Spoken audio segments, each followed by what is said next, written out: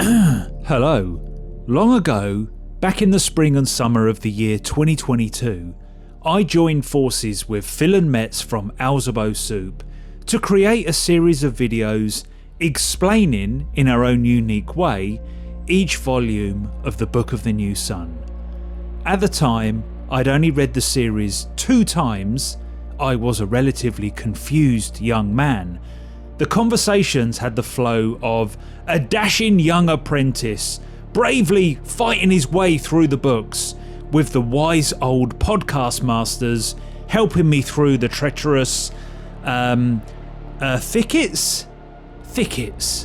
Since then, I've read all the books again, expanded my knowledge, and even made the most viewed video about the Book of the New Sun in the world ever. Link in the description. These sessions are now a relic of another time, but hopefully still valuable and entertaining. So sit back and enjoy, how long is this thing? About 15 hours of dorky wonder. It works very well as a podcast too. There's not much to look at. For your convenience, I have added chapters so you can navigate between the books and the bonus Q&A sessions at the end of the video. Thank you.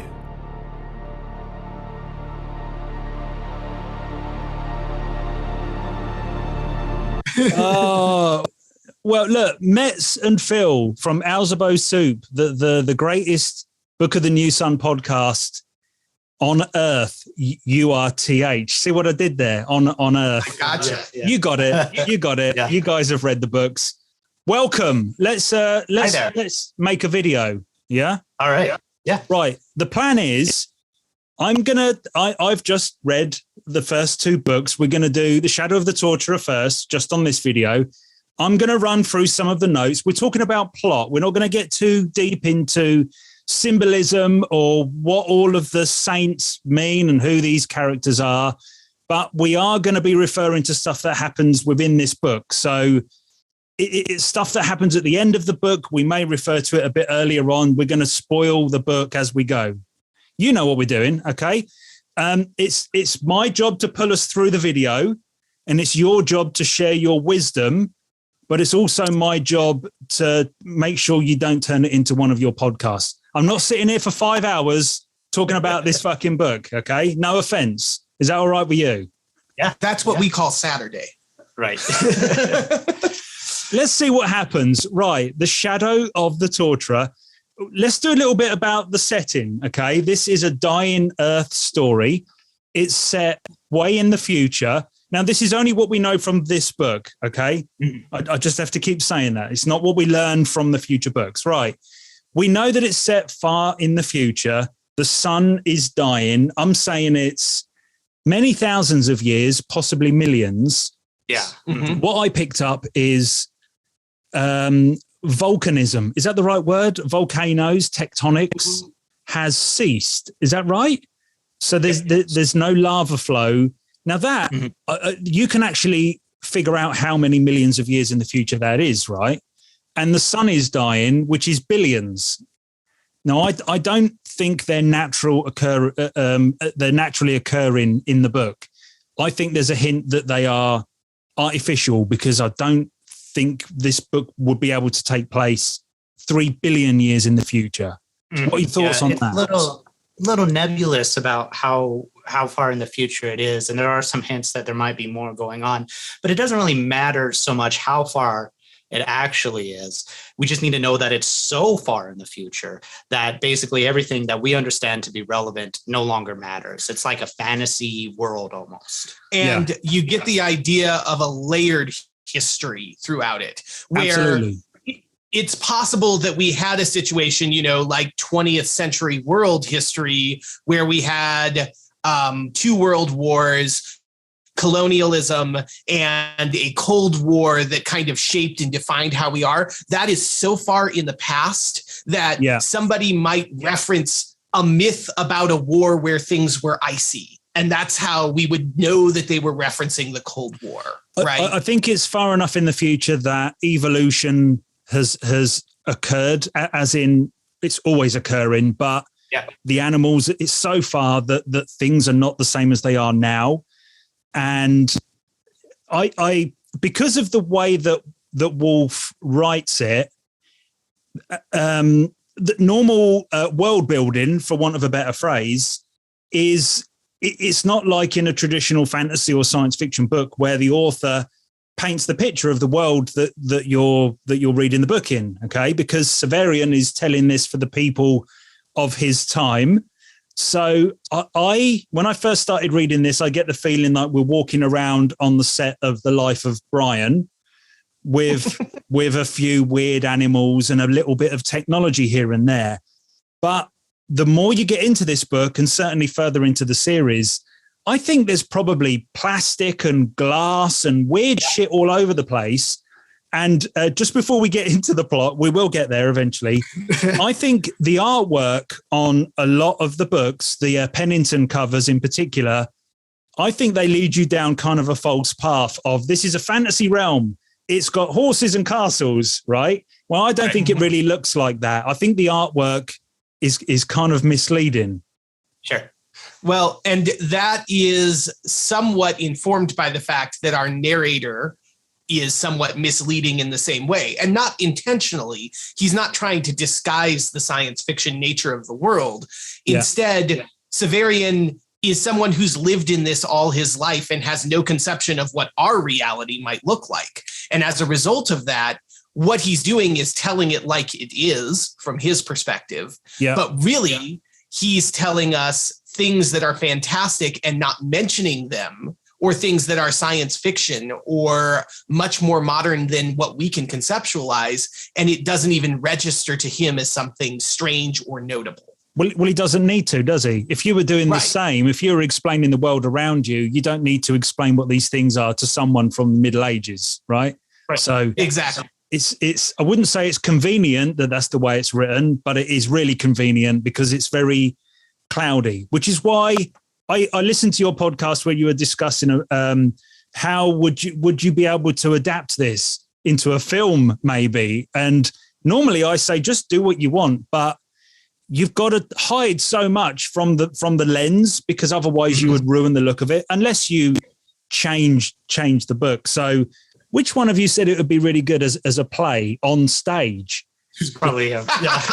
I like the idea of it being a weird performance art piece, almost something you have to walk through and experience yourself. Well, that would work because when you go to the theater and you have, like, I'm thinking cardboard cutouts of buildings and clouds and animals and weird lights, and there is a disconnection with the real world. You could do that because you don't have to paint that picture as clearly as just kind of what Wolfe is doing. So yeah, let's do that. Let's get the funding and make it into a stage show. We think it's South America. That's the general consensus, right? Because of the plants and animals. And let's not get into in billions of years' time, the continents would have shifted around. That kind of ruins the timeline. But I think it's supposed to be South America, and this part of the world is ruled by the Autarch, who seems to be some sort of dictator, or some sort of leader. It's a bit mysterious in this book, isn't it, who he actually is? We know he's the king of the Commonwealth, essentially, and that he has some sort of absolute power, but there's a hierarchy of like the royals, which are called exarchs, who are underneath him, and then there's a middle class and the lower class. So it's very much structured in that kind of fantasy world conception of a feudalistic kind of environment where you do have the absolute ruler at the top, who then everybody kind of serves under. And the political system, I would say, is also another indication and a hallmark of Dying Earth stories, that we are in society and the idea of society at its twilight, right? That the autarky seems like it's what government has evolved into, but it's also falling apart itself.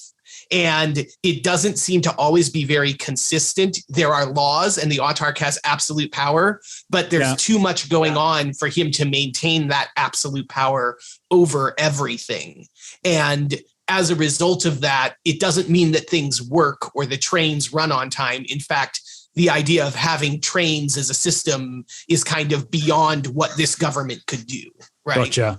The narration style, it's told by our main character, Severian, in the form of like a memoir, like he's writing a diary, or he's writing down his life from his future. And I think we learn maybe the second or third chapter really early on that he ends up being the autarch, the emperor, the king. But somehow this book was found by some sort of weird meta version of Gene Wolfe himself in the 1970s, and he is translating it for us to read. That's in there somewhere, right? Yeah.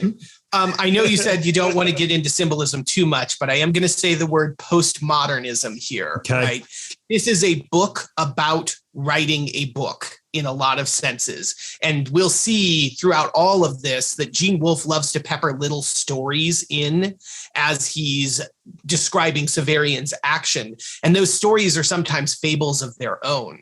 And just as Severian is meditating on his own life and talking about that, Gene Wolfe is meditating on the idea of telling a story and what it means to tell a story and how to do it by putting these little fables within the book. And he explores lots of different styles and techniques when doing that.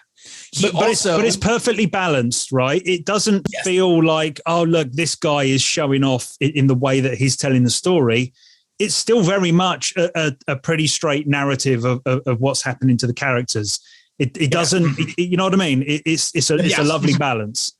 And I think he gets away with it too, because Gene Wolfe clearly has a good sense of humor about it.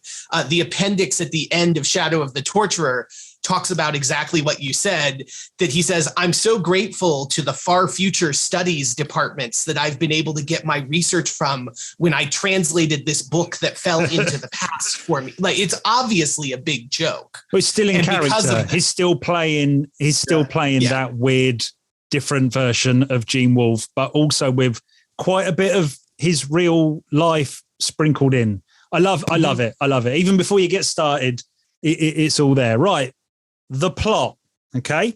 I've got plenty of notes. Right. Let's call this the first act. Okay. Up until Severian gets kicked out of the guild, I think it's relatively straightforward. And I think it's really important to get you sucked into the book, because I think after that, the second half of the book is a little bit wild, which I really like when we get there. But the foundation, the first 150, 200 pages is pretty straight. Okay. It's about 5 years. It covers about that long, right? From when Severian's about.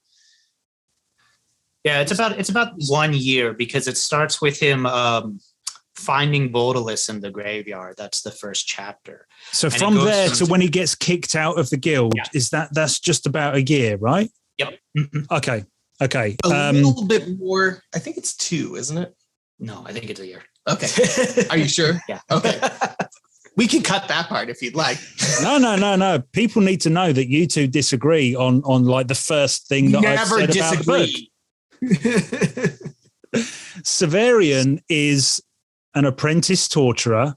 He's an orphan, like all the other torturers. So you've got this guild set up, and I picture teenagers and kids that are somehow plucked from the world and brought into this guild, and that's where they live. It's like boarding school for murderers, for torturers, right? It's Harry Potter if you you strip the flesh off of people. Yeah. The important thing to remember about the guild is, number one, those orphans appear to be plucked from torture victims who are pregnant or just abandoned outside of the tower. And number two, that it's an all-male guild. There's a little note somewhere in there that they decided to exile women from the guild because they thought they would be too cruel as torturers at one point. So one of the old autarchs said, no more women. And so Severian and all of the other torturers have been raised since their earliest memories in an all-male group where the only experience they have with women are victims that they are torturing on a daily basis. So they're kind of a little bit brainwashed as well. They're just this is their world. Yeah. I would say more than a little bit, because imagine if you were a child and you were growing up learning, all the ins and outs of how to inflict pain on someone else. It's going to warp your perception of the world. Exactly. And that's our main character. Yeah. Yeah. Mm-hmm. Yeah. This citadel, this guild it's in the city of Nessus, but it seems to be in the forgotten, crumbly corner of the city, huge city. The torturers, what have I got written here? It's actually in an old rocket, a spaceship. Yeah. Okay. One of the first big revelations of this world. Like I say, you think you're in the life of Brian, and then you realize, which I didn't pick up on my first read, but either this part of the city or Nessus itself was a spaceport at some point, and a lot of, it seems to be all the old style rockets of what we know as rockets have all been converted into towers and actual buildings. Even though on the book that I read the first time, there's a crumbly rocket on the front. I didn't even clock it, but on this second, on this read through, I got it. Down to the plot. I knew this would happen. How long have we been talking? The plot. Severian encounters a character called Vodalus, who it turns out that he's like a rebel leader. He's an infamous figure in this part of the world. Does Severian know who he is when he comes across him? Yeah, it's like a Robin Hood kind of figure. He's some guy who exists in the gossip of the world, is fighting against the Autarch. And Severian comes across him in a graveyard, literally pulling bodies out of the earth to do something with. And Severian is so impressed by this guy that he fights for him in that moment. And that's what sets him on this trajectory that will eventually take him and put him in the position of the Autarch, the very person he thinks he's fighting against. And he's so enthralled by this guy that at the first meeting, when Vodalus looks like he's in trouble, Severian holds back an axe, is what he says the first time in the book, but later reveals that he actually kills a guard of the graveyard in order to help Vodalus out. And Vodalus, in this dashing romantic moment right after that, sort of looks at him, smirks a little bit, and tosses him a coin. And that's how Severian interprets it as, now I am a member of the rebellion. I am part of Vodalus's army. And this becomes a driving through line for him for the first half of the series. So they're robbing graves. He murders somebody, and he kind of to himself swears allegiance to the rebellion, even though he works for the guild, which is part of the Autarch and all of that. It's all a little bit, you can't have it both ways, but apparently you can. Then we jump forward about a year or a little while, don't we? It's suddenly snowing, and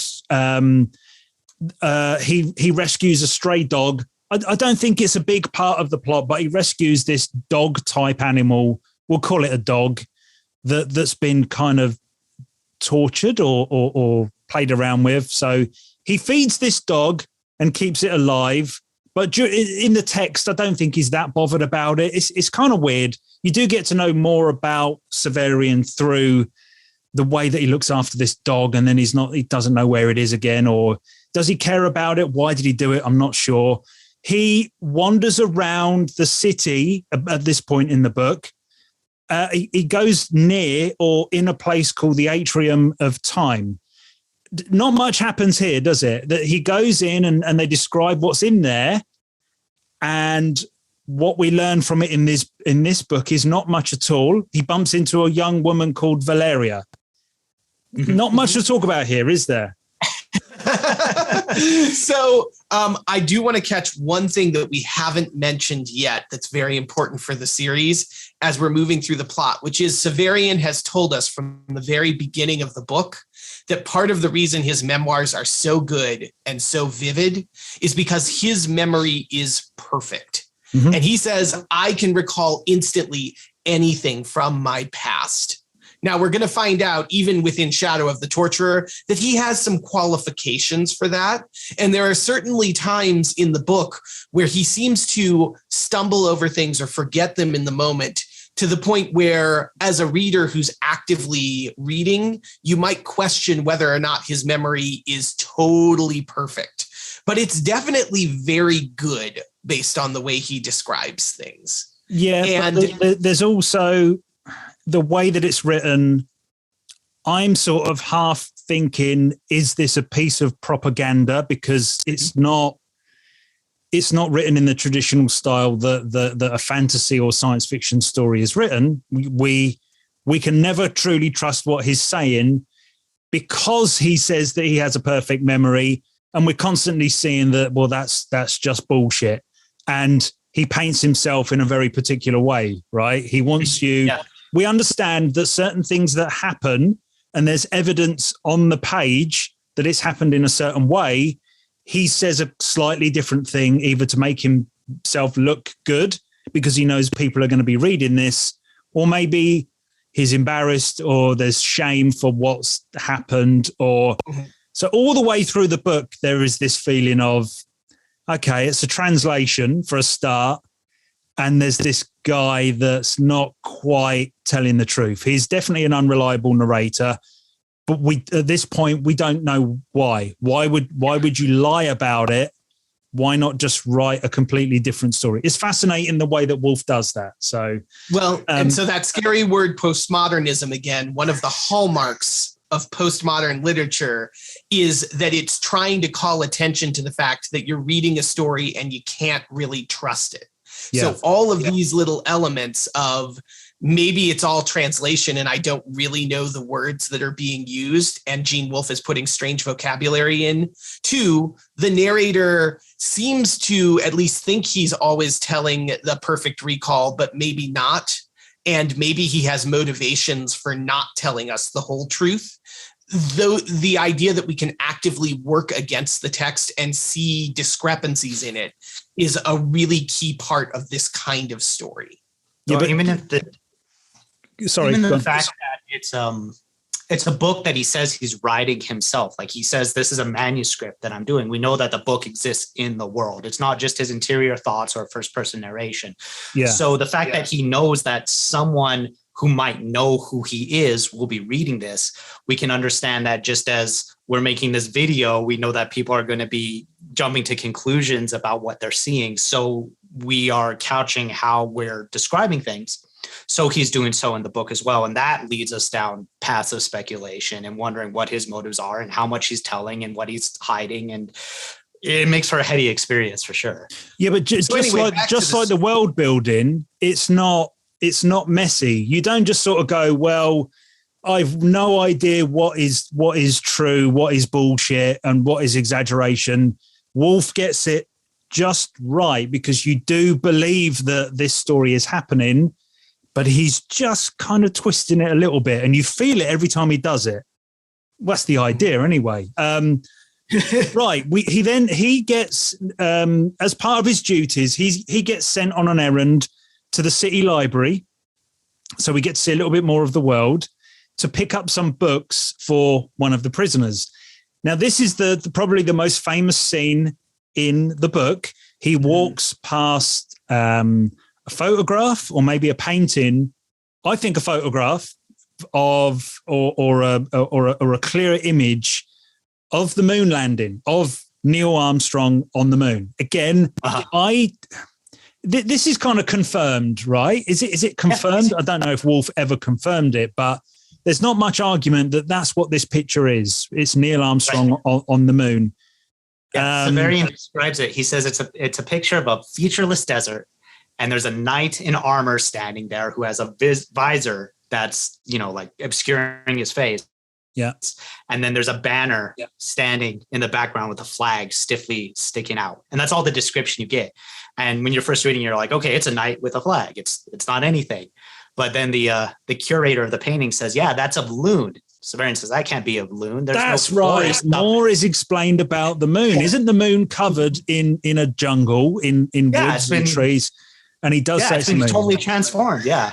So we know that this painting or this picture was before that happened in the desert, and then your brain goes, oh my gosh, it's the moon landing. It's the famous Neil Armstrong picture. Yeah, I didn't get it the first time. I must admit, I did pick that up from little bits of research years ago after I read it the first time. And of course, when you go in again, you see these things because you're just used to it. I knew that was coming anyway. I don't think I would have picked it up if it was never explained to me. And I think a lot of people bullshit. Oh yeah, I could. Yeah, it's definitely Neil Armstrong. It's like, oh, fuck off. Some people may be, but you know, people like to think that they're smart, don't they? Right. The prisoner who he's gone to get the books for is a lady called Thekla. She's in prison back at the guild. She is the sister or the half sister of Vodalus's girlfriend. So she's connected to Vodalus, right? So she is there as a kind of political prisoner. I don't know what they're going to do with her, but she's not being tortured. She's not being fucked with. It sounds like she's there as a bargaining chip for something that's going to happen later. Okay.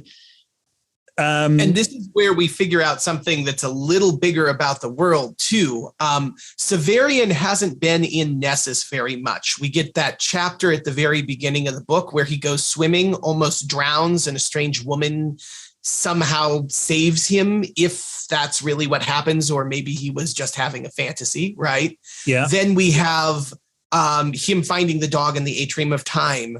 And now Thekla lets us know, oh, the Torturers Guild, I didn't even believe it was real until I got here. Because it turns out the Citadel, the place where Severian has lived his whole life, is so far removed from both the city of Nessus in places and from the Autarch and his House Absolute, which is the place where all of the royal court hangs out, but we don't get much more. Yeah. Have discovered that it's so remote from those places that people think it's a legend. People think that the torturers are a thing that you scare children with at bedtime stories, right? But that they don't really exist. So another example of how society and the way that the politics work is crumbling, because people, if something like that existed and it was part of the mechanism to control people, even that, people don't really know about it. So it does lead me to think, well, who's in charge? Is there a police force? What the fuck is going on? Are they just kind of stuck here, but they still kind of do some torturing for the Autarch, but not really. Nobody even knows they're really there. Anyway, Severian falls in love with this prisoner. Okay. Yep. But he falls in love with everyone, right? He falls in love with every woman that he sees. So, and that's going to be a recurring theme. He sees a lady, he loves her, and she's the most beautiful thing she's ever seen, and he loves her and whatever. But this one seems kind of genuine because Thekla kind of gives some back. I think they do start an affair, don't they? They do have sex in that prison cell, correct? Yes. Yeah. Yes. He doesn't tell us at the time. He says, nothing happened. And then later on, he said, oh, that time I was sleeping with her. And you go, wait, what? Okay. So Master Gerlos, who is kind of in charge of the guild, he can see that this could be a problem. You're not supposed to fall in love with the prisoners. It's frowned upon. So he sends Severian off with another guildsman, another torturer, to a brothel, the House Azure, okay? And this is where you can have sex with... He has sex or the opportunity to have sex with a clone of Thekla. So this is where the science fiction element starts to come in, because it's like, I don't think we truly understand certainly not in this book. So is Thekla famous enough for them to make her famous, or infamous enough? Is she part of the elite so that other people know who she is, so that they make a clone or some sort of copy or facsimile or something of her, so that you can go to these brothels and have sex with famous looking people? Or is there something even bigger than that? Can you just sort of say, right, whoever you want to have sex with, you can turn up and something like that's happening here, right? There are clones. Well, the theme of the brothel, at least, is like, hey, all these women, they are the women of the high court. They're the autarch's concubines. And you could go here and pretend you're the autarch and be able to sleep with the women he sleeps with. Now, is that just random ladies who are dressing up and calling themselves Thea and Tekla and all these other names? Or is there really a cloning aspect here? And they are literally cloning these people and then having them serve in the brothel. Like, the science fiction elements leaves it a little unclear, and we're not sure later on if that's actually occurring or not. And that's even to the point where Master Gerlos tells Severian, yes, these Kaibits exist right before we go to the brothel. What was that brothel word? Is Kaibit. Kaibit, Yeah. which is the name for the clones. That these are something that exists in the society, but when you get to the House Azure, it's not really described in a way that says, oh, and the clones walked out and they looked exactly like them. In fact, Severian even says, you're not the real Thekla when he takes a clone of Thekla off. So it may be a clone, or it may be a girl who has a lot of makeup and a costume for the evening. And she's really just a local girl of Nessus. Gotcha. And the book doesn't come down on which one that is in Severian's narration. I think because it's so far in the future, we're allowed to think we perceive it as cloning, something relatively simple. You just clone a person. But because I don't think he quite knows what it is either. So there's another thing there where he can't explain to us, even though he doesn't want to, exactly what's going on there. But because we're thousands and thousands of years in the future, it's something that we don't quite understand. I don't think it's a simple clone or whatever. There might be some virtual reality mixed in there as well, some, science that we don't quite understand. And I'm finding more and more of that as we go through the books.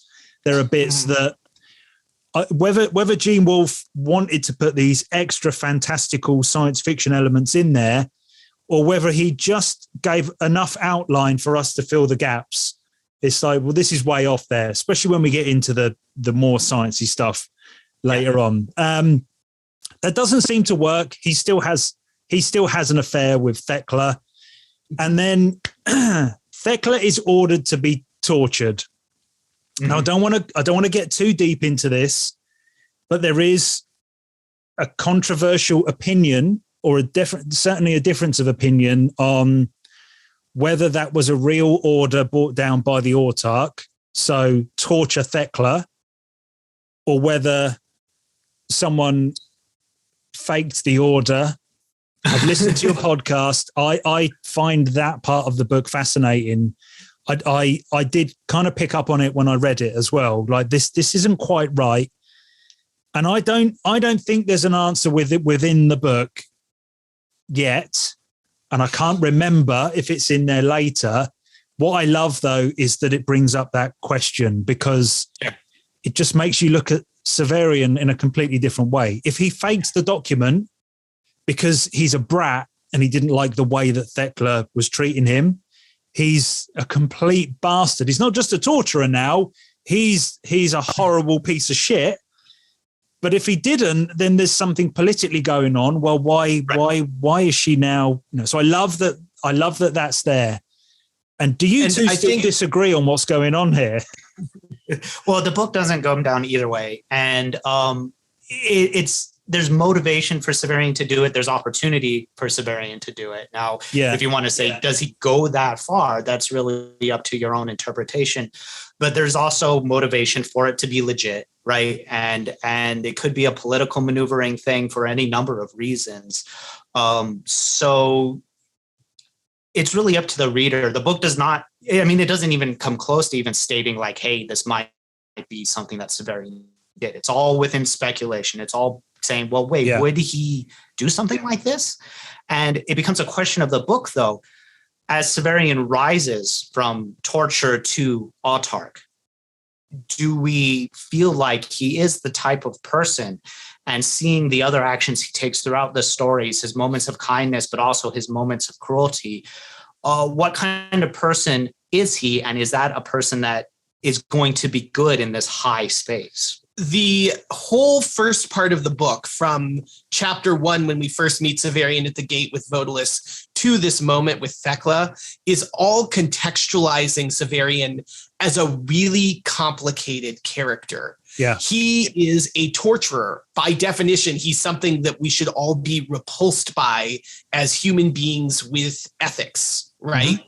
Yeah. But he also has these moments of incredible kindness, like when he revives his dog, Triskull, and allows that dog freedom and lets it go, understanding that he can't really care for it forever. Or this moment with Thecla, where he's able to experience love and romance in a way that he never got as a child growing up in the all-male torturers guild, but also, even if he didn't fake the orders, becomes culpable because he has to help perform the torture that eventually starts killing Thecla, and then hands her the dagger that allows her to kill herself and finish the job before the torture is officially over. Yeah. So he has in him this giant capacity for cruel and harsh acts, and also the opportunity for mercy or kindness or love. And we have to, as readers, decide how to reconcile the fact that as a human being, he's capable of both of these extremes and still being a single coherent person. And this is a really profound moment too, when he gives the knife to Thecla, because not only is that sparing her from the pain that she's been ordered to go through, but also it's a sacrifice on his own end, because he's violating everything the guild is about.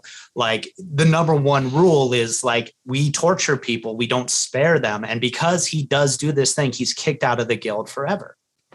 Okay, big part of the book. Thecla gets tortured. She's in horrible pain. It's not good. He gives her the dagger so that she can put herself out of her misery. He gets found out. I think he's convinced that he's probably going to get tortured himself or beheaded or whatever. But instead, as punishment, he's kicked out of the guild.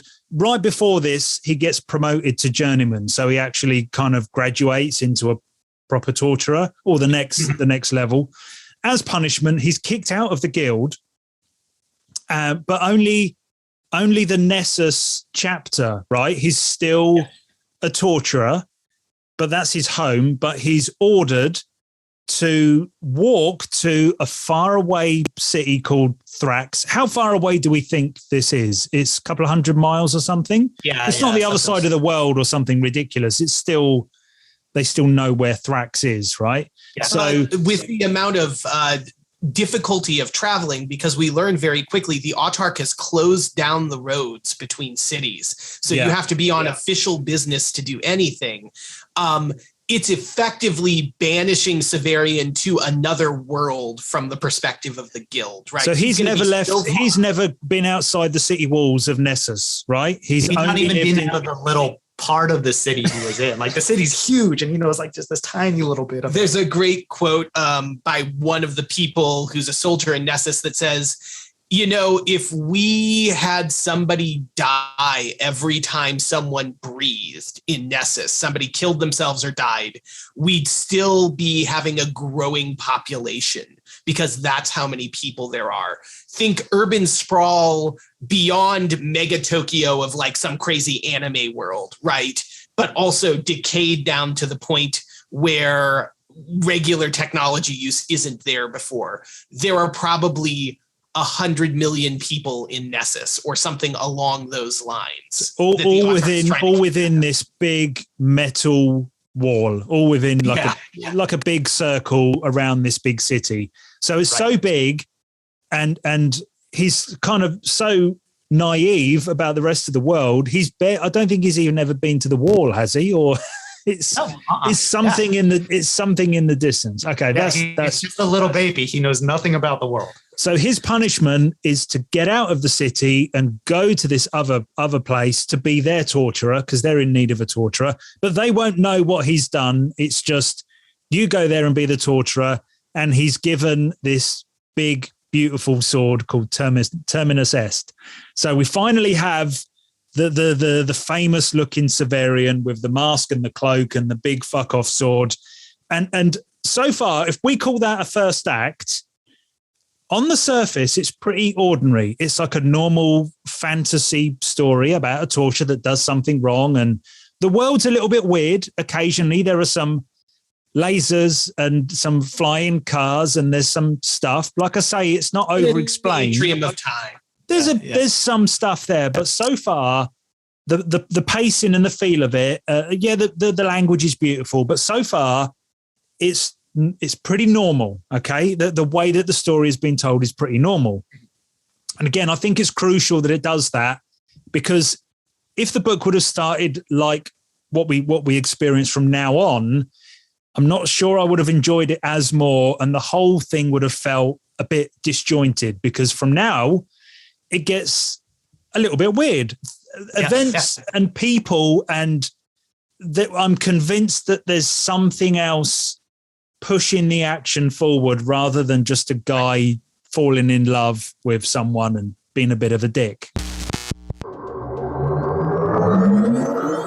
Severian goes out into the city dressed as a full torturer, and people are, like you said, they're not even sure torturers are a real thing. And here he is walking around in the city with the full shit on, and people are it feels like people are locking their doors and getting out his way, or they're very curious, or soldiers are kind of, asking him what the fuck he's doing. And it's very weird, isn't it?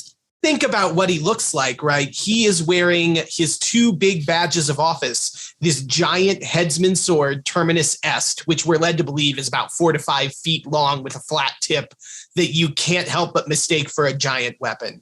And he's also wearing his Fulgen cloak. And that Fulgen cloak is the symbol of torturers. We're told many times it's the color that's darker than black. So we should think about it as something that is so dark that even if it has crinkles in it, that you wouldn't be able to see those crinkles and wrinkles, because it would just be a matte black solid line. He looks like something out of this world to anyone he walks by. And you combine that with the legendary nature of the torturers, and he is like you are seeing a ghost walking through the streets for somebody who has never seen a torturer before. Meanwhile, he's super naive, doesn't know what's going on, and doesn't even realize the impression he's making. No, he really doesn't get what he looks like. That's just his clothes, right? That's just his shit. So for the rest of the book, I feel like he gets bumped around in the story. I don't think he's got much control. Other people are pulling him this way and that. But every time they meet him, every time a new set of characters meet him, they have this same recognition of, wait, that's a torturer? That happens. And so there's always this hostility and fear that comes from many different members of the cast, because they don't know how to deal with this phantom come to life in front of them. Right. The first people he meets, is the audio okay? Did you hear that? We glitchy? Yeah. We're okay. Good. Right. The first people he meets, I think, Dr. Talos and Boldanders, who I'll say this right now because we know a bit later on, Boldanders is this big giant dude. Okay. This is what we learn in the book. Well, that's quite simple. But we think Dr. Talos is a robot or something. Again, I don't think it's as simple as Dr. Talos is a robot. I don't think it looks like a robot, like, what we think a robot is, because the way it's described, but he's definitely artificial, right? He's not human. He's some sort of... He describes him as not so much like his face changes, but to make expressions, he'll like tilt his face in different ways to get the impression that he's smiling or frowning or whatever. And Dr. Talos never eats, but pretends sometimes to eat, or he might say like, oh, I don't need money when they're talking about being paid. He says, no, you guys take all the money. I don't need it. And so we get all these little hints that he doesn't sleep either, does he? He doesn't sleep, nah. So he looks like a human, but if you pulled off his face mask, you would see all the diodes and stuff. So just from this book, we're saying he's either a full-on robot or there's so much work been done to him that he's not quite human. I'm still, just from this book, I'm still saying, yeah, I'm not quite sure what he is. Because again, you got to go forward thousands and thousands of years. And I don't think it's as simple as he's a robot, but there's something up with him. Okay. Severian sleeps in like a motel, like a bunk room, dormitory thing, in the same bed as Baldanders, this big giant. And they seem to swap dreams, or they seem to have some sort of interference with what they're dreaming about. Wolfe does take quite a bit of time in explaining this dream, or he goes into some depth that, it's beautifully described, but they don't seem, they either have each other's dream or they have, I'm not quite sure. What do you, just from this book, is it vague or did I not quite get it? Yeah. But the high level of the dream is that Severian dreams he's riding some sort of dinosaur into the middle of the ocean. He falls off the dinosaur into the ocean and meets women underwater who say, hello, we're the brides of Abaya. We're really interested in being your friend. Let's show you this puppet show. And Severian watches a puppet show of a giant figure and a small figure with a sword fighting one another. So after he's just laid down next to this giant, he has a dream where he sees a puppet show of a giant and him in some sort of conflict. Right. And then when Baldanders wakes up, Baldanders says, well, I had a dream where I was in dungeon cells underground and there were prisoners screaming and stuff. And that's where we go like, oh, wait. So we get that there is something more between Baldanders and Severian and that they will come in conflict at some point, but we don't know why or how or why for any reason they would be having these dreams of each other's experiences. And we also get Abaya and these underwater women mentioned, where we haven't really heard either of those names before. And we don't know what's going on, except that it seems like there might be an entire race of beings that live under the water on Urth that we have not really experienced before, except when Severian almost drowned way back in chapter 2. Right. That's another dreamy sequence of women living under the water and having some sort of power over him. We'll come back to that bit in a minute, because I think that's not really in the plot. It's kind of sprinkled throughout the story as we go, and we'll try and talk about that at the end. This Dr. Talos fella, he's like a ringmaster. He puts on street theater for money. He wants to get Severian involved. Severian's not that interested. Again, we jump around in the city and the story. They go to a coffee shop, I think, or a restaurant, and they meet the waitress called Yolenta, who I think Dr. Talos again says, why don't you be in my place? So you get this weird situation where he seems to have stumbled upon this guy who is trying to collect a group of actors together to take part in his play. And no idea why. And then Severian kind of leaves that scene and decides this cloak and shit that I look like a torturer. This is too weird. And he goes into like a rag shop, like a costume shop, something to buy. I guess he wants a cloak to go over his cloak so that he doesn't look so weird out on the street, right? Yeah. Quite simple. And it's very weird though, because number one, he doesn't have enough context to know that he's in a costume shop. He thinks it's just a regular clothing store. And two, the reason he chooses to go into that shop is because he sees a woman in front of it opening up the awnings and says, oh, this woman is the most beautiful beautiful woman I've ever seen. And remember, this is about 2 or 3 days after he's helped kill the first woman he loved, Thekla.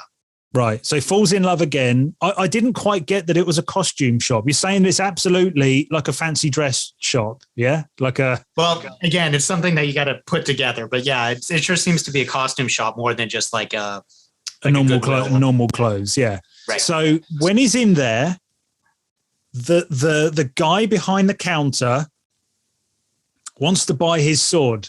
He can see that it's and this is where we're going to jump around in the timeline a little bit, so that we are trying to explain this book. Okay.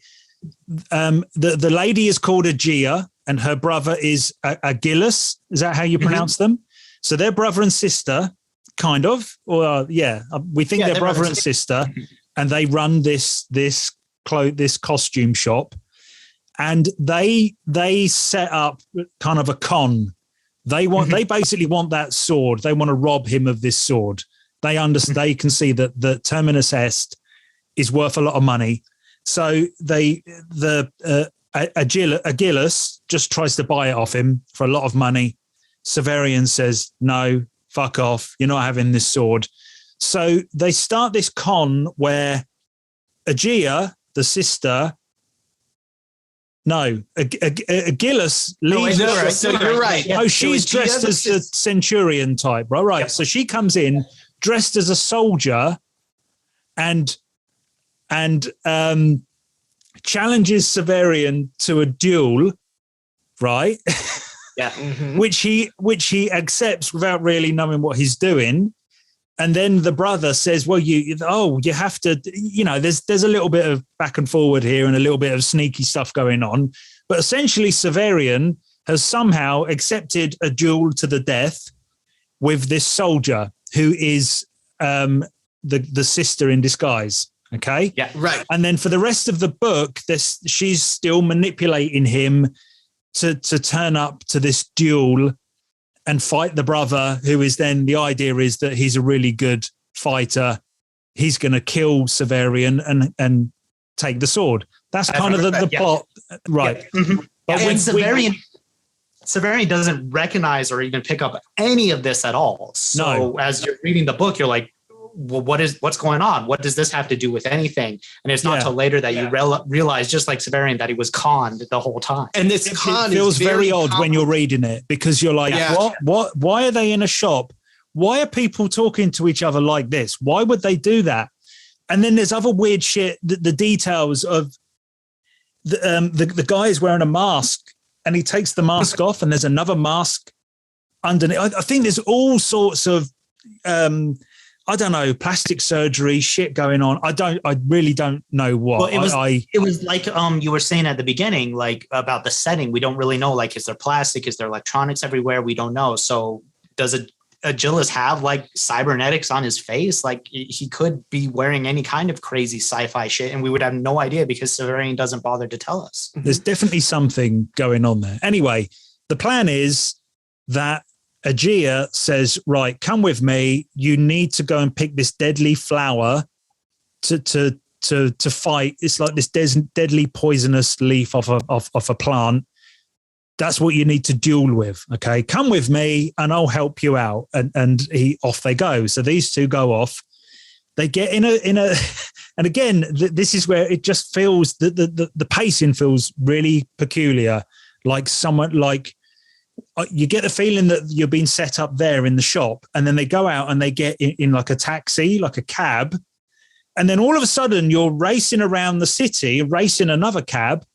And then we crash into this church, this altar, I'm not quite sure what it is. And there's these religious people who have this weird thing set up, and we crash into that and break everything. And then there's more strange conversations and more weird characters coming in. So what transpires is that this is the altar of the Pellerines, who I think long ago, before this book takes place, some sort of Jesus character, some sort of alien person turned up, and he's called the Conciliator, right? and they have a relic, something that he gave them or part of him or something called the Claw of the Conciliator. And they've built up a little weird religious sect around this thing. Is it that simple? There's just this. Pretty much, yes. That's basically it. Yeah. Okay. Yeah. It is. But you should feel not bad about being confused about all of this, because what you said is right. In any normal story that we're used to, when the Claw of Conciliator gets introduced, it wouldn't be uncommon for an author to say, and here's the history of the Claw of the Conciliator, and here's what you need to know about the religion behind it, and try and put all the world building there with the introduction of it so that you as a reader don't get lost. But the bizarre thing is how convenient a lot of it feels. So they happen to crash. And I'm guessing that this is a one of a kind thing. I don't think there's magic relics hanging around well, there might be, but it feels like this is an extremely important thing. And they happen to crash into this place, and the actual claw, the thing that guides their whole religion, gets loose somehow. And Aegea picks it up and hides it in Severian's boot. So he doesn't know he's got it. But and I don't expect you to answer this, how was that set up? Does she know that the claw is going to be there and they're going to, it's very strange. Like I say, if the book started like this, it would feel like some sort of allegorical Homer's Odyssey, because we're now telling a story of how he gained some power by finding a relic. But because it's taking place in this world, it feels somewhat artificial and very weird. The impression we get is that like Aegea didn't set this up. It's not another con or anything, but they had this accident. They're racing through the streets. They crash into the altar, and then she sees this gem. So she's like, "Ooh, great!" and grabs it and hides it in Severian's boot. And so that was like kind of a crime of passion, you could say, or opportunity.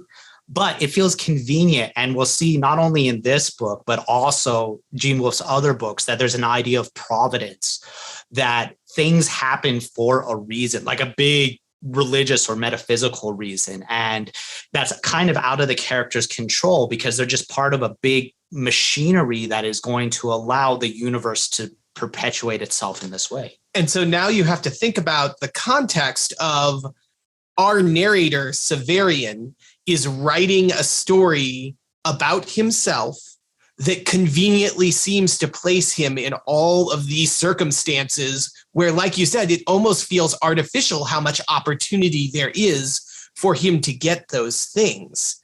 And I'm not saying that he's making anything up by any means, but it is interesting that he's willing to frame the story as all of this happened because it was supposed to happen to me.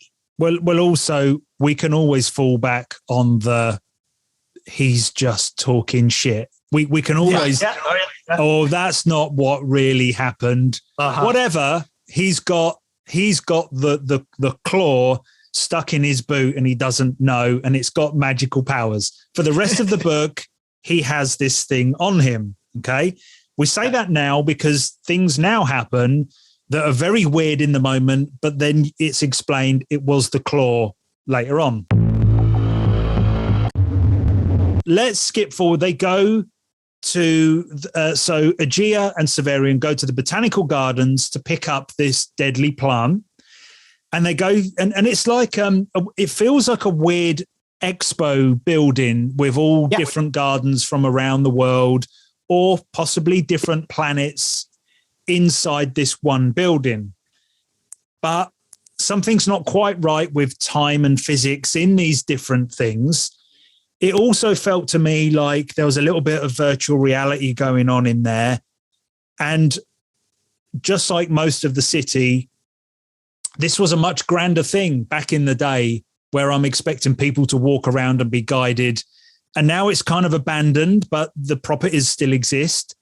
So if you walk around in there, you could kind of get lost in there forever, or maybe get killed, or weird shit. It's just very odd that there's something there that is not quite what the purpose is supposed to be. Does that make sense? So we go around these different gardens. I'll mention one in particular. I don't know which one it is, but it seems to be either virtual reality, and I don't think Severian actually wears something to experience the people in the hut and the old plane flying, because I think he actually sees it on the outside. I don't know whether that's on the inside of the ceiling or something's going on in his brain to make him see shit. Again, another one of those sci-fi things that isn't explained because we don't quite know what's going on there. Well, and this is probably the 2 or 3 chapters in Shadow of the Torturer that throws everyone for the biggest loop, because you have these gardens that might be some sort of interdimensional or spatial travel where you walk through something and you're transported to another space or time. They could be very well constructed holographic illusions or something like that, like a Star Trek holodeck, if you will. They could, there's even suggestion that part of the problem with the botanic gardens is some people become so enthralled by a place that they visit that they get trapped in there and think they're part of the exhibit and start acting things out as if they are members and that they now belong to that garden. The garden was made by a character called Father Iniri, who is the Autarch's like Grand Vizier. And he's this mysterious figure who is legendary for having like magical or super scientific powers. And he specifically constructed this place so that if you're the type of person who would be a good fit in one of these exhibits, it would kind of mess with your brain and make you think it was real so that you would just stay there forever. And we visit 3 gardens. The Sand Garden is one where Severian seems to have that problem. He gets trapped looking around in this empty, sandy space. And eventually Aegea has to pull him out and says, we've been here for hours. What are you doing? Then we have the hut in the jungle, which seems to show us a picture of maybe like 1800s missionary life in Africa, like a Dr. Livingstone sort of scenario. And it doesn't really directly relate to anything that's happening in Severian's immediate story.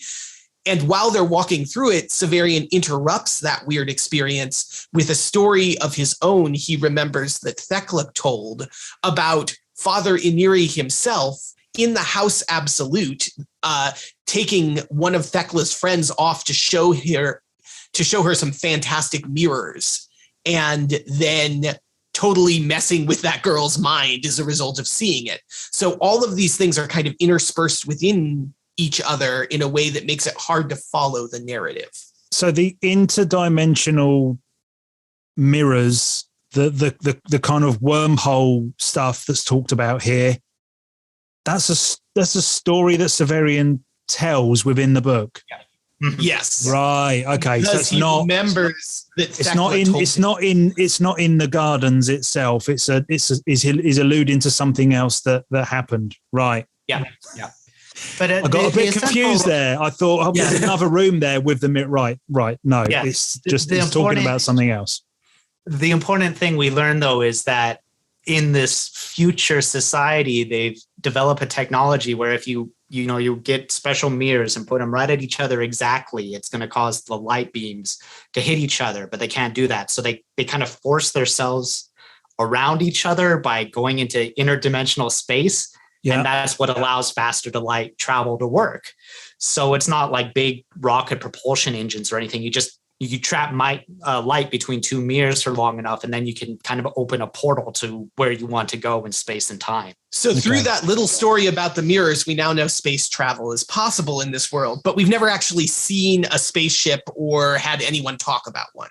Yeah, but Wolfe is really good at that of getting he's brilliant at info dumping without slowing the story down. He does it with the when Severian becomes a journeyman, that whole banquet, that whole thing there, he explains what it's all about before we actually get to the banquet, all the details of how this thing goes down. And when we actually get the chapter of the banquet itself, we go into it, reading it, knowing the details and the backdrop, so we can, and then And that allows him to just have fun and have an easier flow with the plot and the action. And I think he does it later with an execution, a beautiful bit of writing where he already he explains how the execution takes place and all the method and all the bits and pieces. And when we get to the actual execution, we're not slowed down with the details and the info. We just get to experience it a bit more in the moment. He's really, really good at doing that. He's a really good writer. I'm just saying that right now. Okay. We then get to a really important part. We go to the lake of, is it called the Lake of Birds? The Lake of Birds. The Lake of Birds or the Lake of Vernus as well. Gotcha. So it's like an aquatic graveyard. There's a man going around in a little rowing boat looking for his dead wife. And Severian falls in this lake and he's rescued. It's beautifully written because you're not quite sure what's happened, but a mysterious woman called Dorcas, who ends up being a huge character, she pulls him out of the lake. Or what? Well, it turns out she was in the lake, right? So Here's the big spoilery bit where we have to work back to front. I believe she is the wife. That's the woman that this guy was looking for. Yep. She's effectively dead. Her body is in this aquatic graveyard, this lake. But I think because Severian has the claw tucked in his boot, that brings her back to life. That whole, is it that simple? Yeah. It is that simple. Yeah. Yeah, in the moment, it's really not. In the moment, this is dead women jumping out of lakes. And right, yeah. Because in the moment, we don't know, one, that he has the claw, two, that it can bring people back to life, and three, that this woman who appears out of nowhere is actually like a corpse that has also been dredged up. So all of a sudden, she's there. Yeah. There's another character hanging around there, Hildegren. He turns out to be one of the grave robbers from the beginning of the book. So he was there when Severian killed the guard and saved Votalus. So he's there trying to rob a grave from the lake as well. So these people love finding dead bodies and taking them off. That seems to be his thing. Okay. To cut a long story short, they find this deadly plant. And now you have Severian, Dorcas, the woman that he brought back to life out of the lake, who has amnesia, and Aegea, the woman that's the sister who's ripping him off. They're now this weird trio, and they go to dinner before the duel. They're getting ready for the duel the next day or later that day. I'm not quite sure what's happening with time here.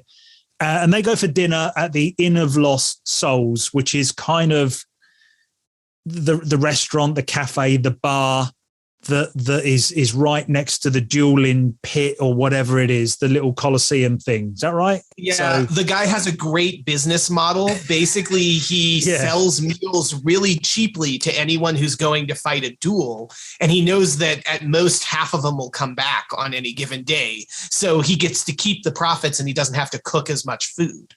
Okay. But that's kind of the... Is this where we have...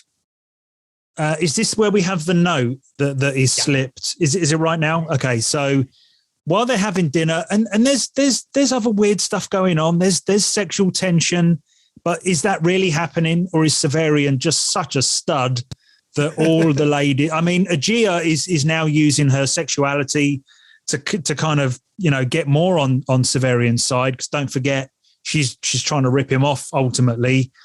There's weird stuff going on, and then the waiter slips somebody. No, he doesn't actually slip somebody a note. He leaves it on the tray so that Dorcas sees it. Is that correct?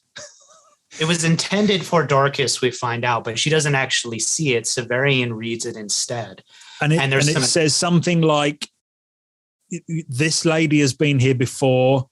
Be careful. It's kind of trying to tip somebody off, referring to Aegea. So basically, beware of Aegea. She rips people off, and this is where, that she often comes in here with people that they're about to fuck over in the Colosseum thing. Is that right? Right. And then the other two bits of information in there are, this man is a torturer. So Severian gets identified as this mythical torturer figure in the note. And you are my mother, come again, which tells us, without realizing it, that the person who wrote this is Dorcas's son. Right. And obviously she's been dead for a while in the lake. Yeah. And she's preserved. So she's still young. It doesn't make sense that she would be a mother. And that's where we can start to put the pieces together and realize that she was actually one of these pickled corpses, essentially. Okay. Then we have maybe my favorite part of the book. It's not very long, but the actual duel, I think is brilliantly done. And it turns out it's the con is that it was the brother from the costume shop. He's a great fighter, and he has this duel with Severian where they kind of throw these pointy leaves at each other, and he just throws it at him, gets him in the chest, kills him. That should be the end of that. I won. I get this sword. The con is over. Brilliant. But and we know a lot about the con and that they've done it several times before, because these Auverns are so deadly that you're almost as likely to kill yourself by mishandling it as you are to kill an opponent. Okay. And there's an extra layer to the con. Agilis wears gloves so that he doesn't warm up the base of the Auvergne plant that he's holding. Severian doesn't wear gloves, and because he doesn't wear gloves, it turns out the Auvergne is not just a plant, it's also sort of this alien living animal of some sort, and that it gets stimulated by the body heat of Severian and attacks him. So his own weapon turns against him and tries to stab him in the back. Right. I didn't get that. Anyway, he dies. Yes. But because he's got the claw tucked in his boot still, he hasn't found it yet, has he? No, he still doesn't know doesn't know anything about this claw. So he's got this magical claw and it brings him back to life. He's kind of fucked still, but it brings him back to life. Again, beautiful bit of writing, how Wolfe does that. And Agilis can't believe it. That's impossible. And he freaks the fuck out. He tries to run away. And I think, does he kill people on his way? Yeah. Right. Probably about half a dozen people. And that's why he gets arrested and becomes the victim that Severian has to execute in the future chapters. This is where it gets really interesting from a narrative point of view, because Severian Severian wakes up in a hospital, I guess. And Dorcas is there looking after him. So he's got this companion, and because they recognize that he's a torturer, they say, right, your job is to execute this guy in the morning. Okay, is it in the morning? The next day. Yeah. This is your job, and it turns out to be the guy that just tried to rip him off. Which let's not get into why Wolfe is doing this, but surely you shouldn't have to execute the guy that was just trying to rip you off or whatever. It's quite poetic that he actually gets to do it. And I believe this is Severian's very first execution, right? So takes it very seriously. There is a scene where he goes to the cell to see Agilis, to kind of prep him for the execution. I think that's what he's doing. Mm-hmm. And brother and sister are in the cell naked. Does he walk in on them having sex? Not quite, but the impression is that they probably just finished up when Severian came in. So again, Wolfe is putting in incest, but then we don't really know what brother and sister means we don't quite know what they are. Because I don't think it's that simple. They're brother and sister that have sex. I think there's layers to it, but we don't ever go down. I think there's why would that be there? Why? What does that do? What does that do? Well, what I would say is it starts to set up Agia as a character who is somewhat craven and will do whatever she needs to to get ahead. And this becomes important because Aegea is really pissed off that the con failed. She tries to stop it several times over the course of the con occurring because she realizes, wow, this Severian guy is actually more than we might be able to handle. Right. But she fails at that. Right. And she pleads with Severian, don't do this, don't execute my brother. And he does it anyway. And this becomes a driving hatred in Aegea that we'll see she uses to say, I will get my revenge on you. And she becomes a figure that recurs throughout the rest of the series. We have the execution. There's some weird fans that come and talk to Severian. There's one character that sticks out called Heather, who seems to be, he's like what is he? He's a spaceship. He's a sailor, right? He does. I think he does actually talk about working on a spaceship, being the captain of a spaceship. And for some reason, he's pissed off. And for some reason, he's unloading all of this onto Severian as if he can do something about it, that someone else is ruining his sex robot or something. He's a weird guy, but he kind of says something like that.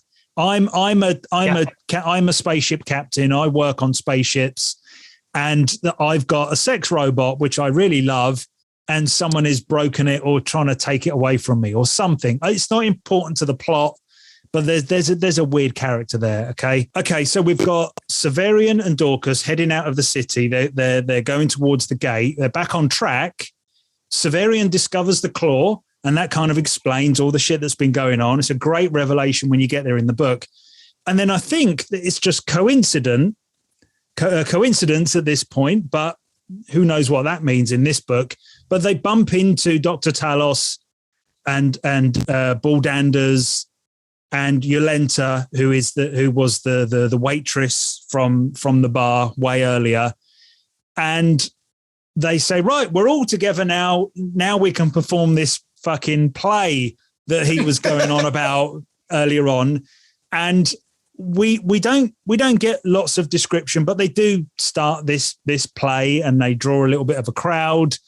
And it looks like they get quite far into the play, but then on purpose, Baldanders appears from the scenery like a monster and scares everyone away.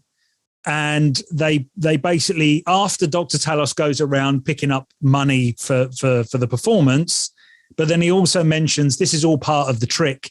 When they all scatter and run away, that they always drop shit, and you sometimes make more money from that. Anyway, again, it's weird to have that in the narrative, but then essentially what you get is this group, a bigger group.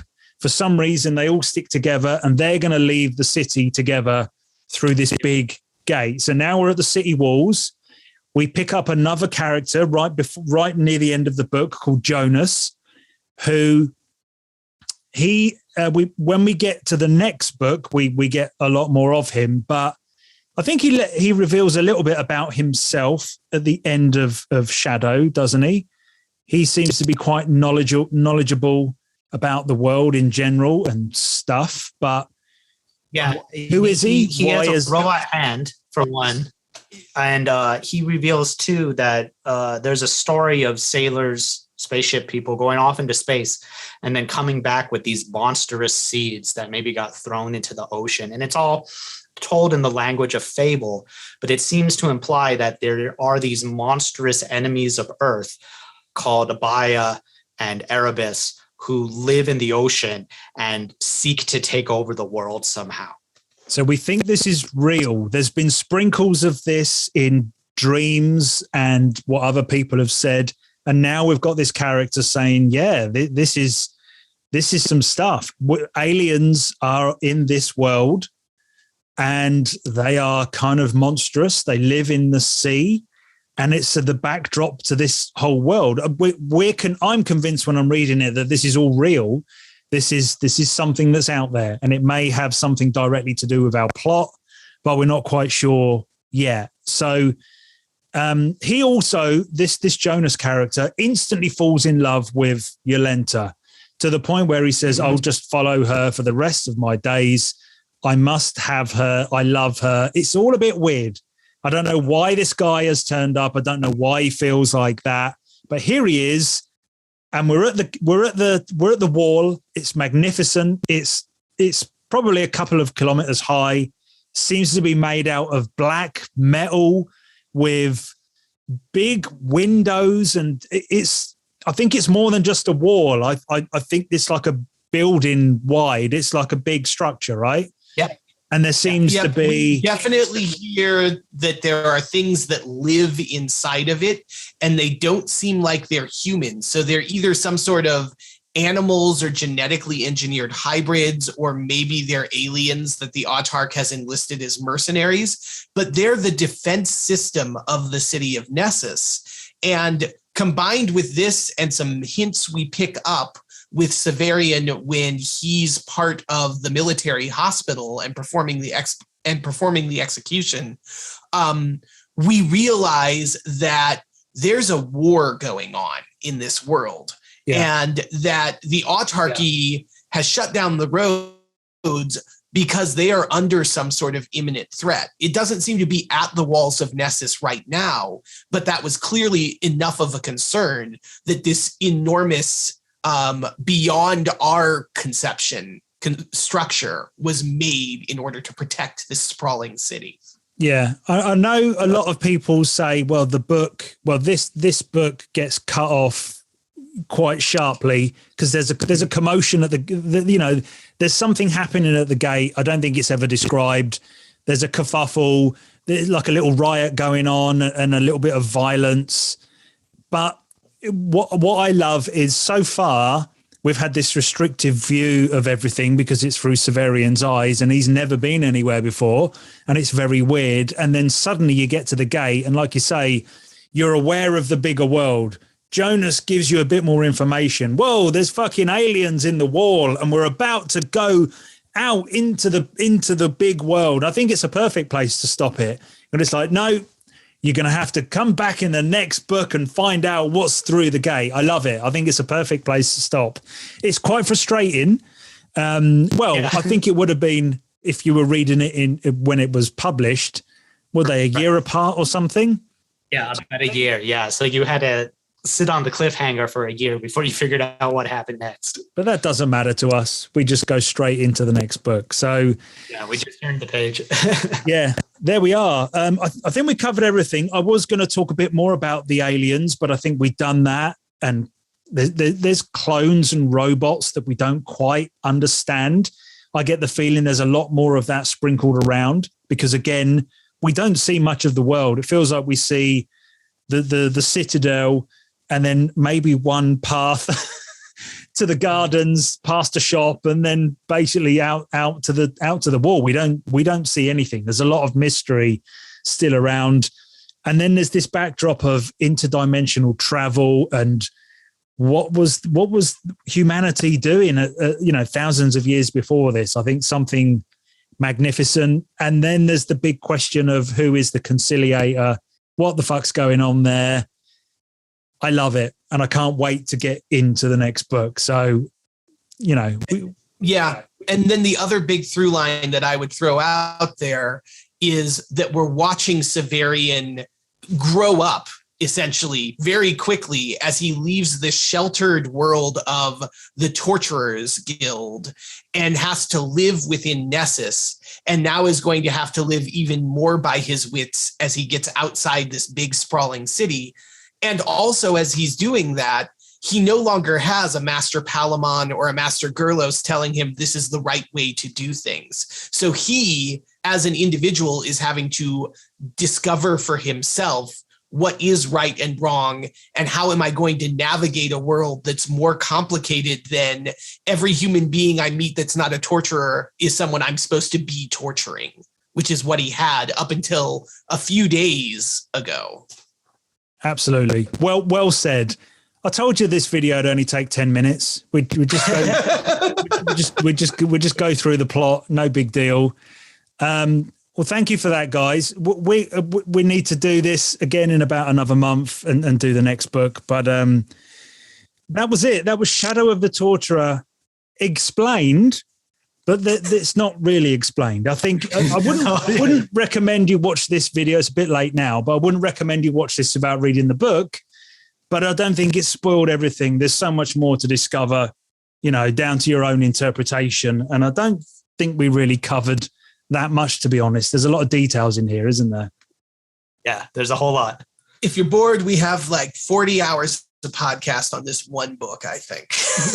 I'll put a little bumper at the end, but Alzebo Soup, you're still doing Gene Wolfe stuff, right? You're now on to another set of books. I'll leave the links in all of these videos, but for now, let's sign off, and we'll do this again. Thanks, guys. All right. Thank you very much.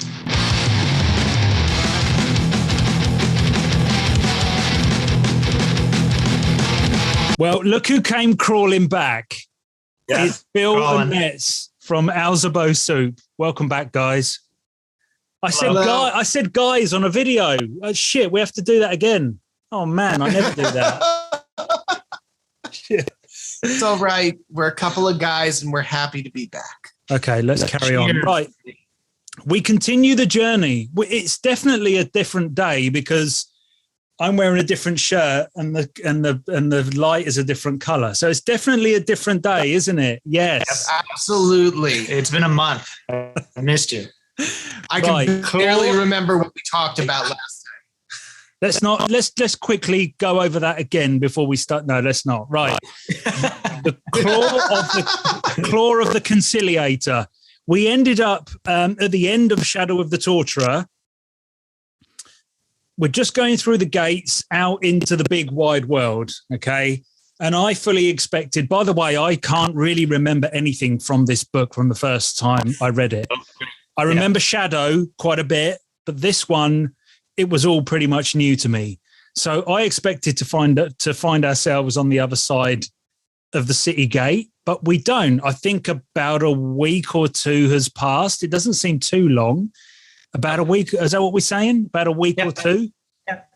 And we are in the city of, no, the town. It's more like a little village of a place called Saltus. We've lost most of the people. We're just down to Severian and Jonas. We're not sure where anyone else is. And the mission at this point seems to be, Severian wants to find the group. I'm not sure why. Why does he want to meet up with Dr. Talos and Boldanders? And I think he wants to find Dorcas, right? He's got some sort of bond with her. But that's the primary motivation for him at this point, is he wants to reunite with Dorcas, who, like many of the other women he's met so far, he has fallen for and feels he has a relationship with that's very close. But he doesn't really. He's still only known her for a day or two. I know she helped him. And did he have sex with her? Yeah, they spend a night together. Yeah, right He'd before the sneak that in, execution, didn't he? too. Yeah. But the mission is still, I think the mission is still, he needs to get to Thrax because that's where his job, that's where his position is. Okay. Now, along the way, he realizes, which I don't think was that clear in the first book, if at all, that he can earn money along the way as he travels by being like a traveling torturer, a traveling executioner. Whatever town you stop off at, he's quite a rarity. And they go, yeah, come on in. We've got some people that need torturing and beheading. Awesome. And that's where we kind of pick it up, right? Yep, that's right. Right. And in Saltus, he has probably the best experience of his life because he is this big celebrity, being the torturer. The man in charge of the city, the alcalde, is thrilled to have him to the point where he's decided to hold a fair. And so he's bringing in people from all the other villages around town to hawk their wares. And there's a carnival atmosphere because Severian is the main event who's going to torture and kill several people in front of the crowd. I didn't realize that it was kind of in his honor. He's like the rock star. I didn't. Yeah. I thought that was just happening. Okay, so that makes a bit more sense. There's more character work going on already because Severian is a different person in this. I know it's only a week later, but being on the other side of that wall, it feels very different. The people feel different, and it does feel like he's leaving that city behind, not just geographically, but he's I don't know if he's grown up. He's still kind of the same guy, but now people kind of look at him a little bit differently, and it feels like he's got a little bit more confidence, right? He's out there. The person that he is supposed to execute, I don't think it's torturing. The person that he is supposed to execute in this town is a spy for Votalus. So there you go. It all gets wrapped back into this original story of this guy that he saved the life of. So now he's on the outside. He realizes that there's more people connected to this fella, and he is supposed to kill him. This guy is bricked up, sealed inside of his own home. That's kind of a weird thing, kind of a punishment, or you're going to be kept here until we're ready to kind of do justice or something like that, right? Yeah. Right. Why throw someone in jail when you can just like brick up their door and then they're stuck in there until you're ready to execute them?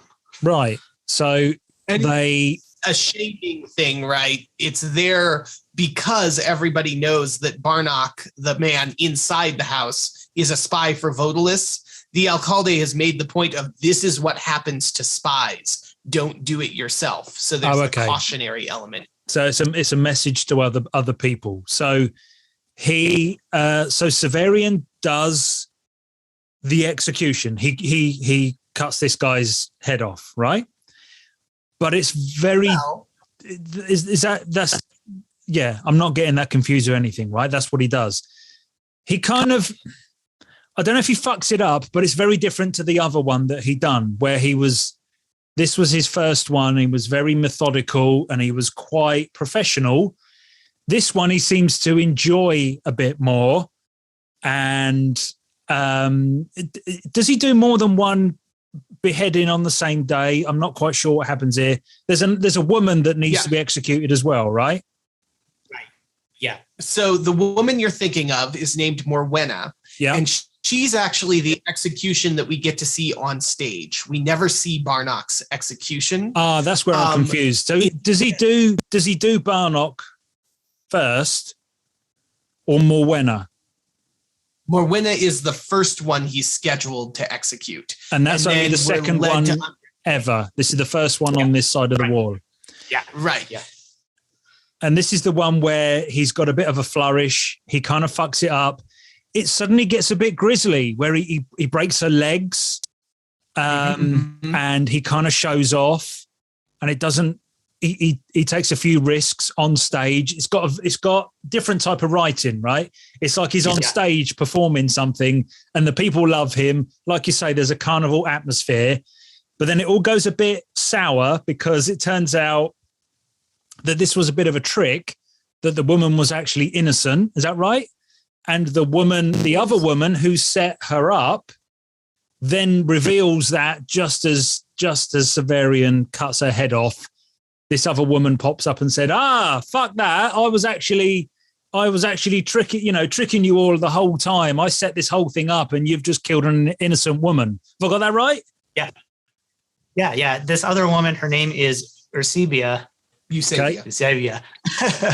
She was jealous. Morwenna stole her boyfriend in some kind of tryst or something. And so she arranged it to seem like this woman was guilty, and then Severian cuts off her head as part of the execution. Okay. And then and as soon as he does so, she's like, she's innocent. It was me the whole time. I did it. Ha ha ha. And then to add to that, as she's cackling and saying she was innocent, you killed an innocent woman, she takes a whiff of her bouquet and falls down dead. Apparently her bouquet had been poisoned, and people think it might have been Morwenna who did it. Severian justifies his own behavior by saying oh, Morwenna, when she was being led up the scaffolding, she must have tossed some poison into this woman's bouquet, knowing that she would smell it and then die.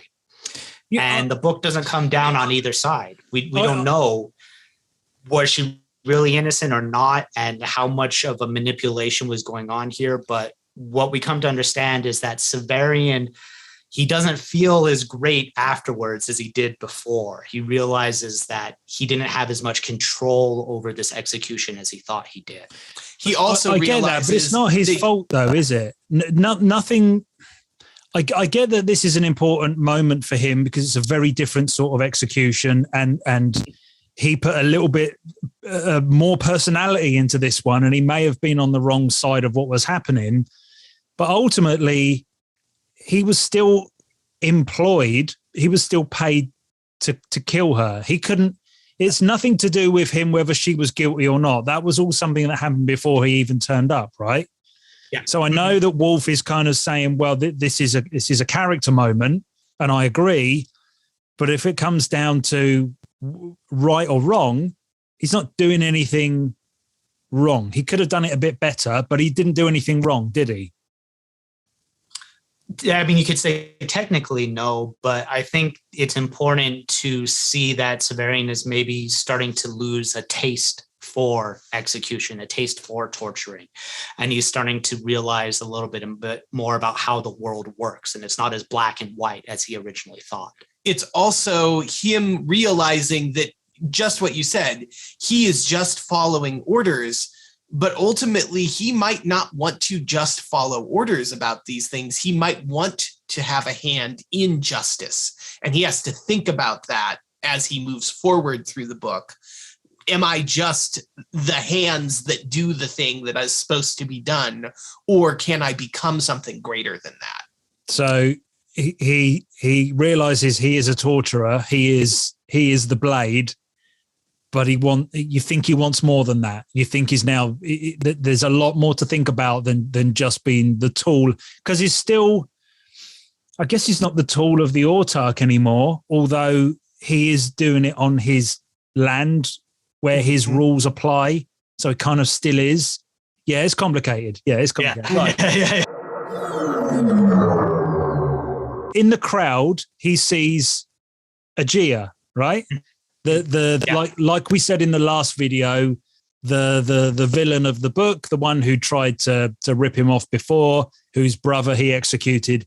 He sees her in the crowd and he goes to try and find her. So then we get a little bit more of this, the Saltus carnival.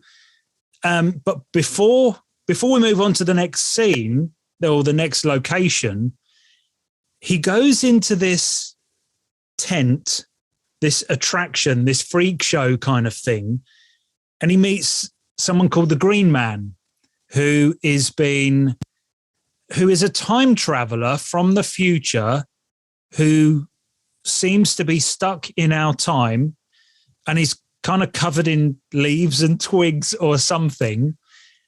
But he really is a time traveler. Is that what? I don't want you to ruin anything that you found out from future books, but this is a genuine thing. This is a guy from the future that kind of reveals a little bit of... The sun is going out, right? Yeah, so I love this because although we've already been hinting at the aliens and something else going on other planets and this really big picture, the really, really big picture of the whole thing is that the sun is dying, and whether it's some sort of prophecy or what, or whether it's just science fiction or whether it's real or whatever, there is a story going on about who is going to either save the sun, reignite the sun, bring a whole new sun, move us to a different sun, something going on about the really big picture of what's going to happen to this solar system. And he seems to be from a future where that is solved, where this has already happened, where there is enough sunlight. Is that right? They're saying that it was a success in the future, right? Mm-hmm. Yeah. It was enough of a success that the green man is physically green and his skin is green because it's not twigs or leaves, it's plankton and algae in his skin that can feed off of the sun. So he's able to photosynthesize for himself. So he's either being genetically manipulated or something with aliens or even further future human tech, or evolution possibly. Because again, we don't know how far we are in the future. We could be billions and billions and billions from where he came from. We don't see him again for the rest of the book. Severian gives him the tool to allow him to escape. We don't see him for the rest of the book, and I can't remember if he turns up again. Don't say if he does, but it's another one of those. It feels like the Odyssey. Let's meet this weird character that tells you something about fate and the future, and then that's going to affect the rest of your travels. It feels like one of those, like we got in the second half of Shadow. It doesn't feel out of place, but I really like it. But yeah, an odd thing to find at this point in the book. So Severian carries on. He's given a note from someone, I can't remember who, saying that it's from Thekla, and Thekla is alive, and come and meet me in the abandoned mine or the cave on the outskirts of town, because that sounds safe as anything. That does. That all sounds like something you would want to do. And he goes to this mine. Again, it starts to feel a little bit like the first book, where now it's time for a side quest. Here's an adventure, right, although someone has manipulated him to go there, right? But it feels a little bit like that. So he goes to this. And he hasn't just like gone to the mine. He has raced to the mine. He drops everything because he thinks Thekla is alive. Everything that I heard before was a deception. She didn't really kill herself. She wasn't really tortured, and she forgives me.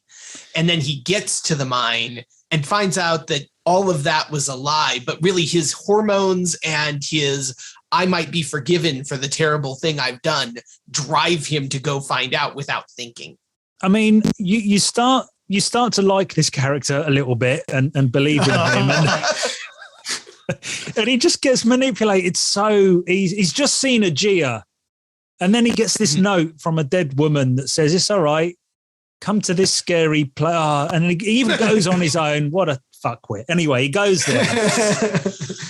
He goes into the mine, which I think turns out to be where at first I didn't quite understand. It didn't feel right. Why have we got this cave with these ape men living in there? It's all a bit convenient. But then you realize this is where the Autarch keeps his treasure, gold, things like that. Is that right? Yep. Yeah, and I think the ape men...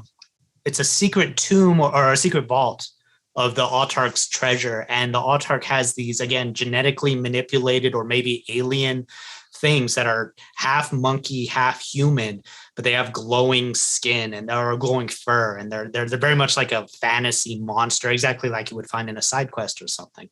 Okay. So he goes in there and he's attacked by them.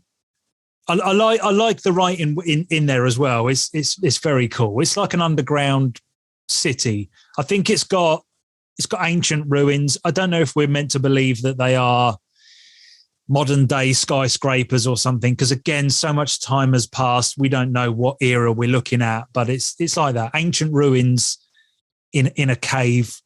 Whether the earth has moved around them and developed over the top of them, or whether they were built under there, I don't know. The hint you kind of get is that this ancient city that's underneath is actually what they are mining. So mining isn't going and pulling minerals out of the earth for Saltus. It is instead going and literally pulling artifacts and buildings even out of a historical metropolis. Who knows what city it was from how many thousands of years ago. And then they'll take those materials out and repurpose them, or maybe find a wonder from the past that becomes some sort of artifact or technology they can reuse. So this whole area is like that. There's big concrete blocks and shit everywhere around, outside the cave as well. Yeah. So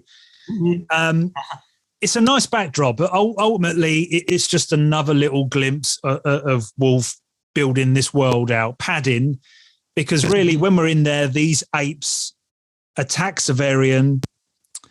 And again, the claw, they see that he holds the claw up, doesn't he? This is on the front of the first edition, right? The picture. That's right. Where he's holding the claw.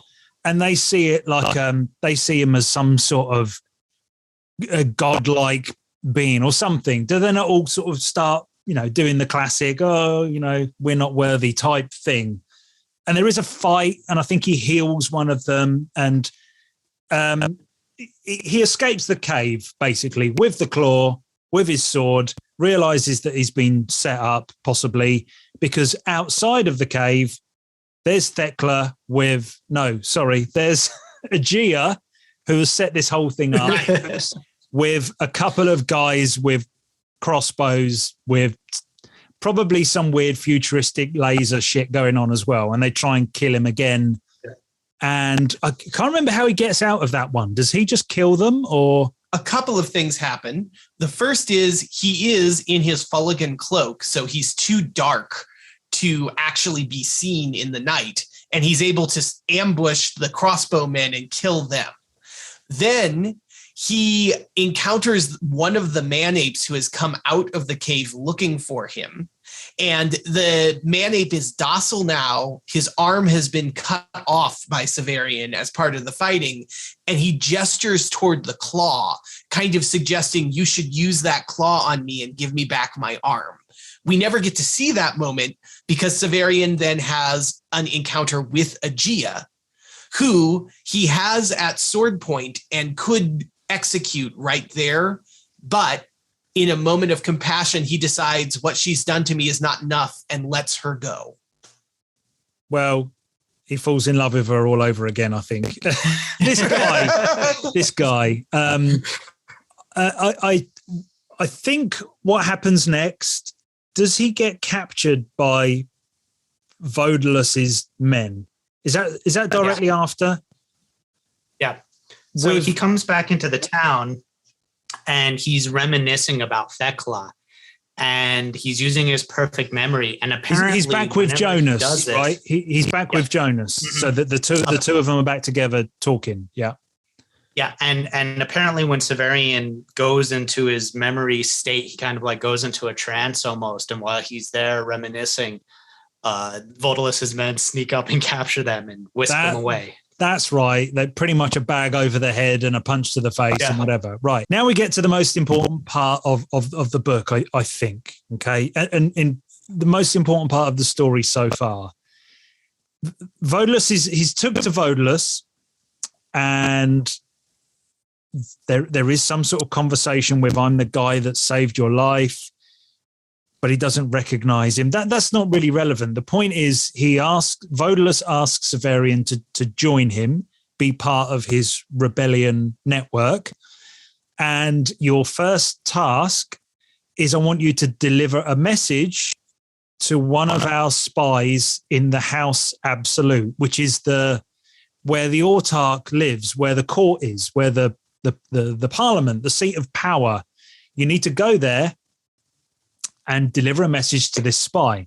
But first of all, we're going to do this process where we get this weird animal that has these powers, a little bit like in what is that Tom Cruise film where Live, Die, Repeat, where you basically get to piss around with time and memories and stuff like that. Anyway, because you ingest the blood or the fragments of this animal that gives you the ability to eat people's brains, and then you take on their memories, their thoughts. It's these two things together, right? It's something to do with this animal, and that gives you the power to then eat people's brains and take on their memories. Have I got that right? Almost. Yep. That's right. Okay. Yeah. And the animal, it's a wolf-like creature from some other planet and it's called the Alzebo. Ah, That's my familiarity with it. But the thing to understand is this is why when Vodalis encountered Severian in the very first chapter of Shadow, that they were digging up bodies. That part of the way this rebellion works is they're trying to get memories from the past by literally eating the bodies of the past along with this analeptic to start to understand things. And we also get in this conversation a brief mention of Vodalis that he really loves the time that humanity had in its past when it went to the stars and when there were hundreds of worlds out there that were colonized by humanity. Apparently that's where we were, and for whatever reason, we lost that. Vodalis wants to return to that, and he seems to suggest that the autarchy doesn't want to do that. And so Vodalis has aligned himself with this idea of restoring the past glory of humanity and has a friend who helps him out with this by the name of Abaya. which is the sea monster alien thing. Yeah. Right. This is why this part of the book is so interesting. But my favorite part so far, mind blown because I forgot this whole thing. They get the body of Thekla, and Severian takes this potion, eats Thekla's body, brain, whatever, meat, and takes on her memories. So for the rest of, right, so let me just think this one out. So far, a book and a half, okay, we think we're reading the memoir of Severian in the future, sometime in the future, and he's telling us the story about his past. That still is kind of the same thing. However, now that he's took on Thekla's memories and they are the same, so he's still, his body doesn't look any different, but now he has her memories as well. Suddenly, everything that we've read so far, even about Thekla and all the stuff that's happened, is as far as we know, halfway through the second book, the Severian of the future is actually Severian stroke Thekla. So that's influencing everything that you've just read. So this is why you reread these books. If we go back now, we see it as, it's not even, forget this unreliable narrator shit. It's not even the character we thought it was. What it also does for me, and again, don't spoil what happens because I can't remember. There's now the opportunity for him to do this however many times and become an even more complicated combination of different characters. I'm suspecting that something like that happens. So this Severian that we start the book off with is probably nothing like the guy that ends up being the Autarch. Is it even Severian, or is there just a little slither of him left? Who knows? That's why when we get to this part of the book, it's like, fucking hell. Yeah, I could almost go back to the beginning and start again and experience it in a completely different way. Right. It's the first great recontextualization of the whole series. And I say the first because we'll get more. I do think there's one important thing to understand about the analeptic of the Alzebo, that Severian seems to have a special relationship with it. And we're not sure why, whether it's because of the perfect memory that he claims to have or because of his emotional closeness to Thekla. Both of those things are suggested. That's enough to absorb not just her memories, but her personality. And we get the impression that Vodalis and his men sort of get this for a day or two and it goes away. But for Severian, it's a very permanent thing, to the point where Thekla will occasionally jump out and become the dominant personality who's actually directing Severian's body and speaking to other characters as Thekla, even though it's Severian who's there. See, what I love about that, that's such an amazing idea that Wolfe has had. But he's took so long to get there, not in a bad way, because he's basically tricked us into reading this book, thinking, and we all love it so far. And how the hell do you do you pull this stunt where now it's like, no, it's not what you thought? It's a bit Fight Club, right? Without spoiling Fight Club. It's like right now, but that's a big twist at the end. That's the ta-da. It was actually this all along. And because we're only halfway through the second book, you're like, that's not ta-da. That's what the fuck. Where are we going? Where are we going now? And you're right. Absolutely. We're in a different territory. It's not how is Severian growing. I think it's the end of Severian because he's now got this other personality in him. And it also goes a long way to explaining this bullshit memory thing, because he's probably telling the truth in the future. I have a perfect memory, but now we know, well, why did you get that wrong? Who are you lying to here? And my theory at this point is could have all sorts of brains going on in here. It's not that easy to just, that's why it's a little bit jumbled and a bit weird, because it's not the same dude at the end of it. Not the same dude. It's not just a translation thing, and it's not just propaganda or I'm going to lie to you. It could still be that as well. I think it's a wonderful thing, and I can't remember reading anything like that anywhere else in anything. It's awesome. Well, and then Wolfe layers on top of this not just the physiological transformation and the oh wow, there's another person in me part, but also in terms of the growth of Severian, the character. He's not only outside of Nessus, but now he's thrust into a rebellion. And now he has allegiances to about 3 different groups because he wants to still be loyal to the Autarch. He still wants to be a part of his guild.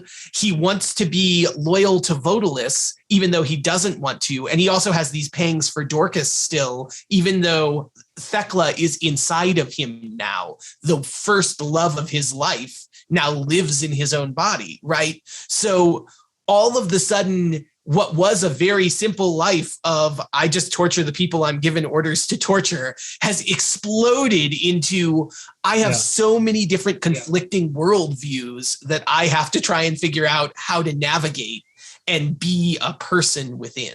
Yeah, it's a bit of a mic drop, and then from then on, your senses are so much more alive to what he's doing because you're looking for the clues, and of course Wolfe knows this.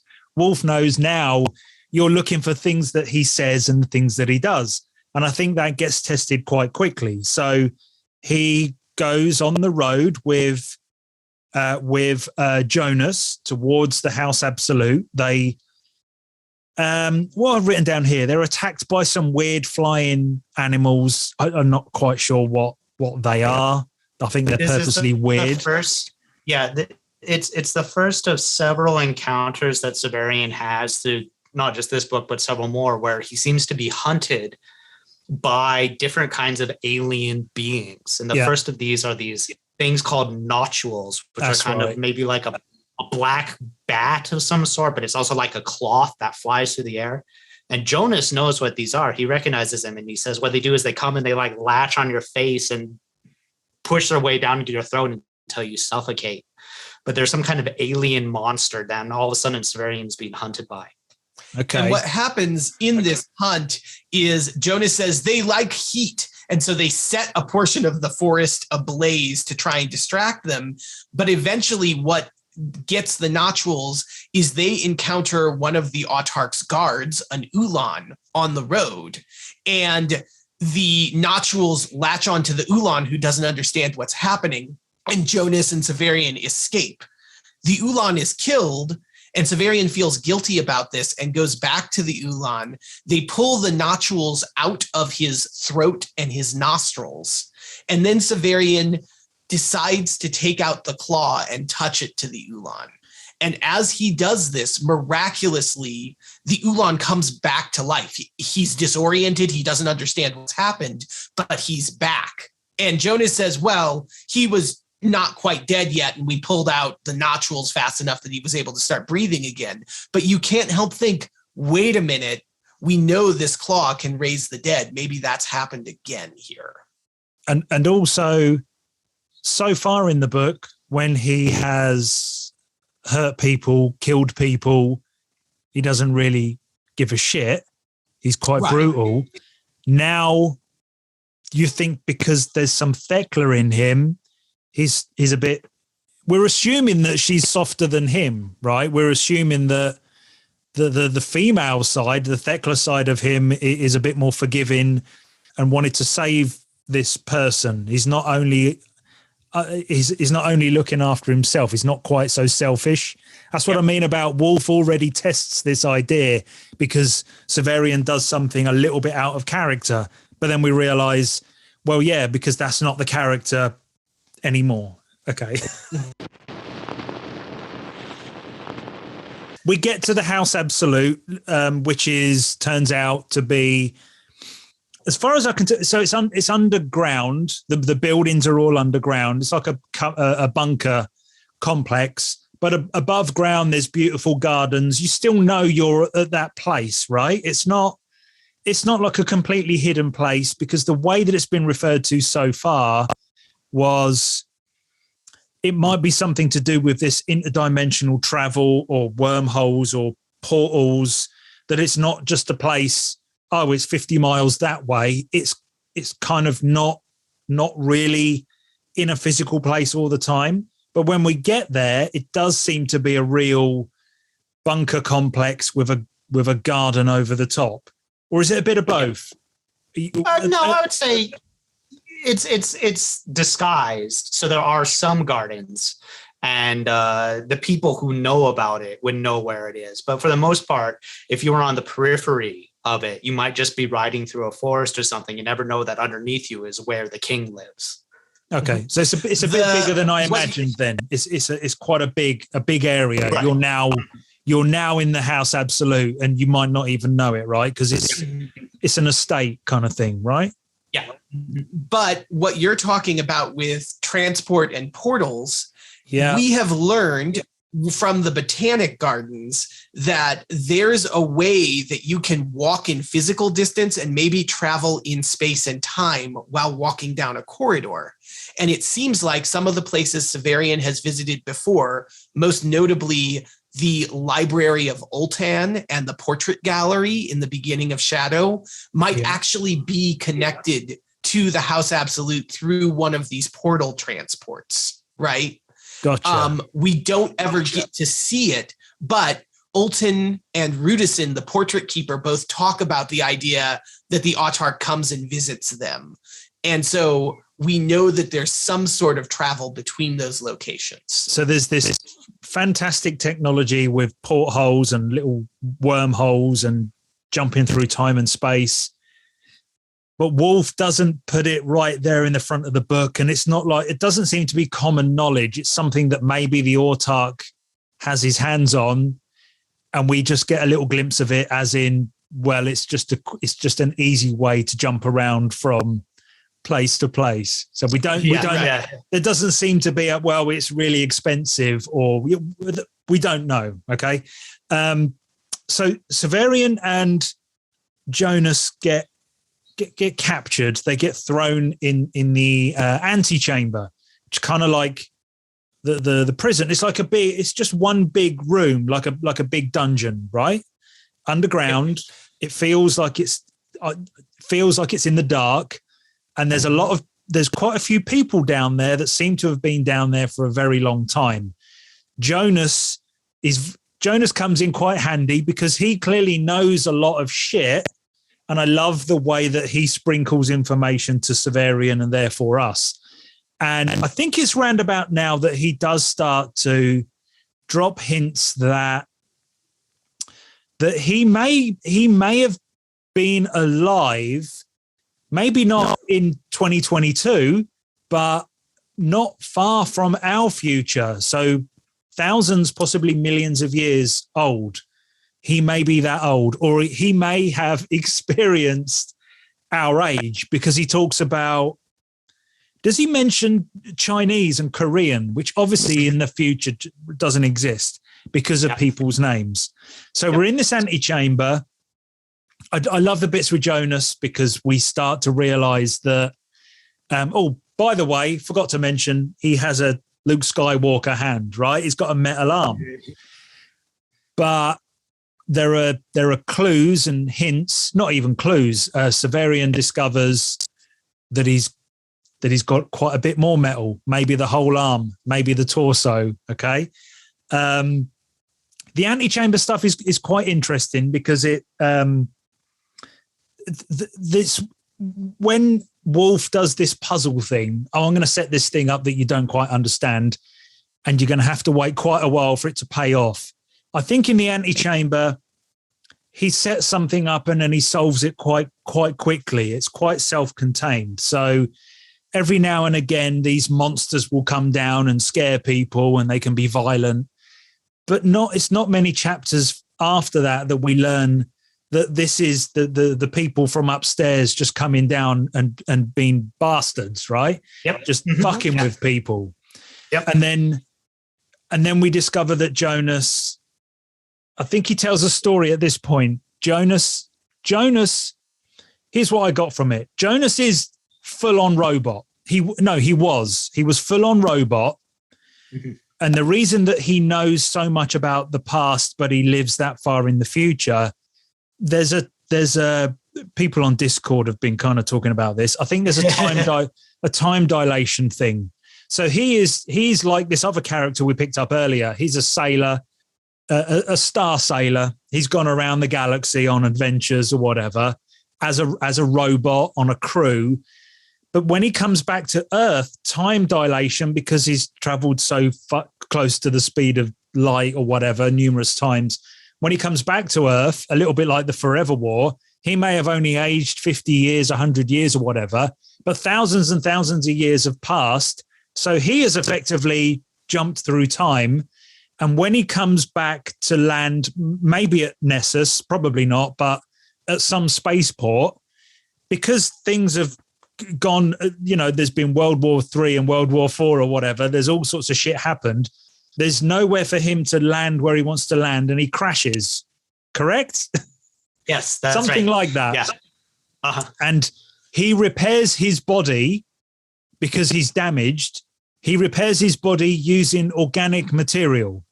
Mm-hmm. So rather than being a human that does the Luke Skywalker thing, gets your arm chopped off and replace it with a metal arm, he was actually robot or mechanical, and he's replaced his broken mechanical parts with flesh.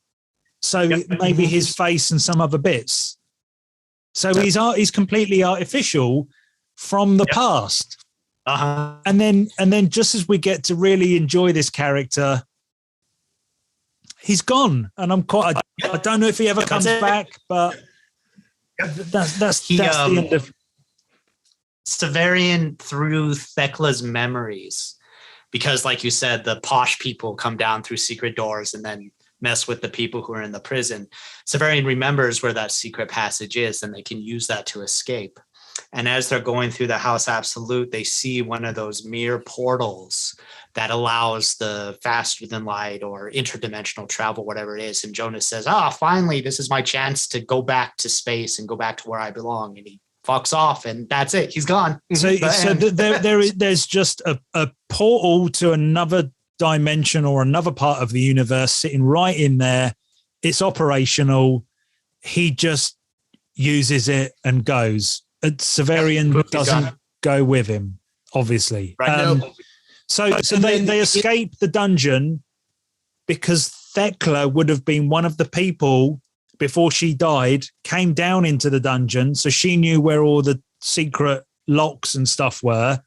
And now Severian has the memory of that and uses it to escape. Right. Mm-hmm. So Jonas, then the secret dungeon, the thing that's funny about the secret dungeon is it's called the antechamber because that's actually historically what it was, which tells us a lot about how the House Absolute operates. This was the waiting room for people who were petitioning the Autarch many, many thousands of years ago.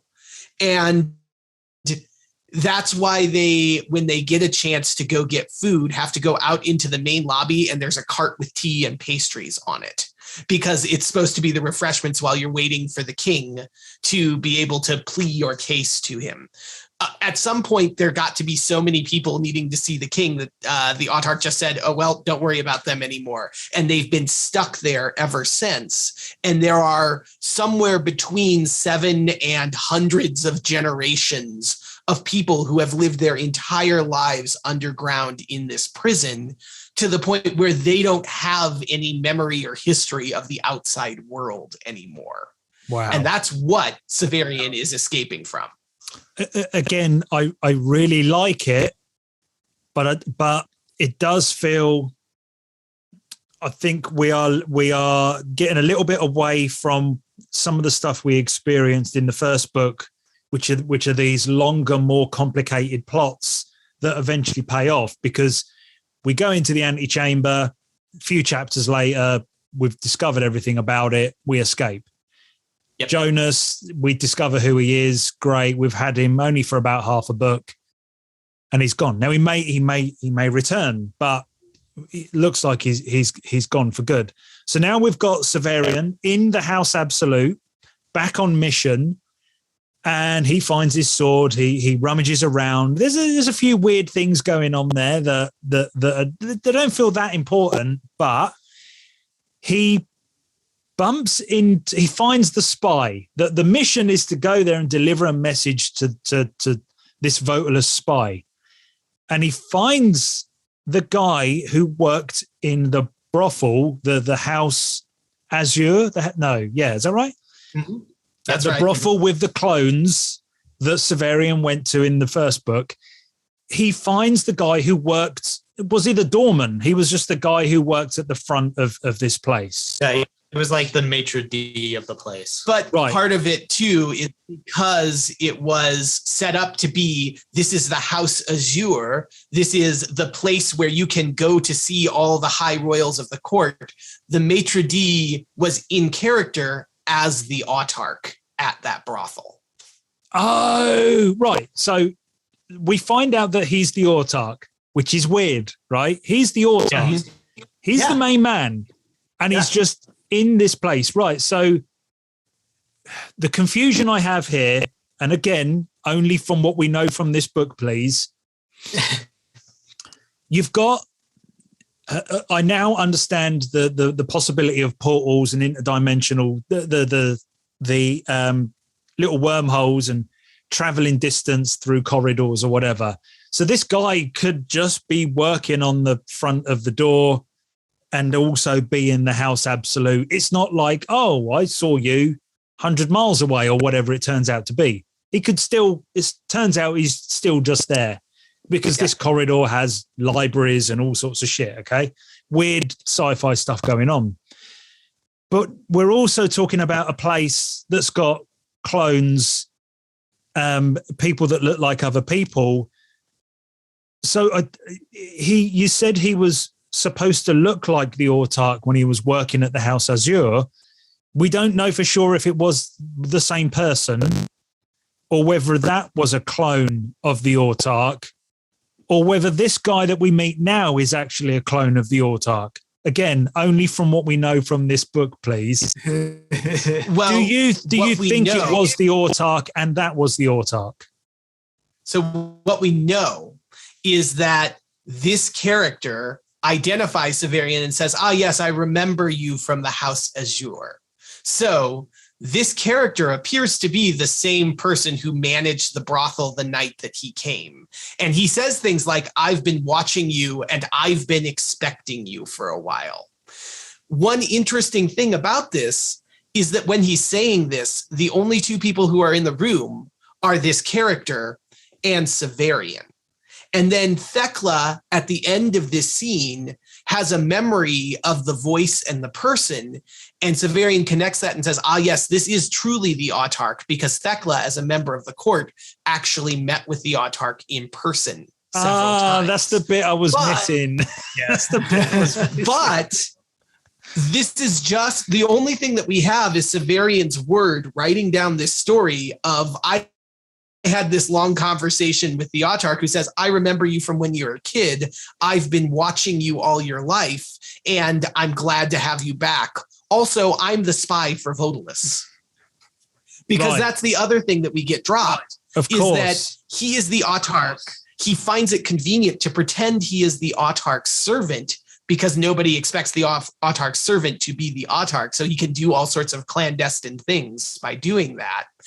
And he is also playing Votalis by being the spy in the House Absolute who's supposed to be spying on the autarch. And Votalis apparently is not aware that he actually has the autarch as his official spy. Right. Very simple. It's all right there on the page. And again, Wolfe, it doesn't feel like the story is stale at this point, but it does feel like, okay, there's some weird shit going on, but really he's there to deliver a message and then he's going to go off to Thrax. There isn't that much more mystery apart from the details. And then we're hit with this. And the beauty is it doesn't feel like it's just conjured up.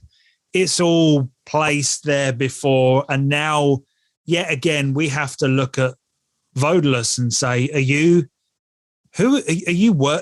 this a double bluff? Is it a real rebellion? Who are you actually working for? Who is the real enemy? And I think that stays with us till the end of to the end of this book, at least. It then gets a little bit hectic and weird again. Severian is kind of allowed to just leave, I guess. And he bumps into the group. So Dr. Talos and Boldanders and Yolenta, because they're there to perform this stupid play. Okay. So then we have a repeat of what goes on in the first book, which is, great, you're here. Now we can really do this play and we can perform it in the House Absolute. And are we at the point where I've written down here, talk about the play? We're not quite there yet because one really important thing for Severian's character happens right before the play. Okay. And that is he reunites with Dorcas, but he also sees Yolenta, and apparently he is infatuated with her as well. And Yolenta and Severian go off on a walk separate from the rest of the troupe while they're building the set. I did have that written down next. So it's like, talk about the play. Let's get the play out of the way. Okay. I know it does. I know. The thing is, I listened to your podcast and there's hours of gearing up for the play and then the play itself. And I don't think we need to go. I enjoyed not just your podcast. I enjoyed reading the play itself. At this point, I don't think there's any reason to kind of dig around in it, other than I did see some mirror of the actual story that we're being told. I don't think it's an exact, this is the Book of the New Sun in play form, taking place inside the book itself. And we also have a book called The Book of the New Sun that lives inside this universe as well. Is that the actual book written by Gene Wolfe that has still survived? It's another theory into that far into the future, blah, blah, blah. So the play, I kind of like it. But at this point, until we get onto the other books, I'm not quite sure what it's for. Okay. Mm-hmm. And it's very mysterious when you reach it at this point. By the end of this series, it does make a little more sense. But essentially, Dr. Talos has written this play that takes place in the House Absolute that features the Autarch. And the action of the play is that the world is ending. The sun is finally going out. And there is going to be a new world born afterwards. And the play is all about the ending. It's called eschatology and Genesis. Thank you, Matt. No problem. Which literally means endings and beginnings, right? So it's about how there's cycles in the world, that there are periods of death and then renewal.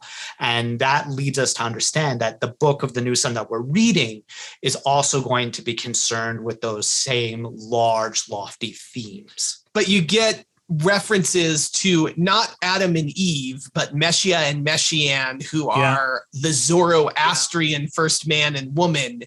And they are coming up against the Autarch, who is sort of representative of the end of the world. So the beginning of the next world and the end of the old world are meeting together.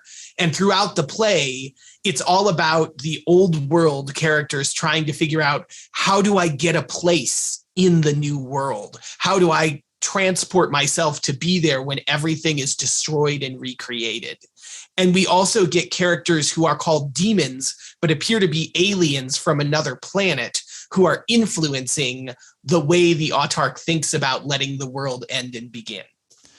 So there's a lot of the book that we're reading in the play, but neither of you believe that it is just a compressed version of the Book of the New Sun. Not quite. As always with Wolfe, it's a little more complicated by that, but it's not entirely wrong at the same time. Mm-hmm. Okay. I think an important thing to understand is that Dr. Talos is the person who wrote this play.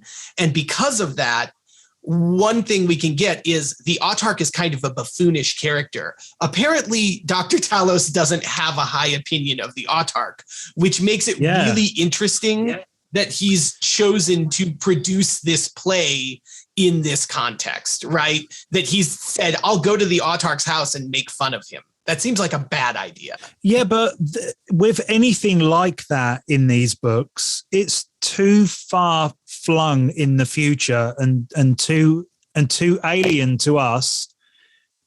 We can't say that. That might be the way, like a roasting, that might be encouraged. Sure. That might be what these plays are all about, right? This is where you're allowed to. We just don't know the customs of the world, and I think it's quite easy to say that. We may need to do a brief cut here. Right, fuck the play. I love it, but we move on. The play doesn't finish the same as it does in the city because. Bizarrely, there seems to be aliens in the crowd that start shooting and it all kind of kicks off. So there's something else happening. It's not just another day in the house absolute, is it? I'm not quite sure if someone is starting a fight. There's a war, the war has come right to the doorstep, or it's something. I'm not quite sure. But the play what happens is Baldander's in the practice that they're doing as they're traveling. Baldander's pretends to go enraged and then that scares the crowd away. That's how they make their money. Yeah. And then when they reach that part in the official performance, he kind of loses his mind and does the same thing and starts to get all Hulk mode and rushes out. And then all of a sudden we find that some of the audience members are literally aliens who are in disguise. They're wearing human masks. And when Baldander starts freaking out, they pull out their ray guns and start shooting at him and everything. Oh, he triggers the reaction. Right. Yeah. Mm-hmm. So we're not quite sure who these aliens are or whether the staff of the House Absolute and the Autarch know that they're there. We don't really. They're just there. It just goes to this. Okay, let's go back to Yolenta, because she's one of those characters that at first feels a little bit redundant. She's just this good-looking woman. But as we go a little bit deeper, her story gets very, very dark and extremely interesting, because it turns out that, so she was the waitress from the cafe where Severian first met Dr. Talos. And I think there's a nice little fable wrapped up in her story, which is she's kind of selling her soul to be beautiful. And then Dr. Talos basically performs all sorts of surgery and alterations to her body to make her beautiful. He transforms her. And this is why Jonas fell in love with her, because I think he can kind of see that she's also a transformed person. Yep. But the price of this beauty is she doesn't seem to be able to walk properly. She's got to be pumped up with all sorts of drugs by Dr. Talos it's not a very good situation, and she doesn't get any respect. She doesn't get any love from people. She's just this image of beauty. She's this thing. And then I think Severian rapes her. He rapes her, right? Is that official? I mean, so a lot of complicated things happen. The first thing to understand is that right before the play, the night before the play, or the morning before, or something, right? Yeah, the afternoon before. Okay, but you're totally correct about what Dr. Talos has done to Yolenta. He has distorted her into a Helen of Troy kind of figure, literally the kind of being that people look at and fall instantly in love with.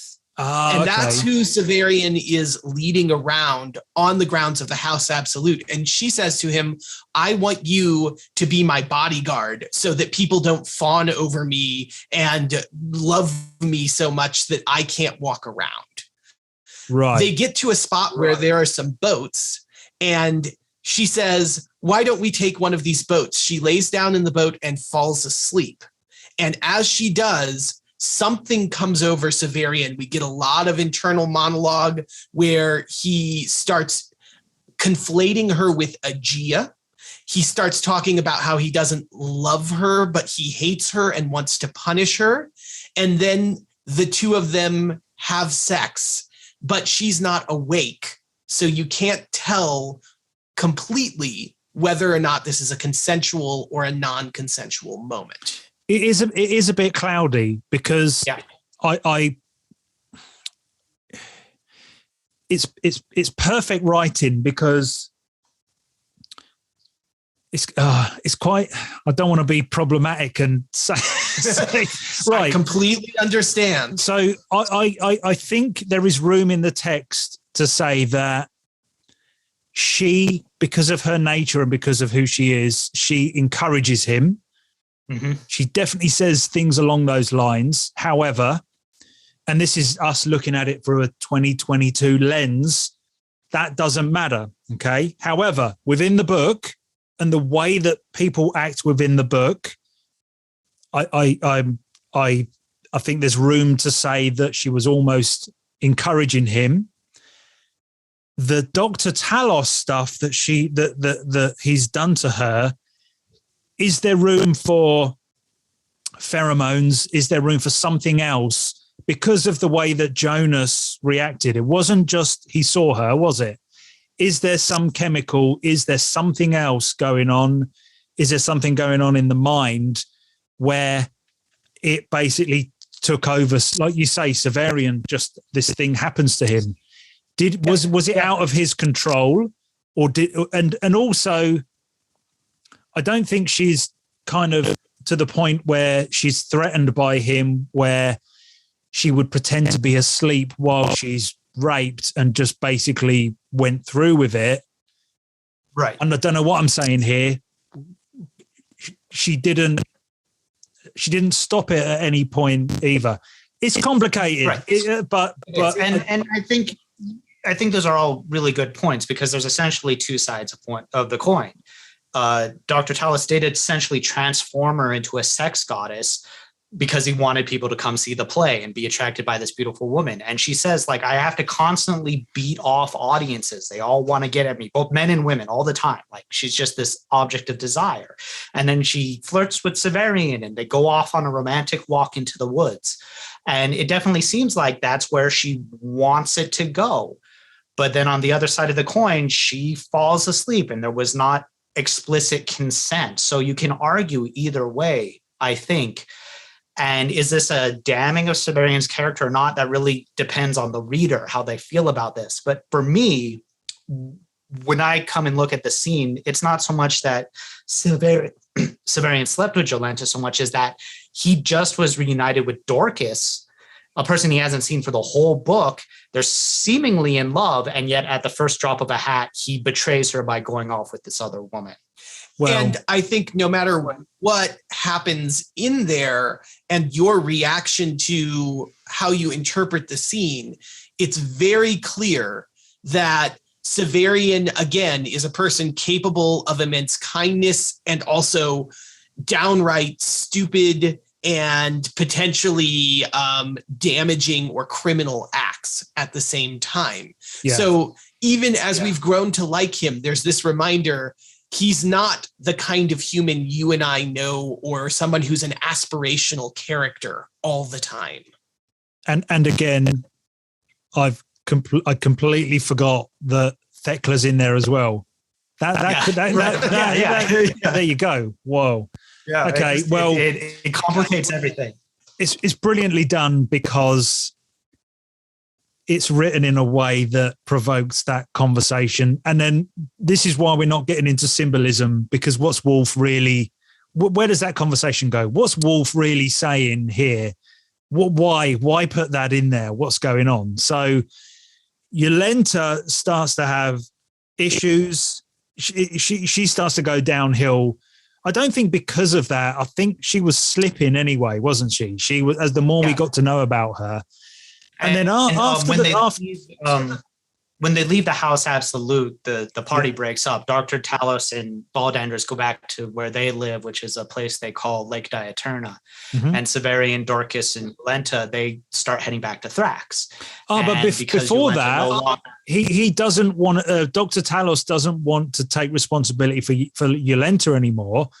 Right. And it gets really dark. They're gonna kill her, right? They're just gonna. Well, he has to beat her off. She says, take me with you, because she knows if Dr. Talos isn't there to keep pumping her full of chemicals or doing the surgery or whatever, she won't be able to maintain that standard of perfect beauty.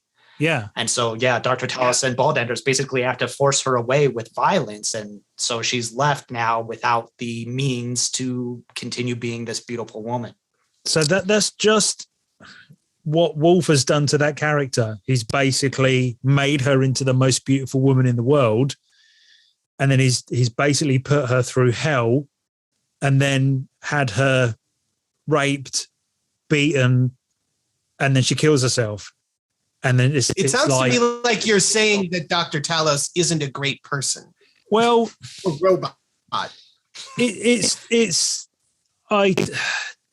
was kind of cool at first and a lovable robot, but this comes around quite quickly. This is very quickly, because all the way up to the end of the play, he's still lovable. He's still Dr. Talos.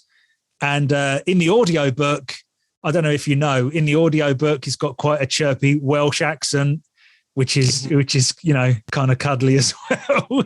To all you Welsh people out there, I think it's all on purpose. And then within one chapter, I think he's pretty much saying, I'm not going to look after you anymore. I'm cutting you off. Get the fuck out of here.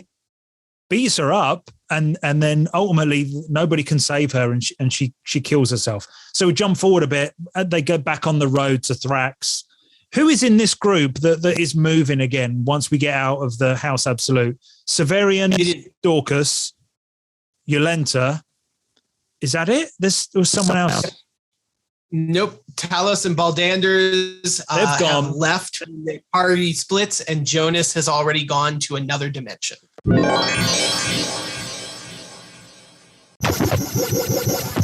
We're coming to the end. I need help.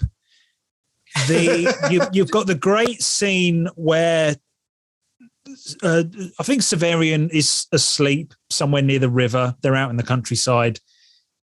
He wakes up. I think he's having another dream, and a voice or something lures him down to the river. And it gets quite fantasy here. It gets quite weird again. Now and again, although this book has that vibe, now and again, it does something extra.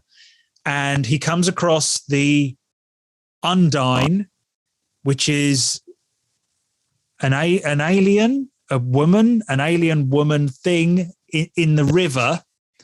Just think of her as a really scary mermaid. Like a mermaid thing. And basically says, you're important to us. We've been following you as well. How many people have been following him from the beginning? We know everything that you've done. And again, you have to kind of look at the whole story again. Maybe that's why shit just keeps happening, because he's been manipulated, and this Undine, this mermaid thing says, we'll give you power, join us, we'll make you into a merman or some shit, I don't know, and he says no thanks, tries to grab him, and he escapes. Have I got that right? The Undine bit? Yep. I think a bit more about the wider world is revealed, I think. So this is a callback to that dream Severian had when he was sleeping next to Baldanders and he fell under the sea. Yeah. And this is sort of the confirmation of, oh, that dream wasn't just a dream. That was a real message that we were trying to send you. We want you to be on our side, Severian. We Undines are real. Abaya is real. And we are here to help you join us and be the king of the world. But we don't know what that means yet. We don't know whether they're just the alien group or the weird. We don't know, do we? So we get little hints that the Undine talks about swimming amongst the stars and talks about being the bride daughter of Abaya. So from that, we get that the Undines are definitely linked with Abaya, and that also their natural state is to travel through space somehow, and probably without the assistance of a spaceship. And part of the issue and the reason that they're underwater on Earth is because they're just too big. They can't support their frames with their skeletons when they get out of the water. And we see that really dramatically when she tries to grab at Severian. So they normally exist in space, zero gravity, and hang on, let me piece this together. Jonas has said that somebody brought back some seeds, some Undine seeds, and planted them. Or this could be happening all over the place. And when they get big enough, they live in the water. And okay, put that to one side. Now there's either a group of them or they are in a direct, possibly a war. But what they're trying to do, enslave the human race. They're trying to, are they killing the sun? Don't answer these questions. Are they killing the sun? Are they, why do they want Severian? I love the fact that all this starts now to come up and this really big picture. I don't know whether it all comes together quite now, but there's more questions. Before we get on to the last bit, we do learn a bit more about Baldanders, don't we? He is possibly one of those creatures. Maybe? He's certainly, also he's a giant, right? And she says some things that implies that he might be becoming bigger and bigger. And someday he will also have to go and live in the ocean because he'll just be too big to survive on land. So he was one of these seeds, or he's an offspring of one of these people, and he's going to grow into a giant thing. So, sorry for butting in. So for them, for whatever reason they want to connect with Severian, they could connect to Baldanders because he's one of them. And then they done an extra trick when they were sleeping in the same bed and got through to Severian through Baldanders. And that kind of explains, it doesn't explain it, but it adds another little bit to that thing that happened back in the first book. I think that's a great way you put it. It explains, but it doesn't explain. That encapsulates so much of this novel. Yeah, but it doesn't quite leave you hanging. It gives you more, and then you kind of know, well, we've got 2 or 3 more books. This is coming, right? This stuff is coming. I need help on the end, the last bit of the book. The landscape changes. We're down to just Severian and Dorcas. She's gaining more and more of her memories. She's starting to kind of remember a little bit more of who she was. And there's some details of that, which doesn't directly affect the plot yet. And I don't know if it ever will. The landscape changes, and then to get to Thrax, they have to go through this marshland, fields, and an old stone city or something. And then they bump into new characters and weird stuff happens. Why don't you talk us through it a little bit? So they arrive at this place called the Stone Town, which is a ruin of some city distant in the past. And there they meet Hildegrin, who is that grave robber who works for Vodalis. That's right. And then they also meet a character called the Cumaean, and she has been referenced a couple times as like a witch or an oracle that the Autarch will sometimes consult to find out about the future. But she appears also to be some sort of alien that's on Earth. And Hildegrin says, we have come to this town because there used to live someone here thousands of years in the past who knew important things. And we want to, do the same thing, eat his brain or whatever, and learn those important things. So we're going to get him back. And how we're going to do this is the Cumaean is going to use magic or some kind of future technology we don't understand to resurrect this person. And there's a great bit in there where the Cumaean addresses this very thing. There's a quote, "There is no such thing as magic. There is only knowledge more or less hidden," where she explains that it's going to look like magic to you, but really right. I'm doing something that I understand and I have the technology in the way, but I'm not going to explain it to you. Yeah. So they raise up the town, this spell or this technology, whatever it is, it kind of creates phantoms of the people who used to live in this town. And they're very much like Incan or Mayan in their description. They're like from so far in the past, they're like pre-civilization. And the person they're trying to resurrect is a person named Apu Punchao, who was their god of civilization. He was like the king or god king or god emperor of this ancient city. His name actually means head of day, which if you're thinking about the Book of the New Sun, you can see there's potentially a relationship there between the two of them. So they're resurrecting someone millions of years old, possibly a specific person, because he has knowledge of what? Of what? We don't know. A great question. Good. Hildegrin is convinced that whatever knowledge he has will help Vodalis in his quest to return humanity to the stars. Right. But this, again, this feels a little bit more like stuff that happened in the first book, because as Severian stumbled upon this person that happens to be doing this amazing thing that's also connected to the big picture, right? Yeah. And this is what happens. This yeah. They drag up this. So this person is before our time as well. When you say Inca or Mayan, right. Interesting, right? So they pull this guy up. So they create like these phantoms of the people who live in this town, including this Apu Punchao guy. And Hildegrin, seeing him, immediately runs to grab him and do whatever he's going to do. And Severian hops down as well. And as Severian hops down, it suddenly becomes super confusing. You don't know what's happening. Severian sees two Hildegrins, one that Severian is fighting with, and then another, like a duplicate, that seems to be fighting with nothing. And then Severian passes out. And when he wakes up, everyone's gone. It's just him and Dorcas again. All the phantoms are gone. Hildegrin is gone. And that's where the book ends. And Yolenta is dead right there as well.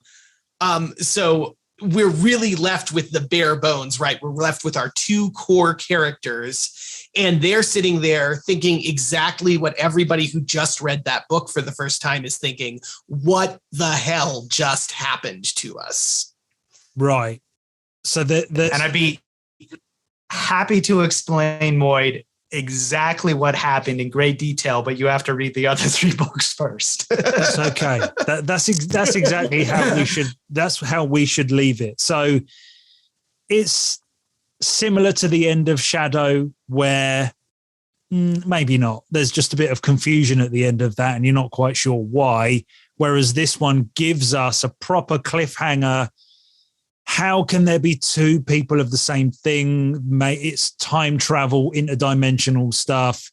I think Wolfe really stirs the pot at the end there. So I'm glad it wasn't just me.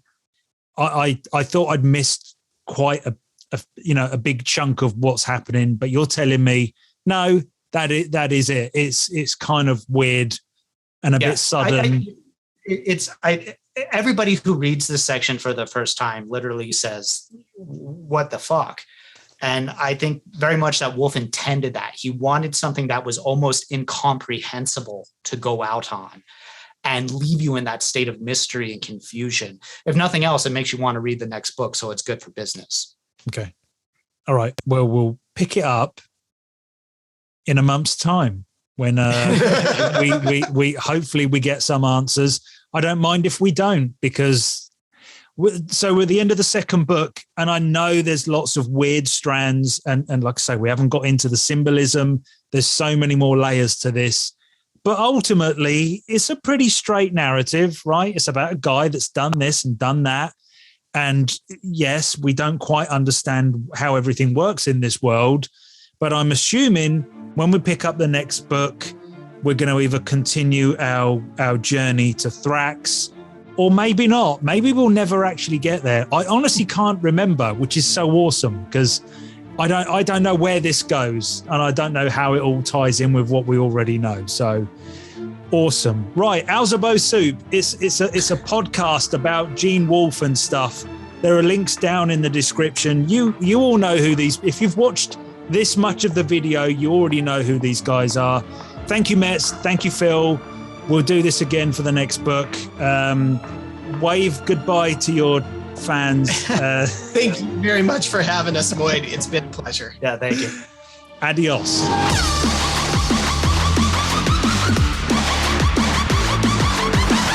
Hello, fellas. Hello. Welcome back. Glad to be here. Right. Everyone knows what's going on. This is the third explained book of the New Sun, Sword of the Lictor, Sword of the Lictor Explained. Once again, the idea is that I'm going to go through the plot. We're talking plot more than anything, and you two are going to help me along. Actually, I think of the 4 books, this is the easiest one to explain. Not that it's easy to grasp completely, but it's the one that rolls along like a normal book. Do you agree? It's quite normal in places, right? I mean, it actually follows the structure of a couple of classical novel styles much better. I'll throw 2 big literary words at you. Bildungsroman, which is a big fancy German word for a story about somebody growing and maturing and kind of moving from a low station in life to a high station in life. Okay. You could argue the whole book of the New Sun is like that, but Sword of the Lictor does that the most. Mm-hmm. And then the second literary term that I would throw out there is the picaresque novel. And that is a classical style of novel about a rogue character who lives by their wits and goes through a series of crazy encounters. Right. And I think you can definitely see that in Sword of the Lictor too. If nothing else, this story is about Severian walking from one place to another and all the adventures he has along his way. And that's very much like the Kugel stories of Vance's Dying Sun books. And so there's a direct homage that's happening there as well. But because of that, like you say, it makes the plot very straightforward as Severian goes from adventure to adventure to adventure. I don't know what you're talking about, but I'm sure the people watching this video understand some of that. So thanks for that. It's got quite a simple beginning, middle, and end as well. 3 rough locations and one main character wandering through it, which I like. But the thing is, you wouldn't be reading this in isolation. So it's nice while you're reading it, and it's almost like a nice break from the really crazy stuff before and after it. But there's plenty of crazy stuff. Right, let's get into it. We start the book. There's been a jump in time, which is unusual for the Book of the New Sun. In fact, it tends to only happen between books, I think. So this is a few weeks, a few months, and we're in Thrax. we're in the destination where I thought we would take all 4 books to get to. We're actually in the place that Severian was sent to start his new life. Thrax, the city of windowless rooms. That's it. And I tell you what, the world building, the feeling that I got in that place was probably the best, my favorite in the whole series. I really felt that there were dark mountains around me the whole time, and it had a very gothic feel, and I could get to grips with it a bit more than Nessus. And I just love it. I don't know if Wolfe has matured as a writer by the time we get here. I don't think so. I think it's just a better location to set something in. I really love Thrax, and I'm glad that we do spend a little bit of time meandering around the streets while Severian is unbelievably lost most of the time. He gets lost 2 or 3 times in just a few chapters. It's really impressive for someone with a perfect memory to get lost. There is that. Yeah, we'll let him off. Okay, so he's actually in charge. I'm going to dumb a lot of this down. He's in charge of a big prison, or he's kind of like the warden of a big castle-y prison type thing with over 1,000 prisoners in this place. Is that right? Yeah, well, it's like a big shaft in the mountain where they have all these people tied up. They're chained up, and it's not even like separate cells. It's literally a waterway, and they'll occasionally flush it out every few months to clean out any waste that's left as these prisoners are chained up in it. Nice. Right. It's called the Vincula. And I think in addition to it being this weird location and this strange prison, it's really important to understand that this is the first time Severian's gotten exactly what he wanted and dreamed of, or so he thought at the beginning of the series, right? He has been appointed the Lictor of Thrax. Yeah. So he has political power, he has recognition, he has a place in society, and people know who he is and what his job is and what he's supposed to do. And it's the first time that that's happened for him, other than, oh my goodness, you're a mythical torturer, that's happened since he left Nessus. Yeah. And he's also got his girlfriend at home, and everything's fine with that. Yeah, that's No all problem. nice and cozy. Yeah. So his Dorcas is still around. They're playing house, but straight away you can see that there's something up with her. She seems to be waking up and starting to understand where she's come from. I guess her memory is kind of forming back together, and it's depressing her, and she's been drawn back to where she comes. She wants to go and find out more about who she actually is, because at this point she's just kind of following him around and kind of wandering and getting dragged along by Severian. But now she's depressed. She's starting to remember. So Severian can't really understand. He can't really compute this. I don't think he has the mental equipment to figure this out. Mm-hmm. It's quite sad watching it. So he books her into a hotel for a few nights. The Duck's Nest Inn. Okay, so I don't want to get too deep into what's going on in his mind, but the action is, this isn't really working out. I'll put you over here for a bit so you can get better, or just be away from me for a while. Seems to be part of it as well, right? Well, and part of it too is that she feels this moral problem because they're actually living on top of the prison. She says, we're sleeping on top of all of these people. Yeah. And it feels wrong. And so part of it is removing her from that source. Severian hopes that he might cure her depression. Yeah. But I don't think he's given up on Dorcas entirely. I think he recognizes there's something going wrong in their relationship, but he doesn't know how to deal with it, because it turns out a torturer's education isn't very good for, let's solve our emotional relationship problems. The Archon of Thrax, which is like Severian's boss, I think he's local politician, or is he really in charge of the prison, as in the political side of it, or answers to someone above him, maybe the Autarch? I think. Anyway, he's like the local governor. And Severian is the warden. Severian's boss, but Severian runs the day-to-day stuff. Yeah. And I'm calling it the prison. Okay. He approaches Severian and says, come to a party tonight. There'll be important people there. It'll be cool. Come to this party. By the way, I need you to rub someone out. Yeah. And this isn't come to this party. I have an official execution for you. This seems to be a favor, or we don't really want everyone to know about this. That's right, isn't it? You know, there's someone here and I need you to off them, but he doesn't tell him who it is right away. No. He also says it's a masquerade ball, but the good news is you can just come in your torturer's outfit and you'll look like you're dressed up. And that's what Severian does. He comes in his official capacity, but also in costume as a torturer. But he's also there to kill someone. So.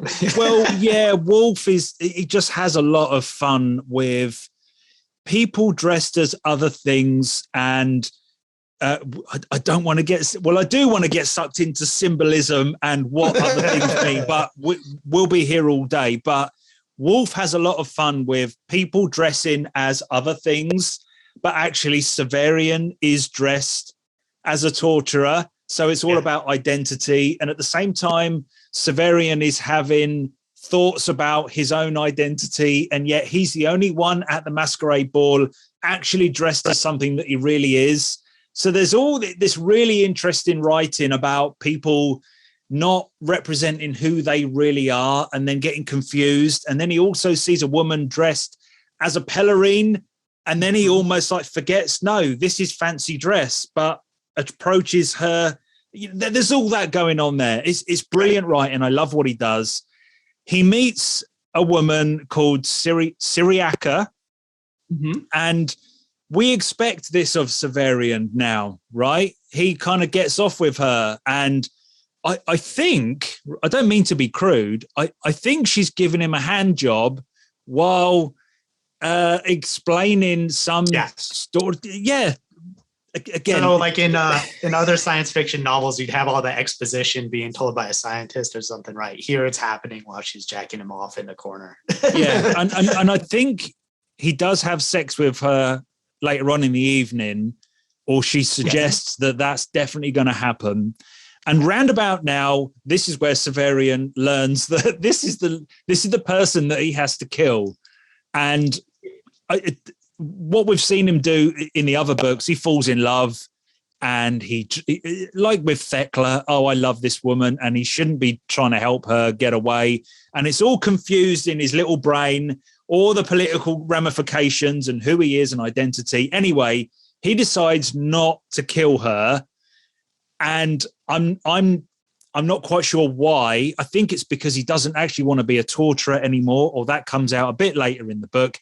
Anyway, he leaves the party, and kind of at that moment, I think it's that moment or roundabout then, he decides he doesn't want to be a torturer anymore. He doesn't want to work for the government. He's going to leave Thrax, and this kind of pushes him over the edge because he doesn't kill Syriaca. I think in his mind, he's thinking, well, now they're going to torture me. I'm not sure why he thinks that. Can you shed any light on that? Because he feels as though he has to run away from the city. Quick, let's go, because now they're after me. And I'm not sure that would actually happen, or maybe I'm wrong. Well, it's hard to read into anything in the text of what actually is going to be the outcome. But we definitely know what Severian thinks. And in his mind, at least, he has disobeyed a direct order from his superior. And he's done it for really no good reason other than he spontaneously fell in love with this woman.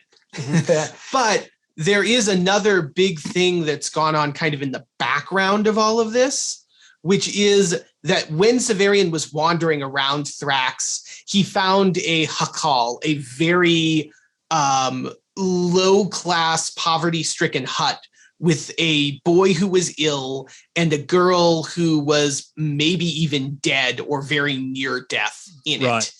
And he saw that and he didn't do anything about it.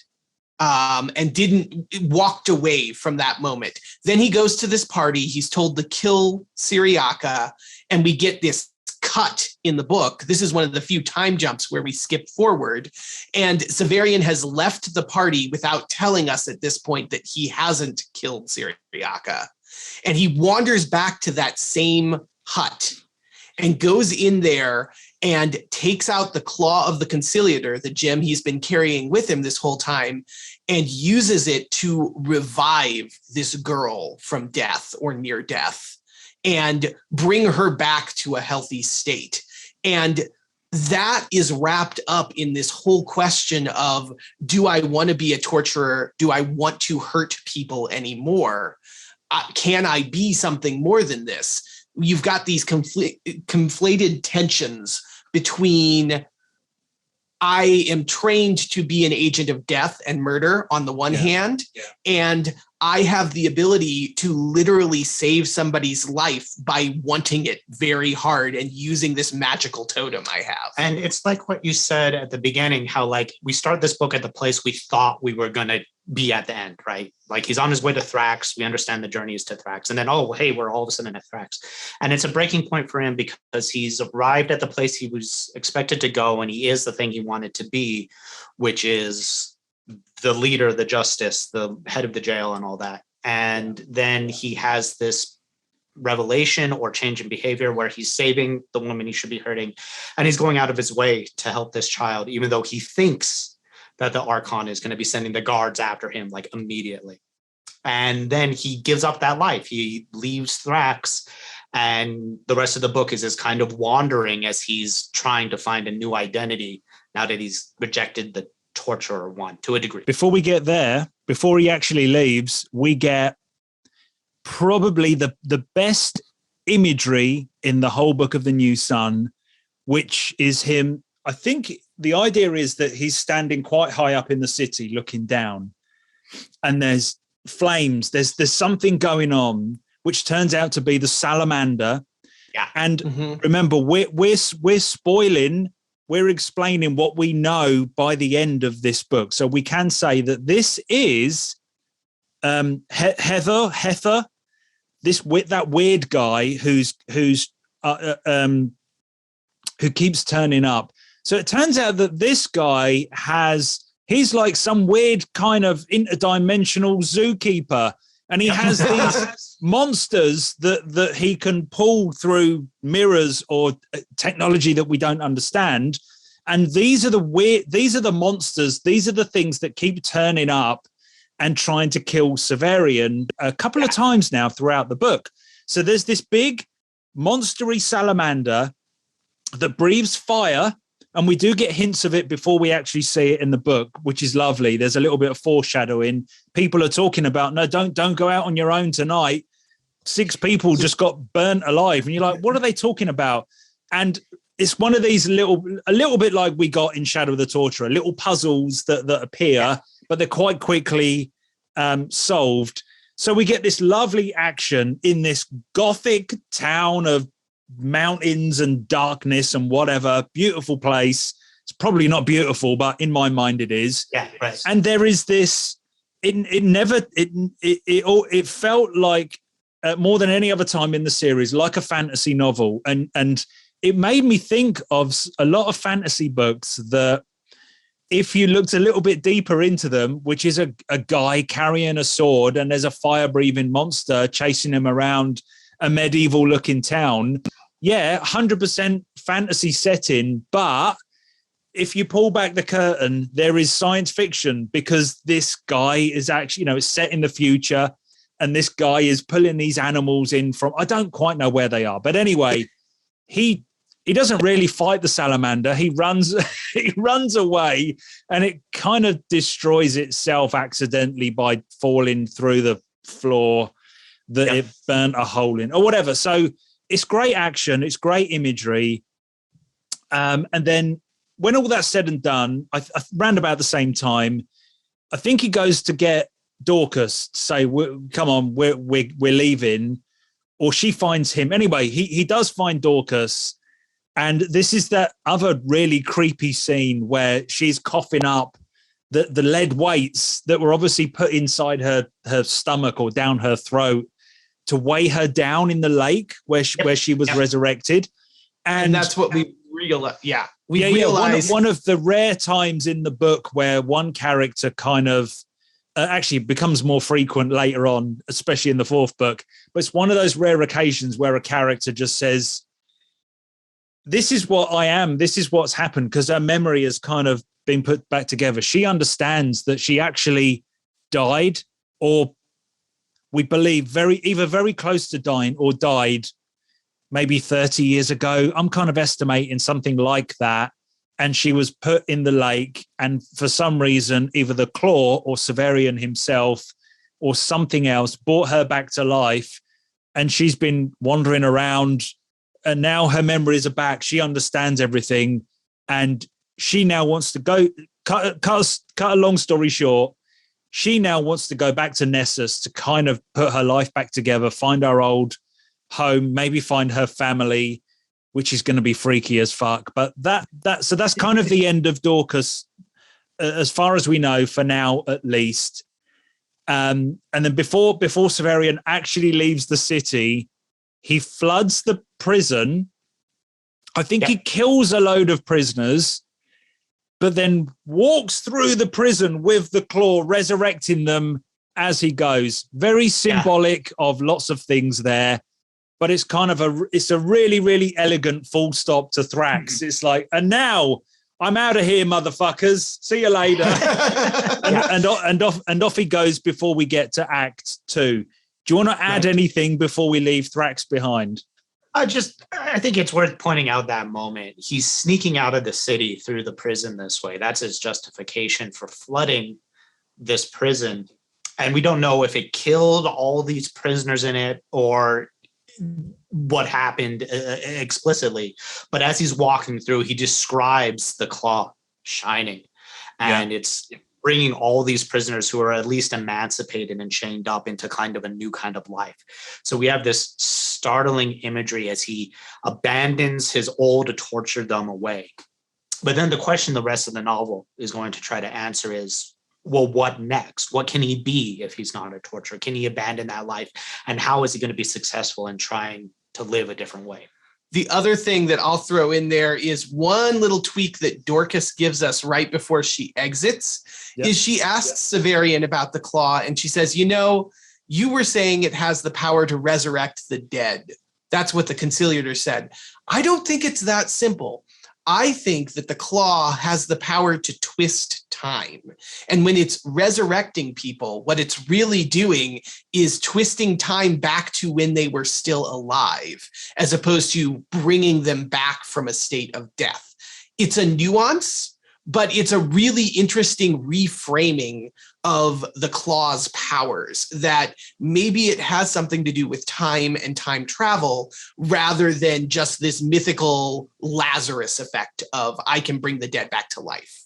I did actually, and this wasn't from my memory of reading the book the first time, but maybe it's because I read too much science fiction, but that's kind of the way that I saw what the claw was on this read through. I thought if we are ultimately basing this book in reality, which is the most interesting thing about it, right?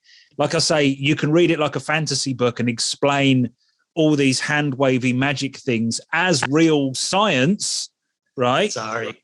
And but they're all explainable, but the claw is like, well, it's either all in his head or he's talking shit, but we can't keep doing that to this book. We have to take a lot of it at face value.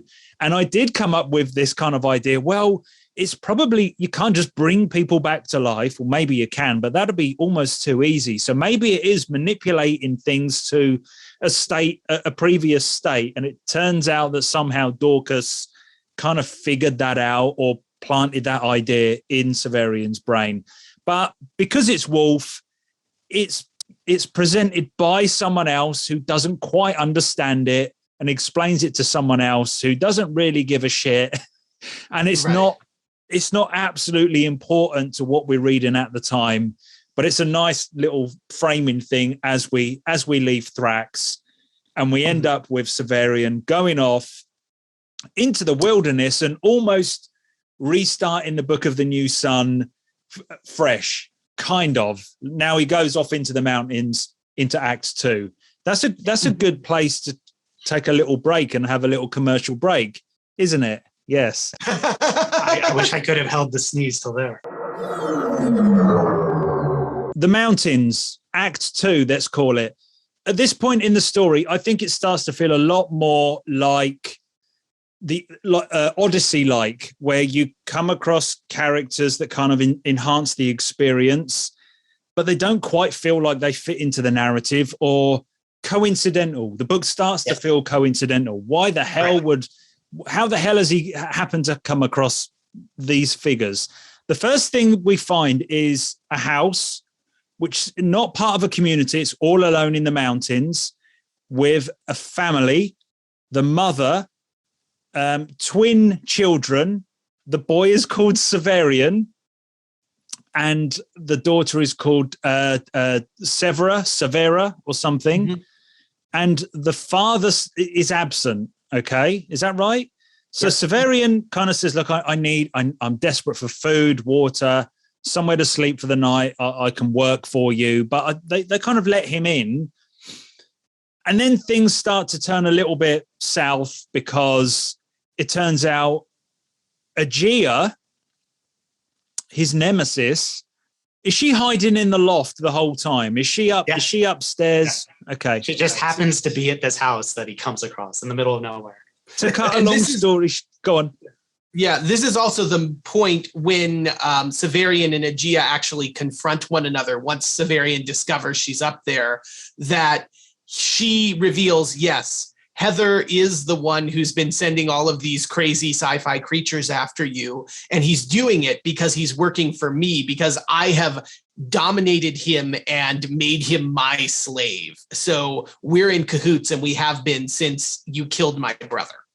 Yeah, and I love the way, well, she's not, he killed the brother, but come on, he didn't really have a lot of choice. You tried to fuck him over and kill him and steal his shit, and he was an whatever.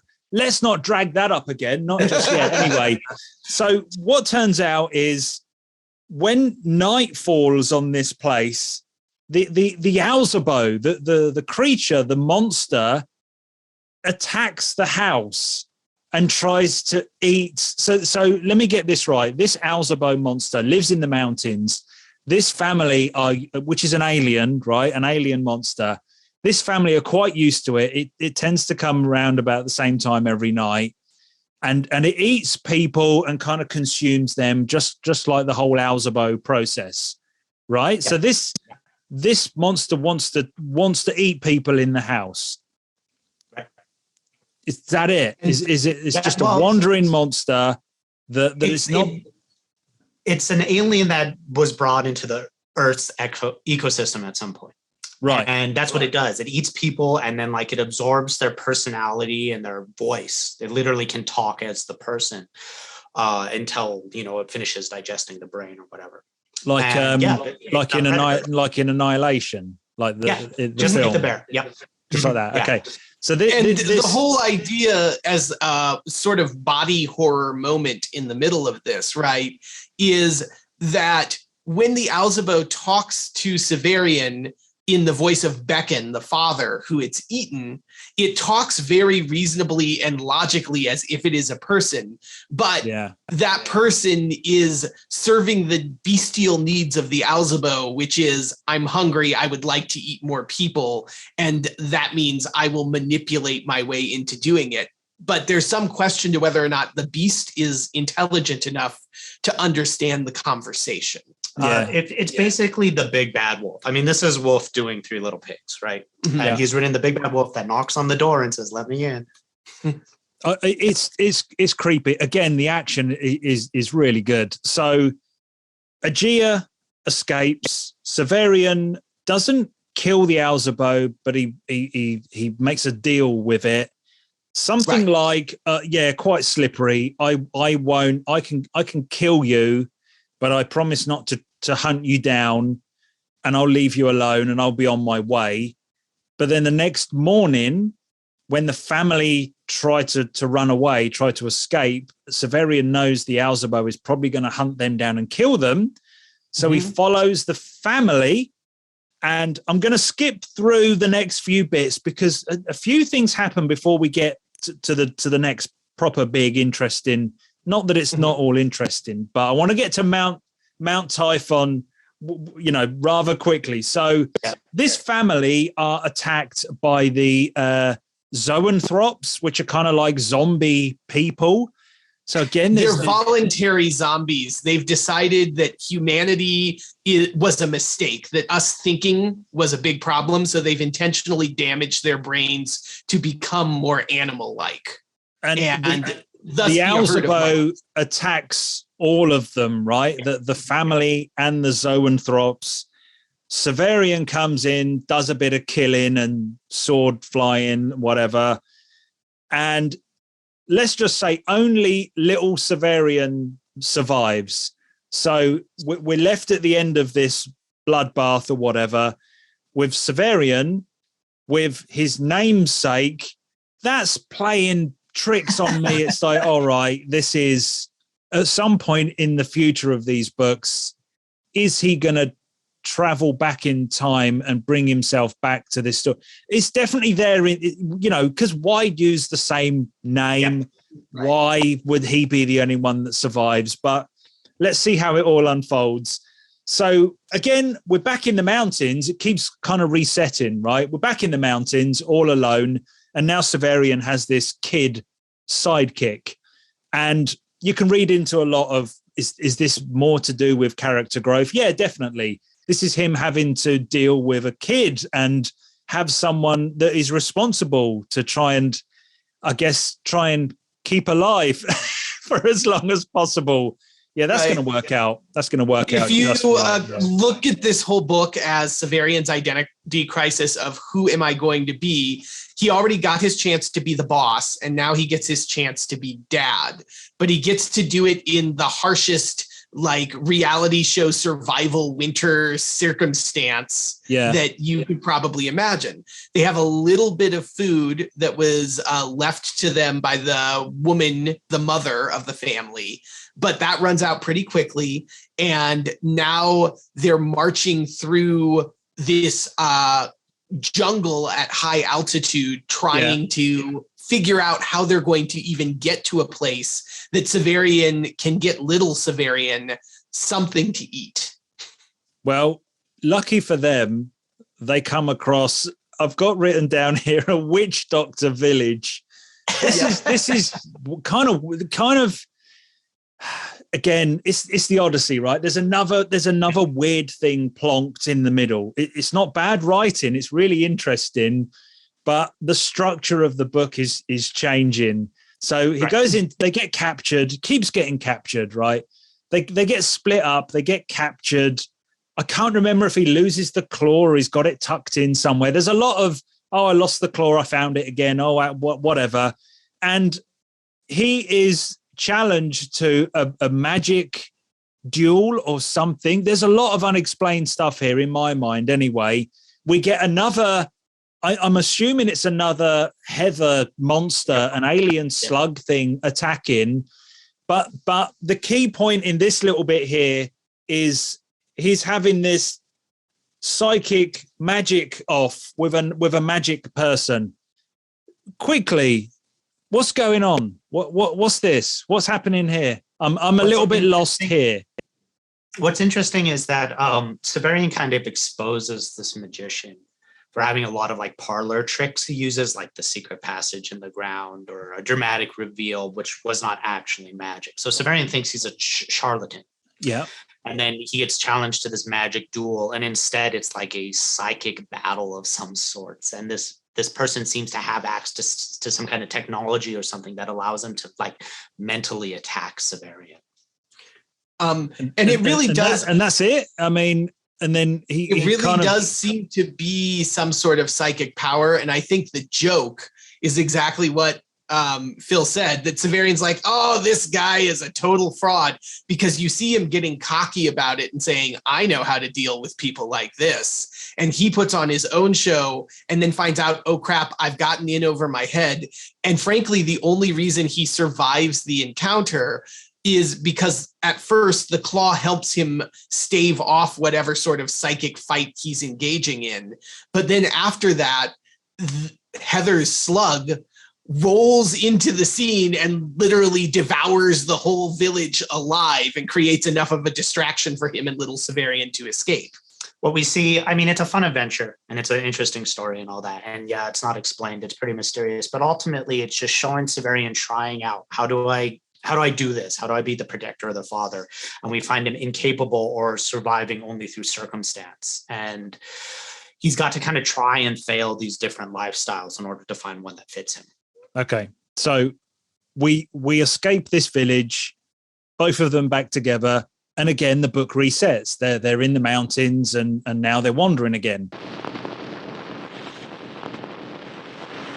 Great scenery. The mountains are carved like huge Mount Rushmore, but real proper big mountains carved into people. And I think like it feels like the whole mountain range. This isn't just one big mountain in the shape of a person. I feel like there's lots of everywhere you look, or is it just more than one? It feels Wolfe doesn't describe it. Well, he does. No, he does describe it, but because you're used to this purple way of describing things so far, because we're now 2.5 books in, you think that when he's talking about the head and the shoulders of the mountains and the arms reaching down to the floor, you think, okay, he's been metaphorical. They're not really fucking a head, but it is. It's a great big sculpture made out of a mountain, and possibly lots of them.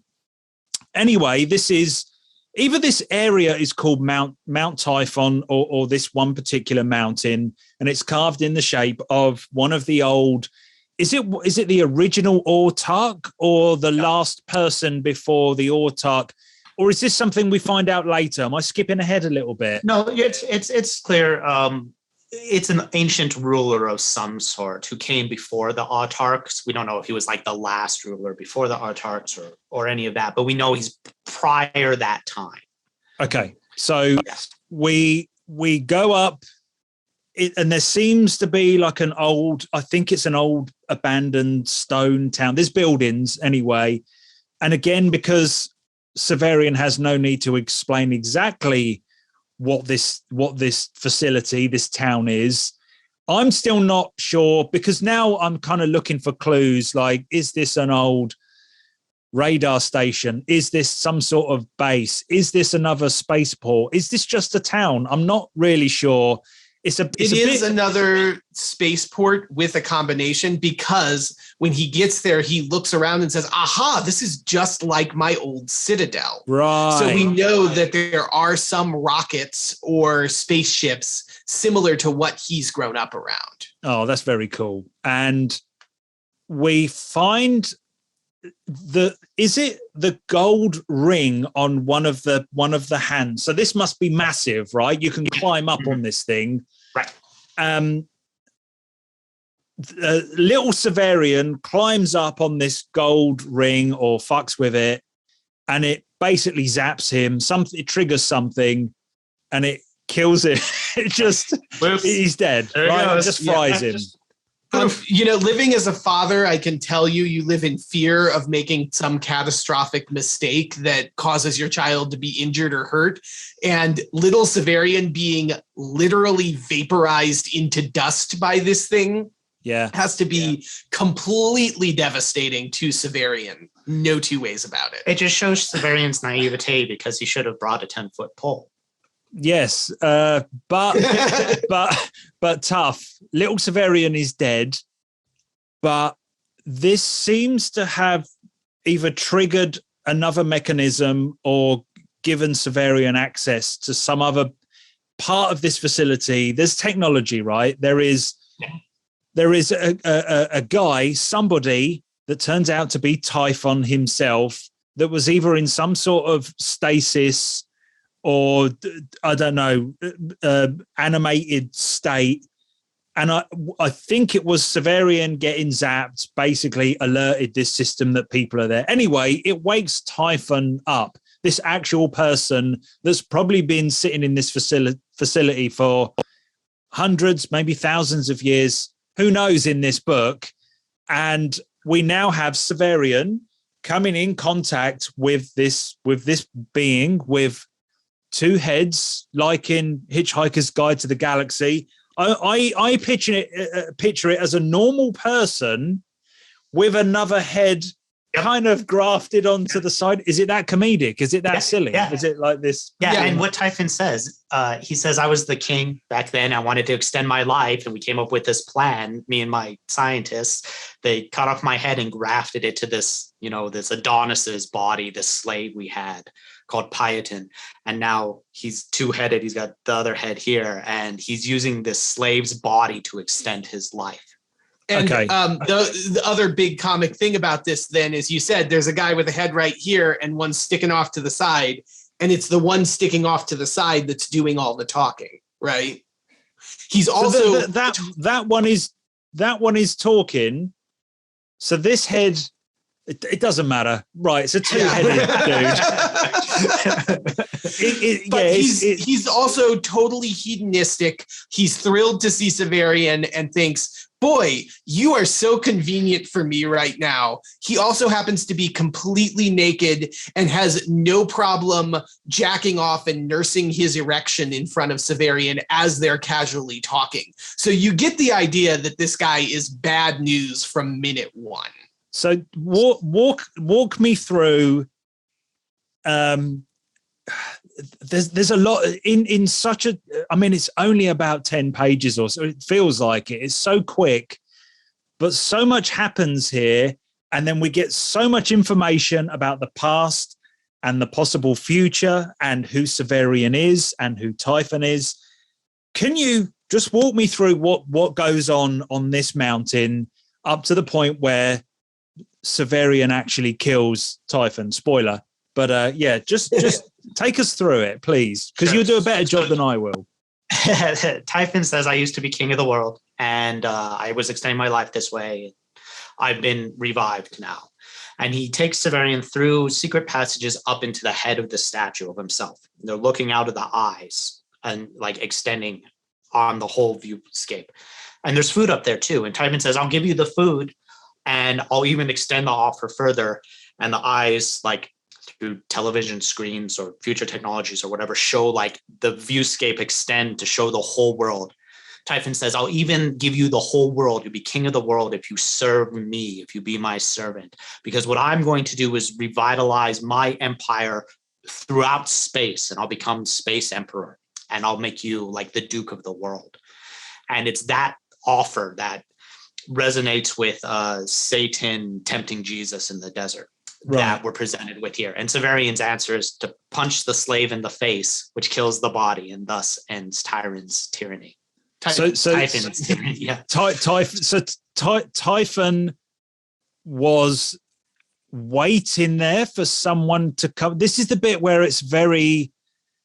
And I think you're in danger. You're always in danger of trying to go, well, how does that practically work? Did he set this whole thing up so that Severian or somebody with the possible power comes along and wakes him up and then gets to do a deal with it? Doesn't quite fit the real science that we've been kind of trying to fit into this story so far. It's very myth. It's very right. It's the Odyssey, like you said. But what I tend to do is now I say, right, Severian. This is what always pulls me back into Severian writing this in the future and telling us the story of how he became the Autarch.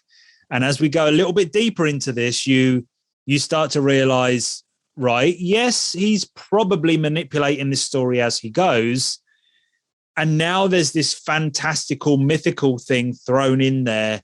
And I think of all, when it becomes too unbelievable, I fall back on, he probably made most of that up. I'm not saying that's exactly what happened, but or that's certainly so much is lost in translation that I think the technology is there. And I think there is a possibility that it all really happened, because it's very He-Man, it's very Skeletor, you know, looking through dimensions and shit. And I believe that's all in this future world, but it feels a little bit too convenient, this part of the book. And I think Severian is possibly, you know, making his own story sound very grand. And obviously there's a lot of Wolfe now, as we go deeper into the Book of the New Sun, he's dropping in a lot more fables and life lessons and talking about humanity more and stuff like that. So I love it, but it does feel like an odd chapter, especially because it doesn't really resonate with the rest of the book. I know he learns something and it's about him being tested, but it doesn't seem to affect the rest of the book that much. But I do love it. I do love it. It is very convenient because from the time he leaves Thrax until the time he gets to Lake Diaturna, there are no survivors, right? So there's literally, if you wanted to go into the world of Urth and find someone to verify anything he said about those things, it's not really possible. Yeah, but I guess you could say he left Thrax and turned up. Well, you could jump way forward and basically when we get into the next book, you could cut out most of this book and say, yeah, that didn't need to happen, but it makes my story all the more interesting. Right. But at this point, I trust Wolfe, and I say it does happen, and it's up to us to figure out whether it's completely true, which we know it can't be. But yeah, that becomes more and more apparent as we go through. So anyway, he kills Typhon, right? Ultimately. And in the process of doing that, what is important, whether or not it really happened, which is a funny thing to say about a fictional book, but we learn a lot about the past of humanity again.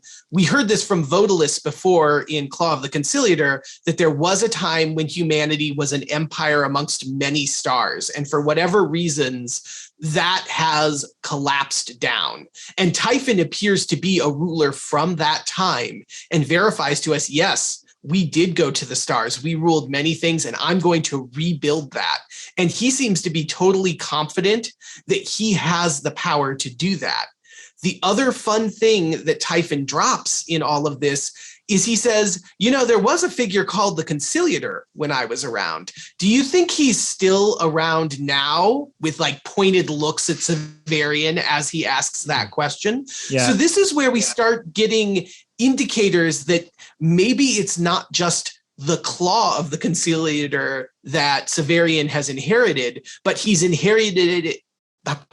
He has inherited it because he might be destined to be the reincarnation of the Conciliator or some figure associated with that person.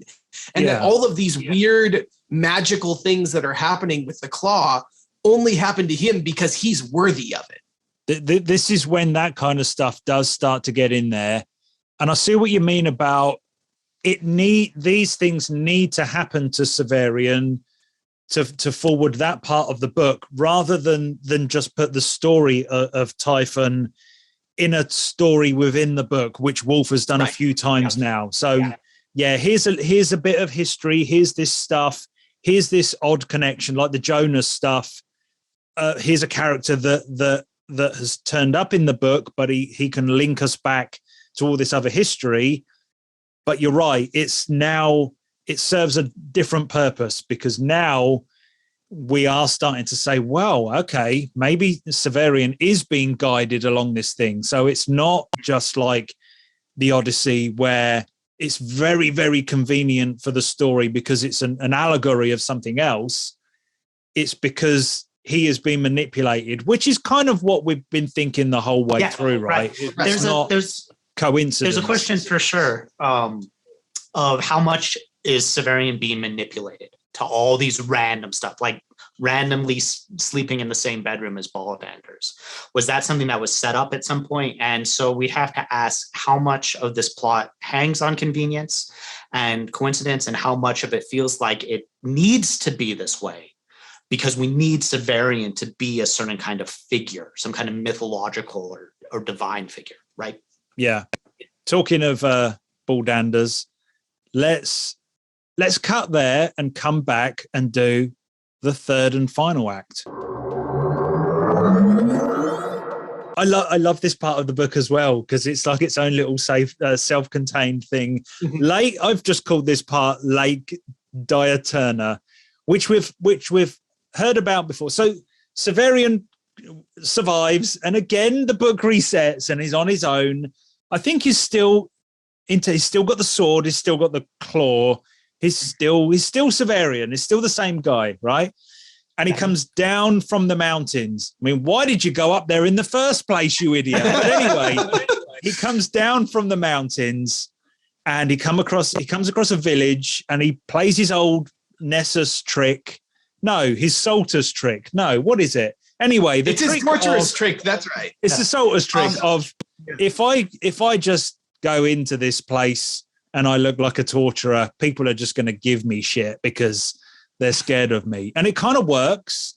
He goes into this village, and I think he's a bit of an arsehole here. He kind of throws his weight around where the motivation of this guy keeps shifting. He could have gone in there, and it wouldn't really work for the story, but he could have gone in there and just been kind of honest and like, look, I need food, and this is who I am, kind of thing. But he kind of throws his weight around. He gets fed. He gets looked after.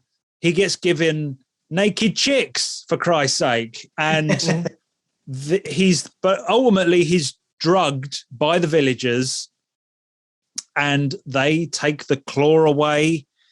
And they seem to be in fear or servants of somebody that lives in a castle on Lake Diaturna, which we are all it's not even that complex. It's not hidden. We're all screaming at the book at this point saying, how can you not figure this bit out, Severian? It's really obvious. We've all heard about Dr. Talos and Ballanders living in a castle on the shores of Lake Diaturna, and they're going to go back to this place and rebuild the castle that was burned down. And now it's all right. They'll get the villagers to do it for them because they've got this slave trade thing going on.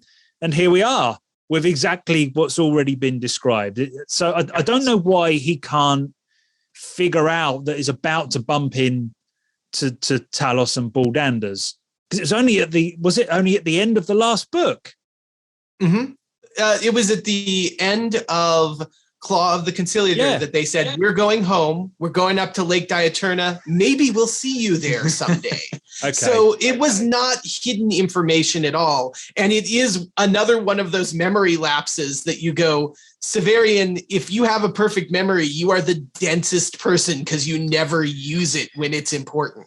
Yeah, but lucky for us, it just sets up this another beautiful sequence. They basically tie him up and they're taking him to the castle to present to the what we presume is Ballanders and Talos. But the way that it's kind of written, it's very Dracula. It's very Frankenstein. It's very Dracula. It's very the evil ogre living in. It's even a fucking castle. It's great. It's great. And the action is that he escapes being tied up in the boat on the way to the castle. But then I'm a bit confused. Does he get the villagers or? Oh, I know. It's the slave girl, the naked chick that was presented to him, who is also being took along for the ride.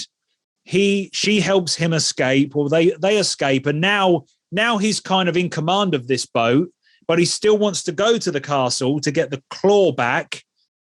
Is that right? It's only because he needs to get the claw back and he knows it's in the castle. Yeah, it's a little this girl, it turns out, is from a community of people who live on these floating islands out in the lake. That's right. Around. And so he teams up with these, after they escape, he teams up with this community, and they kind of elect him war leader. And yeah, he wants to go to the castle in order to get the claw back. But he's also representing them in terms of like, he's now leading the raid of these people against this tyrannical figure that lives up in the castle. And this has happened in the past before, right? These villagers, no, not the villagers, that's where he got captured. These floating island people, the people who live on the lake, in the past, at least one time before, maybe lots of times over the course of history, have attacked and burnt this castle to the ground. And these are the people that Talos and Buldander's talked about, or Talos did. And now we're on this little, not a side quest, but it feels very fantasy. We've essentially got these floating islands and boats, this crew, a little army, and we're heading to the castle, and we're going to storm the castle, and Severian wants the claw back. Yeah. So he's kind of the leader of this little gang. How many people? 100 or so? Or it's not entirely clear, but I would say that that's a fair estimate. Yeah. It's funny. It's his opportunity to try on war leader as the thing that he wants to be and do. And he's kind of thrust into that. He doesn't really want to be representing the Islanders, but he realizes that that's the only way that he's going to get into the castle. Yeah. So he goes along with it. Sounds like a plan. Let's go along with this. There's a great scene where I imagine the island, or Severian's point of view, coming around the corner, or maybe there's some rocks or trees or something, and the castle comes into view, and we see that, right? It's great writing. But there's a flying saucer on top of the castle. Yeah. There's just a UFO up there. Oh, yeah, we're in the Book of the New Sun. Oh, yeah, shit. Okay. So he just goes up to the front door, knocks on the door, because they don't know that this party is coming to them. So he just approaches the door.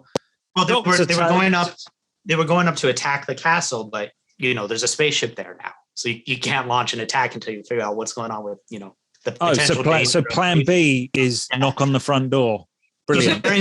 He says, hey, army, warpath, you guys stay here. I'll send a signal. I'll go check it out. I'll send a signal. And when you see a torch dropped from a window or something like that, that's when you know to attack. But I'll check it out. Gotcha. So that's still in the plan, but it's kind of twisted a bit.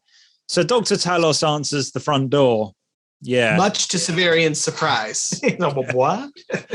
I love it, because then it gets not too complicated, as in the action. I think the action is quite simple, but again, stuffed at the end of this. There's so much interesting stuff. We get to know so much more about Dr. Talos and Buldander's. And remember, we can jump around within this book now. So there are 3 aliens there, Hierodules.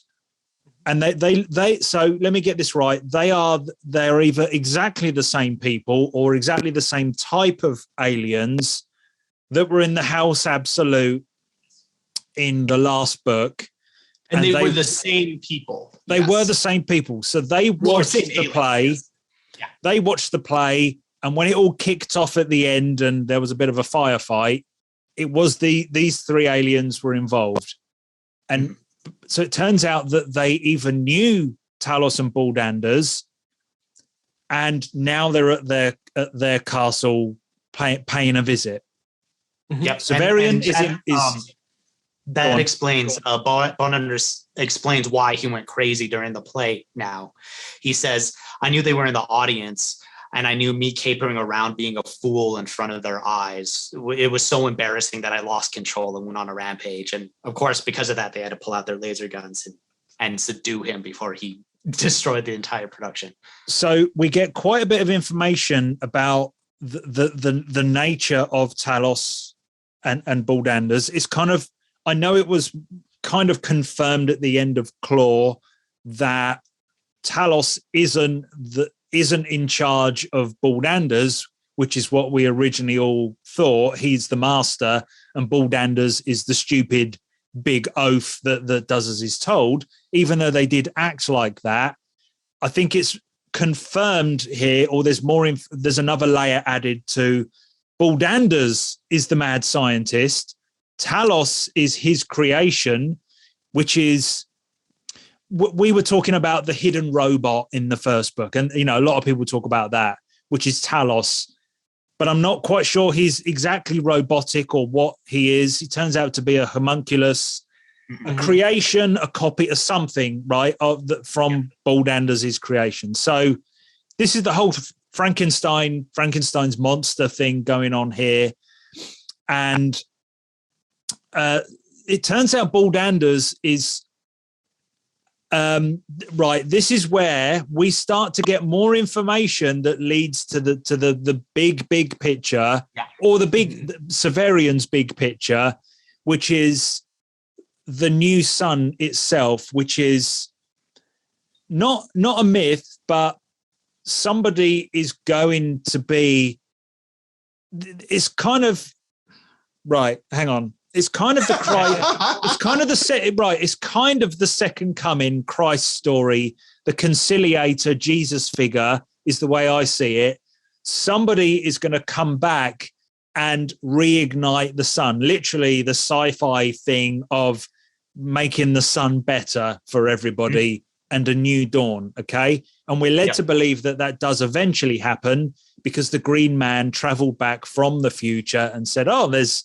He didn't say this, but we're led to believe that there's a lot more sunlight in the future. And the way that this story is going is that Severian is possibly going to be that person, okay? He is going to be the new sun, the guy, the Messiah, possibly.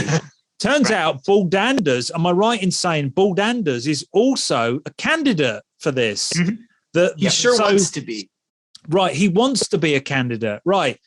This flips the book over because it's not necessarily a story, although it's not. We know Severian becomes the Autarch, but we don't at this point know what's beyond that horizon. Right. We know that there's something in the far future, but it's not just a story about what happens to Severian. Now we understand this other layer of aliens and technology and puppet masters. And so far we know that Severian is a candidate and Baldanders is a candidate. And just like when he does the Alzebo thing with Thekla, and we now know that he is more than one person inside of his brain, it does open up the possibility that, well, hang on, by the time we get to when he's writing it, it could be more. And now it opens up the door because there could be millions of candidates to be the new sun. And this is just the story of one that we're following. But just I love how much you're doing right here with your mind exploding at the moment, because this is exactly the reaction that Gene Wolfe wants. Well, and you've gone through a ton of different things here that I think it might help us to separate Baldanders and Severian in opposition to one another as candidates just a little bit. Right. And it might also be good to talk about these Hierodules and who they are and why they matter. Go on. Take it. Yeah. How do we know this? How do we know this information? You know. So the way that I look at Baldanders and what we learn here is Baldanders used to be maybe slightly taller than Severian, but a little guy. Right. He was a normal sized human being person. And he started using his mad science to manipulate himself into this big, muscly person. And part of the reason he's gotten bigger is to make his brain bigger so that his brain operates faster. Right. And that he can do more thinking. That's his mad science approach. And Right. he built Dr. Talos because he was getting so smart and thinking so fast that he couldn't relate to the pace of the world around him anymore. So the reason he always sounds so slow and stupid and behind things is because his mind is racing 3,000 miles a second ahead of whatever's happening in front of him. And that's what Dr. Talos is kind of supposed to manage. How did who is Baldanders? I know that's what he's becoming and he's manipulating within only up to the end of this book. Don't forget. Do we know how has he become this weird science fiction? How has he become this person? So he's not like, there's no secret behind him other than what we've learned at this point. He is a smart guy who's a mad scientist. And because he's been able to advance his intellect, he's attracted the attention of these aliens, these hydroduals. And they say our purpose is to bring knowledge to humans and advance the progress of humanity. And how we are doing that is we see this potential in Baldanders, this guy who's made himself super, super strong, and he's continuing to do so. So they don't give him like technology directly. They hint and they imply things, and then they allow Baldanders as this figure of technology, science progress, intellectual development, that kind of thing. They allow through that process of thinking and developing science to continue the advancement of humanity along its evolutionary growth. And on the other side of that, you have Severian, who is so full of dumb luck, it's ridiculous, right? He happened upon the Claw after he got banished from the Torturers Guild and is walking through all of these insane scenarios, so crazy we have to wonder whether or not they're made up, and appears to have magical powers that he did nothing to receive on his own. He just seems to be predestined to be this major figure. And so that's the contrast that's set up here, is Baldanders, the hardworking scientist who's trying to force himself to become the thing that might be useful as the new sun. Right. And Severian, who's kind of happened on it by this idea of providence or destiny or accident. Yeah. That the Hierodules, that it's not quite complete uplift, but they are manipulating certain characters in a certain direction, more than one, because we're not sure yet, but it's in their best interest, or they want to help somebody become the new sun, or at least help humanity in that direction. Correct? Right. It's not so much like you said, it's not actual uplift. They're not extending that helping hand, but they are manipulating things so that humanity can achieve this thing. And the achievement of human progress is represented by the fact that the sun's going out. We have this problem. We have to fix it. If humanity can fix that problem, it represents a step forward. So it's important to the Hierodules, who are aliens, that we kind of figure this out for ourselves. Yes. But they'll leave some technology, some breadcrumbs, and that's a question, is how much are they actually manipulating things? How much has Severian actually been directed down this path, or Baldanders? How much of it is humanity's true achievement, or just the puppet on the strings?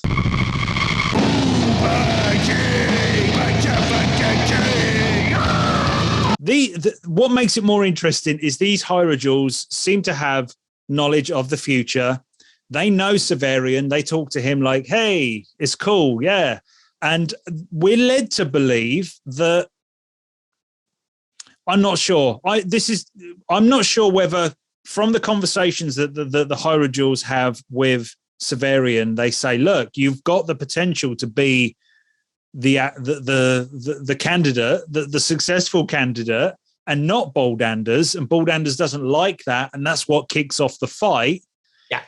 Or I'm not sure whether they're saying that we're not sure how time actually works in the book yet. We know that these either experience time backwards or certainly non-linearly. I was gonna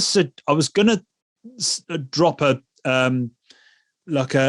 film that does a similar thing, but I just realized that would completely spoil that film. So let's not do that. But am I led to believe that there is still a case of possible futures, right? Yeah. We don't know for sure if these aliens are here and they go, we already know what's going to happen. You're about to have a fight with Bald Anders and he's going to disappear and you're going to emerge as the new son or the potential or the candidate. What's going on with the time thing? What is that? Am I on the right track or? Yeah, for sure. There's an implication that one of the aliens says to Severian, like, this is our last time meeting you. From your perspective, it's the first. So there is this idea that like they experience time backwards, but they also address Severian as sire and they bow to him, implying that he will be the new son. And Bald Anders takes that pretty badly. So when Severian is trying to get the claw back, Bald Anders, who's dismissing this idea of the conciliator, the new son, he throws the claw outside the window. And that's what enrages Severian so much that he begins the fight. But the claw flying out the window and shining as it goes out too also acts as the symbol for the islanders out on the lake to start their attack. The other thing that happens with the Hyrule before they leave is that they get a chance to examine the claw and they look at it and they say, oh, that's interesting. It doesn't really mean much. And they hand it back to Bald Anders. So to them, this giant relic that has been powering everything Severian does is a completely useless trinket and they don't care at all, even though Severian appears to be a candidate for the new son. So Wolfe does it again because that was one of the cool things that we were clinging on to, that this was a powerful thing and that's where all of his power is coming from. This is resurrecting people. This is saving people's lives. This is a very cool thing, but it turns out it might just be absolutely nothing, which leads me. It just starts your brain going in another direction. So if it's useless, you've done it again. If it's useless, then Severian he could do all of that stuff without it. He just didn't realize that he had the power. Well, what does that mean does that make it more fantastical? I don't really know, but again, to put that in there in your head is a beautiful thing. And that's kind of the end of the action. Severian, he doesn't beat Bald Anders, but Bald Anders, there's a fight. It's quite cool. But ultimately, Bald Anders disappears. He jumps in the lake and uses his gills because, there's the kind of fishman, merman aspect to him.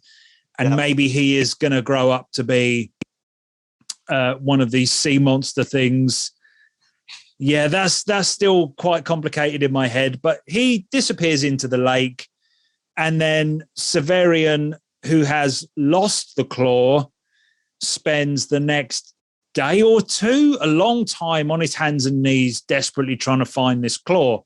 And like you're saying, it's a crucial point in the story. Why is he doing that? Because now we're led to believe that it's probably just nothing. It's just a symbol, right? But he feels as though he needs it. And one important thing that happens in the fight is he blocks Bald Anders' big electric mace with Terminus Est, and the mace shatters the sword. Of course. So Severian, he goes to this castle, surprise, Bald Anders is there, and he walks away without the sword and without the claw. So he kind of has this mental breakdown where he's on his hands and knees down on the shore looking, and he doesn't find the claw per se, but he does find a little, and it's shining. He finds it in a crack, and he says, I found it. What must have happened is that the crystal broke around it, and inside this flaw was actually this little claw. So he thinks in this moment of rapture, he says it's like the most enlightened he ever felt. He goes, I found the claw, and that's how the book ends. Right. And throughout this whole book, and even since he left Nessus, right? His stated goal, whether or not it's been at the forefront, is I've got to get this claw, this gem I accidentally stole from the Pelorines, back to the Pelorines. So there is some element of without the claw, who am I? But there's also the without the claw, I don't even have a theoretical pseudo quest that I'm supposed to be on, right? I have no purpose in moving forward. So he's got both of those things driving him. I guess that is the actual mission. Yeah, the actual mission from the minute he knew he had the claw and what it was, and then the Pelorines tent disappeared, right? Flew up, whatever. The mission has ultimately been, although he's kind of stopped off and worked somewhere and kind of forgot that quest along the way, that is what's now driving the story, which is again great storytelling, because we don't just end the book on a, well, he knows some stuff now, and where does he go now? He's still on mission to deliver the claw back to the Pelorines. Okay. Well, he is on mission, but at the same time, it is a complete reset, right? Because the claw that he's delivering now is not the claw that was there.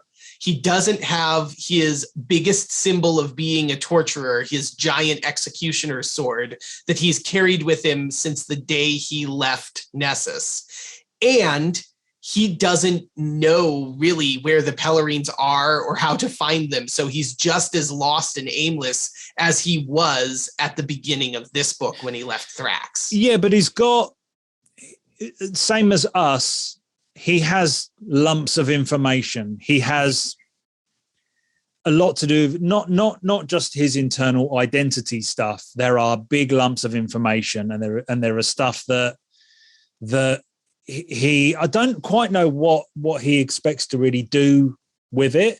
And I think the next book does kind of pick up with, is still a little bit lost, right? Yep. So by the end of this book, all of this stuff floating around inside of his head that he could possibly be the new sun because some freaky aliens told him that they've already met him in the future when he possibly did become the new sun. And he doesn't quite know what to do with it. I think the book ends on a perfect note because it's after a big peak in action, and it's like, oh, I found the claw. I got it back. Great. Cut. You know, we don't get to see what he does with it next. And I think this because just to let you know, I've just finished Citadel, so I've not gone on to Urth yet. I've just finished Citadel, so I'm one book ahead. I think this one, Sword of the Lictor, may be my favorite. Actually, no, I don't know. I that's the weird thing. When I think about it, that's the one I grab for, but I think it's because it might be the simplest. But then I think about it a bit longer, and then I think of the others because they're more complicated. There's more revelations. So just ignore me.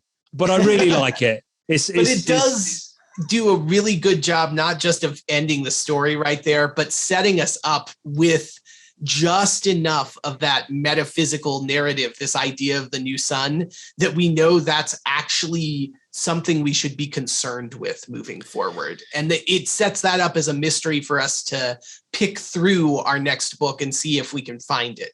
It is the perfect, you absolutely have to carry on reading, because also if you've come this far, you're 3/4 of the way through, right? And you know there's just more questions, but it's so tantalizing. You need to know more about these really, really big ideas and the personal journey as well, which we'll get onto next. Let's finish it there. Thank you. I thought this one wouldn't take that long because it's relatively simple, but we've done it again. That's about an hour and a half. So. Well, that's Wolf. That's Wolf. That's just what happens. I'm not complaining. And you gave me lots of editing to do there. I've got to go back and put spoiler things over the top of stuff that Phil kept saying. We done okay. We dropped the signal a couple of times, but for the people that are left watching, I'm sure they enjoyed all of that. It's all part of the fun. So let's cut it there. Thank you, and I'll see you. And we're going to do Citadel next.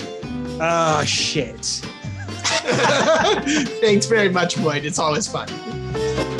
Some were good and some were bad. Some were happy, some were... Phil and Metz from Alzebo Soup podcast. Hello. The greatest Book of the New Sun podcast in the Intersphere thing. Yeah, welcome back. We're chuffed to be here. Chuffed. You don't use the word chuffed. You're making fun of me and my English ways. I know. Right. We're chuffed to be making fun of it. We could be in trouble with this one. The Citadel of the Autarch, right? There's so much going on in this book. I think we should move quite swiftly through the first 3/4 or so, not missing any of the important stuff. But I think we should get on with it because just like in your podcast, I think we're going to slow down when we get to the end, okay? Because that's where we have the opportunity to talk about this whole thing without spoiling the next book, Urth of the New Sun, which is, I'm fine with that because I did read it years ago, but I haven't reread it this time around and I can't remember any of it. So I won't be doing any of the spoiling, Phil. That's on you, all right? And I will say what you're talking about there, that it feels like all the weight of this book is in the last 5 to 10 chapters of it. That is very much by design of Gene Wolfe. He has a term for it. He calls it the slingshot ending, and he'll do it in a lot of his novellas and novels. Really? Where instead of wrapping things up and bringing them to a clear conclusion at the end of his book, he instead accelerates the pace of the novel as much as he can and makes things get bigger and wider in scope with each succeeding chapter. And I think he does a brilliant job of that in this book in particular. He does. It almost feels like it's a bit too much at the end because it's that kind of book where I never expected everything to be answered. I know we get a little bit deeper into metaphor and meaning, and although we're not going to scratch too much into it, but it does lean into religion and symbolism, and there's a lot of inner thoughts, but also we're linking up with future Severian a lot more, and there's so much going on that I think it's very successful in what you're saying, how it does just keep going and keep going. I'm not saying it's an anticlimax at the end, but I don't think you should even attempt reading this series if you honestly expected to get to the end of Citadel and have everything all tied up. I think there's a lot more questions, but that's the cool thing about it, right? You need to come away from these books still thinking about them, don't you? Right. You certainly get that. Mm. Right. Let me, same as the other ones, I will pull the plot along. And I think when we get to the storytelling competition, we'll have not a break, but a little bit more of an explanation of how that fits in. And then we'll pick up the pace again and move on to the end. Let's just see what happens. Right. This could be a total fucking disaster. Right. Here we go. The book starts off. We finished on quite a high in the last one. Severian kind of defeated Buldanders in a fight in a castle, kind of. He disappeared. He did find the claw, or like the broken claw, kind of, at the end. But again, he was left alone, not really knowing what he's doing. But we're assuming that in this one, the only mission that he has left is to return that claw to the Pellerines, even though his head is full of a lot more cool information and stuff about the wider universe. That we think that's going to be the action. And it sort of is. We're a lot closer to the war now. We see soldiers and dead people and kind of the detritus of war. Not quite sure how close we are to the actual action, but I believe we can hear guns in the distance and more flyers overhead. So we're closer to this war, and we've only sort of caught glimpses of it so far. He finds a dead soldier lying on the ground. I think he's hungry at this point. He eats his food, has a drink, and he just gets the claw out and brings him back to life, which I wasn't expecting right at the beginning. But simple as that, the claw seems to work and bring this guy back to life. You know, he encounters this fresh body, so it's the right thing to do, right? If you can bring people back to life, let's bring him back to life. But he's also kind of testing the claw at this point, because all he found was the little claw. He didn't actually find the gem. So by resurrecting this soldier, he is confirming for himself that he still has this artifact. I see. And but now you have this soldier hanging around as well. And this soldier, when he comes back, starts out very confused, like to the point where he can't speak. And to the point where he's almost a bit of a zombie that Severian has to kind of drag around with him. And slowly, over the course of their travels, he starts developing some personality. And Severian says, I feel like you have a life of your own, and I'm going to start thinking about what that life is. But we don't get too far into that, because both of them kind of stagger forward on the momentum of each other until they get to a tent where someone says, oh, we're not taking you here. We don't take sick people here. Go to this lazaret, which is a healing tent that's a little ways down the road. They get to the healing tent down the road, and it's Severian that they're super concerned about. This soldier seems to be not great, but in good enough condition to talk, whereas Severian seems to be madly hallucinating and kind of on his last legs. What appears to happen. The soldier is improving as time goes on.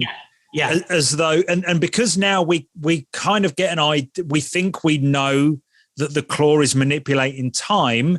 It feels like the guy was dead, and now when he brought him back to life, he was barely alive. He was kind of zombified, but now he's sort of going backwards through this illness, which turns out to be some sort of plague type thing. Yeah. Mm-hmm. So as time goes forward, maybe half a day or something like that, it feels like the guy is slowly, like he's going backwards in time through his illness.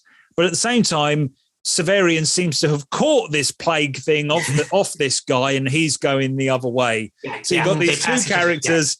He's perfectly fine. This guy's dead, and then they just kind of pass each other through this illness. It's lovely. So we get to this. It's not quite a field hospital, is it? It's a proper building, a proper place. No, it's like a tent. It's Oh, right. It's a place for sick people or for people who have been harmed in the war, but we find out it's run by the Paralines. Run by the Paralines. So Severian has arrived at the very place he's been trying to get to.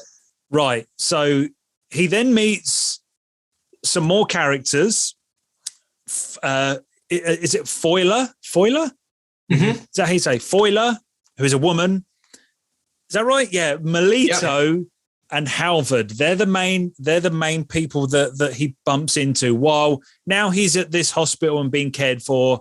Yes, he's fevery, he's having dreams, but he's now also slowly getting better. So he went through this, he almost died, but we know that Severian can't really die. It's all in there somewhere. I want to quickly talk about the weirdness of this soldier because let me just quickly turn off Discord because it keeps shouting at me. There you go, it's gone. Sorry.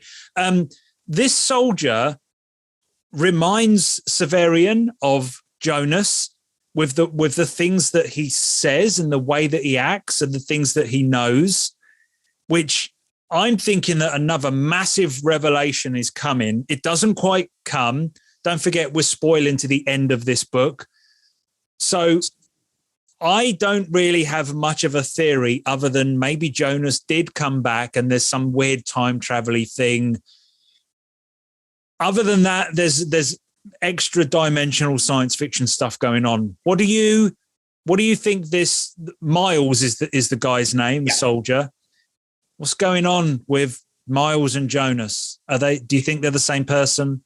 In my opinion, this is one of the most mysterious things in the whole series. Good.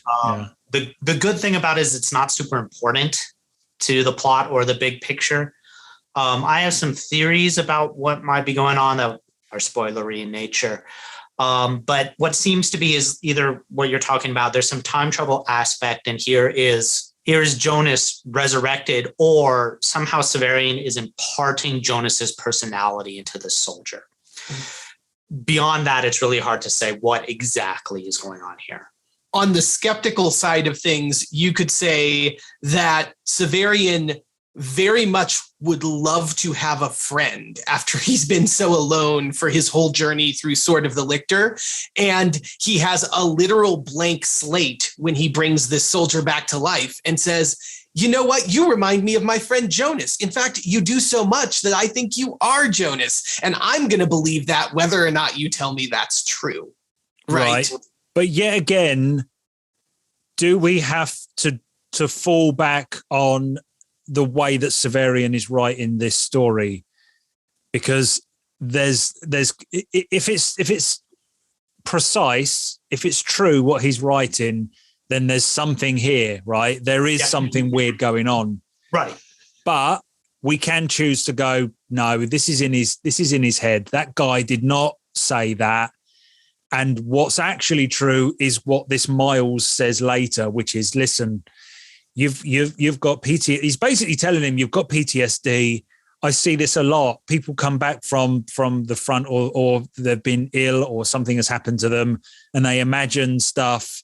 They fill in the blanks, and this is what you're doing. And I think, again, this is Wolfe saying, don't forget that this could be the reality and a lot of stuff that you've already been reading for the last 3 books. So I love that it's there, and I also love that it doesn't make sense. But he spends quite a bit of time on it. He drops a few scenes in and keeps talking about this Jonas connection. But you're saying not sure. There's no definitive answer either way. Okay, good. What happens then is I think we pretty much get to the storytelling competition, right? Which when I arrived at this point in the book, I was surprised that so much time is spent on it.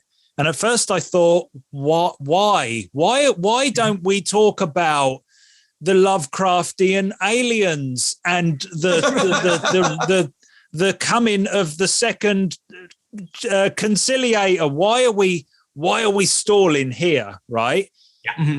But as we got more and more into this framing device, this meta commentary on storytelling, Wolfe knows. You should trust Wolfe, right? He knows exactly what he's doing, and I ended up absolutely loving it.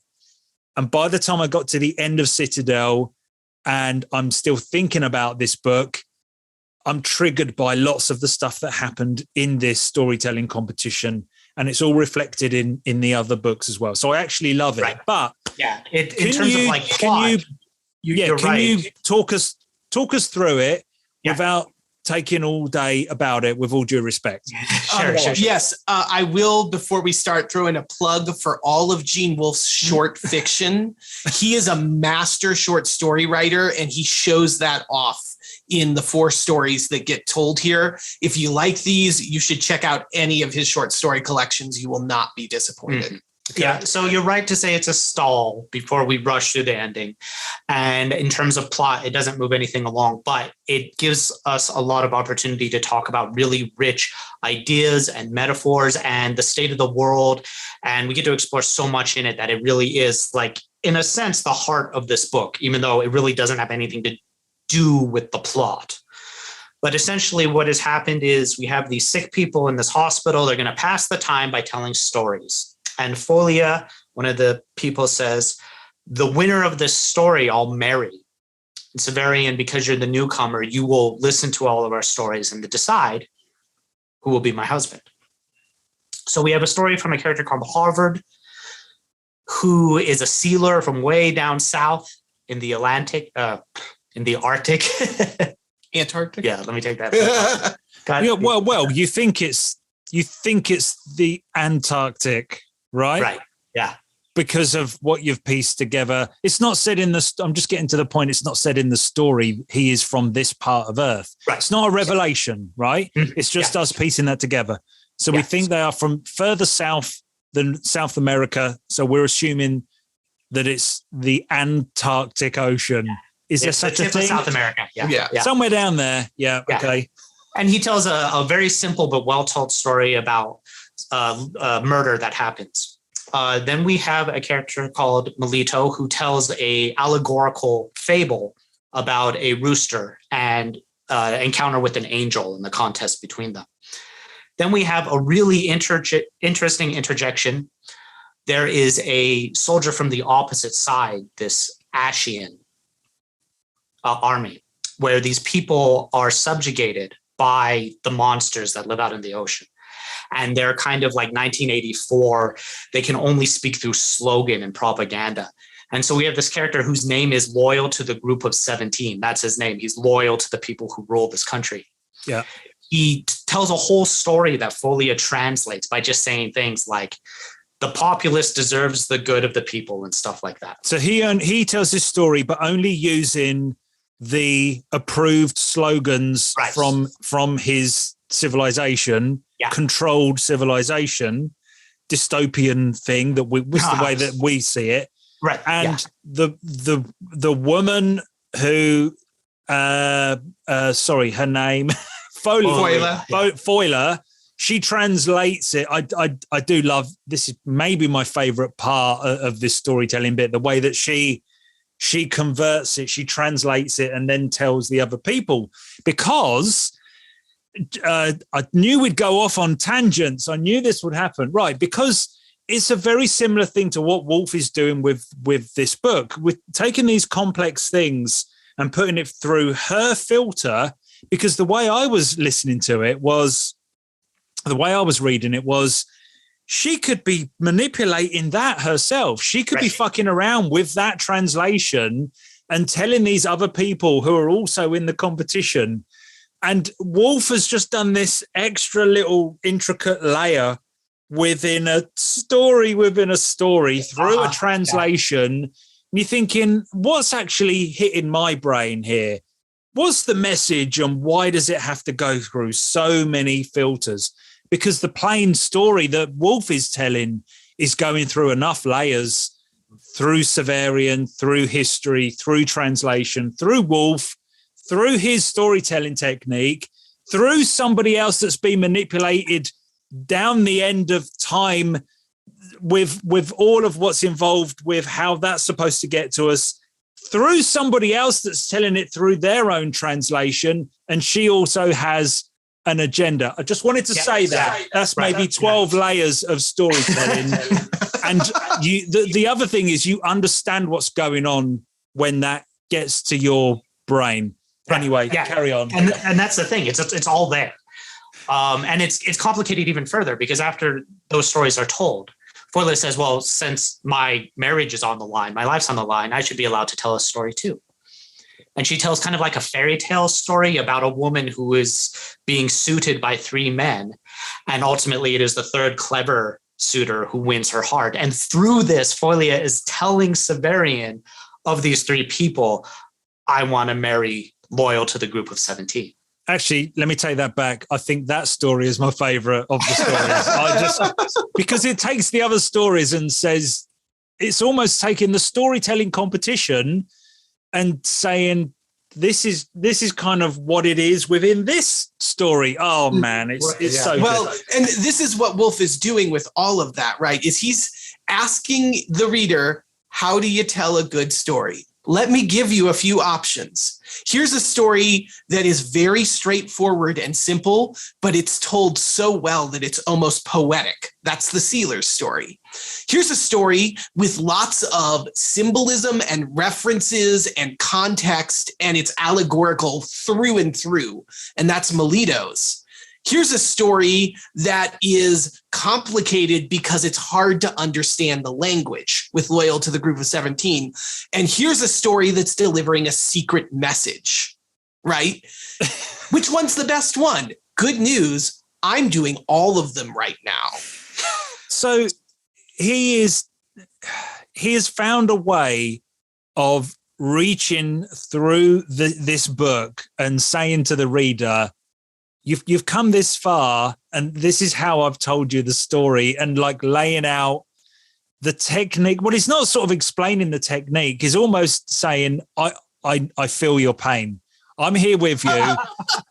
This, by the way, this is all on purpose. This is exactly what I'm doing. It's almost, it's kind of showing his hand. Like, yeah, I know what you're thinking. I know what you're thinking. This is complicated and it's weird and it's meta and it's reassuring, right? It's like, I got you. This is, you are reading it properly. It is supposed to be all these things at once. Yes. If nothing else, it should get us thinking about the way that stories can be told and that the telling of a story is as meaningful as what's in the story itself.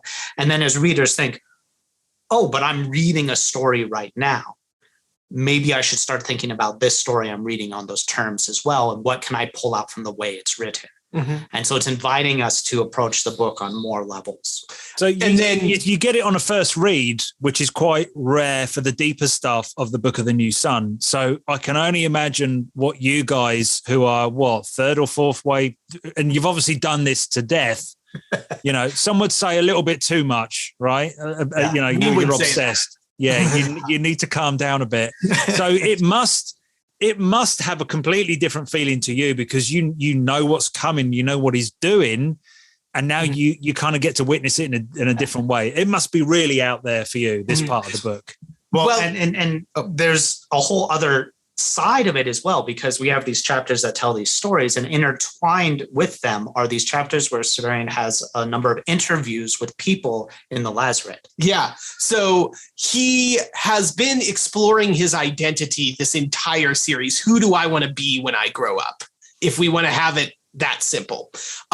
He tried on a lot of different roles in Sword of the Lictor, and now he's been faced with this existential crisis of, who am I? Typhon sort of hinted I might be something even more important to this universe than I ever suspected. And then the Hierodules and Baldanders kind of confirmed that.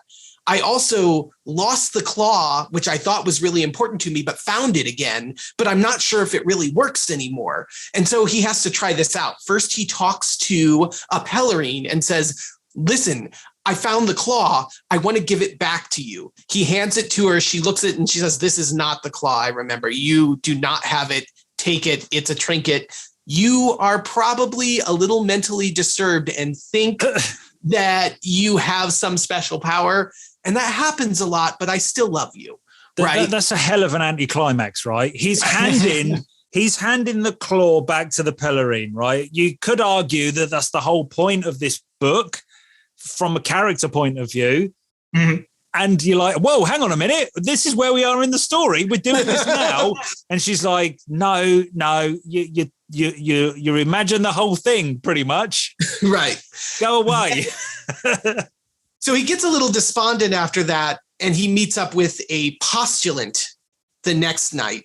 Actually, I'll say he gets a little despondent after that, and he sort of rage heals people in the Lazaret with the claw. Yes. In response to this, and brings some people back to prove to himself that that lady didn't know what she was talking about. Then he meets a postulant who is somebody who's petitioning to be in the Order of the Pellerines. Her name's Ava. They have a conversation where she laughs a little and is kind of playful in sort of the way that Thecla was all the way back in Shadow of the Torturer, but eventually settles on, you know, you may be crazy, but I like the idea of it. And I'll go ahead and believe you the more I talk about it, and kind of gives him that little self-confidence boost of, yeah, it could be possible. You might have a destiny. You could just be Jesus. Who knows? Yeah. So he gets that little boost. Yeah. And then he thinks about destiny for a little bit when he encounters a slave named Winnock. Winnock is a slave to the Pellerines. He sold himself into service to them.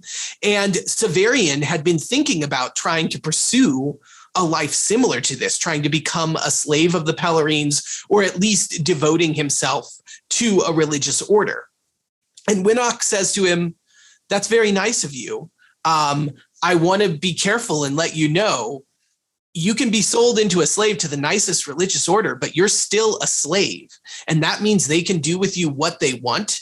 And that if you don't behave, they'll trade you off to somebody else who may not be nearly as nice as the Pellerines are. It's not all roses and fun adventure out here. Also, I happened to be tortured once long before by a guy named Palamon, was it? And I had some questions about what happened there. And this is something that happened with Ava too. She said, before I was a postulant, I was in a little duel watching group, and I watched a duel between two crazy guys who were fighting with flowers. And there was one who was even dressed as a torturer.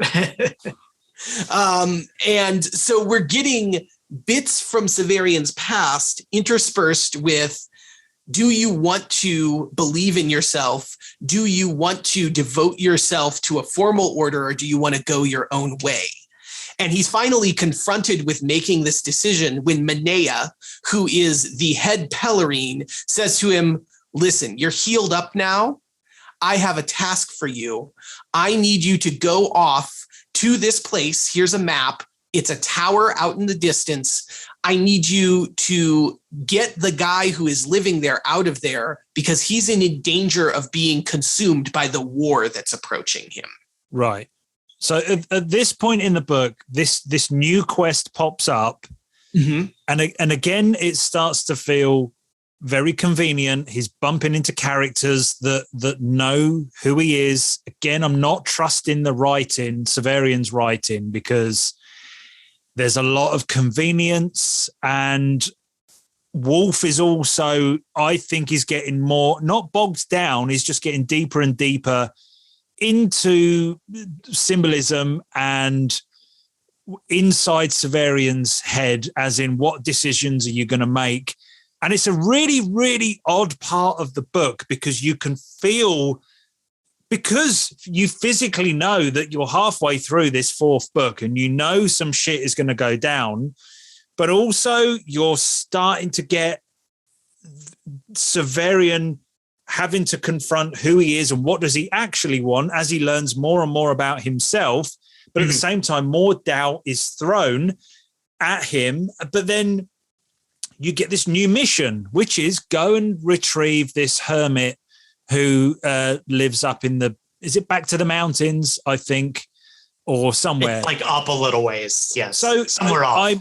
I think it's kind of a low point in the, well, does Wolfe just add on another piece of the story to explain the rest of it? But I think at this point, I'm expecting that, because you trust that all will be revealed. And you also, I also had the feeling of, well, now I know that there's a possibility that the higher powers are manipulating him. And we don't know how far this web goes, and we may never know. So the action moves. I believe he hides the claw in the altar before he goes. Yeah. But really, the next part of the book is going off to retrieve a guy called, is it Master Ash? Yep. Who is this hermit? You don't know much about him before he goes. Here's a map, and you have to follow it in a very particular way. It's not just, it's over there, here's X marks the spot. It seems to be some sort of weird, you almost spiral around on yourself, or what's the point? What sort of map is this? Why would you go left and right and south and then back on yourself? Why don't you just go in a straight line? That seems to be a weird unlocking secret mechanism of following the, is that right? Yeah, well, if you follow this, you will find somewhere that you can't normally find on a map. Yeah. I have an errand I would like you to do. Just, go get this hermit. And all of a sudden we're in an interdimensional space thing where there's a wizard at the end. Right. And so you're right about the map, that it's really weird. Severian actually tries to walk off because he says, I can see it right there. I'll just walk straight. And it fails. And Minea has told him it'll take you 2 days to get there. And it does take him exactly 2 days, even though he tries to shortcut it. What we learned from this is, number one, there's a possibility that Severian is making all of this up and has gone full fairy tale to where a journey in 2 days' time literally has to be a journey in 2 days' time. Or we can connect it back to what we learned in Shadow and Claw about there being some sort of relationship between time travel, interdimensional travel, and walking through space.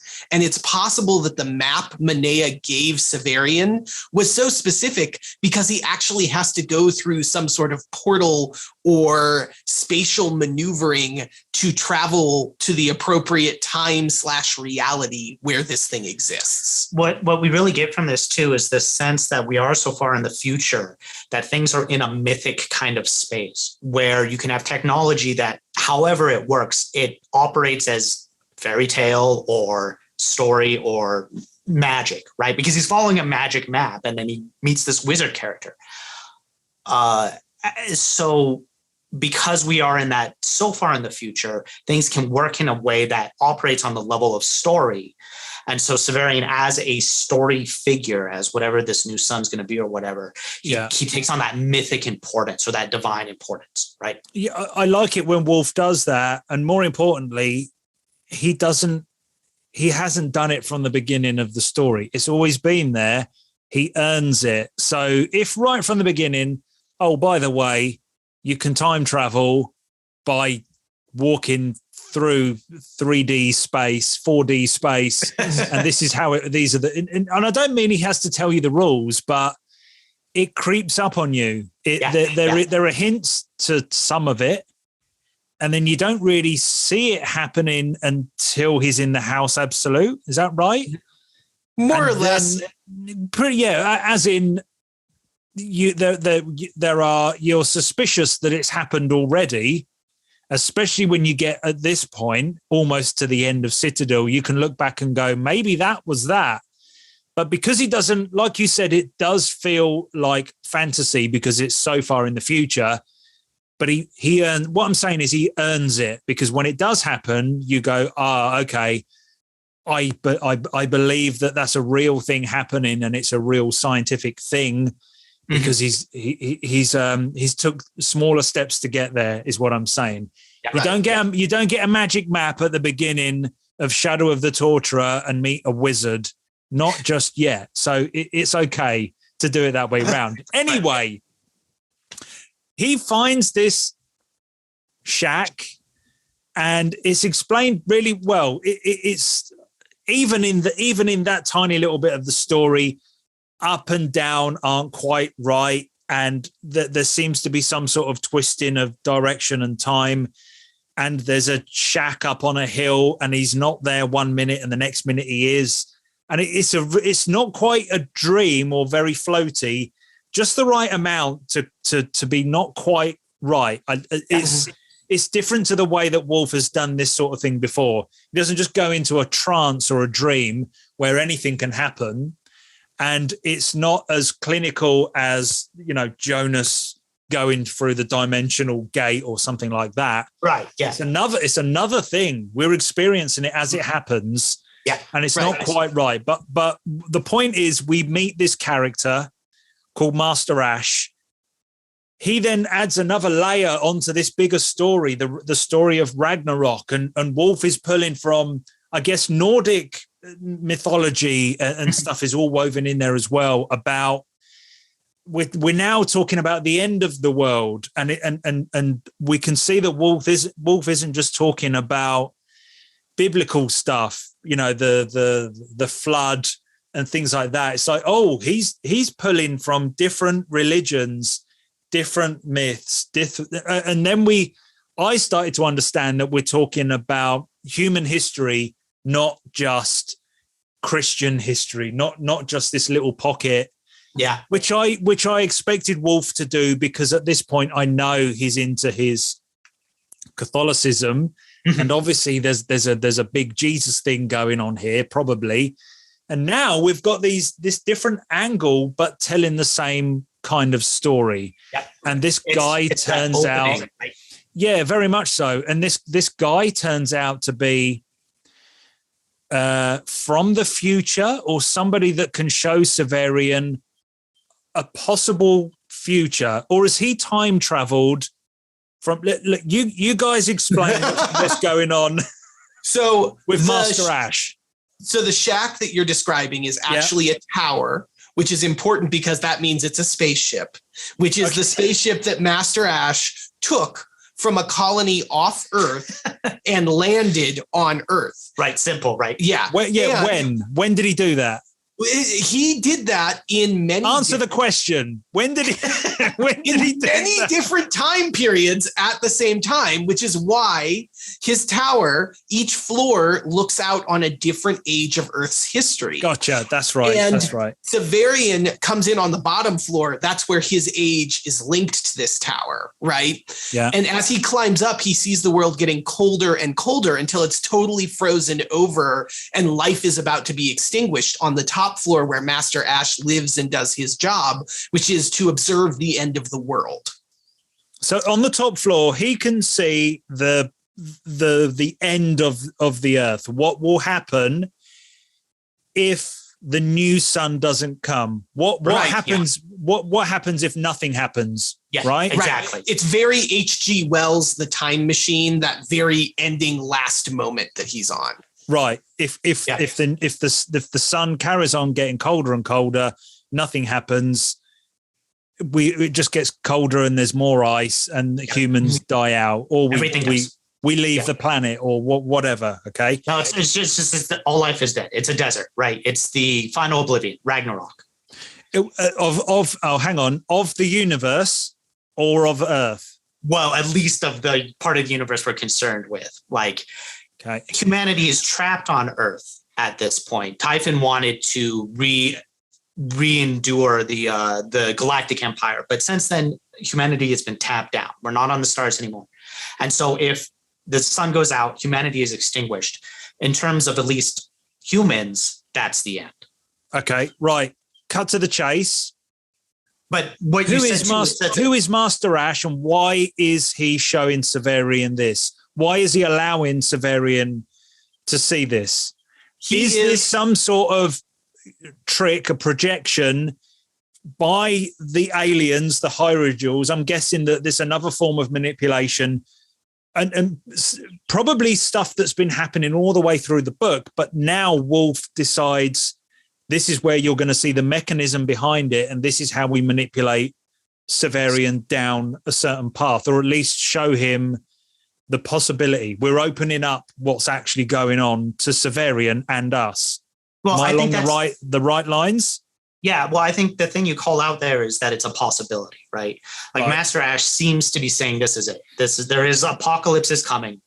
That's the future. But we also have this contrasting future because we know the Green Man came back in time and got stuck in a circus tent, which seemed to imply that New Sun would come back.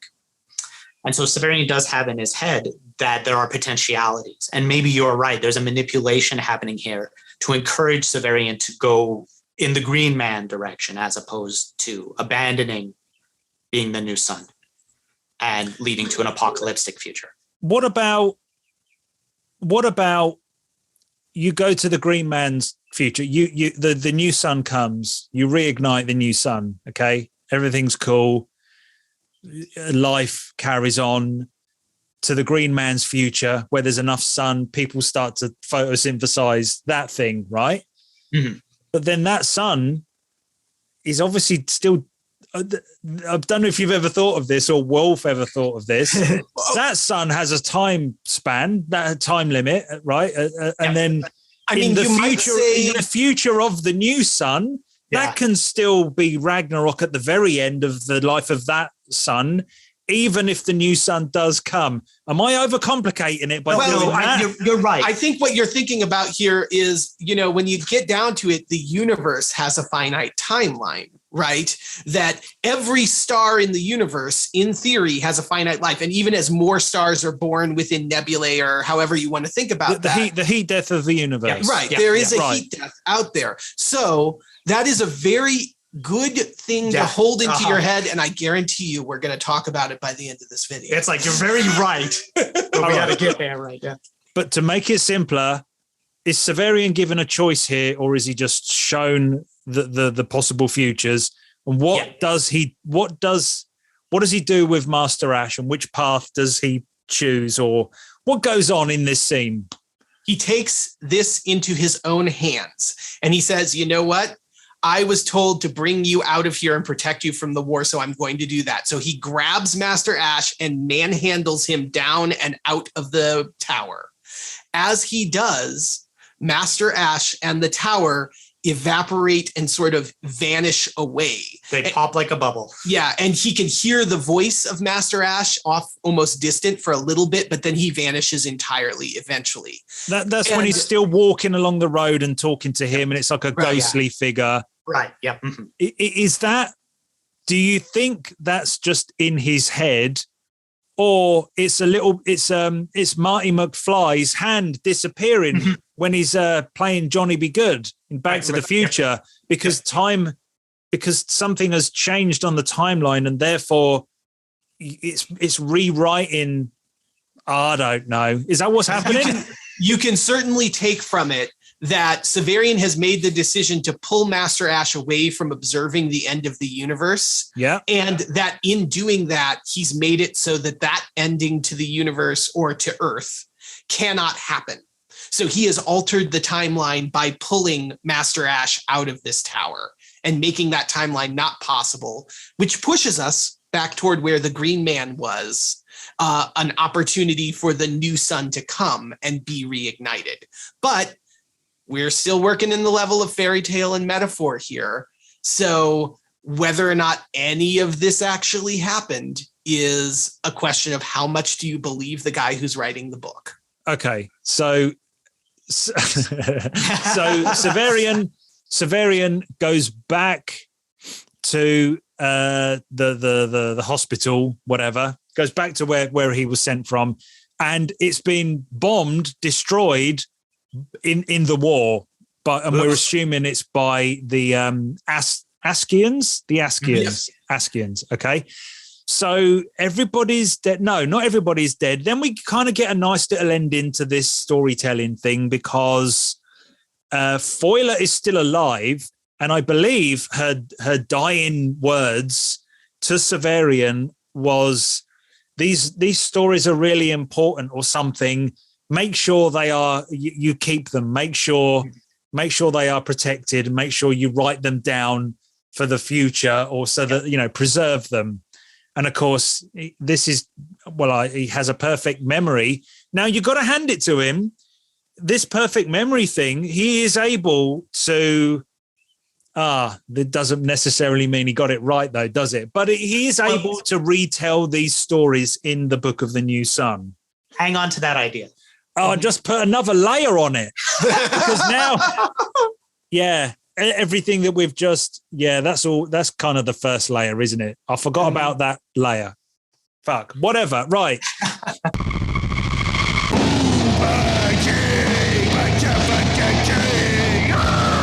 We then move into, we're getting there, we're getting closer. Okay. Now really important stuff starts to happen. He joins again. He's lost. He doesn't know what he's doing. The claw thing, the destiny thing. We're not quite sure what he's going to do next. The short answer is he joins the army. He joins. Let me get this right. This is the Autarch's army. This is the war that's been in the background the whole time. Okay. Yes. So we will get on to what. There's some big, huge things coming up, but the action is. He joins the army. He goes into battle. We get to see both sides, how they fight. And I think the Askians are like a clone army, but I think they're supposed to represent a different way of what humanity is, because the Autarch's army is made up of all different tribes and different people. It's like a collection. I think that's the Commonwealth, the different pods of humanity. Whereas the Askians seem to be like a clone army. And are they the Erebus and Unkip? What are they called? The Sea Monsters army. Is that essentially what it is? Yeah. Kind of. So, that's pretty much it. Right. So you're pretty good there. It's important to note that Severian enters the army as a mercenary, and he has a couple of misadventures, which are fun to read, but aren't really important to the larger story. But that's part of the reason that when the Autarch discovers him in a few chapters, it is a big surprise, is that he didn't formally conscript himself and there was no record of him joining in an official capacity. But Severian learns how to be a soldier. He also encounters some of the Autarch's elite guards, which seem to be similar to those creatures that were way back in Shadow of the Torturer living in the walls of Nessus, like humanoid wolves and angel women who are these amazing shock troopers. They're Valkyries. Right. And then we also have, when he gets to the war front, all of those strange vocabulary beasts you've ever heard of. Each one of them is a beast of burden that's being charged into the battle. But the main strategies that seem to be playing out are that the Ashians don't have a lot of crazy weapons and they don't have much technology or uniqueness to their fighting, but they literally can swarm body after body on the field so that they just physically push each other forward or climb the next soldier over the dead body of the one that was just shot down until the Autarch's army is overwhelmed. Because they're clones, like you say. So it's Star Wars. Yeah. So it's Star Wars. So the Empire is just this bland, faceless, churn out just more and more stormtroopers, and they just go into battle, and they're not very good, but there's just a shitload of them. Yeah. Right. There's no value given in Ashian society to human life as an individual. Okay. And so you have ingenuity on the Commonwealth side, and they have technology and power and like laser cannons and stuff. And so there's a stalemate. The war kind of ebbs back and forth, but it never really progresses. And so humanity is stuck in this constant back and forth. And on one side, you have the monsters in the sea, and they're 1984 dystopia kind of half of the world. And then you have Severian's half, which is this crazy mass of people and technology and cultures and such. Well, I think roundabout now is when we discover that this is just South America, right? This doesn't necessarily. This is not a global thing. We don't know, but I'm assuming this is the local skirmish, right? Yeah. But am I also right? Now we're getting into some really bigger stuff. So the alien sea monsters. Maybe it's the wrong time to be asking. Maybe we'll leave this right to the end. I want to get down to what do they want? What is their goal? They want to enslave humanity or control it, or is anything that they're doing connected to the new sun? Are we too early? Right. We too early for that? It is very complicated, and it is fine because this has been sprinkled in all throughout. Yeah. Abaya and Erebus have seemed to have an interest in the new sun, and Erebus gets associated with ice and Abaya gets associated with water, to the point where they seem to maybe not want the new sun to come. At the same time, they've shown interest in Severian over the course of the series, right? Yeah. Like that Undyne who tried to pull Severian away and tempt him to become a Lord of the Sea. To kill him or to have him on their side? Yeah. Exactly. Yeah. What do you mean exactly? Which one is it? Probably the latter. Probably they're comfortable with the new sun coming if they can have the power of the new sun under their control. So they believe that Severian could be the new sun. Mm-hmm. So this isn't just a madman writing. This is a real thing at this point in the book. Well, remember the very first thing that happens in the time. I love how you just can't answer that. Well, remember this. But remember the very first thing Severian talks about happening to him is he was swimming in the river and he got caught up in the weeds and almost drowned. And this giant woman like lifted him up back to the surface.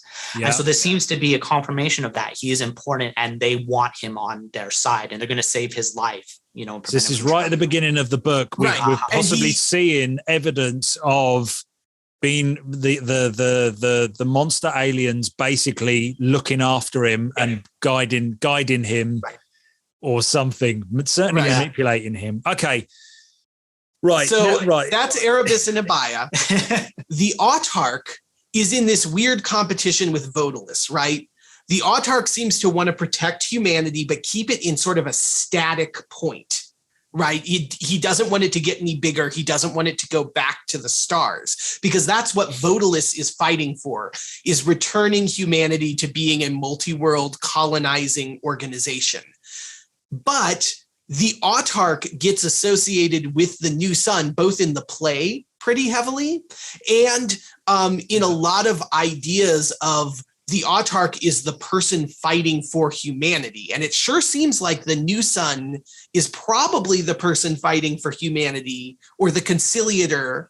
And those may be the same thing. We still don't have a definite answer on that at this point.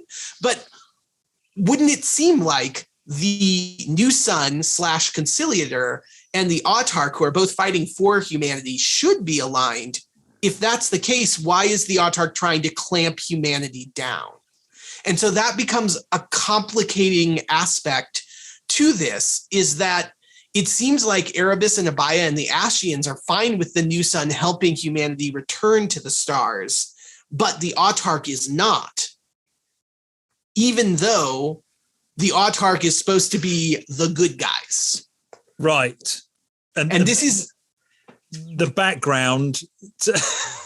Right. Yeah, I could talk about that thing, because that's the real science fiction, multi-planetary, different levels of aliens.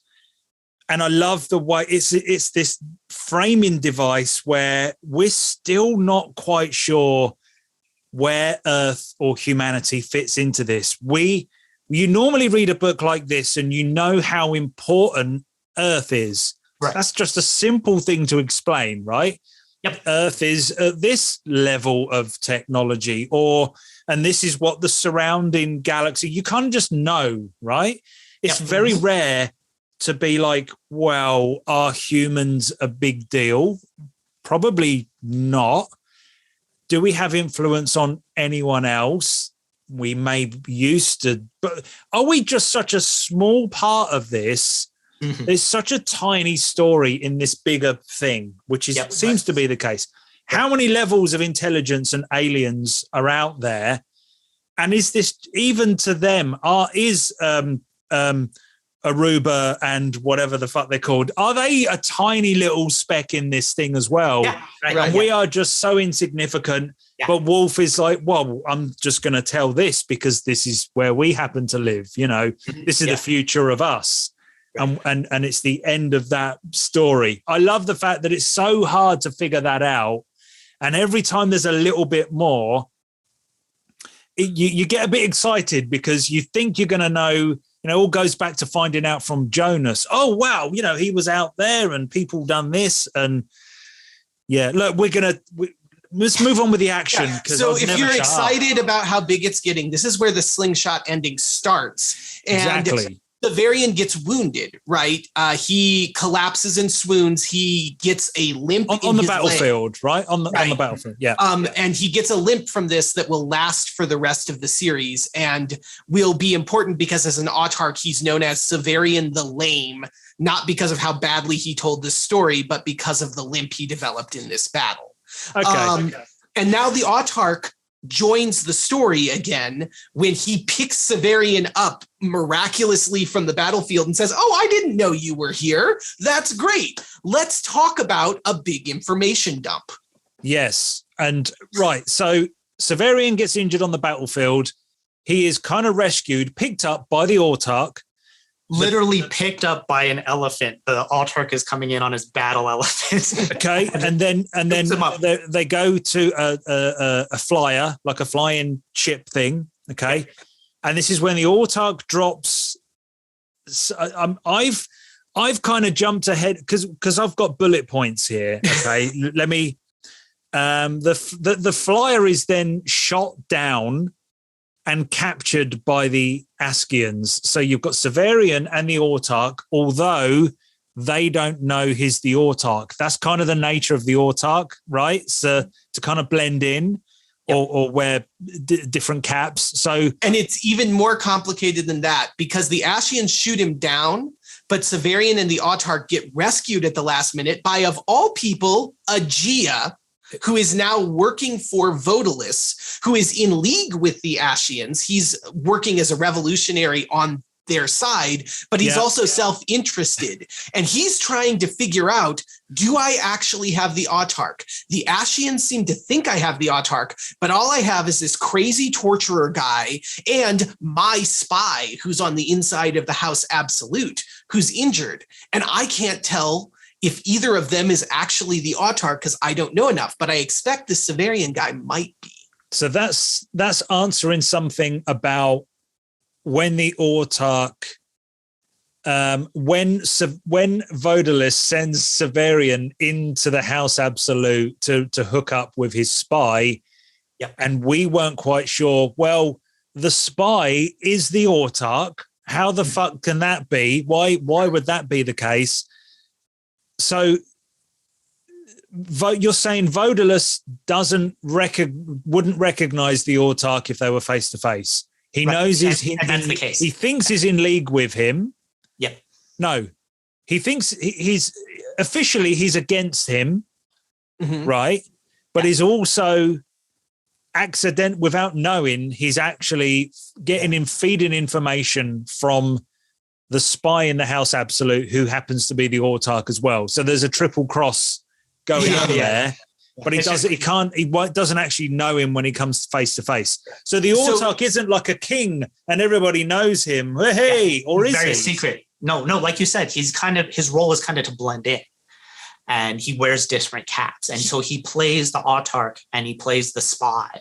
And he does this all to his advantage as he's kind of like the spider in the middle of the web. Right. And he plays everything. He admits, I'm often many minor officials of my court. I even run the House Azure, which you know, because that's where you met me back in Shadow of the Torturer, right? And confirms that explicitly again. But what happens is we've taken this whole giant conflict of Ashians versus the Autarchy.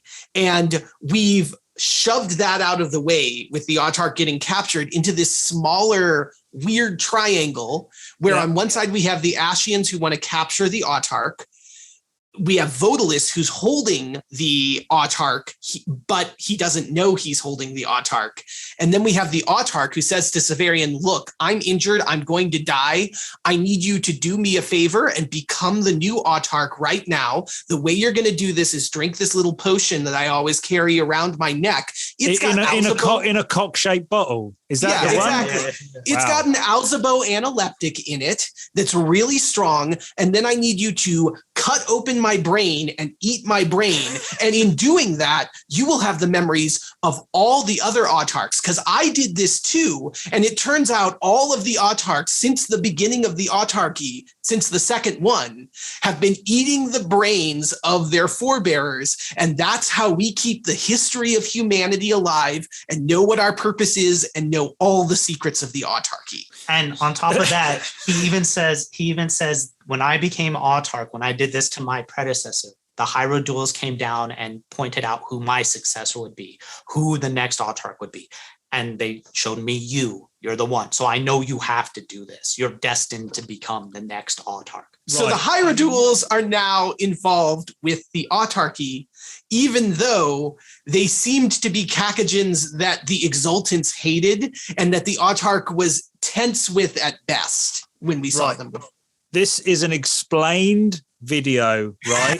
there was a mic drop around this part of the book, which is similar to when we got to the point in Claw where Severian eats the flesh of Thekla and we realize, it's not Severian anymore. It's Severian, but he's got this heavy Thekla thing inside him as well. Therefore, because we already know that he's writing the memoir 10 years in the future or something when he's already Autarch, we now know that is actually Severian / Thekla.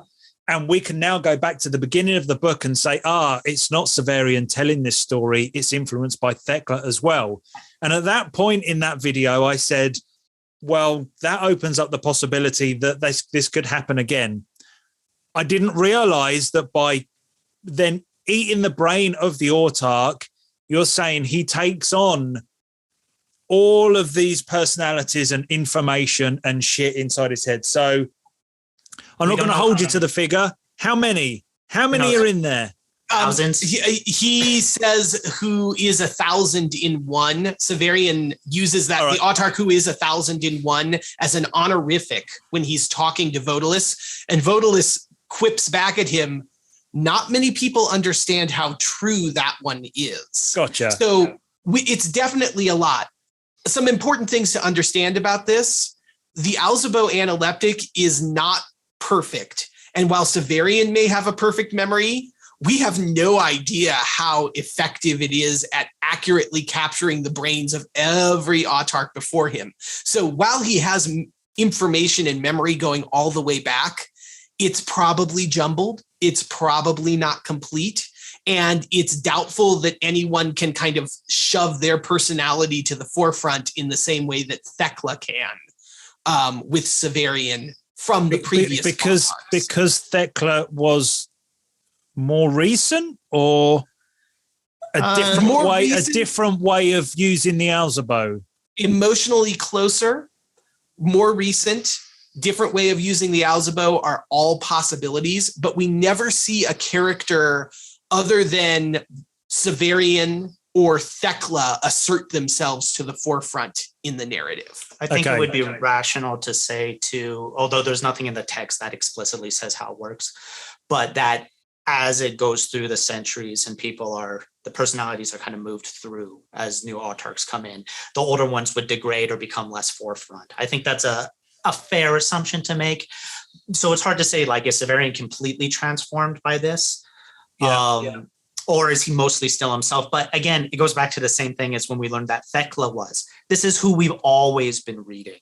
The whole book up to this point has been the book has been written by, and we're assuming it doesn't happen again, but it doesn't matter because we've just blown the doors off. Yeah, and we now know that this entity that is telling this story, he's telling it of the physical Severian, and he still is.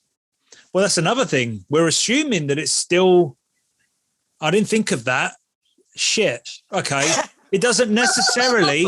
It doesn't necessarily have to be the Severian physical character writing this, or does it? Or has he said that in the text? So that is one place the text will help us out. This is the Autarch Severian the Lame. So if he switched bodies, he's still got his limp. Right. I think Wolfe has thought of that, right? Yeah, he does. It is him. All right. Okay. So I think that we're probably okay to say that this is the same physical person. Okay. But he is so much more complicated than we ever thought he was. It's fascinating. I can't remember anyone ever doing that with any sort of literature or anything. But what it's doing, we're trying to, in this video, we are trying to explain these things. But as you're given these revelations, and it does explain, that's why he talks about his memory, and that's why it's so twisty. But on the other hand, it makes it more complicated, and it just provokes more discussion. So I think as we go into this last section of the video, this will keep happening, but we have to keep kind of capping it and saying the whole point of this book is that it's kind of unexplainable, or us three could talk about it all day long and end up in slightly different places. That's the beauty of it, right? Right. It's so vague and complicated and deep that a lot of different approaches can be taken to it, and different connections made or different understandings. And that's something that enriches the book, that you can come at it with so many different perspectives and pull different things out of it. So getting back into the story where we are. Yeah, let's cross a few more off, okay? Yeah. So Severian and the Autarch have been captured. While they're captured in all the intrigue, Severian eats the brain of the Autarch and has this moment of ecstasy where he becomes the Autarch. And as he comes to, is still in the Ashian camp and has to get out somehow. And he's assisted out by two characters we've seen before, Aegea, this is the second time she saved him now, and the Green Man from way back in Claw, who says, I'm here to help you out too. And this isn't the last time that I'll help you. interestingly. This is not me repaying you for the favor of freeing me before. That will come later. Okay. But the Green Man, being someone who can travel through time, opens up a passageway. It's called the Corridors of Time, which is a term that we'll hear a few more times before the end of the book, for Severian to run away from the Ashians and into a spaceship that's going to drop him off on the beach near Nessus. So we have like literal time machine here now. Right. He escapes through time away from the camp. See, when I was taking this in, when I was reading it, I thought they were using a little bit like time travel movies do. If you know what's about to happen or have knowledge of stuff that's already happened or about to happen because of time travel, you can use that to your advantage and escape. But you're saying, no, he gets away from the physical place and goes into a different dimension. What's it called? The tunnels of time, the passages. Corridors of time. The corridors of time. So it is a little bit of a, it's not, I don't want to use Deus Ex Machina because I know that complicates matters, but it really is, right? Yeah. The Green Man we'll from the get future. the Deus Ex Machina, don't worry. So he has come in and comes plucked him out of this time and space into this time machine traveling spaceship. And to wrap up Aegea real fast, just so we don't forget her, she has killed Vodalus, and she, along with Heather, are now leading the Vodalari rebellion against the Autarchy. So she saves Severian in order to have an opponent to fight against to some extent. Right. And assumes the role of his new rival now that he has just recently become the Autarch. So we leave the war, okay? And we could talk about, there's so many things to talk about there, but we're now getting down to the last few bullet points I've got here, right? So again, let's cross off some big ones. Yeah, let's. So a version. I'm thinking of a version of Malrubius is created from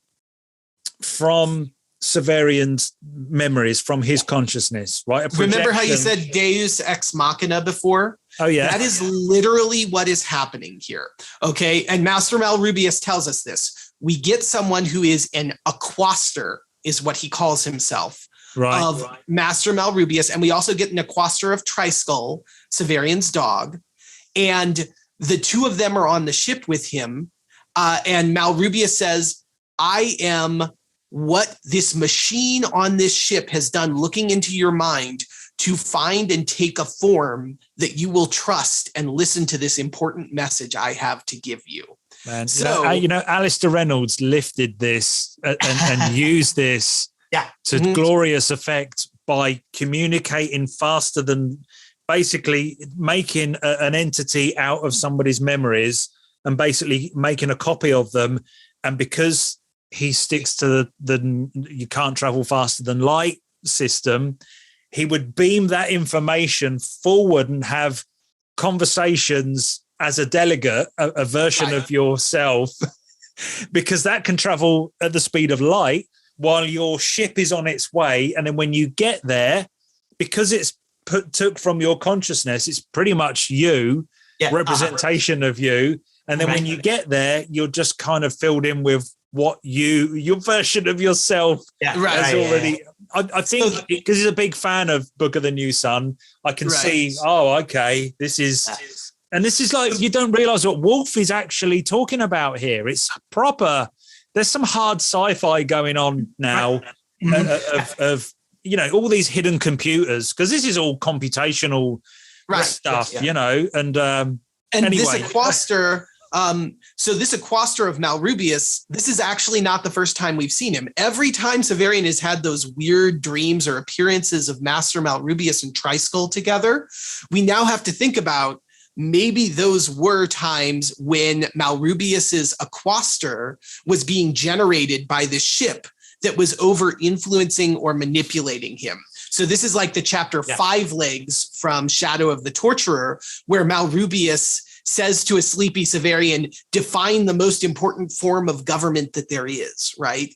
And so we can see that and know that this machine has been sent at the behest of the Hierodules, that when Phil was talking about the Hierodules maybe manipulating Severian indirectly, this could be one of the ways that they've been doing it. Whoa. Right. So you're saying they are going into his brain, his consciousness, right? Reading his whatever he is, right? His self, and being able to project, like we say, these copies back at him to discuss things with him, to lead him in a certain direction. So again, if that wasn't explained in a very hard sci-fi way, this is a ghost from the future or the past coming to you in a dreamlike way and pulling your strings, but it's all there in the science. Exactly. Yeah. Exactly. Right. Well, so what we have here is the situation where this machine, this alien computer on the ship, is manifesting Master Malrubius to Severian to say, now that you're autarch, now that you drink the potion, there's some things you need to know. And I'm going to tell you about the secret history of time. It's this grand reveal on a huge scale. Basically, there's something known as a divine year, and that goes from the Big Bang to the expansion of the universe to like the complete heat death and everything contradicts. Right.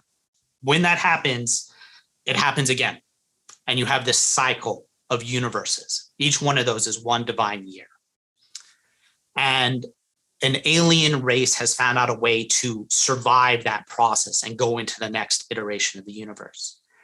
In that universe, they will uplift humanity into their highest state, who will then learn the secret of going to the next year. Whoa. Right. Now, I've just read this, okay? And I've listened to your podcast about it, and I still get a bit, right. I get what the divine year is. I think it's the universe from beginning to end, okay? Mm-hmm. Yeah. And Wolfe has some.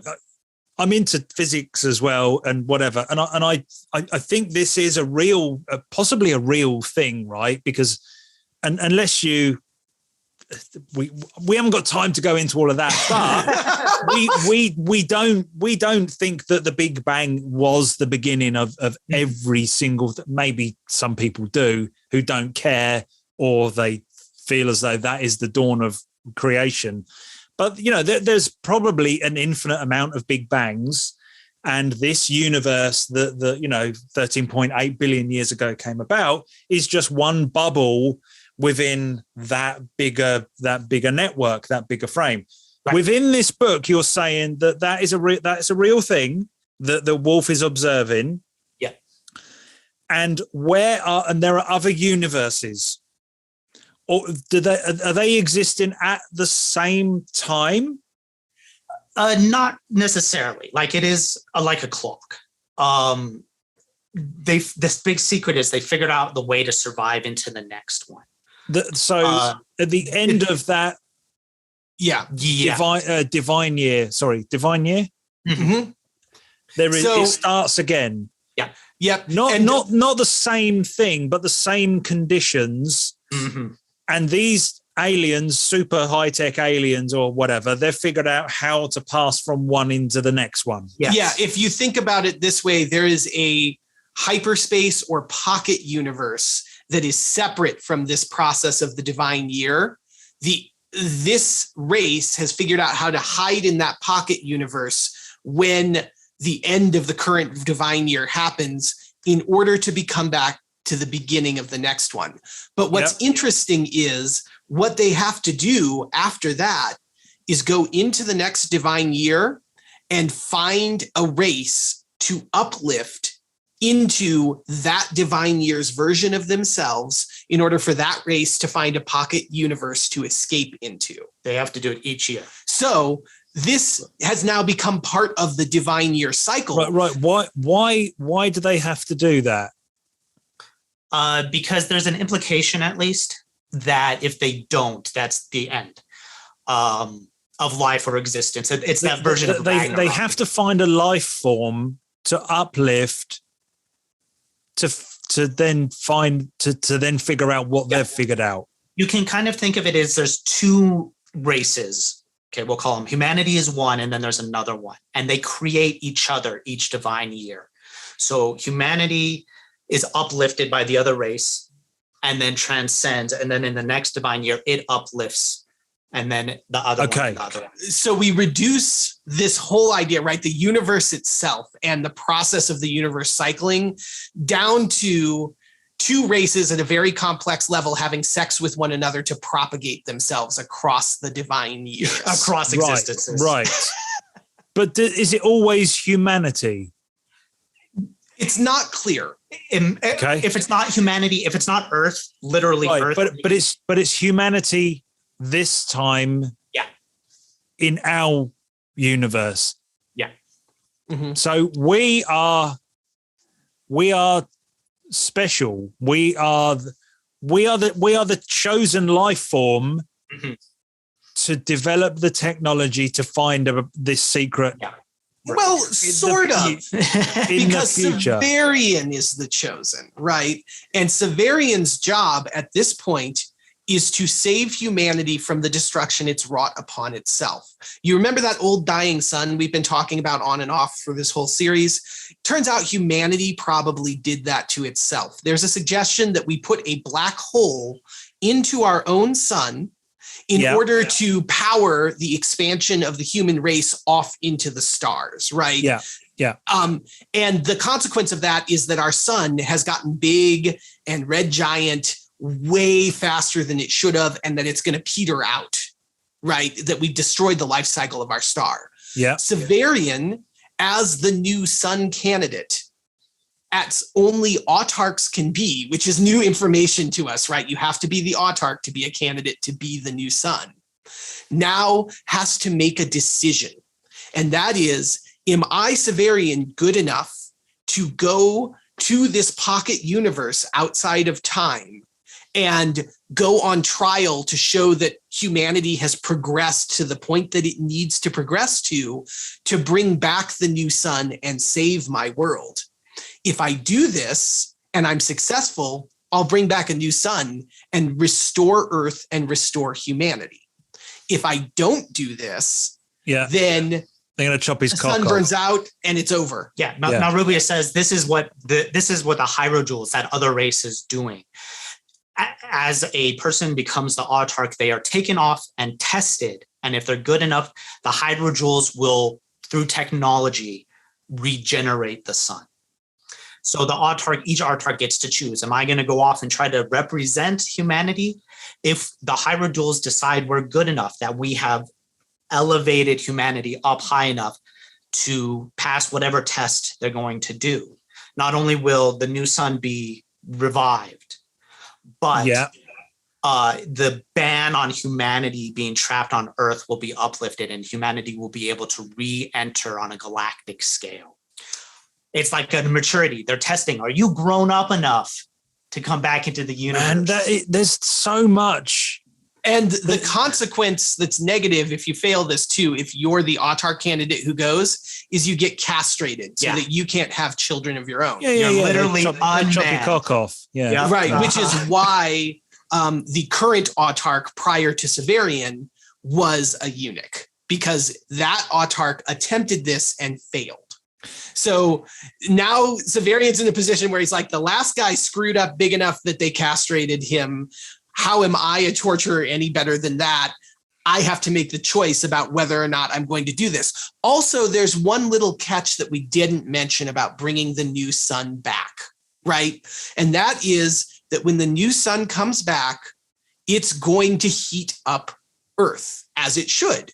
But that means all this ice that's been collecting on the poles is going to melt and resurge all over the world and cause a flood of global proportions, to the point where humanity may well be wiped off the face of the planet because almost everything, if not everything, will be completely flooded. So to save humanity and bring it back to the stars, you have to kill everybody on the planet. But what's fascinating is this is dropped on us in an info dump, which is not like Wolfe, but it's almost at this point in the book, and he's really good at doing this. That's so amazing, okay? And it's a thinker because it's the big sci-fi, and it does make you wonder, wow, this is a science fiction novel. People argue that it's not really science fiction. And when you get to this point, you're like, no, we're talking mega. And of all the stuff I've read, there's not many. And you think, how big can you go? And there's not many that go that big. No. This may be the ultimate science fiction novel. It's hard to imagine it. Yeah, it's hard to imagine what you get bigger than like the universe repeating over and over. But at the same time, I still struggle with it because there's still a lot of metaphor and symbolism in that itself. And at this point in the book, I'm still saying, yes, but that feels like extra on top of, I've got something like 3 chapters to go and we're heading back to Nessus. And what I really want to know is that time travel-y, interesting story about Severian. And I think I'm drawn all the way back to, well, how manipulated was he right from the beginning of the book? And I'm drawn all the way back to the tiny level when my head should be going, wow. It's almost like, I'll leave the next universe, Ragnarok and the biblical. I'll leave that till later. What I really want to know is the small story of this kid going back to where he started, and it's beautifully balanced in these last few chapters. Right, and I think this is going a little off topic, but if you're talking about big themes of this book, I think Wolfe's ideas of distance are really important, and the way that he links that small to the large, from like the minuscule kind of story. And you were talking about before the smallness of Urth, right? Yeah. To like the absolute, not just like in terms of conception of like universe and time and science fiction stuff, but also to the limits of like, what is God mean in this context and what is divinity? And we're hitting those themes large. And it's that bridging of the distance that is something that Wolfe is really, really interested in building an argument for in this book. So let's speed up because we're still on the beach where he's been dropped off by a spaceship, and he pricks his finger on a thorn, which is the claw, right? So you've got this like, oh, come off it, right? What? Are we talking time loops here? We're not quite sure. Is it to say, well, hang on, that this is the sand garden, right? Is this is the sand garden? This is what I love about it. This is the weird place that he and Aegea went, the weird gardens, the man in the hut and the stuff like that. Now, it doesn't explain it. It just takes us back there, and we know that this is a weird place. What is this showing that the claw is not a magical claw? It's just one of many on a book, right? So is that kind of confirming it in your opinion? Yeah, Severian pricks his finger on this claw and bleeds on it, and he says, oh, this is just like the claw that I had before. It's a simple rose thorn. That means all claws are holy. In fact, everything's holy. He has this literal ecstatic moment where he takes off his boots and walks along the beach on the sand, because he says, everything around me is touched by the divine, and therefore I'm walking on holy ground right now. Just by the fact that anything exists, it comes from the source of God. It gives it a divine quality. That means I'm divine, you're divine, Severian's divine, and all of his clumsiness and transgressions or whatever mistakes he might inhibit as a character, he still comes to this revelation that just by being who we are, We have a quality that transcends mundanity. Mm-hmm. But to make it really, really obvious, right, really clear, you're saying that throughout the whole book, that claw never had any power. That was not a relic from a Jesus type alien character. You're not sure. Well, no. It's just that it's more complicated. It is literally the claw. It's gone through a time loop and been embedded in the crystal. So it is the true relic, but it doesn't have any power. The power is Severian. But right. because he is special, or because he's been manipulated? Has he been given special powers? Well, so this goes back to something we didn't talk about in Shadow of the Torturer, which is chapter 4, Triskull. When Severian visits the pile of dead dogs and finds the dog that is to become his, Wolfe very cleverly slips in there that Triskull was the smallest of those dead. And because he's describing things so poetically, and because he uses it that one time, it's very easy for that to slip by. But it makes you wonder exactly what you've just said. Did Severian resurrect Triskull from the dead without realizing it way back when he was 6 years old and a junior apprentice torturer, and he made his own pet dog for a few days? The possibility, obviously didn't have the claw, wasn't even thinking whether he needs the claw because he believes the claw is powerful. That's kind of what the book is saying a lot of times. Well, if I have the claw, it's almost like, well, that just represents, I don't know, your confidence or something. You always had it. Yep. But if you, is it Dumbo's feather?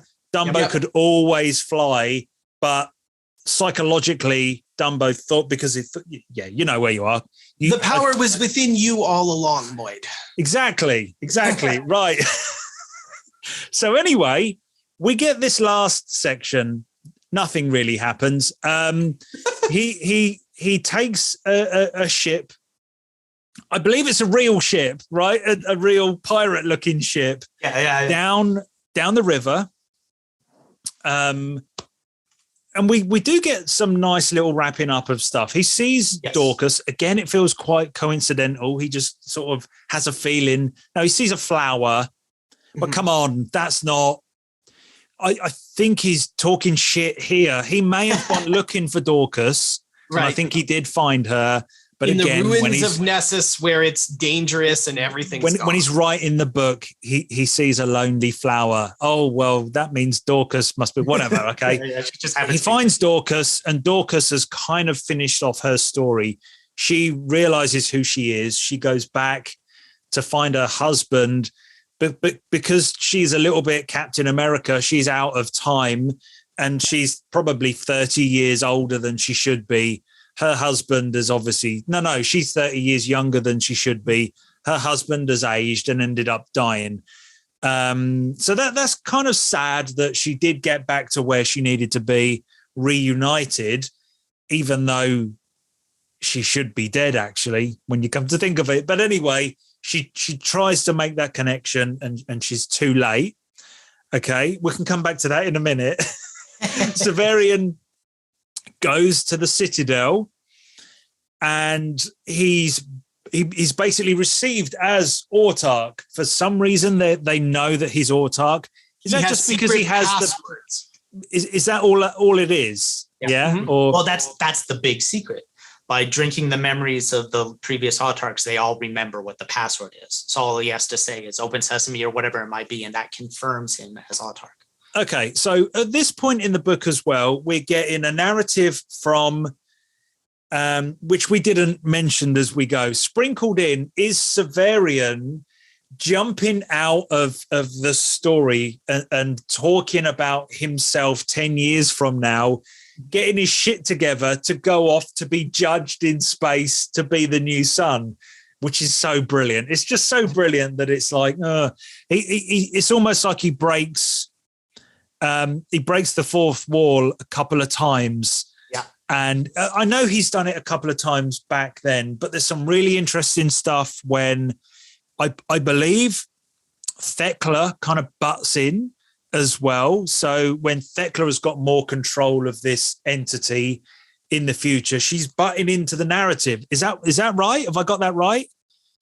Where she is kind of talking on the page. Well, there's times where she comes forward in the narrative and like it's confirmed, like this was Thekla talking. But I don't know. That's Severian, the Autarch, writing in the future. Right. Yeah. There's no real point on the page itself where like Thekla, I would say we could identify like this is specifically her talking, but we could definitely approach the text with some scrutiny along those levels and maybe try to find places where her personality is emerging. Okay. And then a few other things happen. I think a lot of it is symbolic. Severian finds was given the coin back that was originally given to him by Vodalus, and he realizes it's actually a fake. And I remember back in the first book, there was a lot of talk about that he didn't recognize the face of the Autarch on the coin, or it changed from when he looked at it later. And I wasn't quite sure what was going on there now, but I think what we're getting back into symbolism. And we're saying, well, Vodalus was a piece of shit because this guy saved his life. He's supposed to give him this coin, which meant a lot. And if Vodalus is aware that this was actually a fake coin, he's just given him something to get rid of him. Yeah. It changes perspective of who he was. Exactly. Right. Yeah. But also, Gene Wolfe is having a great laugh here because if you remember back when in the beginning, chapter 1 of Shadow, he gets that coin. There is shortly after that, Severian has one of the most quoted lines in this entire series, which is, "We believe we create symbols. That's not true. Symbols create us. We're shaped by them." Yeah. And so he's had this coin, which theoretically shaped his life from the beginning of this narrative to the end of this narrative. And then Dr. Talos shows up at his doorstep and says, "Hey, I needed to pay you back with one of those fake coins because I never gave it to you." Oh, that's right. It's Talos again. He catches the coin, and the coin turns out to be one of the Vodalus coins that is a fake from the very beginning. So that symbol he said was defining him, this whole story never defined him because it was only a symbol in his head. Right. Yeah. And what's so great about it too is that the coin bookends the whole story. It's chapter 1, it's the end of the book. And that revelation that it's a fake makes it all a joke. Talk about all like the big story about the sci-fi stuff and the divine stuff and all that stuff. Yeah. It's all in the context of here's the funny joke about how the coin was fake. Mm-hmm. Okay.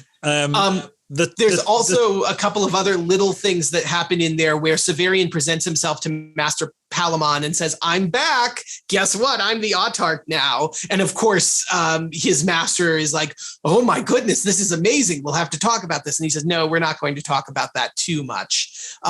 You can have the hilt of Terminus Est back, and I'd like to see some of the prisoners." And he actually goes down, and as some of his first acts as the Autarch, he receives several of these prisoners and determines whether or not their punishments are just, and actually gets to decide, we should let this one go. We should torture this one. We should have some other punishment for these people who've done something in between. And finally, at the end of the book, he gets to be the real judge that he sort of always longed for since he was a young torturer. But he had to go through all of it. He had to go through all those adventures. We talked about how like random some of those encounters were in Sword of the Lictor. And the storytelling contest, he had to absorb all of these aspects of humanity, the way that humans can be and what is just and unjust in order to arrive at this point. If you were a cynical person, I was getting more and more of that as we got near the end of this book. From the storytelling competition onwards, it's like, okay, now we're getting down to what Wolfe is really talking about. Yeah, it's right. Well, and even when you wrap it into like the Autarch program of trying to and I don't want to go down that road, but that's another interesting way of sort of looking at humanity, is where we need to collect all these different people, the beekeeper, all the people back from the last however many thousand Autarchs, and have them in this one place for some reason. And that's why Severian was handpicked, because they needed they needed that example of humanity, right? A torturer, like almost we need a little bit of the darkness in there as well. Yeah, now that's not on the page, but there's the implication there that they did. And once this darkness or this torture aspect is brought in, and now they can test Severian. Is he going to be the final Autarch? Is this the final, the end of that project? Before I forget, it's his test up in space. Yeah. What if he's died? This thousands and thousands of years project. If he just physically just gets killed. What if he dies and Severian seems to have come close to death over and over and over? This book opens with him almost dying of that plague, right? And yet he comes back each time. And all of a sudden we realize, wait, did he bring himself back to life through his claw power that he's had this whole time? Has he been somehow made immortal so that he can be the final Autarch? And so all the Autarchs will have that power. But then you remember it's a time travel story, and this is the story of the no, that doesn't make sense. I'm just saying what I'm getting at is, if you're telling a story back to front, this is the story of the person that just so happened to survive that lineage, right? And this is the story of the person that ended up here. But it's not like there are millions and millions and millions of other lines of Autarchs, or is there? And this is just a story of the one that survived and went off to be the new sun. So that is one possibility, right? And that is a possibility if you want to go down the route of there's a multiverse, or they're so patient, these Hierodules, about the divine year that after Severian dies, they can wait until a situation occurs where Severian lives again, or a Severian lives again and gets a little farther, and they can keep watching until they find the one that gets so far, and that's their task.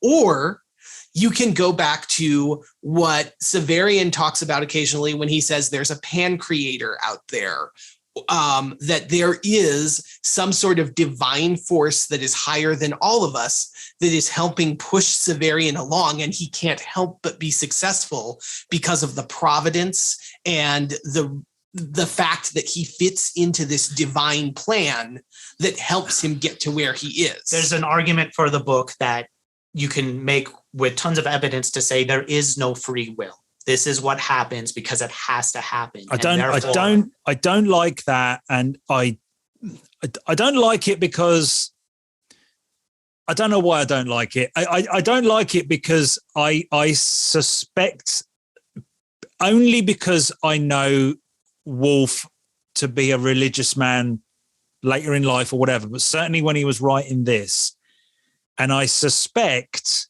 it doesn't ruin the book. It doesn't affect it because it's just an afterthought.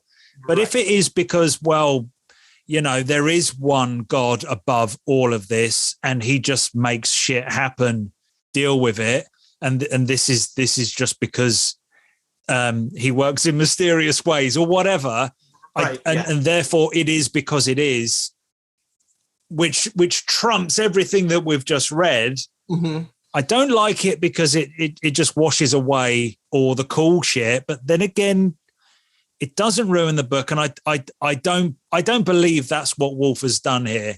I don't like the idea because it just means Wolfe is saying you can have all of this intricate stuff going on, and time travel and everything, and interdimensional multiverse stuff, but really there is a God at the top of the whole thing.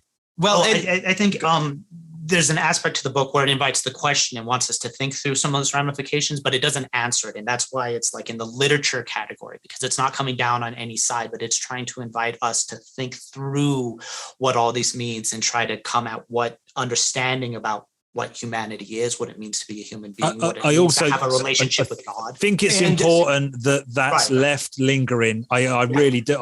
In fact, I think because I don't like it, I love the fact that there is a possibility that it's there, because you want to finish this whole thing and say, well, I don't really know. Well, and if you want to go the totally cynical route, right? Yeah. Let's look at this book. this story is an exercise in what if Jesus wrote his own story and he was a real jerk and he killed lots of people and slept with every woman he met on the way and had a holy book at the end of it that manipulated us into thinking that he was destined to do the things that he was supposed to do. I like that. So I do like that. There is a question of, I don't think either one of these extremes is necessarily the answer to this book, but I think there's a spectrum all along there. And it's very hard to say everything is divine providence in this novel and also reconcile that with, but Severian's a professional torturer and the Autarchy Project needed somebody who could kill humanity in order to send them as a candidate for the new sun. And he understands the value of torture and death, right? So he might be willing to do what many before him could not, which is bring the new sun back and literally flood the earth. Oh, I like that. Oh, my word. Isn't it? Too much. Right. Right. We've jumped ahead to talking bigger things. Before we get there, does he visit his own tomb? The one with the spaceship and the thing? So right. We'll just go through this quickly. One of the last things in the book he says is, something I've come to realize is I'm not the first Severian. There must have been some that took this journey before me.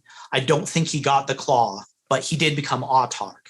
And at some point, he time traveled back in time and set up the conditions for me to do my journey. Right. Now we're getting down. Now we're getting down to what people really expect from the end of this book, right? And what they really want. So he says, this tomb that I love to hang out in as a child, like I would go down and chill in this place because it spoke to me somehow. I recognize now that that's my predecessor's tomb. That's my own corpse in there. And he says, also, now I know who that person that Hildegren was trying to call back, who he called the Son of Day. Apu Punchow in the Stone Town segment that was so bizarre at the end of Claw. Severian seems to be saying that ghost that they resurrected and he had that doubling moment with happened because that was like a past version of himself because of hang on. Severian, not a different universe, not an alternative thing. You're saying Severian done all of this stuff, got to a certain point when in time, and then traveled back through the corridors of time. What I don't quite grasp the time travel bit because I'm expecting it to be a tiny bit clearer. Right. Well, the important point I think to take away from it is this is what Severian is saying. This is what I think I figured out. And the thing to take away is that there is another aspect of Severian that's out there and doing stuff in time, that he might eventually become Apu Punchow or a previous incarnation of him went through these same motions. Now, you've got a confused look on your face, and that is totally fine. We don't get to see any of this on the page. Yeah, it's in all Citadel of the Autarch. Like, it's not there. So we can't tell if Severian is theorizing that eventually he's going to travel backwards in time somehow and become Apu Punchow, or if he's talking about, I think that just what we talked about before, every time I might have died in this series, I actually did die. And then somebody created a split timeline where I lived, right? Or he might be saying, I'm thinking about the fact that I'm not the first Severian in terms of the divine year that we talked about, that there were previous Severians who came to the Hierodules and became the next generation for the next divine year, right? And that those people have undertaken these same travails that I have. Maybe it's the same each time. So it's very difficult to say one thing or another in this and what's going on. It's very hard to get on, and I'm considering this a first read for me because I did not remember, so just say this is a first read for me. And I'm getting the plot, I'm getting most of it, I'm getting the what happens next, but especially with Apu Punchow, and you stick that in there, Yeah. We talk about the slingshot ending, but really what's happening is it's like all crammed in at the very end is like a mind blow moment. And then off of that one are like more and more and more. And it just like, right. It is. Are you guys still confused with it, or do you just kind of understand what the possibilities are within there, or are there some more concrete things? Because is realizing that is his tomb, is that just the trigger to say, therefore this could just go on and on and on, and because time travel is a thing, rather than explain what we don't get is, is Wolfe, here's another way of putting it, is Wolfe saying, now that this is on the table, okay, this can go right down to the knuckle and explain why they crashed into the Pellerines in the first place. Why does it make that whole messy aspect to the whole Book of the New Sun and the coincidences and all of that by putting in time travel at the end and pointing at the tomb and making it really obvious and finishing the whole book in the atrium of time, kind of? Is it saying, well, that can explain all the confusion because you've seen the film Primer, right? The time travel film. Yeah. Now, purposely, as you get deeper into that film, you don't actually know which narrative you're watching, and you don't know whether whether the whole thing has been a linear thing with the first two characters. And more importantly, when you get nearer the end of the film, characters pop up and there's no way you could possibly know why they are turning up on the screen, because when did that happen? Right. And so much happens off screen. And when by the time you get to the end of the film, you go, well, because it's time travel and you're only looking at it from this perspective, and in our case, Severian's perspective, we can't piece it together. It blows our mind at the end. Is that what, do you think that's what Wolfe is doing? I think there's two aspects to it. One is he's wanting to leave the book with that feeling and invite us to come back to it and think through it more and more and more, because he knew that on finishing the first read of this book, you're going to be like, I don't get it. I don't understand. He knew he was writing a hard book, but this is something that helps us out as we return to it to kind of start piece things together. But then we also have the fact that he did write a sequel, and Urth the New Sun, like you said earlier, trust Wolfe. Like, he knew what he was doing when he was writing a sequel, and he'll work out the ramifications of some of these questions he's raising here at the end in that book. Okay. To really fascinating effect. It's absolutely wonderful. But I think at the time of writing this book, he did want to leave us with that feeling of like, what does this mean? Does this explain all the circumstance? Or do I need to start thinking about multiple timelines or reoccurring versions? Like, what did I miss? What was off the page? And it's an invitation to come back through and really start piecing this stuff together. And that's why I've called these videos explained, but with a question mark, because it gives us a get out, right? Because if it was just called explained, the comments would be, well, you didn't really explain that. Question mark. Explained? I don't fucking know. What do you know? Anyway, Dorcas is his grandmother. That's not the only fun thing at the end, right? So Severian, as he's finishing up his narrative, before he decides he's going to go off to space 10 years later, he judges people at the Citadel. He then decides to take Drott and Roche, his old friends, with him up to the Inn of Lost Loves, and he questions Owen and says, okay, what's really going on here? Tell me about who your mother was, because I remember that note that says, you are my mother, come again. From way back at the beginning, at the end of Shadow, but it's like way back. He determines that Owen is Dorcas's son. And he also determines, because their visages look so similar, when he looks at the coin of the Autarch and he looks at the profile of Owen and he thinks about his own face, that this may actually be his father. He never tells his father that, but instead, somebody else calls it out in the inn, don't they? Somebody else says, "Well, you look more like him," or something. Right. So I love how, again, you think, well, why has that got anything to do with the story? Well, it's back down to characters, right? It's back down to just linking back to narrative. I love how it goes all the way back. What it means, I don't really know why it's important, but it's why not? It's a very cool thing to. But I'm sure again, it's symbolism and who is Dorcas. But I wasn't confused with this at all. It's like, yes, that's his grandmother. It's like, obviously, right? I think, I don't. It's not even. It's not. I don't think it's hidden. It's just like, oh, that's just right there on the page. It's said it by makes other. sense, right? Everything, all the other connections in the book, of course, this would exist. Of course, he would figure this out, and there would be that connection too. It makes story sense. It's a satisfying revelation, right? And that's good because shortly after that, we get the resolution of the novel itself, and that's where we get future Severian coming in saying, "I wasn't the first Severian," and doing that entire mind blow that we just talked about, and ending things by saying, "As I got ready to leave." Or as I finished everything with Dorcas, I knew that it was time to fulfill my destiny. I walked back into the atrium of time and grabbed my one true love, Valeria, who I had decided to make my wife. Right. End of story. Yeah. That girl who we saw for 2 pages, maybe, and that he's occasionally referenced through all the novels. The one woman that he hasn't been madly trying to sleep with from the moment he saw her. Right. So what? Right. So why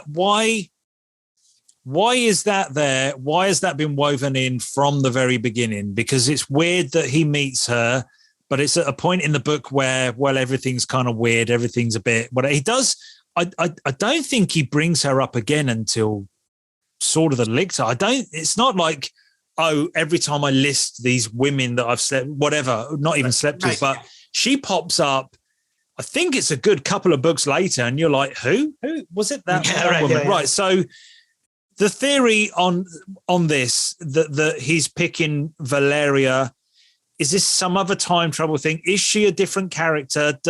Is she someone else, or is that saying she's the only one left that I can pick? Because hang on, if we go through them all, they've either disappeared or they're dead or something. Right. That's a fantastic point. And there's a lot of concern in the books over Severian's love life and the different kinds of women he meets and his relationships with them. And we could like dig into that like tons and tons if we wanted to.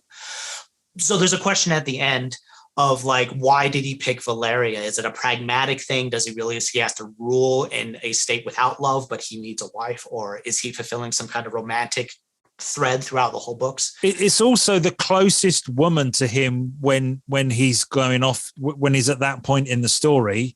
It's not like he has to go on another mission to track another woman down. Yeah. She is right. She is like, I'm assuming it's right next door, right? Yeah, Right. right. Well, and we've gotten the Atrium of Time set up as a place where maybe time travel is possible. It seems very different than the rest of the Citadel. It seems like nothing changes. It's almost as if Valeria has been destined to be the wife of the Autarch for time immemorial and has literally been put into a place of stasis where she has to wait for the Autarch to show up and claim her. Yeah, so she's from another time. She is. Who knows? Yeah.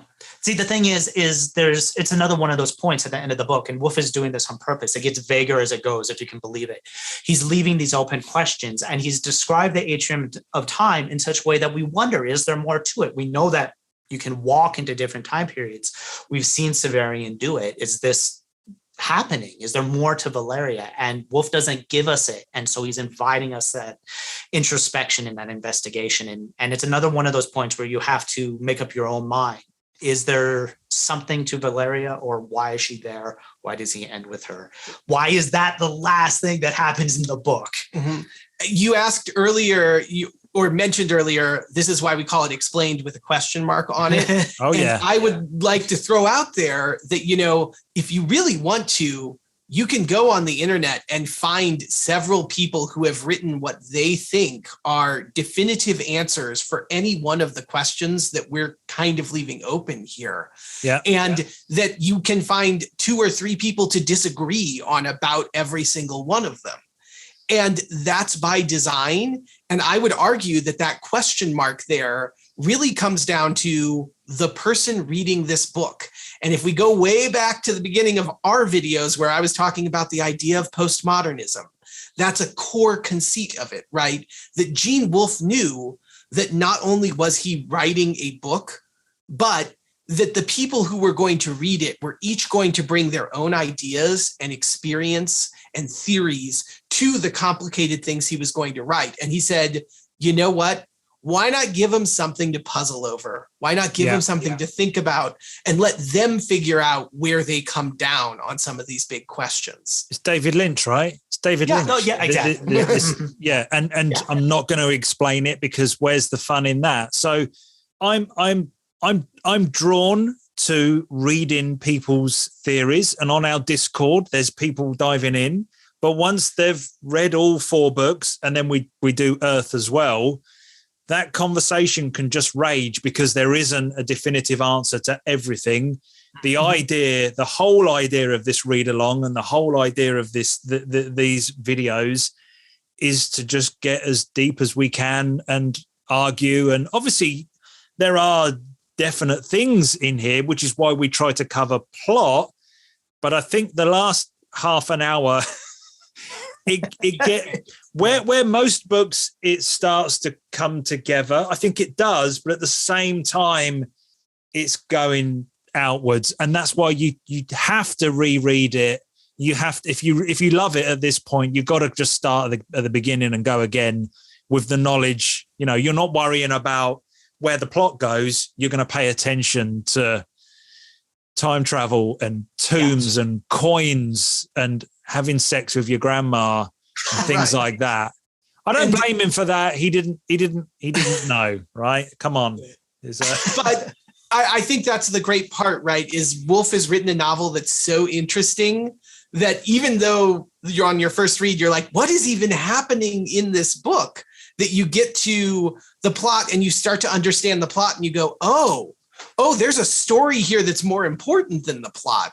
And then things just keep expanding. He really has written for the reread, and he loves that. It's one of those books that you can read over and over and over and over. And like, we read them again for these videos and you find more. And we were talking to each other, this time through I saw this and this and this and these ideas, and it's all fresh. And this is after we, talked about the book for 300 hours, So because of that richness, you can come back to it. That's why it's endured. This is a book that was written in the 80s, and yet it feels as fresh today as it did back then. I don't know.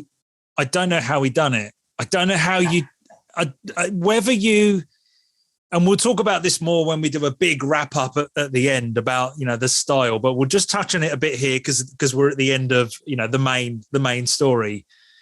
Did he obviously it's plotted out. We know that he plotted out the whole thing and he got to write the whole thing pretty much in one go and edit. I think he was editing the first book while he'd finished the 4th. So it's not like a traditional long series where, I wish I could go back to the beginning and weave this into the end. Right. You can tell that it's all there at the start, but just the idea and the way that it all goes together and the momentum. But then how do you, I always ask authors this when I get to talk to them, how do you put in that extra stuff? How do you put these layers of stuff in without making it feel like now it's time for an intermission so I can put this extra info in, because that's what I'm really talking about. How is it all in there? And by the time you get to the end, go, well, it's actually about 10 different things and so much more. And how does that science fiction creep up on you as you go? I don't know how you would even start. And that's why he's a genius. Mm-hmm. And that's why this is at the top of, this is an author's book, right? Neil Gaiman just said, changed the way that he done things after he read this. And pretty much every sci-fi and fantasy author talk about it in the same way. So yeah, I'm blown away. But what we'll do is we're going to be moving on to Urth of the New Sun, okay, which I'm really looking forward to. So we've got another video coming for that. And then the plan is to get together again and do something about the whole series, and maybe something like a Q&A from the community and discussion points, because otherwise it's just going to be like a timeline thing that I want to do as well. But more material on this while it's still fresh. Yeah. But yeah, we've got one more to go and then some more content. So thank you so much. That was fun. What was that? Did we just do 2 hours of this book? Probably. More. You got us started, which was the problem. And, we were pumping the brake the whole time, but still, yeah. Okay. Just go off. Yeah. Okay. Thank you. See you in the next one. Thank you very much, Moid. Bye. Cheers, fellas.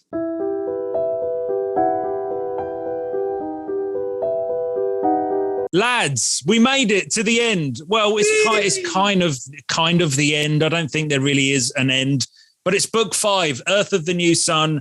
I've got Phil and Metz from Alzebo Soup again. Welcome back. Hello. Right, I think this one is going to be the toughest one we've done so far. I've got the bullet points. I finished the book about 6 days ago. It's kind of in my head. But even just going over the notes, which is at the back of this book, I thought, what happened there? Really?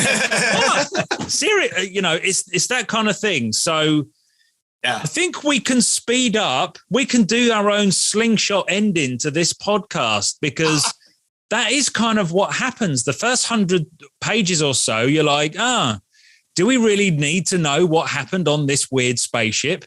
And then it turns into something completely different. And I've got to say, spoiler, this might be my favorite part of the whole series, the middle part of this book.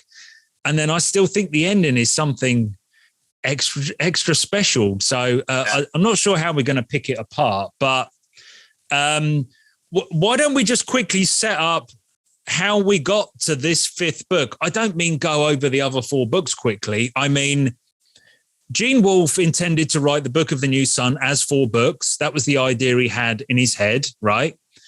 And I think by the time you get to the end of Citadel, I think all the information is there.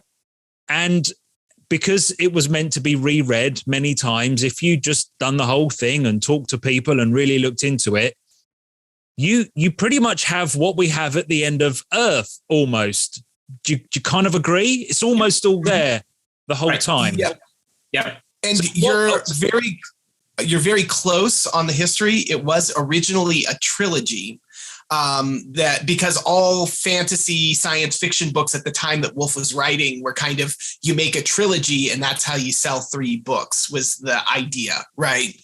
And then he talked to his editor while he was editing the 3rd book in the series and said, you know what? I think I can split this into 2 different books. Mm-hmm. And his editor said, that's fine. I'll let you do that. But I want a book about what happens to Severian after he leaves Urth. Right. And at that point, when he knew he was going to be writing the 5th book, where do you think he was in the writing process of the other 4? So he had done a complete draft of everything in Shadowclaw, Sword, Citadel, as a trilogy. And then he got the book deal to do all 3 books. Then he published the 1st book. He revised the 2nd book while the 1st one was being published. So Shadow went out and then he revised Claw and put it out there about a year later. While Claw was in the process of publishing, he was working on Citadel, and that's when he split Citadel into Sword and Citadel. Okay. And his editor said, as a condition of doing this, I'm going to make you write a sequel. So whenever he made the decision to split Citadel of the Autarch into Sword of the Lictor and Citadel of the Autarch, that's about the time he knew that he was going to be writing an additional book. There's this question of, is Urth of the New Sun a sequel, or is it a coda, or is it the 5th book in the series, and is it essential? And it exists in a middle place between all those things, because it's not explicitly any of those, but we can assume with a high degree of accuracy, most likely, that he knew he would be writing Urth when he was finishing his revision and edit of New Sun. So he knew what he was going to be building to and where he wanted to take the story and what needed to be included in each work. Right. So it really is, Urth does, it's not just a sequel that was written because the thing was popular and he needed another one. It was a sequel that was being written while the first book was being completed. So there is a connectivity in the ideas and the through lines to them, so that it does feel very much like book 5. It's like you want to go right from the end of it really does. Even though Wolfe himself often referred to it as a coda, and the publishers kind of call it a sequel. And when you buy the Book of the New Sun, it's 4 books, and Urth is like, even to this point where we're doing the read along and people are saying, well, do I need to read 5? And you're like, oh man, you absolutely have to read 5, because I think part of the depth of the writing of books 1 to 4 is because you have this background and this other stuff that's already there. And 5 just kind of shows you it without it being, but I don't know. It really does feel part of it. So I just consider the whole, it's essential. But I couldn't believe, especially when we start to go back in time and see things from slightly different angles. I think it's genius. So that's where we are with the actual publication stuff. It's book 5. It is essential. It's the best part. Is it your favorite? It's my favorite. Yeah. See, how is that possible? How he felt the first time he read it. Yeah. And a lot of people actually have issues with it the first time they read it, because Wolfe has not done us a ton of favors with this book. It is written in a very different style of prose than the first 4 books in the series. Severian speaks much more simply and directly and says, I did this, and then I did this, and then I did this, a whole bunch. And you've been talking about the Odyssey several times, and how some scenes like the Typhon scene in Sword of the Lictor feel like I'm meeting a mythological character. And personally, I feel like Urth of the New Sun is all that Severian just meets mythological character after mythological character, or creates an event that becomes a story of antiquity in almost every chapter. So its feel is very different from Shadow of the Torturer, which really does have much more of a biographical narrative structure to it, I think. Absolutely. And from a timeline point of view, with the other 4 books, he's writing it from a position as the Autarch, which we kind of know right from the beginning. He is the Autarch, and he's looking back at his life. He's looking back 10, 15 years or so, something like that. But now so we get to the end of Citadel, and he has been the Autarch for about 10 years. So he's been the ruler of this land for 10 years. And now he's going off on this other part of his journey into space to be judged, to see if he really is the new sun, or whether he qualifies, or whatever that mission is. But where is he exactly? What position is he writing this from? Is it beyond what happens in Urth? Where are we? So that's a big spoiler of the book, right? We are spoiling the book. Sure. Well, then it's a mystery of the book. Like, where is he writing from? And as far as we can tell from some hints he drops through the book, he's writing from a lonely Urth where he might be the only person left. And he's recording what has happened from his time since he left Urth to take his test to like almost the end of time. Mm-hmm. It sure seems that way. And then some details filter in at the very end of the book. And what we come to discover is he's not the last person.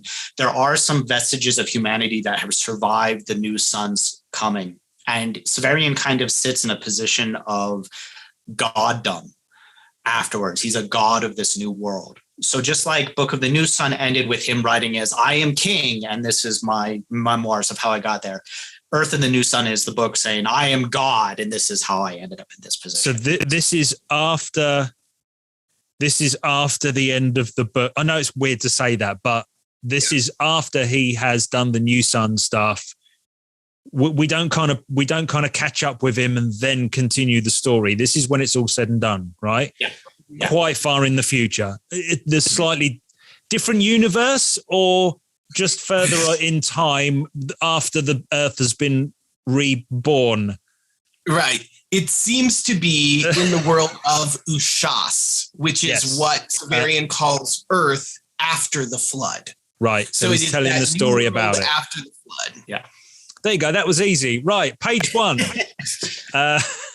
Actually, I think the first part on the ship, we can go through quite quickly. I've only got, we could take all day doing this, but I don't think it reflects on the bigger story, on the book itself. Although I love this bit, it's very weird, and it feels, once you get later on in the book, it feels slightly disjointed, even though it's very important. Right. Severian goes on a spaceship that seems to be able to travel through space and time. It's not a traditional spaceship as we know it. It on his way to Yesod, which isn't necessarily a planet or a place. It's a different universe. What I like about what Wolfe is doing here, he doesn't say, he kind of does, like, yes, there are layers to this thing, but it's still a little bit out of grasp what it actually is, because it's so science fiction-y and futuristic, and maybe not futuristic, but you know what I mean? It's so out there that comes across in the writing. So we're on the way to Yesod, which is a place where we think he will be judged as the new sun, or whether he is the new sun. And the first bit, the main part of action, the action is he actually throws the Book of the New Sun into a wormhole, right? To make it simple, he is throwing the book. Is this the book that then goes back in time and Gene Wolfe finds, or is that one a little bit later? This is it. No, this seems to be it. So Severian, he goes to the top of the mast of the ship, because it's like a sailing ship. It has masts that sail it along on solar air. Yeah. And he goes to one of the top of these, and he jumps out into space, and he almost dies by being stupid. And he tosses the book out into, it's not just outer space. It's like this. It's like they're going through the Star Trek thing, right? Yeah. He tosses it out into the winds of time, the sea of time, or whatever. And the act of throwing it is what pushes him back to the ship. And that is the second copy of the Book of the New Sun, because what Severian did is he wrote the Book of the New Sun before he left for Yesod, and then he put that in Olton's library, and then he got on the ship and said, well, I have a perfect memory, I'll just make another copy, and wrote it out again. And that's the action that's happened between the end of the Book of the New Sun, where he finishes writing it, and the beginning of Urth. So he's rewritten his personal history and cast it out into the multiverse, or, the sands of time, or however you want to think about it. And then Wolfe is doing what you often do with a protagonist at the beginning of a new phase of their journey, which is take away everything from him. Mm-hmm. So he walked onto this ship as the Autarch of Urth, and that fanfare means absolutely nothing. In fact, most of the sailors don't know who he is. They have no idea whether or not he's important. And after he nearly kills himself and falls back to the ship, he doesn't even know how to get back to his room, right? He just has to kind of fall in with the sailors who are there and start working as a crewman and almost like a lowly pirate on this ship, traveling to a place he doesn't know. Yeah, it feels very weird. Oh, but before I forget, before we leave this bit behind, it's a lot of people talk about when they read the Book of the New Sun, this unreliable narrator, and the different layers of what this story has to go through before it gets to our eyes, including the translation through Wolfe in the 70s and 80s himself. And now at the beginning of this book, the whole thing is gone through yet another filter, which is, this is the second time he's actually sat down and had to remember and pick it out from his memories when he's already sat and written it down. So it's like a second draft is always going to be this perfect memory thing isn't what the way that we think of a perfect memory. So this is the second draft, which is always going to be slightly different from the first one. And he may now be thinking, well, I probably, now that I've got to the end of that and sat and thought about it, and now I'm from a position of the autarch and I'm a bit smarter and I know more about the world, the story would look a little bit better if this happened. So it becomes even more unreliable. And this is why you got to go right back to the beginning and start again with all that. Anyway, I just wanted to grab that before it, before it disappears. Layer, absolutely. To cut a long story short, I'm going to say that a lot in this one. On the ship, there are weird monsters that seem to be pulled in from interdimensional space, which I believe is like because the way that the ship propels itself through space, which is I guess catching moving solar winds or whatever, it's a different thing. It also means there's like a cross-pollination with different parts of the multiverse, and it pulls in weird aliens as well. Is that about right? There's sort of this is a loop closer too for Heather, who you remember from Book of the New Sun. He had all those weird space monsters. He was using solar sails that he had brought to Earth to kind of create interdimensional portals that are very similar to Father Inuri's mirrors. And a side effect of this space travel is that sort of thing is just happening all the time. So people, or apports is what they call them, are getting pulled in from either parallel universes or different times just as a natural side effect of traveling the way that Zadkiel's ship travels. You can go faster than light, but it means you get monsters on board. Yeah, well, if you're paying attention, that gives the writing this extra detail of, all right, you establish yourself on this spaceship, and at first you think, well, it's one of a kind. It's a special ship that takes people to this different universe, which judges who's responsible for the next universe. But then when you think about it, you've got this character that's been running around in the other 4 books, throwing monsters around everywhere, that was involved with the same sort of technology. And because there are now 2 examples of that, you're like, well, these interdimensional time traveling spaceships with people doing shit like that could be happening all over the place, because Heather is one and we've come across him. And I think someone else maybe Jonas referred to something like it as well. And you're like, okay, all right, it's all much, much bigger than we thought. There's a group of characters. I've got written down Gunny, who stays with us through most of the book. Gunny, Pern, Idus, and Sidero. And there's some sort of mutiny going on board. And again, Wolfe only shows us Severian's point of view, I do believe. He's not quite sure what's happening on the ship. But ultimately, we get to Yesod. Yeah, I'm going to jump that far. We get to Yesod. And does Gunny go to Yesod with Severian? She's sort of partnered up with him. Is that right? Yep. And it's interesting because what you're talking about, that plot, there are plots within plots. So it's nice and complicated, and Wolf throws them at us real fast.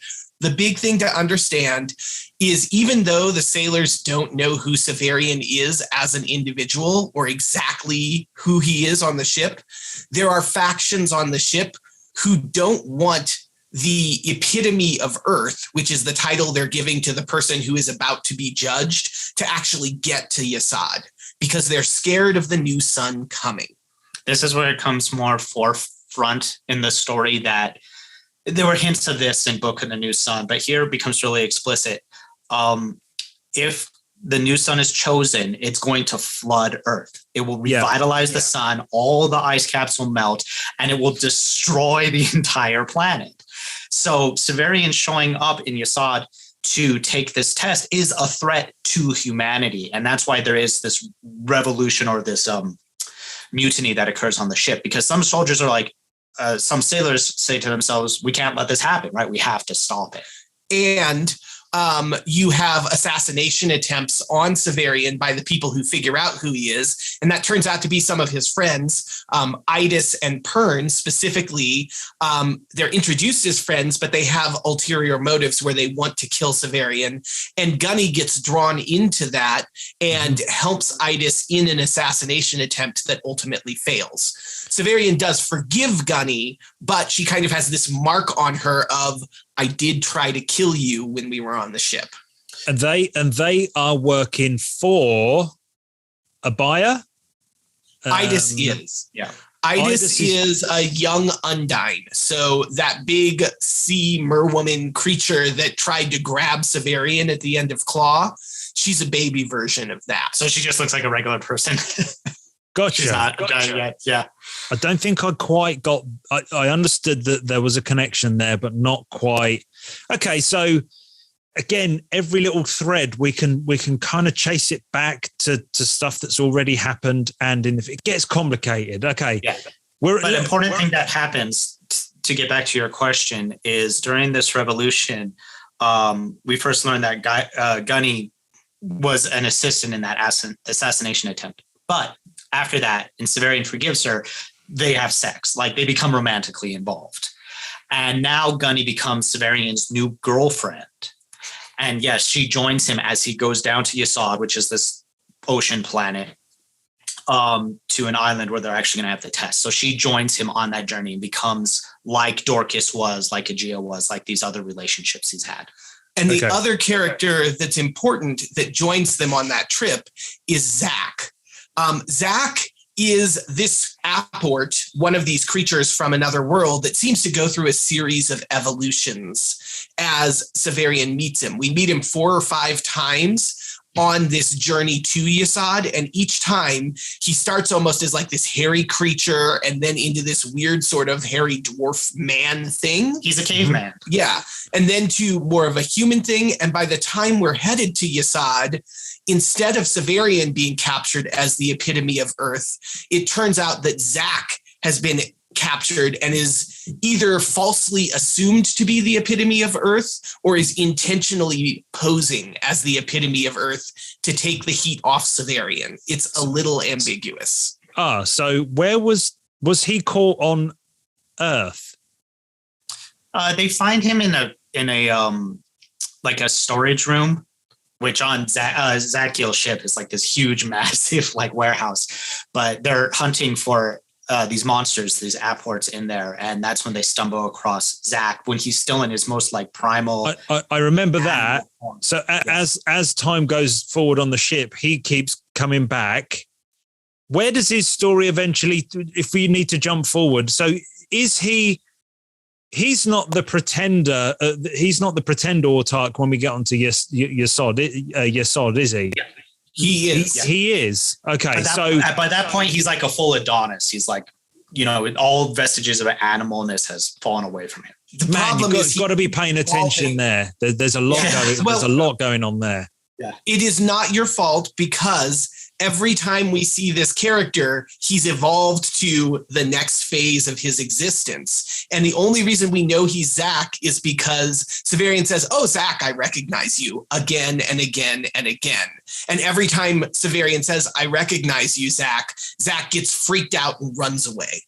Because he didn't. I kind of got that it was him, but once we get to Yesod, and there is this other Christ-like figure who everyone seems to. So we're on this planet now, and we expect people to go, "Severian, you're here. Come over here to be judged. This is the trial."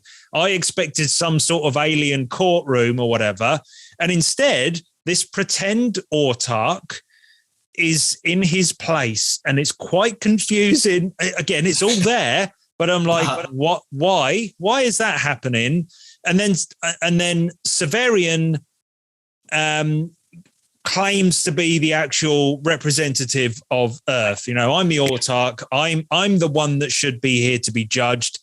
And is it as simple as he then lets Zach free and ties himself up to say, yes, I'm taking your place. This is what I'm here for. but we don't quite know why Zach was a stand-in. Right. So imagine you're in a courtroom. And I know you guys do it differently in England, but this should still work out. Yeah, we do it right. Yeah. You have the defendant up there in the box. Yeah. And someone stands up in the audience, walks up into the front of the courtroom and says, no, you've got the wrong person. I'm actually the criminal here. Defendant, please give me my space. And he steps into the defendant's box. And then the defendant says, not only would that be outrageous in the courtroom, would, like, everyone in the audience would be like shocked. Then the defendant steps aside and says, you're right, and I'm actually secretly the judge, and then goes up in there into the judge's box. Because it turns out that Zach is short for Zadkiel, i.e. the captain of Zadkiel's ship, and the Hierogrammet, which is the big fancy name for this type of being that has been watching and observing Severian since the very beginning. So Zadkiel is this divine figure, higher than the Hierodules, as close to a godlike thing we've seen in the book, though it is not God. It's still a servant of God. And it's through this being's divine power that the ship can go through time. And it's the one that's going to be judging Severian to see if he's the new sun. And so to maybe get a sense of who Severian was, it put itself through this evolutionary process. It went back to the beginning and then had these encounters with Severian as it evolved, so that it's finally in Severian's place. It's recreated the evolution of humanity. And now that's why it's the fake autarch, right? And part of the test is for Severian to come forward and say, actually, I'm the one you need to be testing. I'm the responsible one. And rather than let it happen to this fake version, he accepts the role of new son. And now Zadkiel can reveal himself for who he is, take on his judge's aspect, and actually go forward with the trial. And if that is not crazy enough, let's talk about who's at the trial. The people who are watching this big trial are Zadkiel, who is the judge and will pass a verdict, presumably. But then all the sailors from Zadkiel's ship who have come from Urth are sitting in the galleries. And do you remember those Aquaster things, that kind of ghost-like energy being that was Master Malrubius and Triskull? So there are Aquasters from every moment of Severian's life and his journey before. He can see Baldanders in the stands. He can see Thekla's maid, who had that half boot way back at the beginning of Shadow of the Torturer, Dr. Talos, the Alzebo itself, all of those major events. You can assume that there is someone watching from Severian's life as an Aquaster. So the judgment is kind of going into Severian's life, into his brain, and kind of showing it back to him and mirroring his life and his choices and his personality.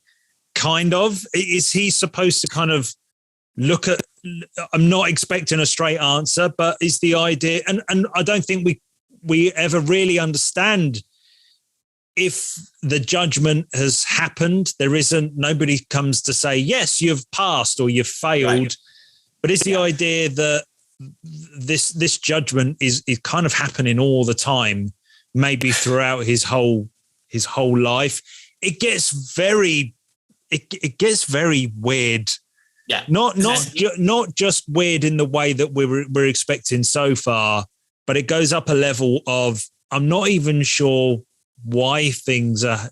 It's different, right? It's and the answer to your question, of course, is yes and no, because both of those answers are true.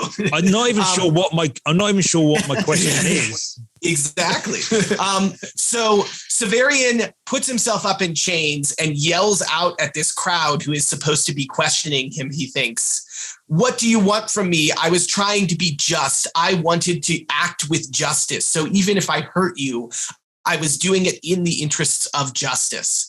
The moment he says that, the gallery erupts into chaos and fighting, and he literally, the back door that he's chained to opens up and he gets pulled away by some of the servants of the Hierogrymites, including a lady named Epheta, who he met when he was escorting Zach down onto Yesod and onto the planet. And so we never get a resolution to that trial and what happens there. But that might also be the point. Because what seems to happen is that you have the sailors who do not know Severian personally, but they know that the new sun will bring destruction to Earth, and they erupt and start fighting. They don't want this to happen.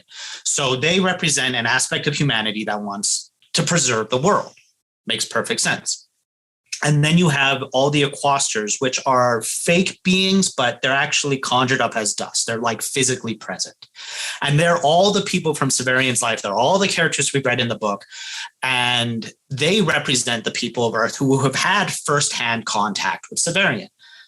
But specifically, it's not just his friends. It's not just his confidants or anything like that. It's like everyone he's met, including people he's harmed, like the woman in the house and her whole family got eaten by an Alzebo. Whoops. Yeah. Those people are there. And they represent the people who support the idea of the new sun, who want the Autarch project to come to its completion. They want humanity to ascend to its next stage. And the physical battle in a courtroom between these two factions is what seems to ultimately decide if Severian is going to be the new sons or not. It's not Zadkiel's choice. Right, but they are manifestations of Severian.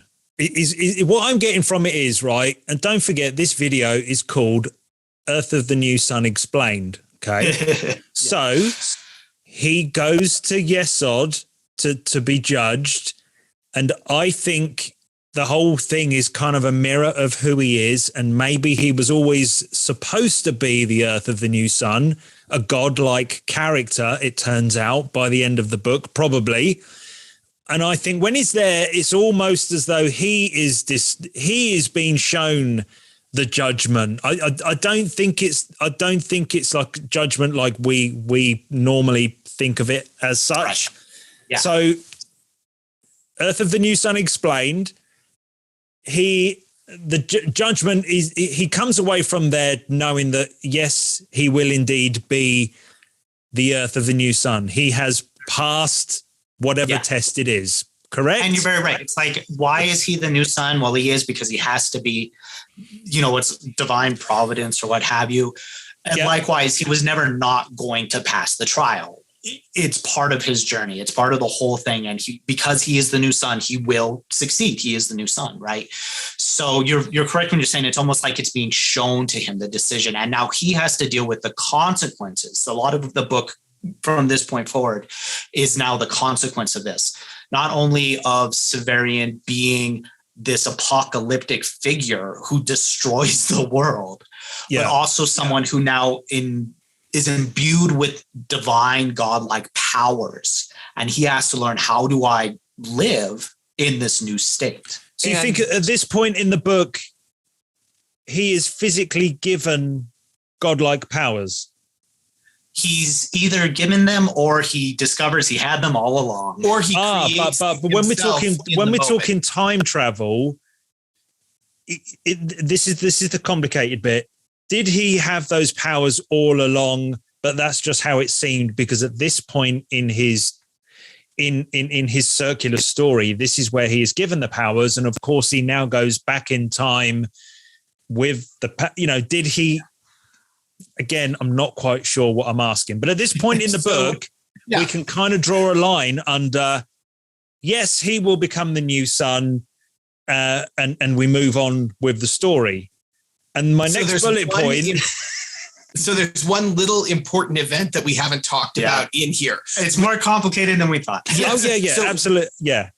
So right after Severian gets pulled out of the courtroom by Epheta, the two of them have this conversation on the surface of Yesod, and they're talking about exactly the sort of metaphysical things you're talking about, where Severian says, am I predestined or am I not? Is this just a random circumstance and happenstance? And Epheta says, no, I can assure you, you are predestined and we've observed you. But also, if you look out at the stars, every one of the points of light you see out there is another planet like Yesod observing another galaxy for the you that is going to show up. We know that there will be a Severian, a conciliator, a person who helps us elevate all of the universe to the next phase of the universe. You remember that divine year conversation with Malrubius at the end of Book of the New Sun? Yeah. So Afeta is serving that. And she looks out and says, we all are watching as much as we can to see where this figure will emerge. And we know you're the figure. But also, it seems like, is that a random luck thing, or is it really hard to find that predestined thing? I think it's talking about the nature of infinity, I think, yes. Because there is, I can't remember which culture novel, Ian M. Banks it is, but there is a couple of pages talking about, the idea of if you had an infinite cage of monkeys with an infinite amount of typewriters, eventually one of them will type the complete works of Shakespeare, whatever. Okay. Banks has a character in one of his books, and I promise this will come back to Book of the New Sun. Banks has a character in one of his books that seems to have psychic magical powers, because every decision they make, every throw of the dice, every time they pull a card, they get it right. But he does explain this is just the story of the person that happened to get it right all the way through their life. Yeah. If the chances are 1 in several trillion to have this person get every decision right, every throw of the dice all the way through their life and appear to have magical powers, this is just a story of the person where that actually happened to. Yep. And I think there's bits of that in the Book of the New Sun where maybe it's the multiverse effect, where there are so many stars in the universe, whatever, so many of these stories are being told in parallel, that Severian isn't special at all. There is no special power. It's just that he just follows that exact path. It's a bit like Donnie Darko as well. Just because you follow God's path, it appears as though you are miraculous. And I think that's somewhere in this conversation. Or am I making up stuff that I don't need to? And then we get to the White Fountain. Right. Oh, that was my next bullet point. Severian. Well, I'll say, before we move on real quick, I'll say, Moid, that the stuff you're talking about, this is where it becomes an issue of interpretation, because the book never answers the question. And you can read in this book something along that reading is absolutely there. There's so much in the infinity that eventually you would get Severian. But you could also read it like as a religious text, that this is God's plan. God made this happen. And for Severian to be a divine figure, X, Y, and Z had to occur. And that's the events in the book. There's also this religious reading of this wasn't necessarily going to happen without all of these interventions, but there was a divine plan in place to allow all of these interventions to happen, right? That all the work that the Hierogrymites and the Hyridules have been doing to get Severian through was a necessary part of creating that monkey.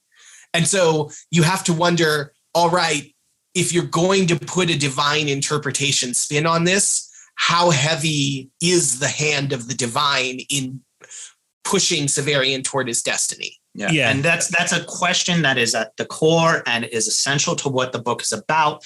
And very artfully, Wolfe does not answer the question in the book. He just proposes it and lets us ruminate and consider and come to our own interpretations about it. Well, I expected, because before I started reading it this time, and I knew a little bit more about Wolfe himself, and that he's leaning towards not being a Catholic author. I don't think he's right. I don't think he's writing his own version of the Bible, or in fact, just the Bible itself, but in a futuristic science fiction world. I expected it to lean much more heavily into religion. And I think he does a little bit later on, more so than in the other books. But then we get stuff like Severian has sex with Afeta. And ejaculates a new universe. Is that maybe? Yeah. And it seems as if. So this is one. I don't think there's that much confusion there, because when Wolfe wants to skirt around a subject or make you think, I think he's quite to the point that when Severian comes, okay, it's not that he's describing it as such. I think he's witnessing the birth of is that the new sun? Is that the new sun? So that is the creation of the White Fountain, which you can go as Freudian on as you want to. But yes, the idea is he sleeps with a feta, and the line in the book is something like, leaning back, I entered Yesod and then experienced the birth of universes before me. And so, yes, it does seem like that's the case. And Afeta afterwards seems to confirm, yes, you were supposed to sleep with me. That is what brings about this new sun. Afeta takes him back to Zadkiel, who in the trial chambers, and Zadkiel now appearing in this full divine, like almost fairy-like and angel-like figure. This is the same thing Severian saw in that book that the Autarch showed him. That was the portal when he met him. The butterfly thing. Yes. And Severian, back in Claw. Yeah. Mm-hmm. Yeah. So Zadkiel's in this form, and he says, congratulations, there never was a trial. We've been deceiving you. The trial has already been completed. We've been observing you for so long that we knew you were able to bring the new sun, and you've created the new sun, and now we're going to send you back to Earth. And when he does this, the galleries, which are watching with those Aquasters and the sailors, erupts again. There is a big fight. And Severian, the Aquasters, and Gunny, the one human sailor who has had experience with Severian enough, all fight against the sailors and win, but at the cost of Zadkiel's son, who dies in the fighting along with them. Okay, right. And then, so at this point in the book, right, I think you could stop the Book of the New Sun there, because Wolfe writes it with a certain amount of dream logic and a lot of metaphor and religious undertones attached to it. But essentially, if Greg Bear was writing this, or Baxter, or someone, or Clark even, right, it would be that you had to travel on a spaceship somewhere, and then you built this new sun, this source of power. And now that is gonna, you're judged. Okay, yes, you've got the tech, you have the technology, you have the right to do this.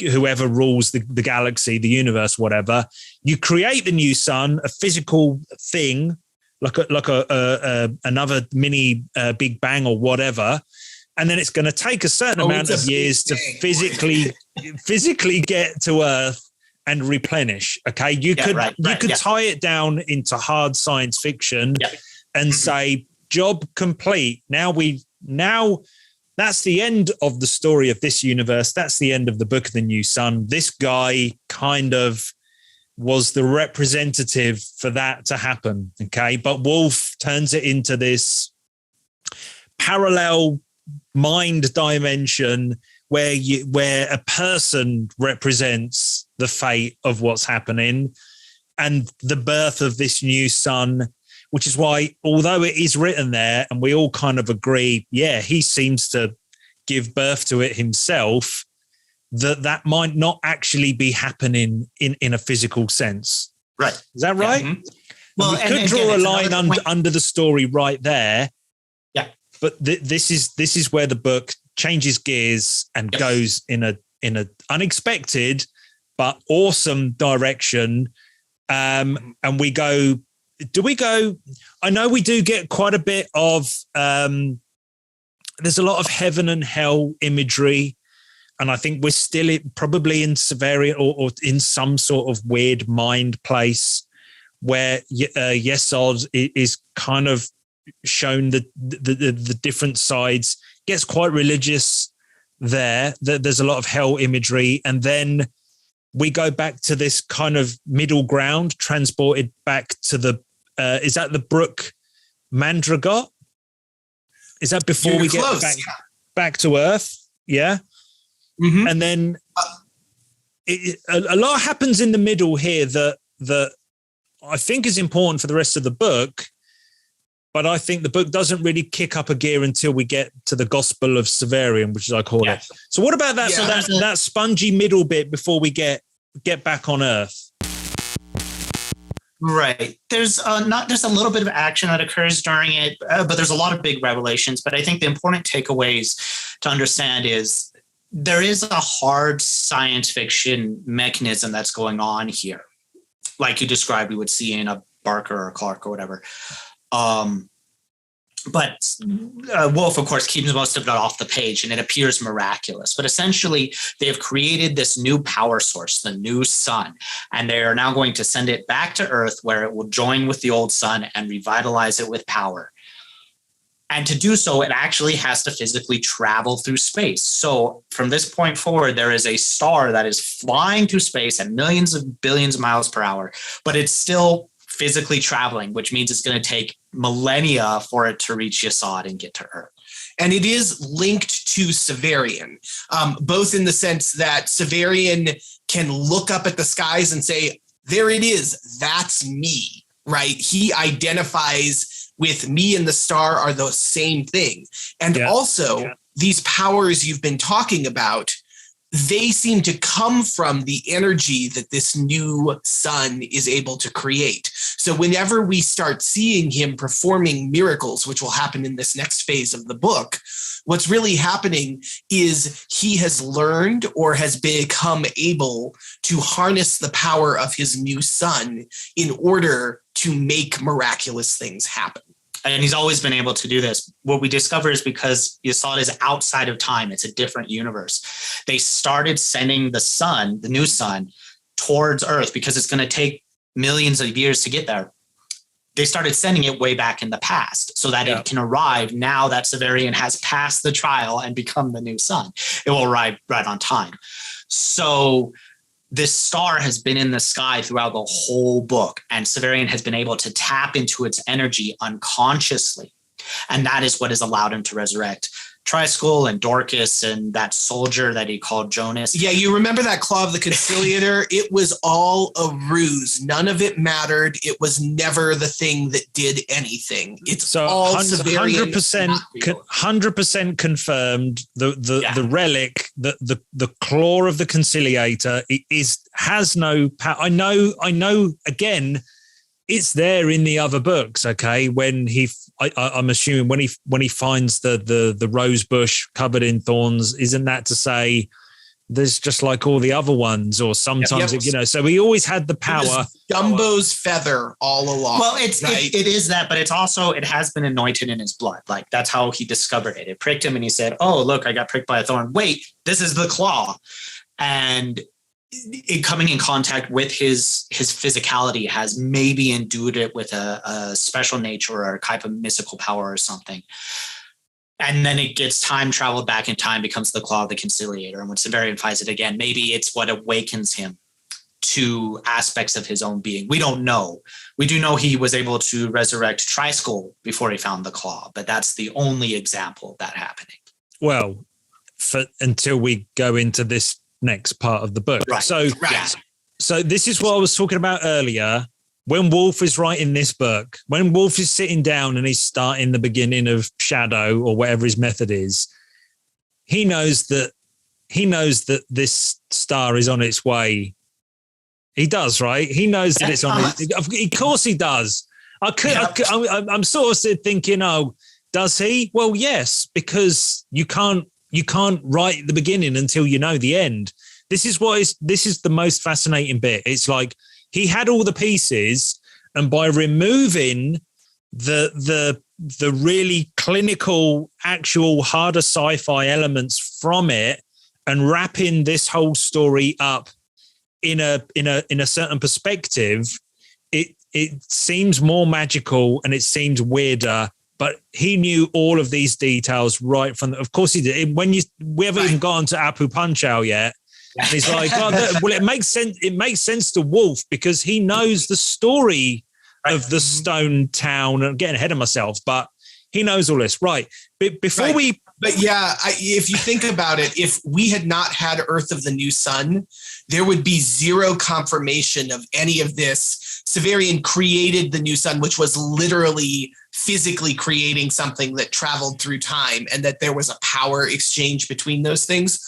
All of that information is directly related in Urth of the New Sun, but it's not on the page anywhere through Shadowclaw Sword Citadel. I'm fine with that because when as much as I love Urth, I think he nailed it. This is the reveal almost. He adds more to it. Obviously, he doesn't just conclude everything and off we go. Oh well, now ask me anything. I've got it. It's not that at all. I have more questions by the time we get to the end of Urth. But this is why I think if you think of someone like David Lynch and Twin Peaks in particular, you go on a similar journey where there's obviously stuff hanging around right from the beginning that Lynch knows about, or maybe not, because he does sort of write, from the hip a little bit as well. But if he were to make a film or a documentary answering everything that happens in Twin Peaks, that would be satisfying to a certain extent because it'd be nice to know some of the things, but it would ruin the feeling of it. So I think Urth of the New Sun has a danger before you read it of, do I want to know why all of these weird things happen exactly and how? And it turns out, yes, you do, because it's just so satisfying to find out, how things were done. And there's possibly lots of Severians in the crowd manipulating things because it makes you look at everything, especially in Shadow, everything that happens. It's like, well, it's not that weird because the whole thing is being kind of massaged as we go. Getting ahead of myself again. Right. Are we at the Gospel of Severian yet? Are we there? A couple of really important things happen right before he goes, right? Oh, so, go on then. I know. They see Yasad as a hell, and Afeta says, now we're going to send you back. We're actually going to send you back via the Brook Mandragot, which you talked about, which is sort of this in-between pocket universe between Yasad and Braya, which is what we call the universe that Urth is in. Yeah. And Severian meets Zadkiel there. Zadkiel doesn't recognize Severian, and that's how Severian knows, oh, I've traveled back in time to a point before that whole trial when they go back there. He is sent back with Gunny. He discovers his limp is gone. So the thing that defined him to the point where he is the Autarch was named Severian the Lame. He's no longer lame. And that's miraculously happened at some point throughout all of this. And Gunny finds a younger version of herself who is called Burgundifara and says, my time with Severian is done. You, Burgundifara, should hang out with him and go all the way back to Urth with him. So now we have a time loop with her character as well. Right. Gotcha. So finally, just to confirm, that young Gunny will grow up. Does the obvious time travel questions, does the older Gunny have memories? She has a memory of what she done when she was younger. Yeah, yes. The very first thing she does when she sees Severian, the old Gunny. This is chapter 2 of the book. Yes. And she runs up and she grabs him and she kisses him. Of course. And we're like, what? You just started this book and you're like, what is going on here? And then she kind of explains it away. Oh, this is a ship tradition. Like every new candidate gets a special companion who's supposed to show them the ropes. And like there's a physical aspect of that as well. But that's not what actually is occurring. What's actually occurring is older Gunny is seeing Severian, who she knew of when she was young. And specifically the Severian she knew was the post-New Sun Christ-like Severian. And so when she sees this figure from her past, she runs up and gives him a kiss. So their relationship is very complicated because it's backwards. They knew each other at different parts, right? Gotcha. Right. Before we go on to the next bit, I don't think, and I don't want to hang around. Well, we can hang around here as long as you like, but I want some cold, hard explanation of the layers, because I'm looking at my notes, and I think we're gonna slingshot to the end, and it's quite specific. I think plot picks up and some really cool things to talk about. And I don't think we'll touch upon the layers of aliens and the divine year and the much bigger picture before we get to the end, because we're going to get a little bit biblical and whatever. So is it possible to just, make a little capsule of that before we leave the technical stuff behind? No. Would you like to, or you want me to? You are going to be able to pronounce the word. I know. Okay. This is Phil's thing. I've heard you talk about it on the podcast. You love this, but yeah, go on, Phil. So, how is it structured? How do we get to this point? So it may be helpful to remember Melito's story about the cock, the eagle, and the angel from the storytelling contest. Yeah. And the basic idea was there are these different levels of things, and each one is so much higher than the other one that they seem like God from one level to the next, that it's something worshiping a God almost. But then the thing up there has something above it that also seems like a god in terms of order of magnitude, right? So we're really talking about beings on completely different levels. At the top, we have Zadkiel, who is a hierogrammet. He is the divine being, the epitome of what this whole divine year has been building up to. And his response, he's from the last divine year. He's what they created. And I say he, but he also embodies she, and even the ship is at times referred to as a physical form of Zadkiel. So it's an even bigger concept than a gendered individual, right? That's the product of the last divine year, and its job is to create the new divine year and create the new hierogrammet that will help the next version of the universe cycle forward. Okay, and then within that universe, there'll be another being that is pulling the next thing along, the next Severian. So will Severian become the godlike character that is responsible to start the chain again? It's not entirely clear. He's definitely the next step from humanity evolving eventually up into this figure, but we don't get far enough into his story to know if he himself will become like a Zadkiel for the next universe, or if he has to keep pushing further than him to get to that stage. So by the time we get to the end of Earth, we're not entirely sure.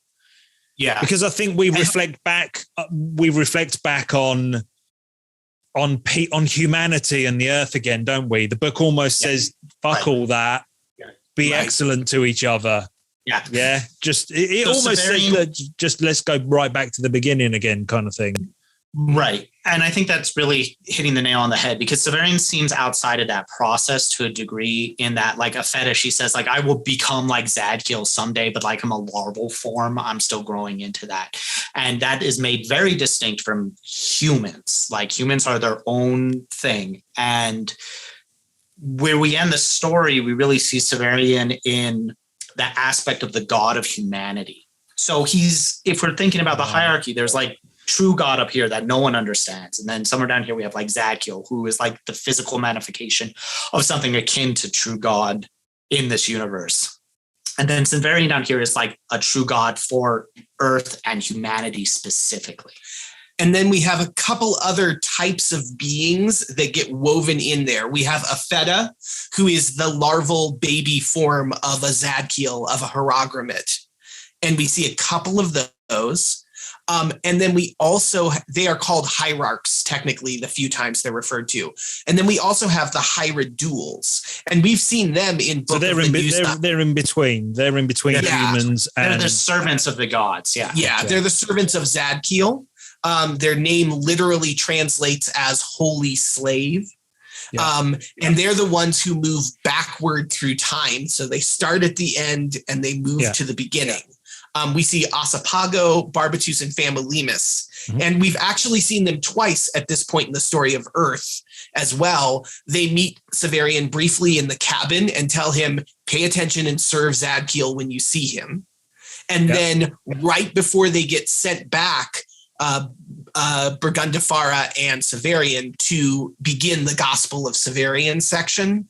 Then Severian gets one more encounter with Famolimus, and the two of them reunite briefly to smile and talk to each other. But then we get sent back in time. Okay. And that's everything you need to know up to this. but then above it all, Wolfe obviously likes to write in God, G-O-D, which nobody in the book. So is there, big question, is there evidence of something above all of this that requires, might be the wrong word, but requires the divine year to keep going and or for a new universe to be made? Or is that just what like we not me personally, but people have to have some sort of thing above them, because it can't just be we can't just be here for no fucking reason whatsoever. Right.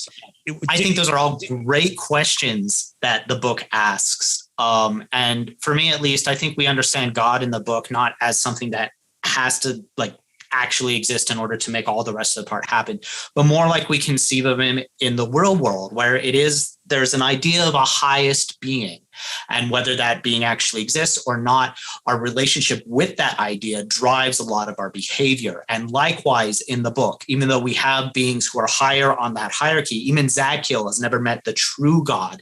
There's still that conception of the highest being, and that's going to dictate the behaviors of people who are so powerful they can actually transgress the divine year and move into new universes. They are in that height of their capability, and even they are still trying to reckon with the idea of God.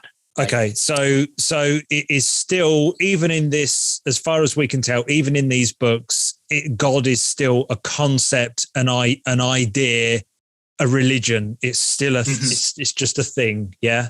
And it's unknowable, right? For sure. Yeah, that leads me to believe that although Wolfe would describe himself as a Catholic, probably, he did, didn't he? Then his own version of what that means is probably many layers of. I'm just thinking from the way that he writes, he probably has that connection with religion himself. So he would describe himself as a Catholic, but if you actually, I'm guessing here, filling in a lot of blanks. If you were to sit and talk about religion to him, he would say, "Yeah, I'm Catholic, but what does that? That's just the practicing day to day." He would probably have a similar concept of what God actually is, rather than a physical person. I don't know why I'm going down this road. There's enough to talk about with this fucking book. Right. All right. Well, I think I agree with you. In that, you read this book, it's not like reading the Bible in space, right? Like you said, it's richer than that. It's denser than that. So I don't want to speak for Wolfe and say this is what he believes, this isn't what he believes, but it definitely seems that he has a very nuanced understanding of religion, which has allowed him to write this book of such depth. Of course, that might not be the case either. He might have a very blinkered view of the world, but he just so happened to write a book like this.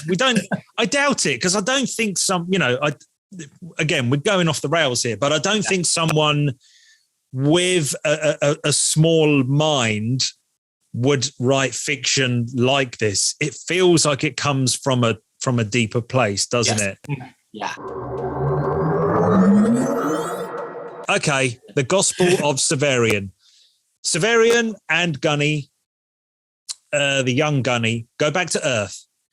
And we assume, I assumed, just like Severian, that we are being plopped into probably around the date that he left, right? I think. That's where he probably thought he was going to go. I mean, why wouldn't you think that? You're in a time traveling ship. You've gone and done your business. Maybe time has passed like it would on Earth. He's been there maybe, I don't know, a few weeks or something, and he's back on Earth. Could he just go back to his job as the Autarch and know that this star is on its way? Whatever, okay.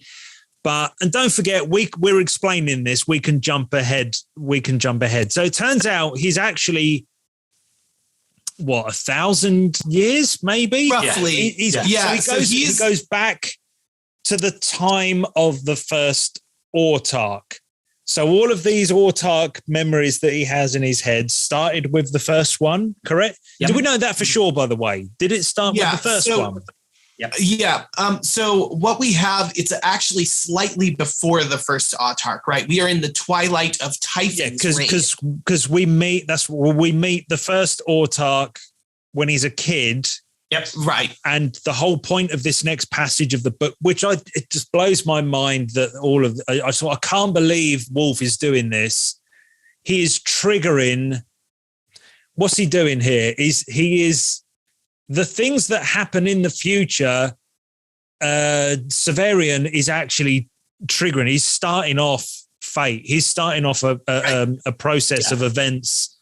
Gospel of Severian is a really good title for this segment of the book, because literally what's happening is that Severian comes back and unintentionally, at least at first, creates the mythos of the Conciliator that becomes such a driving thing for him in the Book of the New Sun. He lands in a city. That city doesn't look anything like the one he and Burgundafara were expecting. And they basically wander out into these poor villages. And Severian says, "Oh, you have problems? Well, let me see what I can do about that." And he uses his New Sun energy to heal a couple of sick people. He restores an arm on a sick woman. He brings a man back from near death from sickness. And without realizing it, he accidentally performs enough miracles that he starts a cult following about him. Mm-hmm. And you get the impression that Wolfe is writing a parallel story with the tales of Jesus. From the perspective of what happens if Jesus was a total accident and didn't realize he was going to be the Son of God. Right. So it's it's an anti-hero Bible, in a sense. Yeah, right? because Severian has just been endowed with this divine energy, and he can now restore an arm or bring someone back from the dead with intentionality. But he doesn't know how to control it yet. His emotions create thunderstorms and stuff because he's so unused to wielding this kind of power that he has to learn how to tap it down, or at least direct it. And in that process of just out of control, wacky, godlike abilities, he makes the legend of the Conciliator. And then later on, the story that we pick up at the beginning, the story that is sprinkled throughout history that we pick up right from the beginning of Shadow of the Torturer. This guy turned up many years ago and healed people, and he'll come back to us one day. Obviously, the Messiah story, which we know as the Son of God. It's very Jesus. And what I like is when people say, "Oh, the Book of the New Sun is just like a retelling of the Bible." It's like, no. If Wolfe wanted to do that, he'd make it pretty fucking obvious that that's what he's doing. And I think now Wolfe wants to do that. Wolfe wants to show this is what it would look like. And you're like, oh, okay, this is what people think that they were reading 4 books ago. So, he doesn't quite understand what time period is in. He's got the powers. Just to confirm, he didn't have these powers while he was the Autarch, although he did, but not like this. Because this is technically the sun would have been closer 1,000 years in the future. So technically, he had more power then than he did now. Right. Well, there's another mechanism at place here that we haven't got into, and we'll get into it later on when it becomes important. But there's something else that is why he is more powerful now than he was in Book of the New Sun. Okay, but for now, he's healing. It could people. also be that it is a mental thing now that he understands he can tap into the sun when he probably could have done before, but he just didn't know. It's like a muscle you never knew that you could flex. But that's just a speculation. There are other reasons why this might be the case. Mm-hmm. Okay, so he is running around town healing people, and people are noticing very quickly. News is spreading, and he basically is the story of the Conciliator is happening right before our eyes. I can't describe how I love it. I just love what I'm reading. It's so rich. I just wish we had a bit more of it. Yeah. I've got is it Serix the wizard? Yep. So this guy has some sort of power. Or is he a trickster? I'm not quite sure what happens here, but he seems to see Severian as a threat or a person similar to him and kind of wants to call him out or challenge him to a magical duel. So this is sort of a rehash of what we had in Sword of the Lictor when Severian and young Severian went to the sorcerer's village and were captured there, right? So this is where the book reminds you, we're still thousands and thousands, millions of years in the future of now when there is technology and shit. Because again, we even though we know that because we've just read 4.5 books of it, we know that we're in the future. I just kept forgetting because we went back 1,000 years. You're like, no. It's still 2 million years AD or whatever the fuck it is. So this wizardy guy is, again, we're doing Shadow of the Torturer tricks. We're doing the original trick of, well, what technology is that? It's not a wizard. It's not a fantasy book. This is some other technology happening. Yeah. But I think this wizard guy, this Serix, can see that Severian either has some extra technology or is a bit freaked out of what he's doing, or he thinks he's a trickster. So he challenges him to a magician's duel. Right. And Severian actually says no. And in response to that, Serix says, well, fine, and sends a zombie after him. And that zombie breaks down the door to his house and kind of fumbles around. And Severian says, no, stop this, and sort of touches him on the shoulder and actually revives this person from the dead. And that person is named Zama. And very similar to the soldier at the beginning of Citadel, that person just kind of wanders aimlessly next to Severian, trying vaguely to recover their memories and thoughts, just like Miles did before. So I think Wolfe is triggering us to remember. I think this is his way of explaining. Remember that weird stuff there? It's quite easily explained now that you know. It's elegantly done. It's like showing you, well, here's another example without, if it was in a film, you would just show the scene again, but no, you know what I mean? But now it's delicately done. It's showing you another example and it all makes sense to us, kind of. What have I got written here? He, like you said about the storm, he's when he's angry, when he's pissed off, he seems to conjure up hurricanes, rainstorms, and bad weather, but it doesn't affect him. Is this roundabout now? People are just getting a little bit scared of him as well. He's clearly something's wrong with this guy, or too right. Is he captured? Yeah. So they end up back at Nessus of sorry. Oh, right. So Saltus in the middle. Yeah, Saltus. Yeah. So they end up back at Saltus, right? Yeah. And are captured there by people who say we're the soldiers of Lord Typhon. And importantly, Burgundafara is one of the people who points Severian out to the guards. So we have that Judas betrayal moment in there. In part of this gospel story. But Severian is taken to the Citadel of all places and locked up, just like he was a torture client. And that's where he meets a young scribe, where he explains to this other person the history of what's going on with the new sun coming. And like he lays down all the laws of the legends and stuff. And this other guy is in the cell and he's like, wow, this is great material. And he's writing it down. And that's what becomes the Book of the New Sun, which is referred to as like the Bible of the Conciliator. Right. And that Book of the New Sun is what Dr. Talos uses along with other sources to create the play Eschatology in Genesis. So there's a bit of a time loop there too, because Severian might have told this guy, And hey, there was this play. That's brilliant. Because at this point, you think we're not explaining. All right, we can talk about this book all day long, but we're not explaining the play. And it's like, oh, we are. Yeah, It's like that.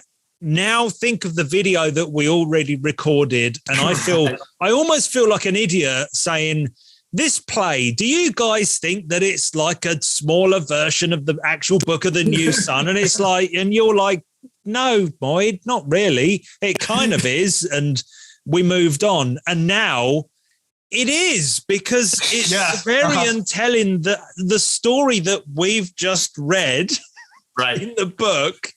And he's retelling it to someone. And is it the guy in the next cell? He's like, fuck yeah, the Book of the New Sun. That sounds good. And obviously it's not a direct comparison, because he's writing it down a little bit like Wolfe is. It's a reflection of what Wolfe is actually doing with Severian's story as well. And like you say, 1,000 years later or something, that's what Dr. Talos is using. And little did we know then that most of it makes sense, because it's already actually happened in real life. And it's about to happen, and it is a clever piece of writing, but it's not like, oh, isn't that funny that Wolfe put those details in and they pop up later?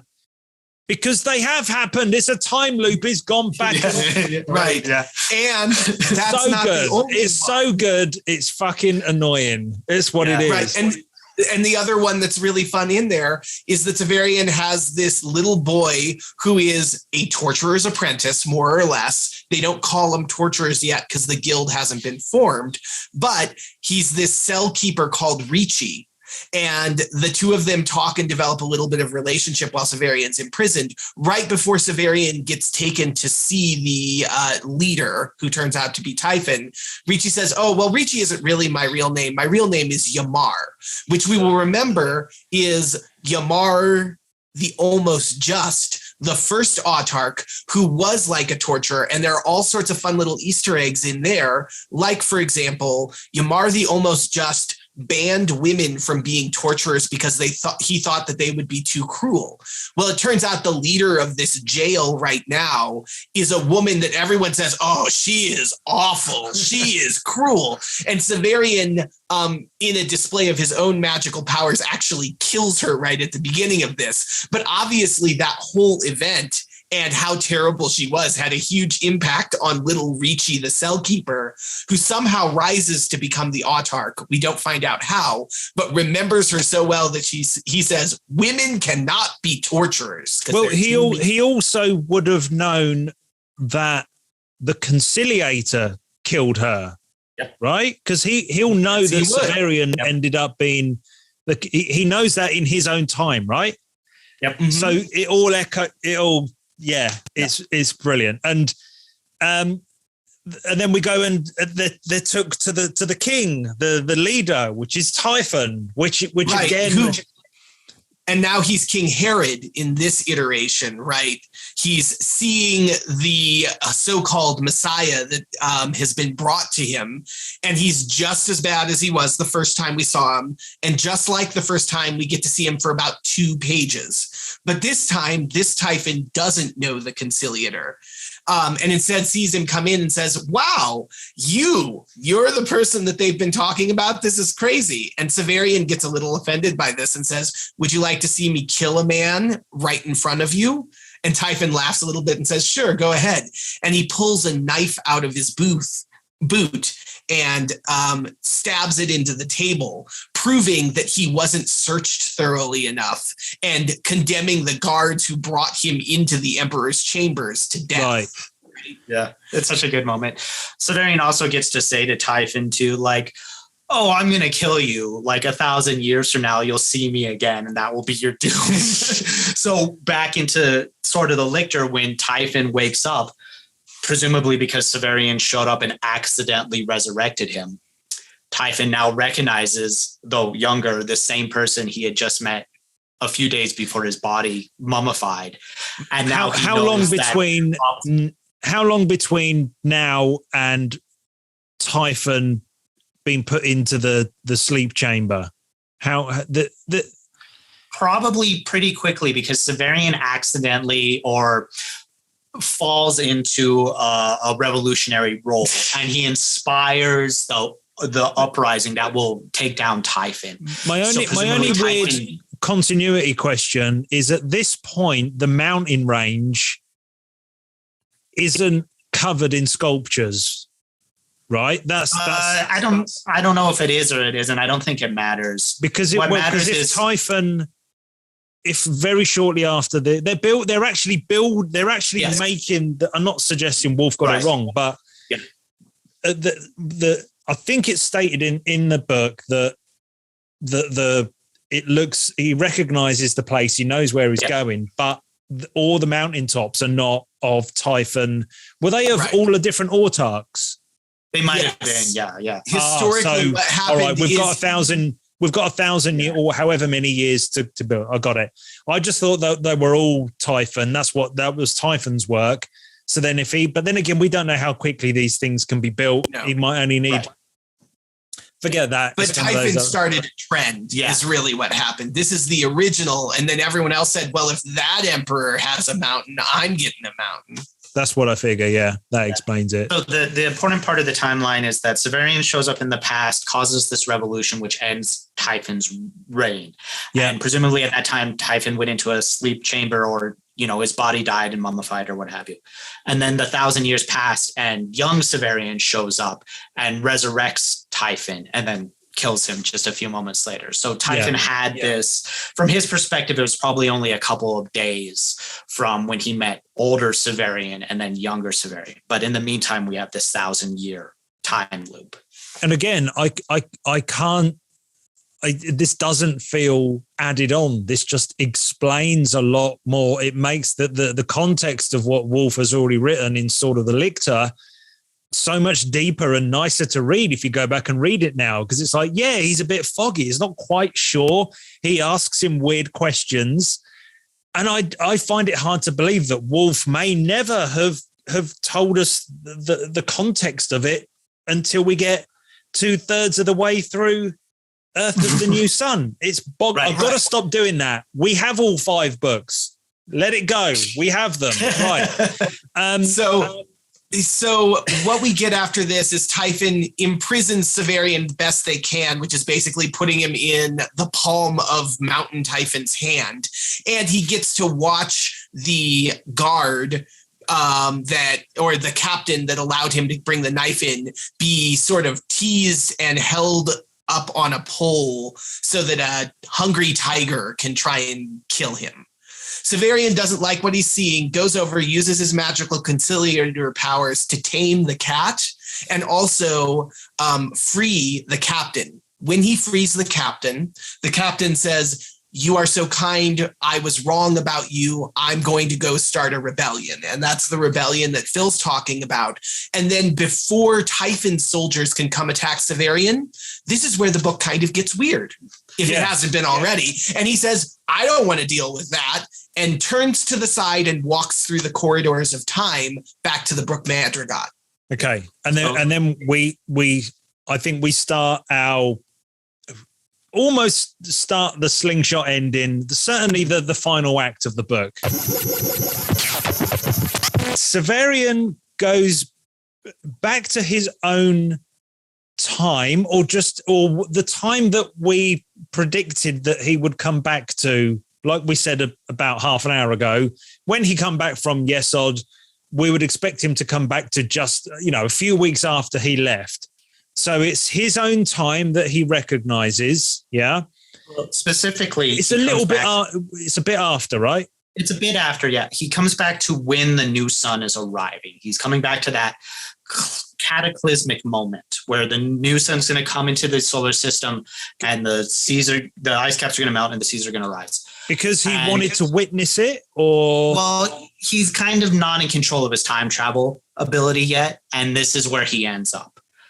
And what he discovers, he's back at the House Absolute. Valeria has been reigning for the past few decades, the time since he left to take the trial. That's right. So she's older. Yeah. Yeah, she's like an old lady. And Severian gets to now watch this moment from the throne room. He's able to reappear and say, hey, I'm back, and shock everyone just as the new sun arrives and the seas flood.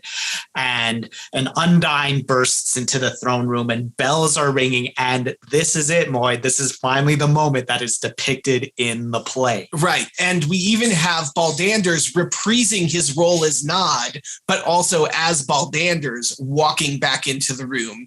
Severian has sneaked into like a secret room for eavesdropping behind the Autarch's chambers. In the process of doing this, his magical powers have accidentally revived an assassin who was just sort of decomposed in the hallways. They got lost in the hallways and never found their victim. But he comes out, he says hi to Baldanders and Juturna, which is the name of that big Undyne. It's the same one who tried to save him all those years ago. tried to jump out of the water and grab him. Yeah? He reunites with Valeria briefly, just as literally the floodwaters come into the chambers of the House Absolute and start flooding everything. And that assassin he revived stabs Valeria, and the tip of the knife comes through the body and pierces Severian too. And he's like, oh crap, I'm gonna die. Now, that is the moment where the waters come up and everything in the House Absolute is flooded. All of humanity essentially is destroyed. And who knows what happens to Baldanders as he wanders off. Juturna will eventually see a little bit later. I mean, it's quite, there's a lot of symbolism in there, obviously. It's enough, but I still find it... on like an ecological, very practical scale, kind of poetic as well, because it goes back to hard science fiction. This sun is here, which gives energy, and we know that, you know, the future is everything will eventually be nice and green again, and everything will be cool. But there is this biblical flood, you know, I mean, it's right there in front of you, but he didn't need to fold in the characters and like I say, if this was filmed, if this was on your TV, that shot would be overlaid with the bit in the play. Like you said, Phil, it would all match up and look very cool. But then there's the whole, he still puts in this other layer of, why do we never get to see Valeria? Why do we always just see glimpses of it? It's so cool. It's like, what's going on? There's a deeper question there. I don't think we've got time to get into that, but there's something going on there. And essentially, the prophecy or whatever, this future, this is the physical, this is what it means, okay? So the sun is there. It's melted all the water. There's the flood. Practically, I don't think it would happen that quickly, you know, because the water would boil off if it melted that, you know, so it's all a bit funny, but it happens. Okay. This is the moment that the end of the world, everything's flooded, and it feels like, I don't know, more than it's not humanity is wiped out. It's civilization. The system is gone, right? Because there are people floating around, and I'm sure there are islands dotted around. And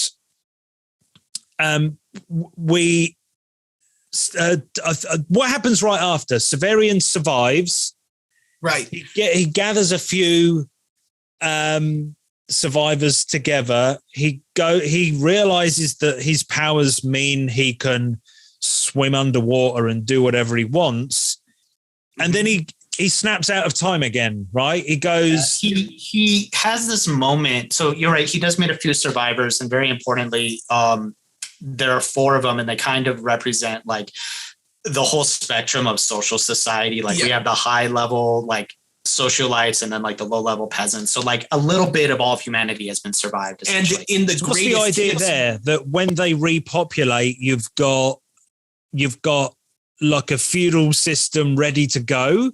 Or it's that, but it's also like it's egalitarian because it's bits and pieces. Like the old society has been washed away, and all strata are now in the same position, trying to survive on a table that they found that's riding on these floodways. Right. And then they get picked up by a boat And in our greatest hits section, the boatman is the 89-year-old or like very ancient Iada, who was the person who became the captain of apprentices after Severian left the Matachan Tower. All the way back from chapter 1, this character. Yeah. Right. And there's an intervening short story called The Map that tells us a little bit about Iada's life between the events of Severian leaving Urth and becoming the Autarch, and Iada sort of leaving the Torturers Guild.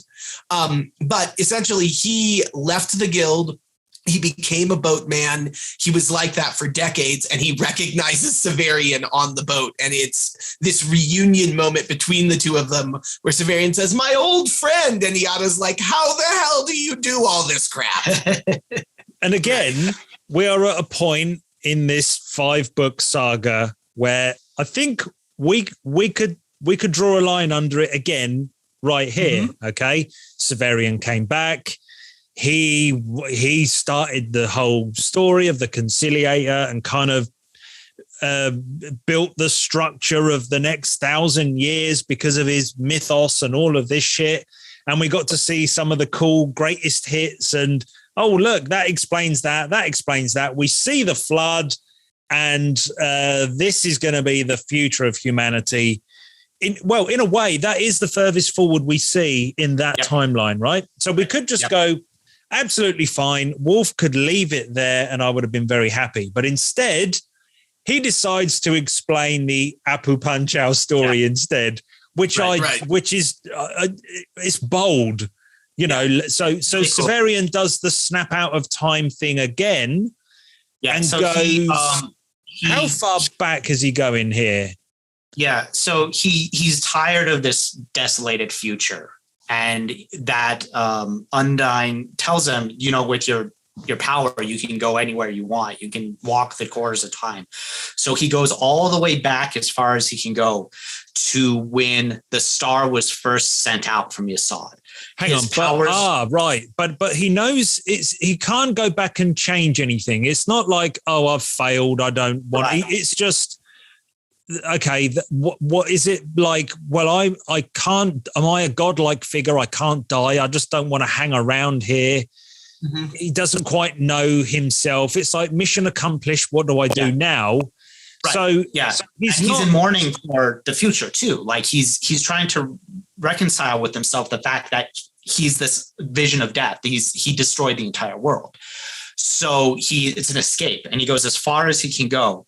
And we learn that his powers extend as far as the star is in the sky, because that's the source. I didn't quite get why are we going back to this time? Is it a coincidence? So Apu Panchal's time, or who Severian becomes Apu Panchal, or he always was, that is the moment in Yesod where they basically hang on. When the moment that he passes the test in the future, and they start to send that from Yesod the star to Earth.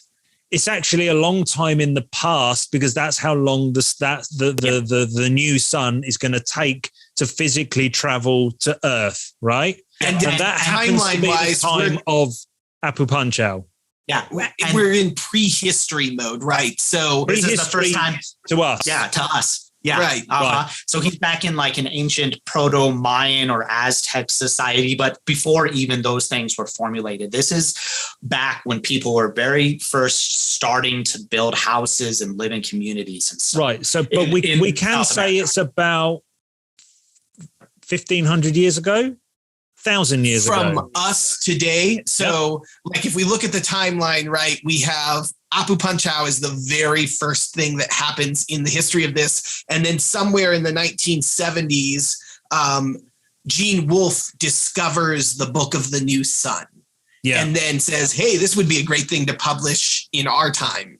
And so that's how far back we are, how far removed we are even from Typhon, which is who knows how many thousands of years in the future from Gene Wolfe.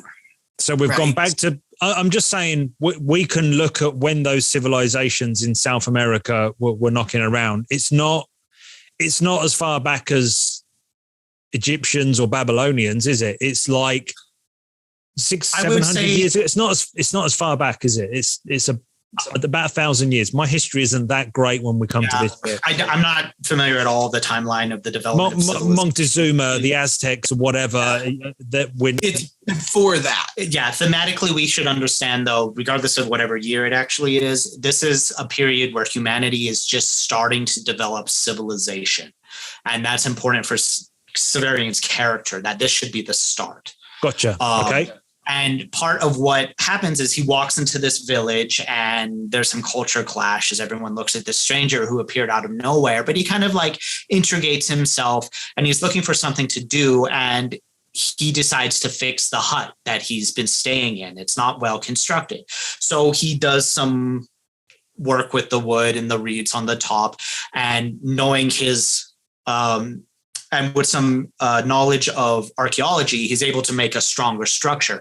And this so impresses the people of this town that they think he must be some kind of wizard or god in order to build a hut this well. And importantly, none of this is a result of magical powers like we had in the Gospel of Severian. In fact, when Severian runs this far back, the first thing he discovers is, oh crap, I can't just heal people anymore. I don't have that power.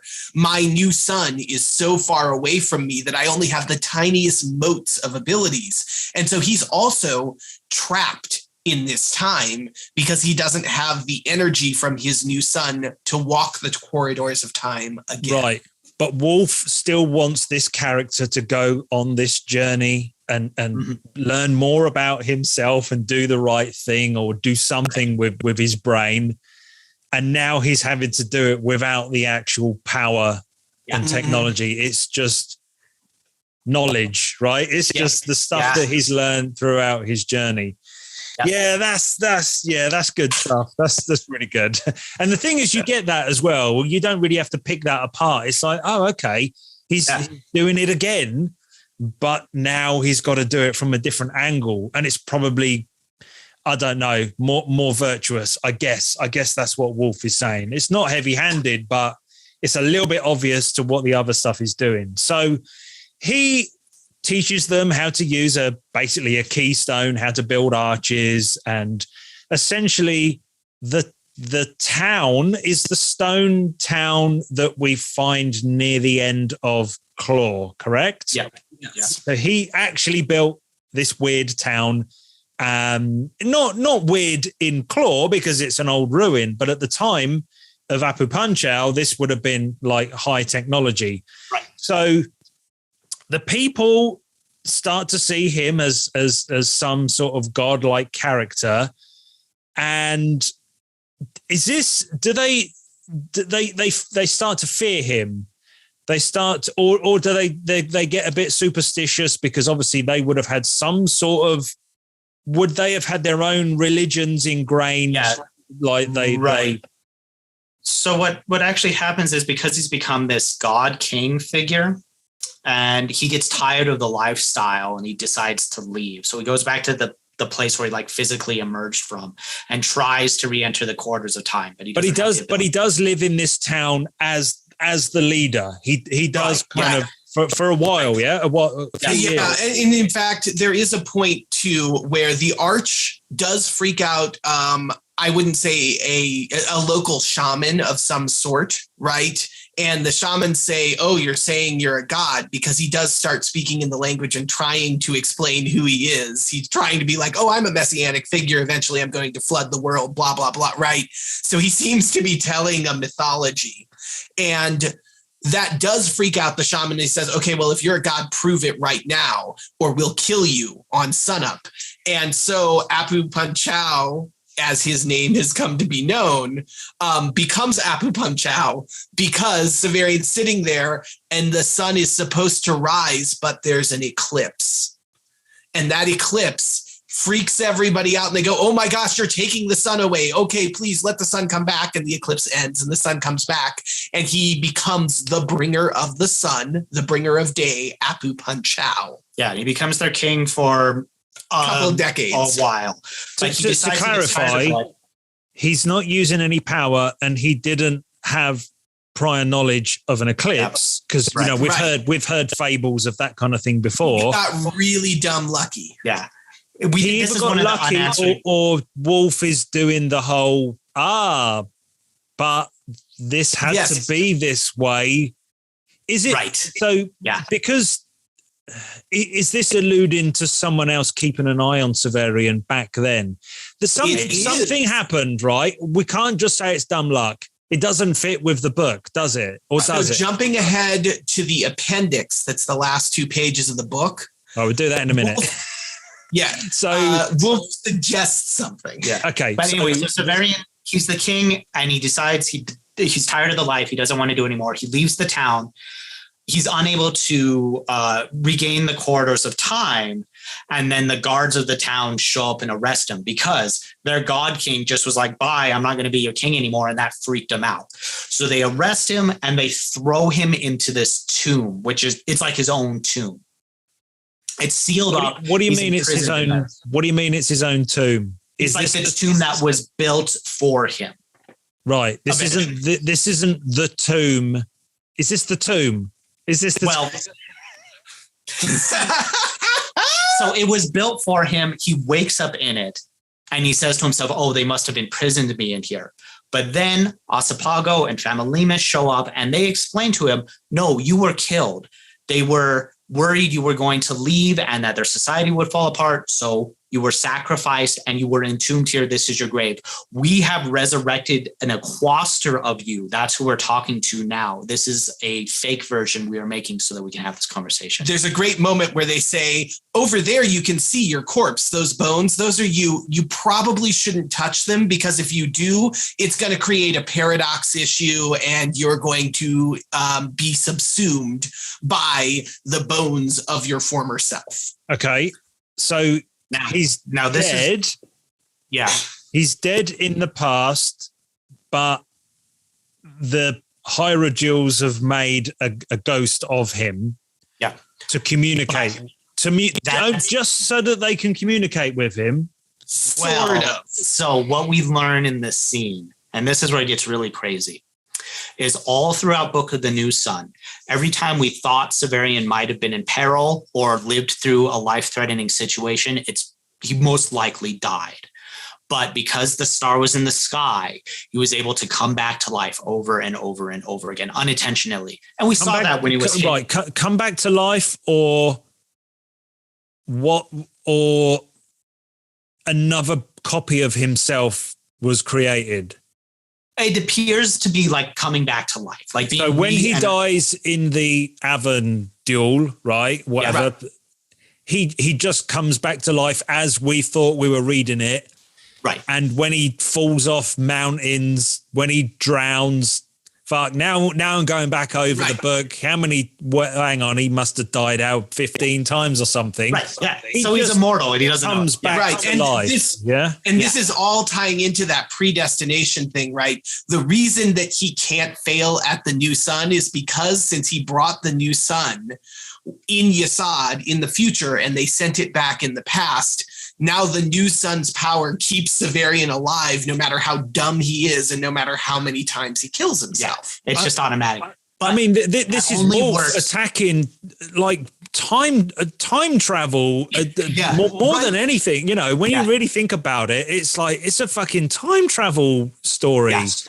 Hardcore, because it just means you can't die because you've already done it. You know, it's Okay. Yeah, it's great, isn't it? It's great. It's beautiful. But it's even more complex than that. This only works when the star is in the sky. Yeah.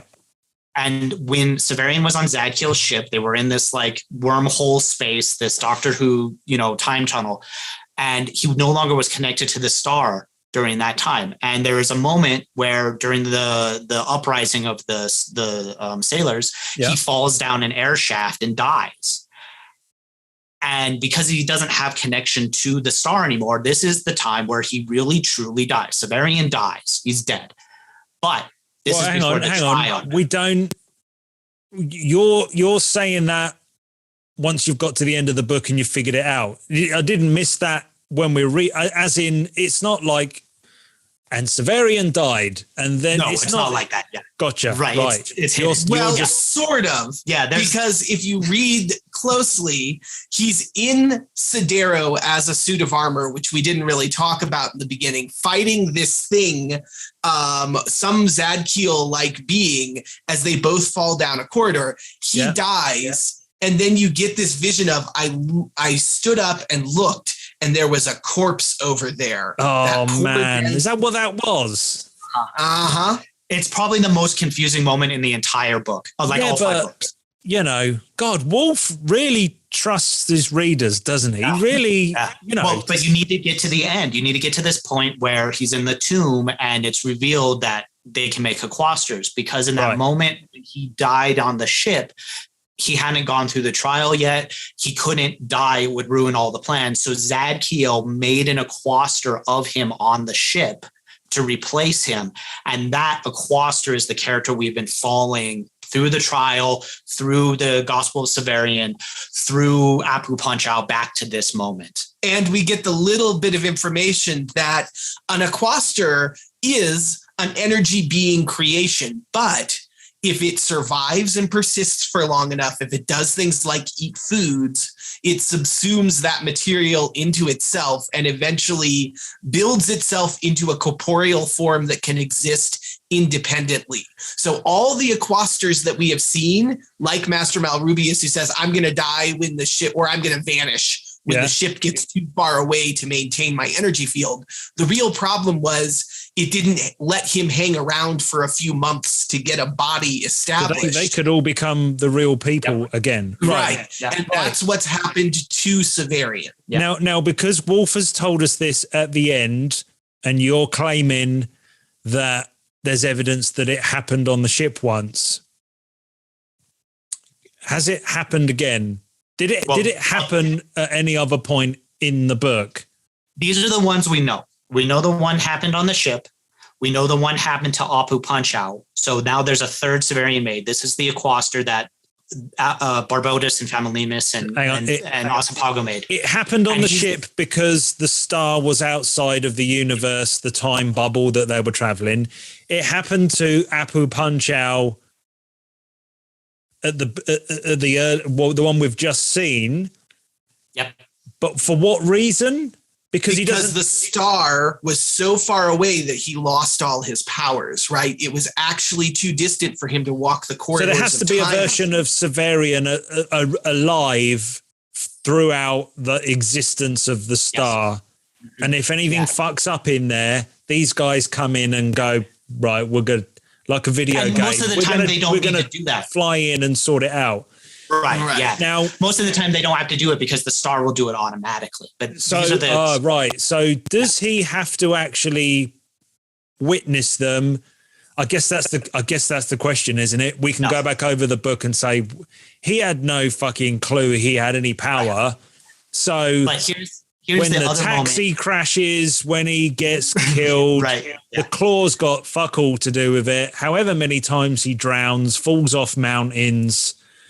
Christ knows what else. Probably got stabbed in Baldanders like 15 times and we just didn't see it on the page. Right. But there's most of the time he self-resurrects. But there's another really bizarre moment, if you'll recall, the end of Claw of the Conciliator. And that's when the witch is able to make an Aquaster of the whole town. And there is another version of Apu Punch-Out there. So that's the fourth Severian. And when the first Severian, who's like the real one, the one who was born and dies, meets that new Aquaster Severian and they meet, that's when you have that doubling moment where one of them gets dissolved and subsumed. And so that's why he can't touch his own. dies. He can't touch his own corpse because he created a paradox. So he's already done that at the end of Claw. That's what that was. Yeah. So there's 4 Severians that we know of that are in the book that we can point to. Outside of that, who knows? There might be tons of them running. But they don't. We don't think they overlap. They can't touch each other. We know that. Right. We know that if that happens, it's a problem. And that's key to why Alzebo, Barbotus, and Famalimis have raised this Aquaster of Severian at this very moment, because they have come back to the bones of Apu Punch-Out and made an Aquaster moments before, like when the dawn comes, the new sun will be close enough that Aquaster Severian can access its power and walk through the corridors of time again. So they're saying, here's your chance. You've done all this good for humanity and for the universe. And so we're going to give you the chance to live again and see what that really is. However, that's also going to bring enough power from this new sun back to make the bones of Apu Panchao reconstitute and have Apu Panchao raised from the dead, thus creating the myth of Apu Panchao. Yeah, Gotcha. Right. So the third Severian, the new Aquaster, who's the one who wrote the book, has to disappear from the tomb before Apu Panchao, Severian number 2, self-resurrects. before the sun comes up. So it's like this ticking time bomb thing, and it's like right by the narrowest of margins that Apu Panchao comes back just as Severian is able to jump into the corridors of time. And get the hell out. Yeah, and he arrives at the end of time, where he has some brief moments with the survivors of humanity, but then apparently he decides to sit down on a beach somewhere and write the book that we're reading, and that's where. Right. So hang on, he's in the tomb. The sun is coming up. The bones start to move, whatever, and to turn that Apu Panchao back to life. But then this Severian, with this knowledge, he now gets access to the corridors of time again. Yep. For the last few pages of the book, where does he go? What time frame?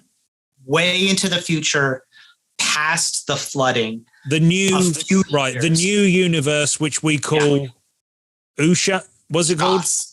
Ushas. Right. So now we're on this next.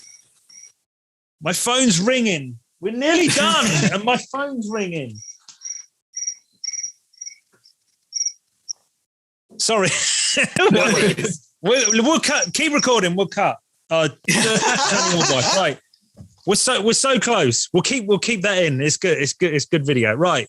So he goes to the future of this new world, and civilization has kind of started again. We're far enough. The flood has kind of gone back enough, and we're in this new world. Right. And he ends up on a sandbar, and there's this guy cooking some fish on the edge of the sandbar. And he goes up and says, "How are you? What's going on here? Can I have one of these fish?" And the guy was like, "Yes, you can." And it turns out that this man is burning these fish as an offering for a god that they call the Sleeper, who comes and eats fish. And as Severian is kind of biting into it, he goes, "Wait, a what?" And we realize that this civilization has been built based upon the idea of 4 major gods, right? And those gods turn out to be the people that Severian met on the table raft right after Urth. Yeah.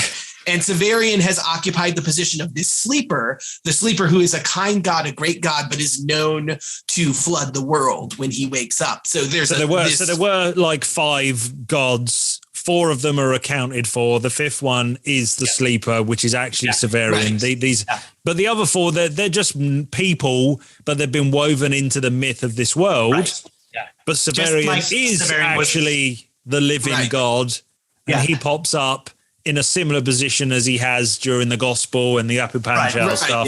Yeah. And so once again, he's accidentally freaked out an entire civilization by displaying his godlike affinities, by just showing up on the beach as a stranger and starting to eat the offering that's meant for a god. And this is, to me, this is the most important point of the book, because the whole last third of the book, we've seen Severian trying to be a god, and like first when he's the conciliator, he can't control it and he causes all these problems, and when he's Apu Panchao, he isn't able to satisfy his own needs and the civilization's needs, but he's learning how to be a god through these different practicings. And then when he's finally arrived in the new world in Ushas, and he's there to take on his role as the god of this new world, he's kind of learned what to do. He's past the amateur stage. He is now able to be a god in a good way. And what does he do? He says to this fisherman on the beach, "Hey, be kind to each other. Like, trying to be good. Yeah. And then he's like, bye, and leaves. And so the whole book, all of it is directed to this point of like, what does it mean to be a good God? How can God be good? Or are they just inherently destructive? Or there's all kinds of questions about what's good for the most amount of people, what's good for individuals, et cetera, et cetera. And it all comes down to this fine point of Severian saying, like, be kind to each other. And I find that very profound. Yeah, so I do like the ending because it's not really a cliffhanger. We've done everything. Severian has kind of witnessed it. He's gone back. And as a character, it's like, do we need him anymore? I mean, do we? Because he's not. And I know the bigger picture is, well, now this universe has to carry on this and we have to start again. But that's not the point because it's kind of about people. I'm not really sure what it's about. It's amazing. It's amazing how much is in there and how it all makes sense. And again, Urth of the New Sun, it absolutely has to be read after the other four because it just magnifies everything that you've read before. And I can see why it's your favorite, Phil. I can see why, but not on the first read. At first you thought it was a little bit, well, why are we doing this? See, I can't remember. I don't think I finished it the first time I read it. I was running out of steam and I think I had a bit of a break and I'd lost most of the threads, but I'm not saying everyone should read these books like we have. I mean, we have done it as a group and got you guys in to help, but it's a very cool thing to understand what the hell's going on. But if you just break your concentration for a bit, it starts to dissolve. Because like I say, I was going through the notes and I was like, really? Where did that? Where? And I'm back there again now. I think I've got it. I think I've got most of it. But in a few weeks when we do the Q&A, I think I would have lost it again. I don't know how you guys hold it all together. Do you just constantly just read them over and over and over again? Well, we read them again for these videos, so there's that. But when you have to do every sentence, every page, and talk about every chapter on a podcast, you get into it, right? So, but even so, the podcast, we're at 200 some odd hours of conversations about these books. There's so much that we've left out having these conversations, even though we've been talking to you for 7 to 10 hours. Yeah. And there's so much that we have said about this that really the issue is somebody needs to sit down and jog our memories and then we just can't stop. Yeah. Well, the only way to really experience it is to be actually reading it. You can't lump it into a smaller thing. Well, we've tried. So, right. I think that's it. Okay. We have explained the appendix.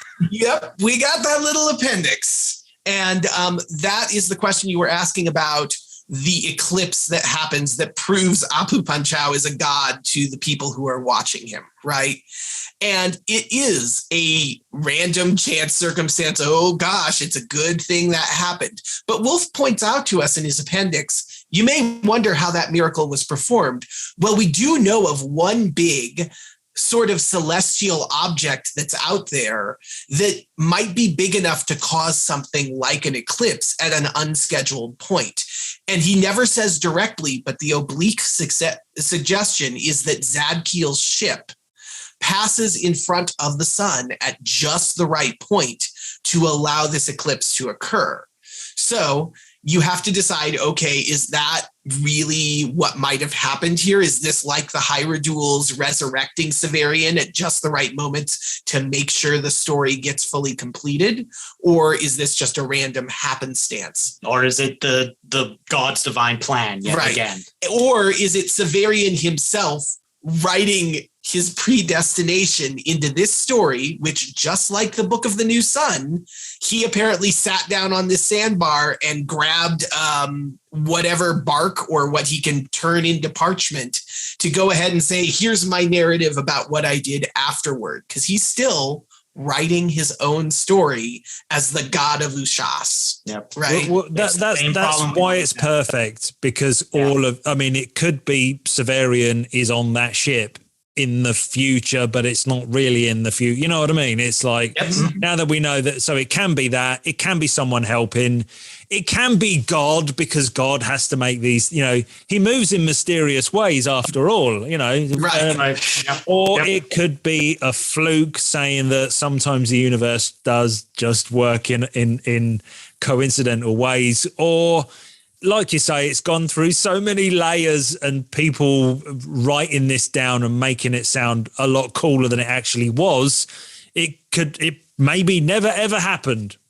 Yep. All of those things can be the answer, or none of them, or one of them. Well, obviously only one of them. I don't know. Yeah. Well, the real one is that it never happened because it's a fictional story that was written by Gene Wolfe, right? No, that's the only one I didn't consider. Isn't that weird? I think we leave it there, because we're only supposed to, well, we do what we want, but we're only explaining this book. I think if we go any further, we start doing a Severian and coming all the way back to the beginning and talking, and we've done enough of that and folding it in, and it becomes a different video. So what we'll do in a couple of weeks, after out of sync, obviously, because we're recording this way ahead of time, but we're going to do another get together. We're going to do a Book of the New Sun Q&A. So people on Discord and on YouTube are going to send in questions, and we can sit for a couple of hours going through them all and diving into all these different bits. And I'll be like the quiz master, and I'll just sit back and read questions out. And then I'm going to do a timeline video, which, now that we've got to the end of this, you're right, Metz, when we had a little go at it the other day, I'm not sure even where to pick it up. It'll be fun, but complicated. And maybe we'll come back and do a bigger thing about the whole book. We'll see what comes of these other videos and how we feel. But beyond that, go to Alzebo Soup podcast. You guys are currently, if this comes out third week of July or something, this is coming out, you would still be working on Long Sun, Short Sun? Where are you up to? We'll be in the fourth book of the Book of the Long Sun, which is called Exodus from the Long Sun. Nothing biblical about that. Okay. And then Wolfe wrote 2 series in this same cycle, the Book of the Long Sun, which is a 4-book series, and then the Book of the Short Sun, which is a 3-book series. They are vaguely connected and probably in the same universe as Book of the New Sun, but I don't want to say too much more about that, because we only have Urth of the New Sun to cover in this video, and believe me, we could go for another 12 hours if we want to. Your podcast is eventually but your podcast is eventually going to cover them all. That's your big plan, right? So you've nearly finished Long Sun. Yep. Then you're moving on to Short Sun. Yep. Mm-hmm. We're talking 2 or 3 years down the line, before you're unfortunately. Well, we'll all get together when we do the 5th head of Cerberus. That'll just be a quickie, we'll just that's an easy and whatever, but just 3 interlinked novellas. They're all together like one book of the Book of the New Sun. We can still do them. I don't know if I'll make videos on them, but when the dust has settled on this read along, maybe Christmas time or something, I'll get the cult to read 5th head of Cerberus, because we'll all be missing Wolfe by then. But until then, or till the next videos, whatever we end up doing in the future, thank you very much. That was awesome. I think these videos are going to do quite well. They have took off like a rocket. I'm really surprised. I don't know how many people are still watching at this point. We could say something really offensive. It doesn't really matter. Knock yourselves out before I press stop. Severian did nothing wrong. Okay. Thank you very much. Thank you. It's See you later. Right, let me press this button.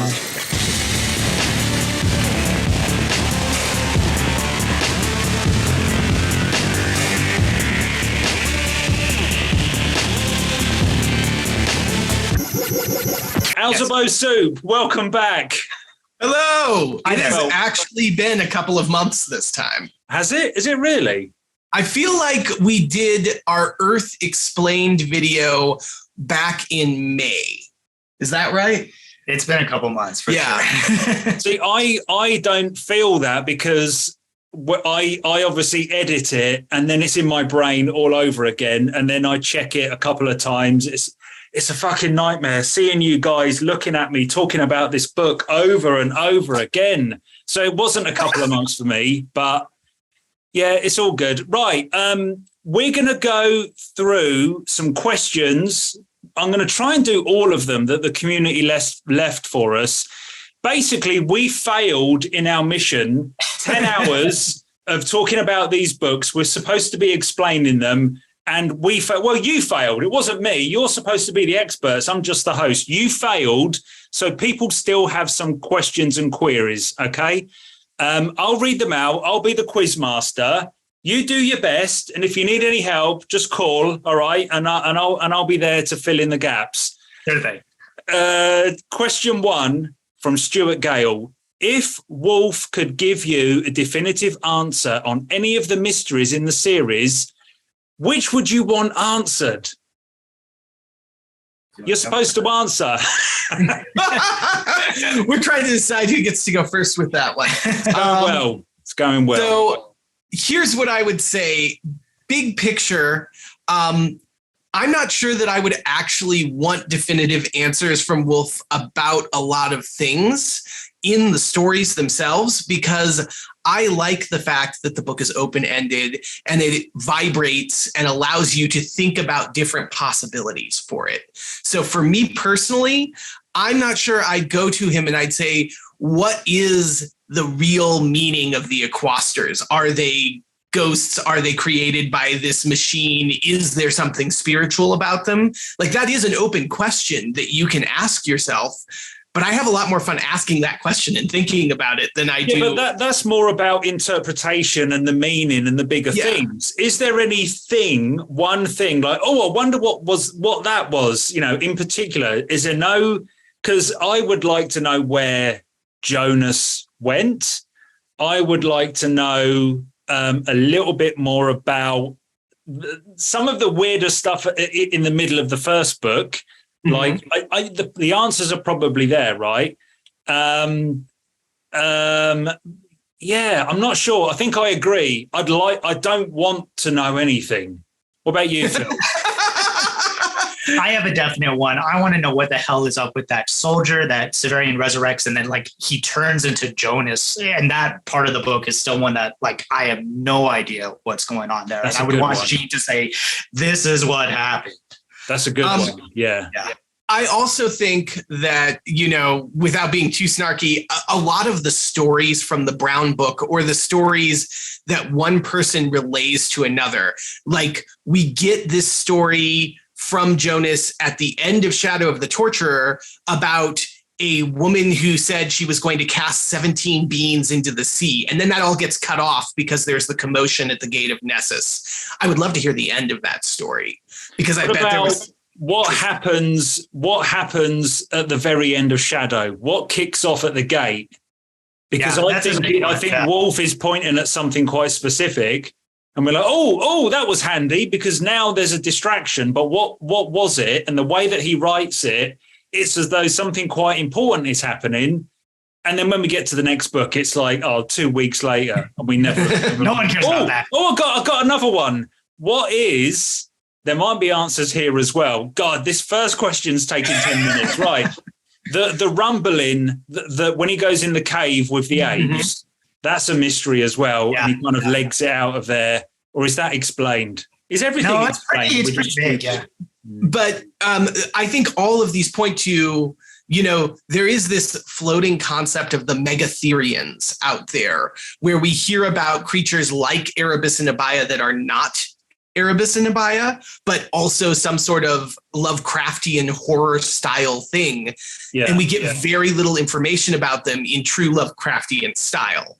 I think those things work because we don't know any more about them. And if Gene Wolfe said, well, there are 17 Megatherians, and let me name each one of them for you and tell you how they fit into the mythos that you just didn't see behind this, I'm not sure that would be a satisfying situation for me. Yeah. I would be more prone to asking Wolfe, what is it in the Book of the New Sun discourse that you have heard that you said to yourself, I never thought anyone would come up with that from the book that I wrote? Because I think that's a lot more revealing of what have we come up with that he didn't even think about. Oh, so you're removing the question from the actual books themselves and and talking about the reaction to them. I've just come up with a couple more, and I don't know if they appear in the questions ahead. Something that I've just been thinking about over the last week is Heather. Mm-hmm. Is he an Alzebo user? Is that why he's kind of crazy? Does he have a ton of different personalities going through his brain, which is every time you meet him, he sounds kind of psychotic and schizophrenic, and he's kind of bursting out with all these almost different personalities. Is he an Alzebo user? I'd quite like to know that. And here's another one that I don't want to know, but maybe if Wolfe wanted to supply me with the answer, I wouldn't stop him. Did Severian forge the order for Thekla to be killed, tortured? No, put to death in the first book? Or was that all part of him bullshitting so that she was maneuvered so that to please his own narrative, whatever he was doing there? You know, that whole story there. Mm-hmm. But then again, I like the fact that it's a mystery. So good question, but I'm not sure we really answered it. And that does bring another one to me. I would love to hear Wolfe's opinion on how consciously Severian is crafting his narrative and how consistent he is about doing that. Because you can't tell when he's writing the book. He says, I'm sitting here writing it, and the way he says it, and because he says it's my perfect memory that's doing this, it seems like he sits down and starts writing word one and never goes back to revise, right? Yeah. That's really ripping the heart out of the book, though. If you knew how it was done and what order the narrative was and almost like what really happened, you really are taking away a lot of what it is, right? Miguel says, how many times has Severian died throughout the series? There's an easy one. It's either 2 times that we definitely know about or like millions. Like, it's uncountable. The thing is that because he self-resurrects and doesn't even realize he's doing it, anytime that he's in any kind of peril, potentially could have been a time he died. So like the book opens with him being drowned in guile, and then the Undyne like brings him up to the surface. Did he die then? Is that one of the 2 that you're counting? No, the 2 I'm thinking of specifically are both in Urth of the New Sun. So if you haven't read that book, skip ahead. But he dies on the spaceship and then is resurrected as an Aquaster. And then at the very end, he dies as Apu Punchow and is resurrected as an Aquaster. So they're the definite ones, right? Yeah. And most of those times there's like a new copy of him made. So we know those are like complete deaths. But then he has easily dozens of near-death experiences. You know, every time he gets in a fight, be it with Kutalari or strange beasts like the Alzebos or the Zoanthropes, or any other spot where he's actually in a battle, he certainly could have died. He walks through the mountains with no food or water for like a week straight. Yeah. He falls over a lot and falls off mountains a lot. And it's not until you get to Urth, I believe, that you realize, oh, he could be just resurrected many times. And he even catches the plague and resurrects a soldier and then might die on his way to getting medical treatment multiple times. It's not very clear. My favorite time is when he climbs down that big cliff, and it's kind of vague. But when he gets to the bottom, he looks back up and he says, wow, no one could climb down that cliff without dying. So it's between 2 and maybe about 30 or so, right? It's uncountable. We don't know. Close enough. Charlie said, please could you briefly summarize Apu Punchow and what the fuck is going on? You could just give a yes or no for that one if you wanted, or you can elaborate. We could summarize it if you'd like. The key word there is briefly, right? So the quick and dirty solution is Severian goes back in time, becomes this king named Apu Panchao in this ancient civilization. And then millions of years later, the Kumean resurrects the ghost of that person while a younger version of Severian is there. And as Severian touches the ghost of himself, it causes like everything to short static, basically. Right. It is the time travel science fiction trope of, you touched yourself from a previous timeline and now you've interfered with yourself directly. Mm-hmm. Okay. That might be one of the times he dies too. We don't know. Okay. So it's actually quite simple when you've finished Urth, you put it all together. It's not simple if you've stopped reading at the end of Claw. Forget it. Yeah. Right. And I think that is another important thing to understand about that question. Could you briefly summarize what's going on with Apu Panchao is exactly how almost everyone feels after reading Claw of the Conciliator and getting to the conclusion point. And that is absolutely what Wolfe is intending there, because he doesn't give you any frame of reference in the middle of the series, and he doesn't tell you any of that history or backstory except a couple of vague lines from the Kumean right before this crazy incident. So it's a designed portion of the book for you to go, I don't have any clue what happened, and to force you to reconsider it and maybe come back to it 2 or 3 years later when you reread the series and say, oh, I get this now because I've gotten through the rest of the book. It is the bigger theme of Apu Panchao that Severian is transcending the Book of the New Sun and the story that you're reading and going back to the very beginning of New World civilizations and uplifting humanity all the way back there, right? So our real world is directly affected by the actions that happen in the Book of the New Sun, right? Yep. Because he kind of, you would think that just the act of using that keystone and upping their technology, that would spread throughout what we think is South America and to the rest of the world or the rest of the New World. That's what I'm getting from it, right? Right. And Wolfe even manages to slip that recursive theme into the book by doing that, because the only reason Severian knows how to use a keystone is because generations before him have created this concept of a keystone and use it in their architecture. Right. So not a brief answer then, but pretty good. Not bad. Inanimate wants to know, did Severian really possess the claw for most of the series? If so, what was with all the claws near the end of Citadel? If not, where did he get the powers from? So I think this question might be talking around a little bit one of the central questions of, was the power of the claw ever important? And did Severian need the claw to do any of the things that he did? Mm-hmm. If we're talking about practically, Severian possesses the claw in Shadow of the Torturer from the moment Aegea slips it into his boot or his sabertash, I can't remember which, right after the crash in the Pellarine's tent. And he carries the claw with him, except for a couple of brief times when it's taken away by the Hyradules and Baldanders to examine it, for example, until the claw is thrown off the top of Baldanders' tower. Then he finds the new version of the claw, which is this small fracture as opposed to the gem coin-like thing that it was before. He says it's the same claw. We have to decide whether or not we agree with that idea.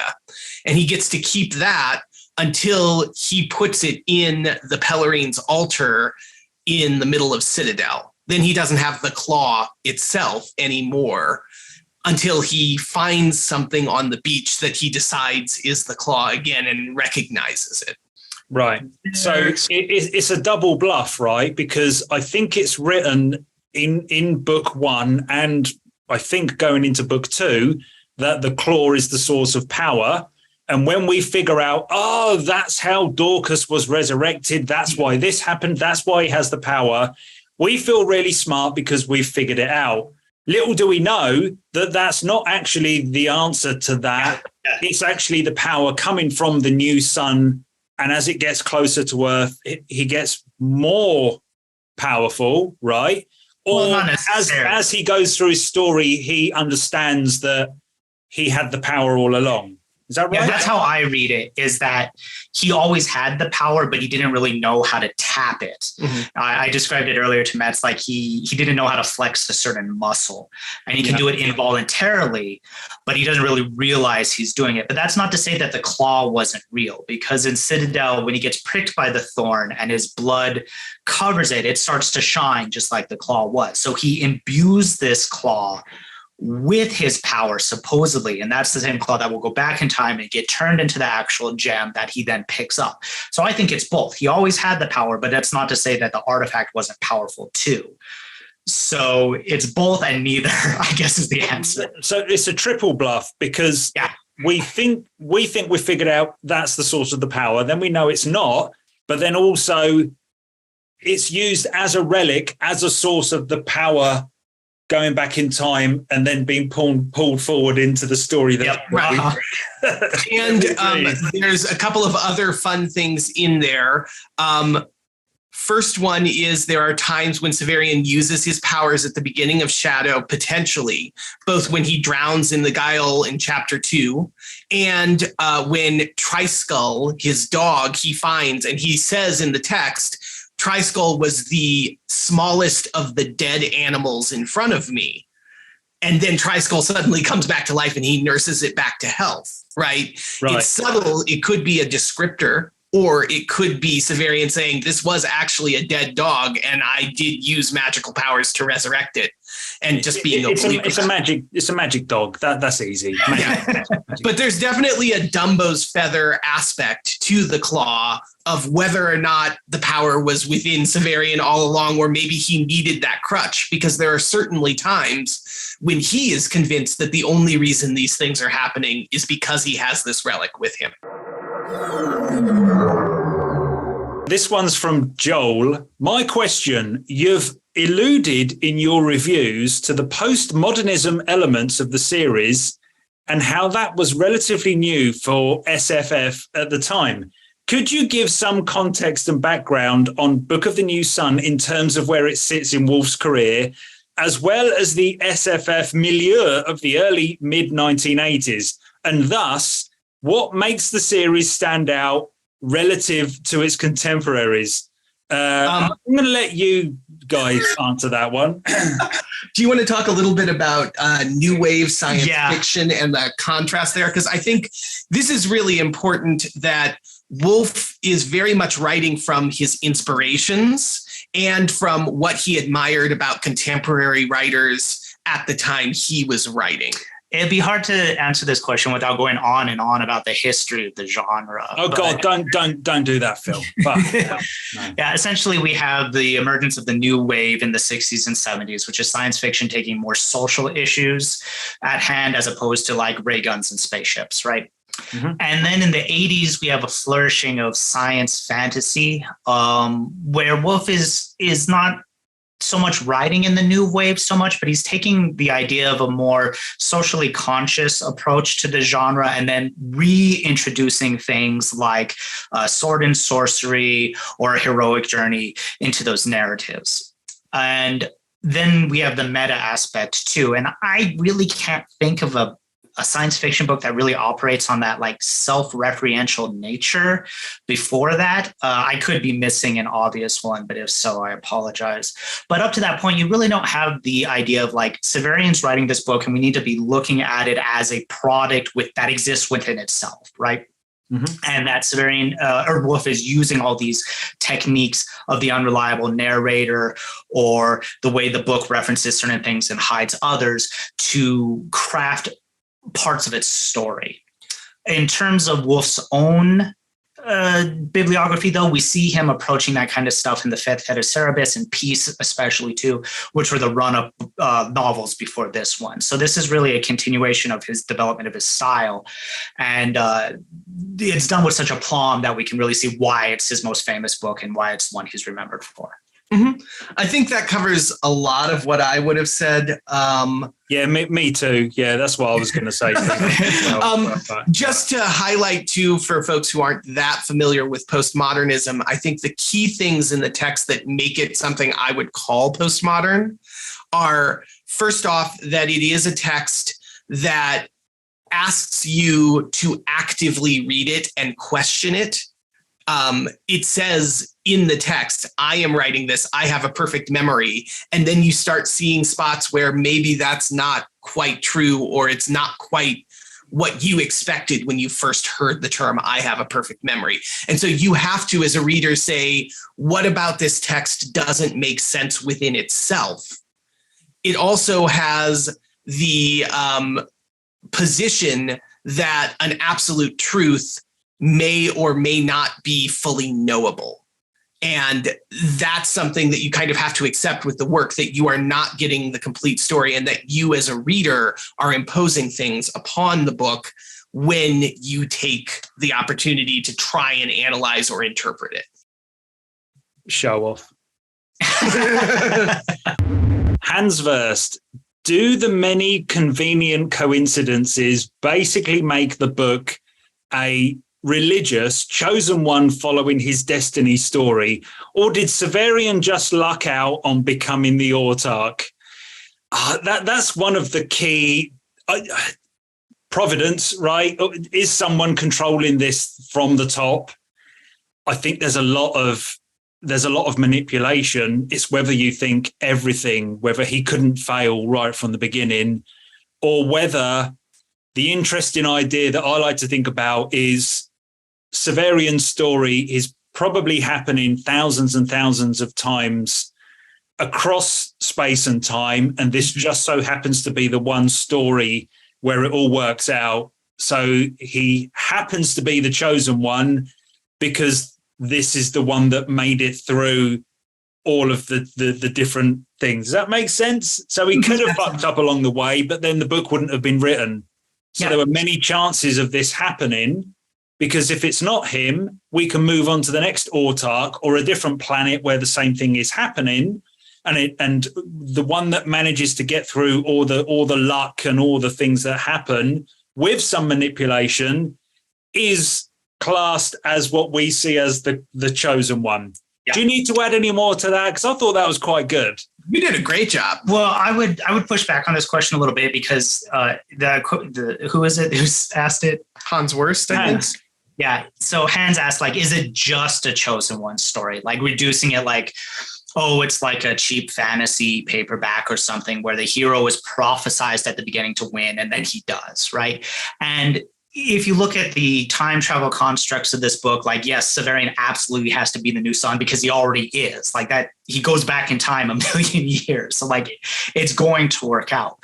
But what's important about it isn't so much that he's like prophesized to be the chosen one along those lines. It's that he has to go through this process of tackling his own morality, of coming to accept both the beautiful parts and the horrific parts of humanity, and where he ends up at the end of Urth, the new sun, able to step in this position of divinity in a way that's not going to cause harm or suffering or make things worse, is a process that takes all 5 books to get there. And that's the real drama that lies at the heart of the series, is his development as that character that can go from a torturer, a selfish human being, to this thing which is like considered God, basically. Mm-hmm. Yeah. There's a story in the Book of the New Sun. It's a scene where Severian is talking to a woman at the Saltus Fair about the Pellarine's tent going up in smoke in the previous book. Yeah. And she says, a lot of people looked at that and saw God in that moment and saw the Pan Creator doing something mystical. My son says, oh no, that's just what happens when a lot of hot air is applied to this tent. It becomes a bit of a balloon for a short period of time. And some people can't tell that the fact that balloons happen like that and that gas makes this tent go up in the air is the hand of God, and it was all preordained for this to happen, right? Yeah. And so you get all three of those layers within that little vignette. And I think the same thing applies to this question. Yes, it's a chosen one story. No, it's absolutely not a chosen one story. And that's why it's a chosen one story.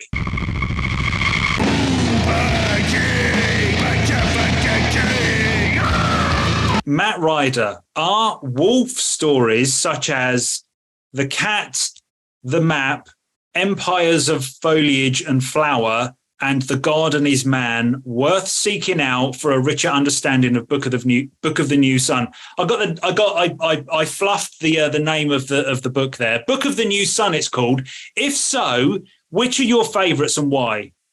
So these stories are good and worth seeking out, and they do enrich the story in that they give us perspectives of some things that Severian doesn't talk about. But they're not keys to the book in any way. You're not going to be like, oh, this solves the book or gives me an understanding of Severian's story any better. They're very ancillary. Yeah. Mm-hmm. Yeah. But they're good stories. They're really interesting. The Map was really good because it's a treasure hunt story. The Cat is a funny one. It's about intrigue that happens in the House Absolute. And the Foliage and Flowers story is like a story out of the Brown Book. So they're all good and interesting, but if you're like trying to understand Book of the New Sun, they're not essential by any means. Mm-hmm. That said, they're really fun. They really are. And they're worth it, in my opinion, because they give you a better picture of who Wolfe is. In many ways, he's writing in a different mode about the same story. There is also one story that I don't think we'll ever cover on the podcast because it would be a terrible idea, called These Are the Jokes. And what happened there is Wolfe gave the Book of the New Sun to one of his sons, and his son said, this is a pretty good story, but why aren't there more jokes in it? And so Wolfe has written all of the major characters and several minor characters from the story telling their own favorite joke or shaggy dog story. So you get a joke from Severian, a joke from Master Gerlos, a joke from Master Malrubius, from Dorcas, from Aegea, and so on.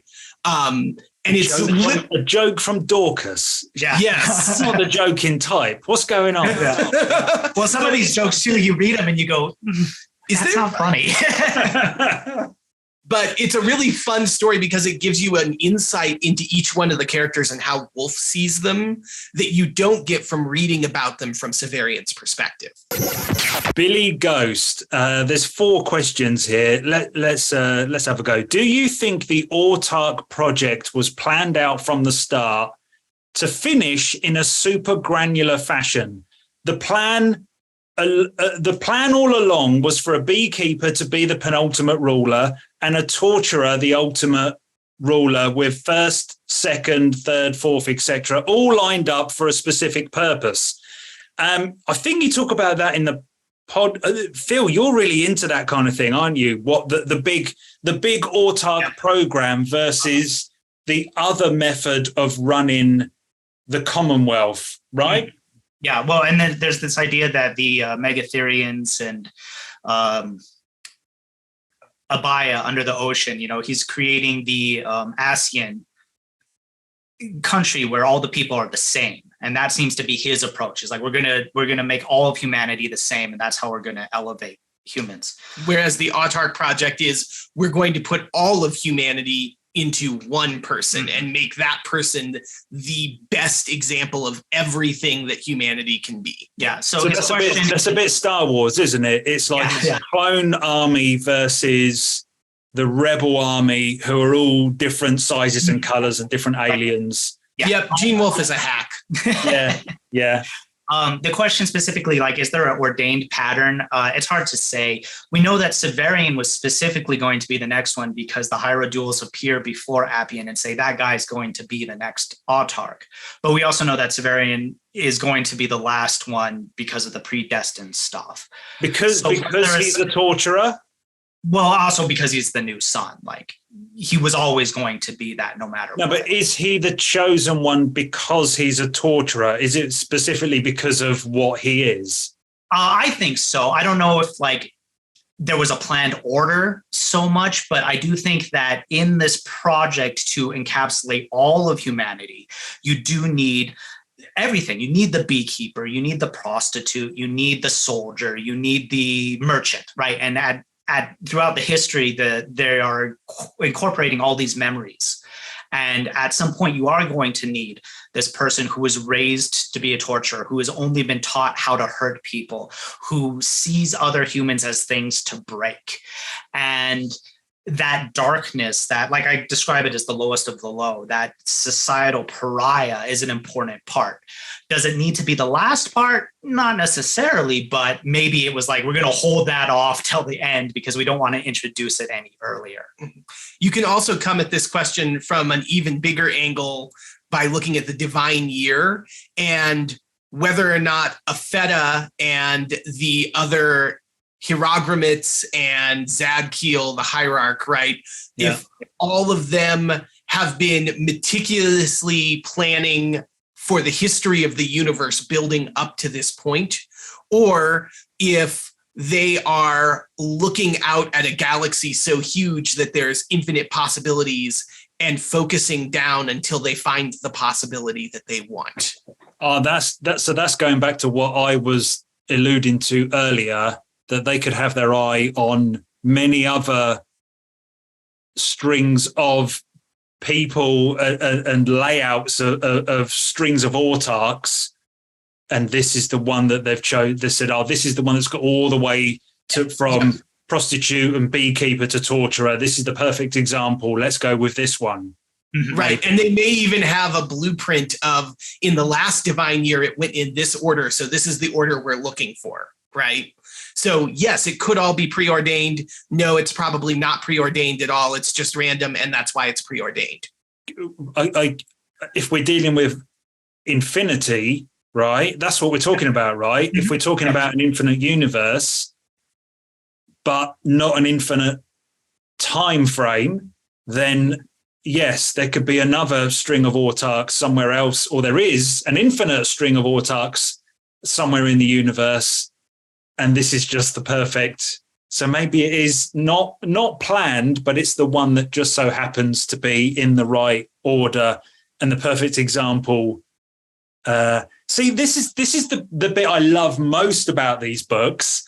And then I try and think about the next stage of where my brain is going, and I forget what we're even, not what we're talking about, but like what, why do we need to know that? What are we trying to do? And I sort of lose it and have to go all the way back to the beginning again, which I love, by the way, because it's almost hidden in the book, but it's almost the most important thing. That's what blows me away, right? It's what it's about, but it's not about that. Shut up. DJ Nana. I'm still confused about the claw. For fuck's sake, we just explained it. And how Aegea just happened to get in a race with another traveller, crashed into the Pellarine's tent, and happened to grab the claw right away. Were these all just a series of wild coincidences, or is there something deeper tying them together? I think we've answered this a couple of times already, okay? But if we're going all the way down to Aegea just so happened to find the claw and slip it in Severian's sabotage. I don't know what sabotage is, by the way, but I like saying it. Hey, man. Is it like a sporran? Is it a little fanny pack, basically? Fanny pack? That doesn't mean the same where I come from. Yeah, that's an American term. yeah, I love it. But we can tie that into the same thing. Oh, she picked it up because she picked it up. Okay. Or she could be manipulated right from the start and be in on it, but we never really see how much Aegea is really in on the whole thing. It feels like she is, but to what degree, I'm not entirely sure. If we want to reach into things that are not in the Book of the New Sun, this is actually a Catholic thing. Historically, relics, which are like the physical remnants of saints' bodies or things that are holy because a saint interacted with them, they had a history in medieval times of being the thing that you held in your cathedral or in your church. And so the finger bone of a saint might be a thing that was important and a holy thing that your church held onto. They would also be taken on tour, and churches would bring these things around to the provinces to try to, get people to buy into the religion. And they say, look at this amazing finger of this saint. Oh, so you're saying it's simple as Aegea would have recognized what it was because it's quite a famous thing, right? Yeah, or if not specifically what it was, she would understand it as valuable. But there's also a history with it where there was a belief about these relics that was very common, that the relics were part of the church because the church was worthy and because the relic itself was conscious and wanted to be there, right? That it had some level of agency about where it sat, and it was divinely ordained that a given church should have the relic that they have. And that also meant that there were all sorts of weird capers where monks would go steal relics from other monasteries. And their argument would be, well, I stole it successfully because the relic wanted to be with me, right? This is a real thing that happened throughout medieval times. And I love it because it sounds like a weird D&D caper, right? To have one church steal a holy object from another church. But if we think about this scene in the same way, you could make the argument that the Claw wanted to be with Severian or needed to be with Severian. And so there was a divine necessity for that to happen. But I think you can also read it practically too. And you have to think about Aegea's character, where she is this extremely poor person and she's desperate to make money or acquire wealth. This is why they trick Severian into this whole duel scheme and why they're going off to pick the flower. And it seems like the race that they have is spontaneous. Like she did not specifically design to get into a race and then crash into the tent. That seems like something that just happened in the moment. She's flirting with Severian. She eggs him onto this impromptu street race. It goes out of control. They crash into the tent. But she recognizes that they have come across something valuable. She knows she's with this big dumb oaf that she's manipulating already. So she snatches up the claw and drops it into his bag. Because she expects that after their scheme goes through, he's going to be dead. Gillis is going to kill him in the duel. And at that moment, she can retrieve this precious jewel, and she's essentially doubled the money she was going to make anyway, because they will claim the sword, and now they have the jewel, and they've saved their rag and bone shop, their costume shop, for another year or what have you. So is it like completely a manipulation? Not so much, but is it a crime of circumstance and opportunity? It can easily be read that way. My boring version of this answer is, at this point in reading Shadow of the Torturer, I think it's genius. It's really important that Wolfe does something quite unexpected, because up until this point, it's relatively straightforward, right? It's about Severian, and you believe. There's not a lot of the unreliable narration stuff yet. There's the Thekla stuff, but it's quite straightforward. This is a guy that lives here. He does this. He gets kicked out. He walks around. And then suddenly Wolfe says, I'm going to do this in the book. I think you can feel Wolfe at this point more. This is the first time you say, well, hang on, that either didn't happen, someone made it happen. It's not exactly being described that clearly. I'm not sure why it happened, hence the question. And I think it's more powerful where it drops in. Later on, in the later books, this kind of thing happens a lot more and we're used to it. I think it's important because it's the very first time something like this occurs. And right away, you're like, what? She just so happened to found this claw on the floor and put it in his boot. And that's the thing that gives him power. Obviously, it untangles later on, but I think it's the timing of it that gives it a bit more oomph. In terms of the hydrodules and Zadkiel, Zadkiel, do we think they travelled back in time to give Severian the odd nudge along the right path once they knew he was the new son? Or was it Severian himself or the Undines, or perhaps all just the will of the Pancreator? Very similar to what we've already said, right? We may not even need to answer this, that he is the new son because he's the new son, and maybe he's been manipulated from all different angles, or maybe not. Maybe this is just the path that we have pulled out for the story, right? Yeah, I think you're pretty much got it there. I do want to say thank you for having trouble with Zadkiel's name, because you just dropped the T. Is that it? Zadkiel. Yeah, but that's what we do all the time on the podcast. We look at one of these words and we've mispronounced more words than we've pronounced correctly, I feel like. Who's to say that you've mispronounced them? Because these are from millions of years in the future. And they've been translated by someone. So the word that you're reading isn't necessarily what it actually is. You didn't think of that, did you? I guess one of the questions, though, is we do see the Hierodules manipulating a little bit, or at least influencing a little bit at some moments. The question is, like, how much were they there? How much were they nudging things along? Would Severian completely have gone off the tracks without their help? Or is it that things have to happen in a certain way, so they do? And there are two moments where we know they do directly interfere, and those are Severian's two deaths, right? Zadkiel resurrects Severian as an Aquaster on his ship, and then the Hierodules do the same thing and bring Severian back as an Aquaster in the tomb of Apu Punchau just before the other Apu Punchau, the other Severian, resurrects. Yeah, I guess you can debate all day long about how much they directly influence the story or how much they're in the background. But in the text itself, there are a couple of times what you've just mentioned where they actually do show up and go, hey, we're stepping in right now and doing something right now, or we are info dumping or telling you shit about what's going on. So, yeah, it's all in there somewhere. The Undines. Yeah, that's a difficult one because they're even more not mythical, but we don't really get to see. I don't wish we saw more of them because, it's cool, right? It's sea monsters, which is why when they show up in Urth, it's really cool. But I like the fact that they're mysterious. You're not quite sure what the hell's going on.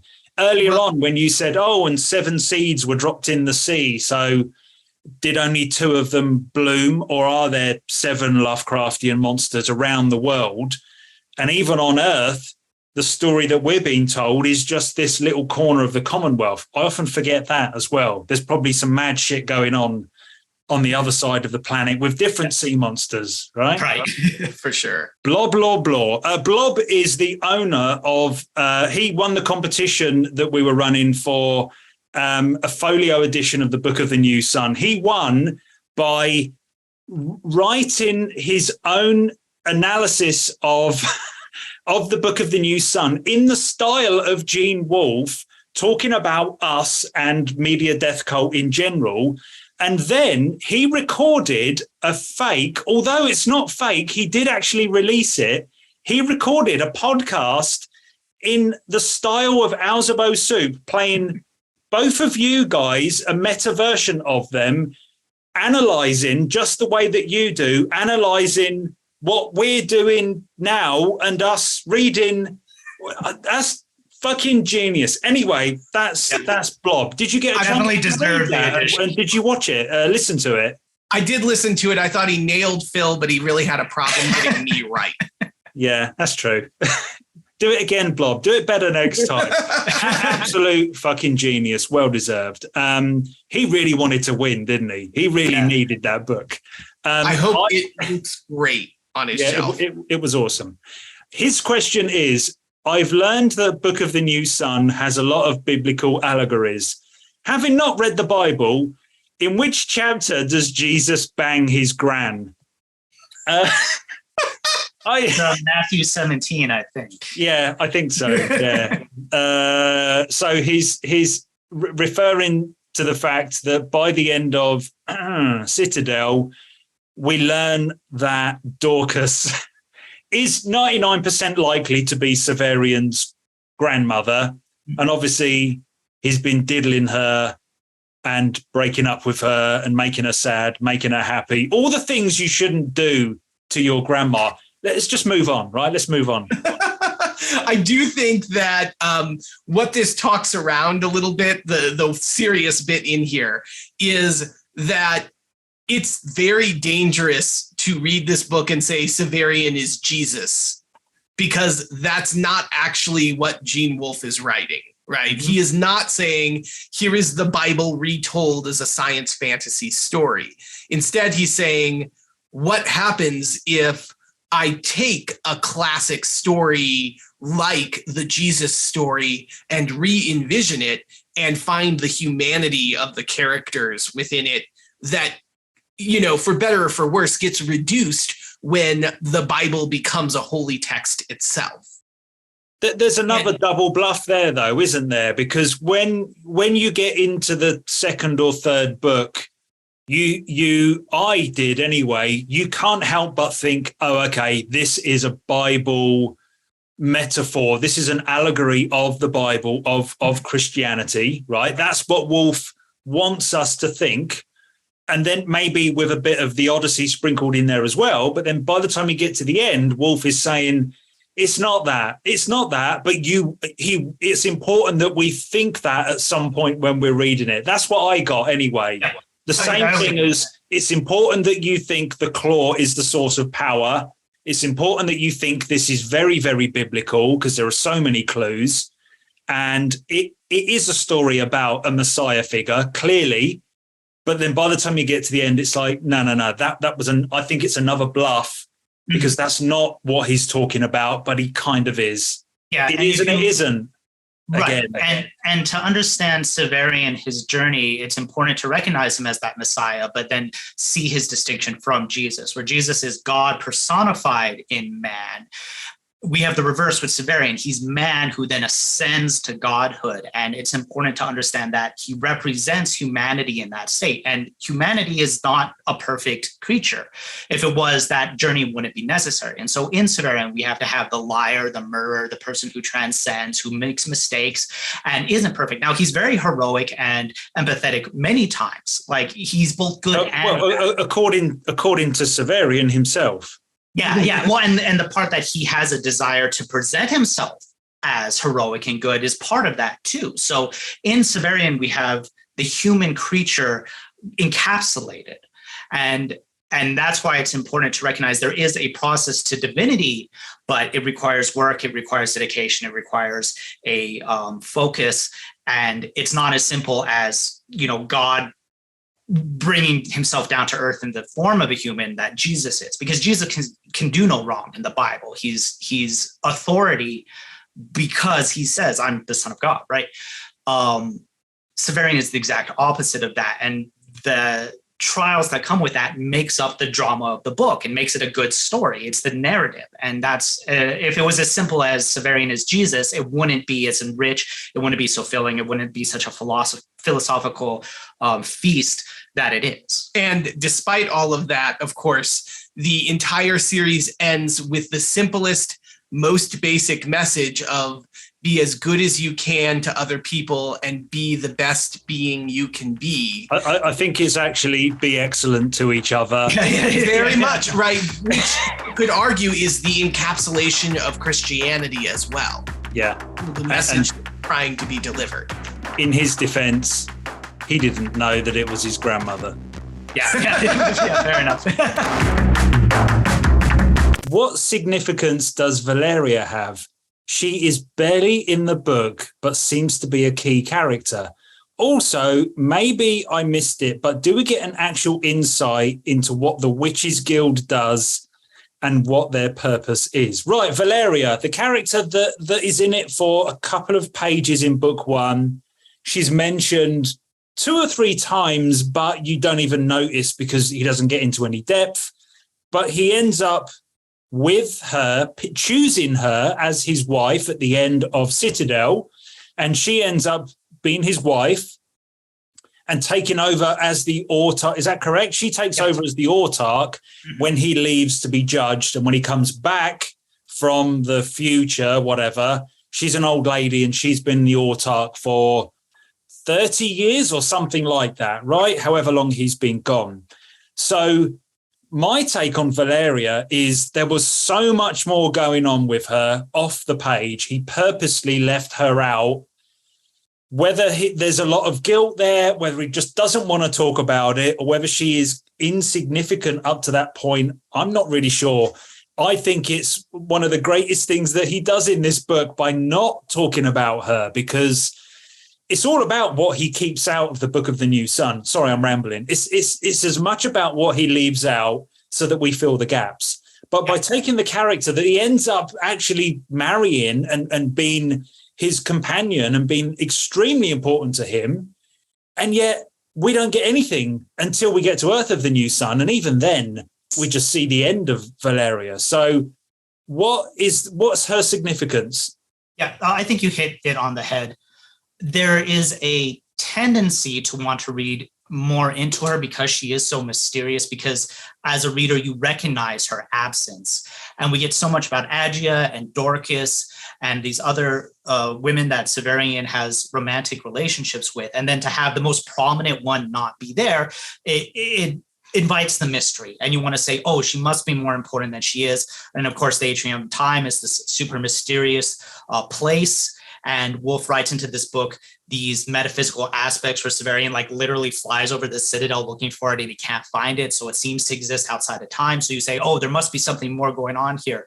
Is she actually Severian's sister? Is she from a different time period? What's the importance? But I think it's much more cognizant to the book the way you describe it. It is her absence and the questions we ask about that gives us insight to Severian's character. Is he slighting her? Imagine he wrote the Book of the New Sun. His point in writing it was to like distribute it. And imagine she's reading this and she's like, whoa, you wrote about all your old girlfriends, but you barely talked about me. Like, is he being callous in that moment? Or is it because he has such depths of feelings for this woman that he couldn't put it on the page? And that's why it's gone. And asking those questions gives us insight to who Severian is in a way that I think is more enriching than if there's a straightforward answer that has some kind of puzzle box aspect. There's another character that's very similar in the Book of the New Sun, but for different reasons, and that's Typhon. Typhon, for all of his literal looming over the Book of the New Sun in the visage of a mountain that you can see that's carved in his likeness, is actually only on the page in character for like 10 pages out of the entire series. But that does make sense, because that's the only encounters that Severian, that does make sense. He only met him in the what we call the present time when he killed him. Mm-hmm. And then he went back in time and saw him again. They didn't have a long relationship, and Severian chose to leave it out. I think with Valeria, there is a possibility that while he's still in the tower, I don't think it's just a possibility. I think it's probably extremely likely that, or is that the same as a possibility? He must have visited her several times, or it's alluding to his delusion that this woman is some sort of special woman, because it's the only other woman that he's ever bumped into, and it's the only woman that he hasn't raped or tried to kill him or had some sort of thing going on. It's just this other pure thing there, and goes, well, now I'm the autarch. I need a wife. That's the only woman that is left. I think she's the only one left alive or in a stable mental condition to even sort of hang out with him. So there is that as well. Or, and this just occurred to me, did the meta version of Gene Wolfe translating the Book of the New Sun in 1970, whatever, choose to leave her out for whatever reason? Maybe it didn't fit with Wolfe's narrative, that last layer before it's published as the Book of the New Sun. That's reaching a little bit, but someone has left her out of the story, and it's either Severian or Wolfe, right? Mm-hmm. And Severian's cagey about some other things, particularly related to the autarchy throughout the series. He'll talk about the second house, and we get that scene where he walks through a painting into a second room, but we don't learn all the mechanics of them. We don't learn about what exactly those giant white robot figures that seem to be guarding the House Absolute are. We don't learn details about what is in the wall of Nessus, and that might be because on some level as the autarch, he feels revealing that information might give too much to people who read it to be able to attack or subvert the autarchy itself. And possibly, Valeria may be in that category too. Or it's just window dressing, like I always like to use the description of the city could look very different to what he describes, because why would he bother describing stuff that people of his age know all about, which all ties into why didn't he tell us Dr. Talos was a fucking robot, or this guy was this? There are clues, because why the hell would he tell us?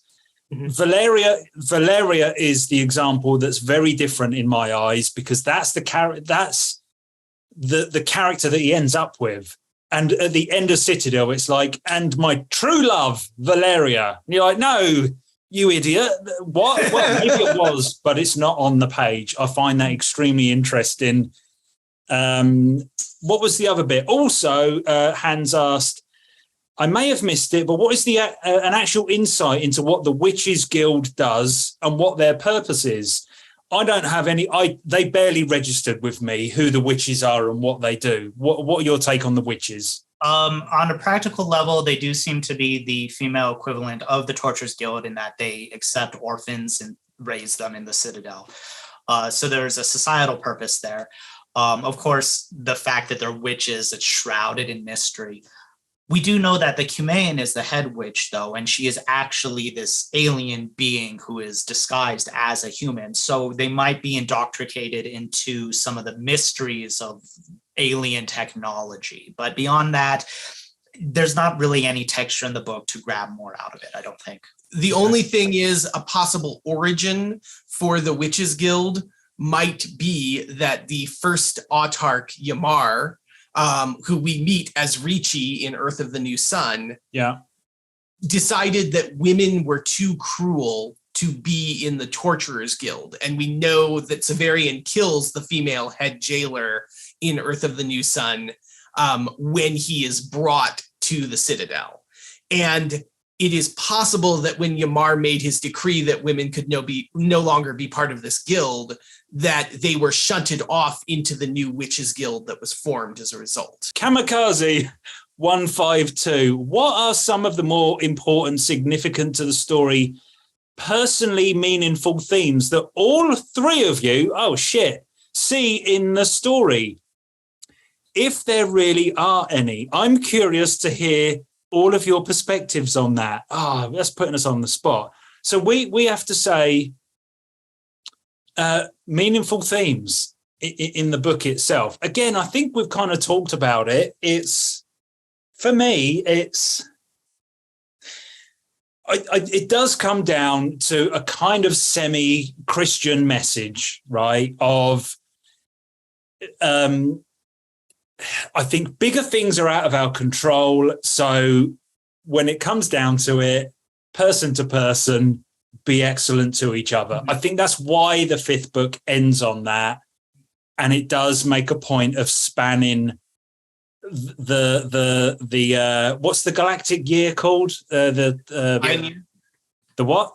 The divine year. The divine year. Okay. We're talking about huge scales, but really when it comes down to it, be excellent to each other. And I think that's where the Christian analogy really hits home, because after all this crazy stuff, Wolfe is saying that. And I kind of agree that is ultimately what the book does. And it's probably the enduring message. And to get any deeper than that, it's too much. It's about everything, right? Yeah. It's about everything. Yeah. Do you have a different take on that? No, I land on the exact same place. And what makes it work for me is that, because that is a trite message, like be nice to each other, like that can appear in any number of like superficial works. It's Bill and Ted, right? That's not to knock Bill and Ted. It's one of my favorite films, but like, it's not a profound idea by any means. But what makes it so meaningful in Book of the New Sun is because you have the weight of everything that happens in the book and those huge divine year aspects and the galactic project and all of it, and it all focuses down.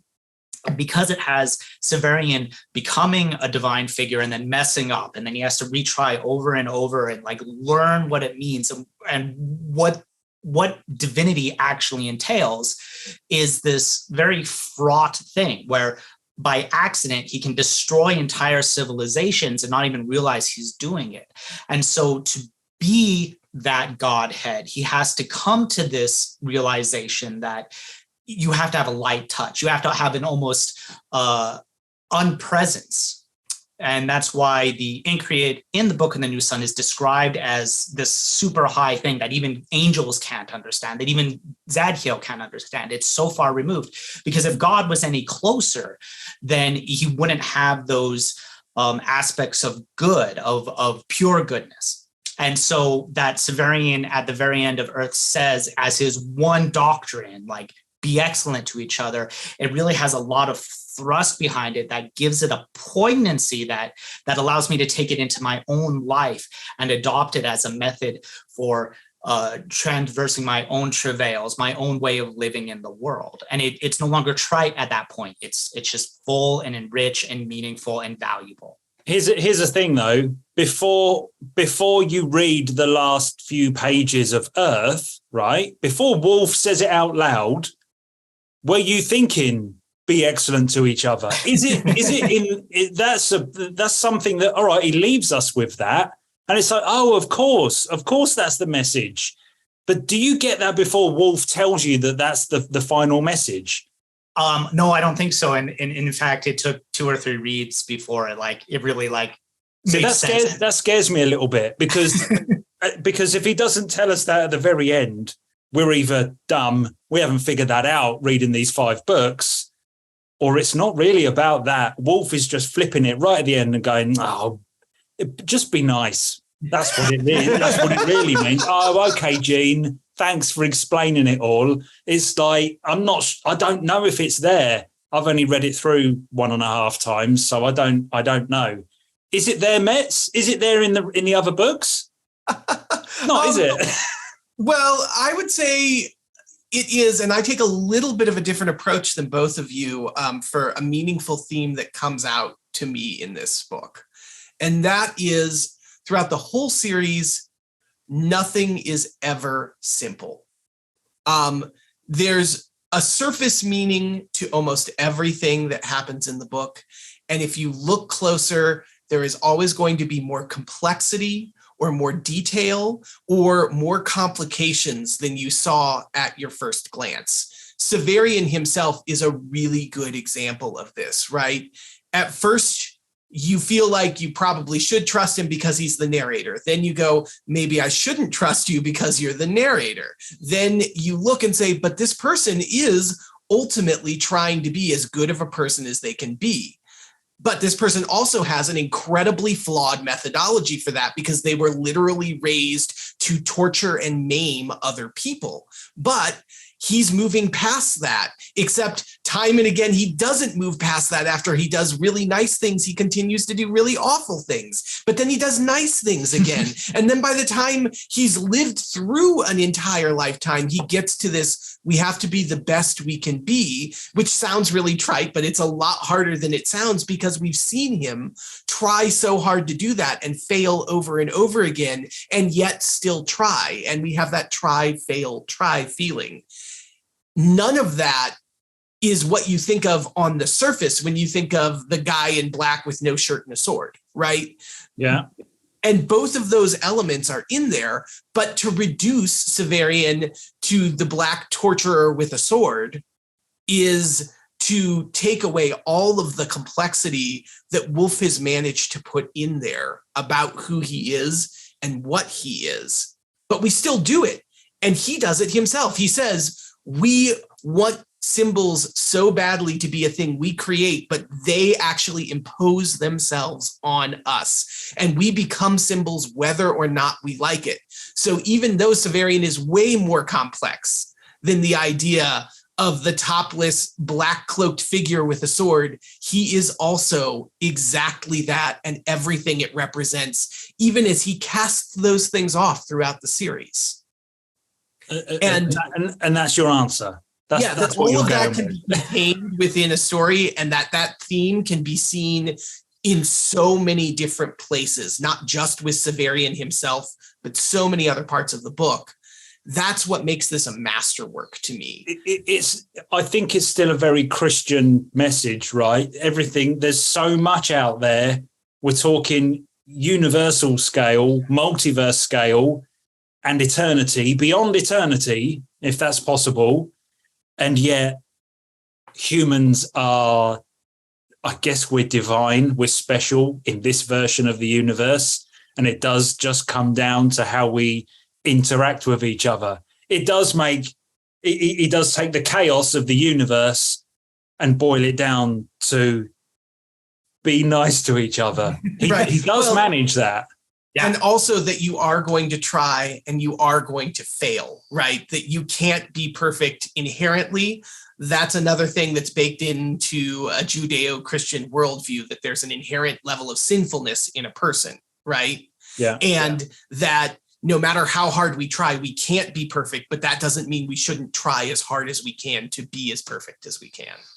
I also think it's brilliant how Wolfe was a practicing Catholic, right? He was into it, especially later on in his life, right? Might have that wrong. Converted to Catholicism in order to marry his wife. Okay, that's slightly different, but still, he was outwardly Catholic.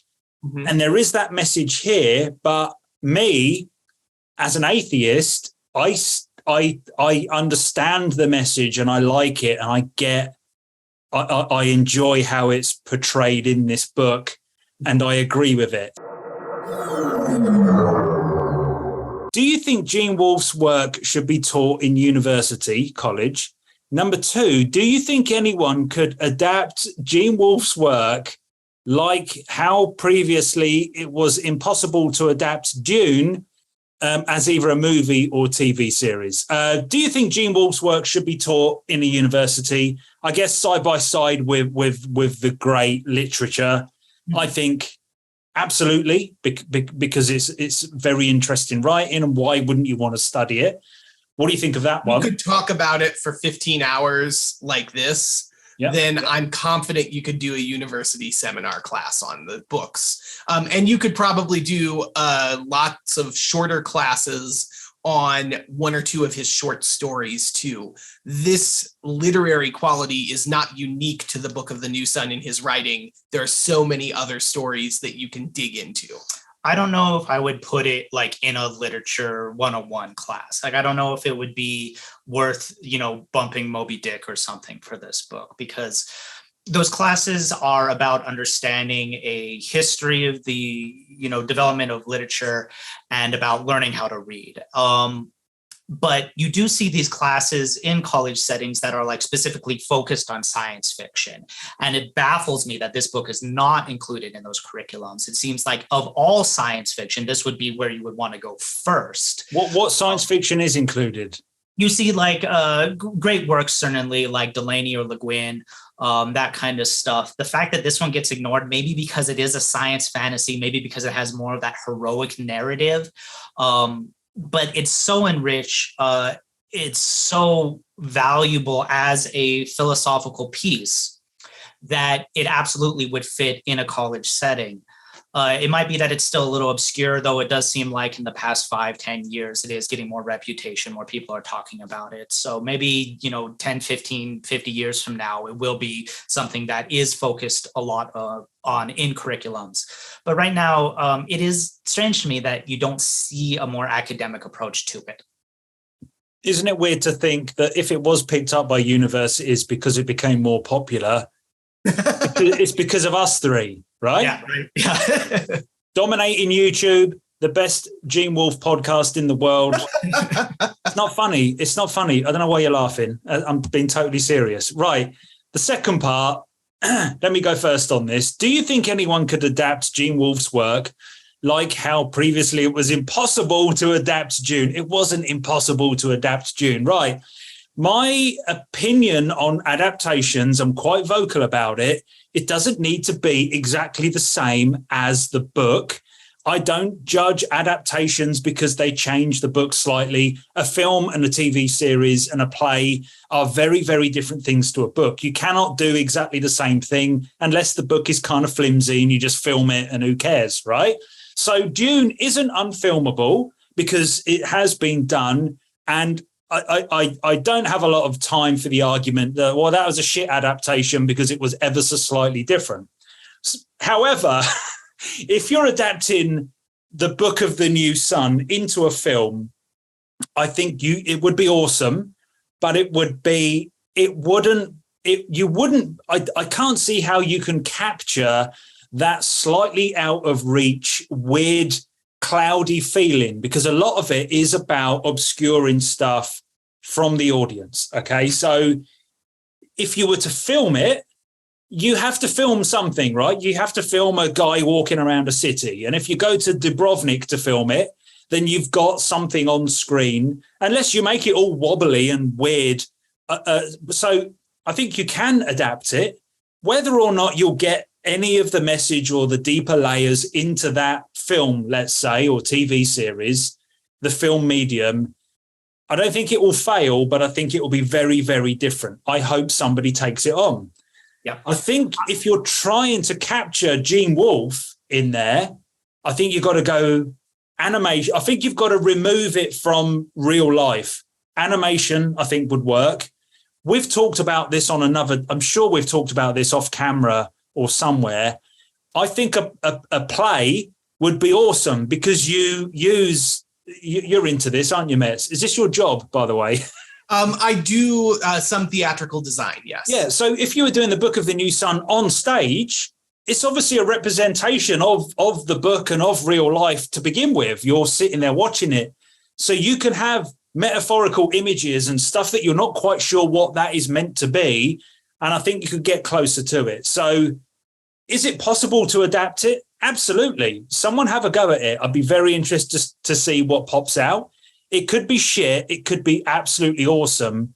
But for me personally, it wouldn't be because of how close it is to the source material.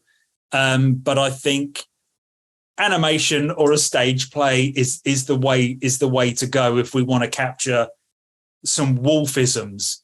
What do you think about adapting the Book of the New Sun? Do you want to go first? Sure. I fall in the same category as you in terms of both. Yes, obviously you can adapt anything from one medium to another, but it is an adaptation, right? Mm-hmm. Can you recreate the Book of the New Sun as a television series? You can recreate parts of it, but I don't think you'll ever recreate whole cloth what Gene Wolfe has created in this book, because so much of the Book of the New Sun is rooted in the fact that it is a novel, it is a piece of literature, and that Gene Wolfe envisioned it in the way he envisioned it when he wrote it. So you have to decide what elements of those are going to be most important as you translate it to another medium and see what you can retain of those most important elements. And it'll be a process of discovery if you tried to do it. I would be thrilled for Phil to adapt it. I would never touch it with a 10-foot pole. What do you do, Phil? I've had those fantasies of like, what would I do if Netflix gave me $3 million or $30 million to make a miniseries? And I think you could get some value out of voiceover. If you had it established at the beginning that Severian is writing this thing and then using his voiceover to depict his words and his perspective, and then you have the visuals that are either aligning with or contrasting with that to highlight some of the ironies, in that way, I think you simplify the narrative because you're making very explicit on the screen the points where his depiction differs from the like reality. And I think you could use that to approach some of the themes of the book and make it work on the screen. But I think I agree with Metz. In that process, you're simplifying it, you're tamping it down, you're making it more explicit, and you're losing that vagueness and that mystery that the book uses to pull you in and really make you think about it. So it would be removing some of the impact of the book in doing that. But also, if you're making a TV series, you're making something for a more general audience anyway. So in order to make a successful adaptation, I think you have to make that stuff more explicit. And just to be clear too, like you were talking about with Dune, right? We have two different adaptations of Dune on film now that have taken two wildly different approaches to how to try and get that book out there. And they both say different things about that novel. And that's not to say either of them are incorrect or bad, but you can see in the process of making films out of them, they were making choices about what was important to portray and also what was important to the people who made those films and the time period when those films were made relative to what the literature was saying to those people at that time. Yeah, I mean, if you're bringing on a named director, you've got to be prepared what it's going to be their vision. David Lynch, as much as I love him, if you want an adaptation that's close to the source material, you don't get David Lynch. Why would he's the last person you pick? Now, I kind of enjoy what he done with it. I don't think it's probably his worst film. I don't think it's great, but exactly the same with Villeneuve, right? It's all right. People love him, but what they're saying is they love the films that he's made. Now he's adapted something, and the gatekeepers, they're not a big voice because people did love the film. In general, that was a well-received film, right? Dune Part 1, or whatever you want to call it. But the gatekeepers are ready to tell us all which bits are different from the book. Yeah, we know. It's a fucking book, all right? And that's a film. They are different things. But I think if we're going for the Book of the New Sun, they've got to go David Lowery, because I think he done a really good job with the Green Knight. Did you see that? That cut. You're not seen that? No, it's been both. We've been wanting to do it forever, and we just haven't got to it. Yeah, we're trying to do a bonus podcast about it sometime, but it's check it out. It's got a dreamy feel to it, and it's kind of joining myth with a real narrative that's going on, and it gets kind of dreamy in places. I think he's just an example of a director like that has a very stylistic approach and can do things that are not quite real, I think. But I would watch anything if someone made anything, I would watch it. And if it's good, it's good. And it's not good just because it's like the book, in my opinion. I think we answered that several times, didn't we?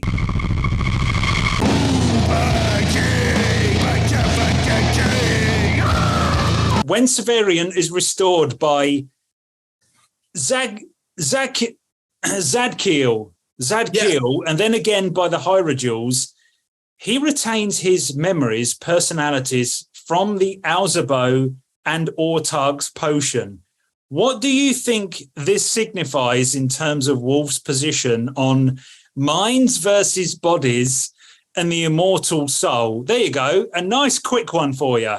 What the? I can make this pretty quick. This is a great question, and it really struck me as something I had not considered about the book before. I think it's absolutely worth investigating. I think that Wolfe does have things to say about that, because here is a new Severian, new brain, new body, and yet he is the same as before. And where does the soul lie in that?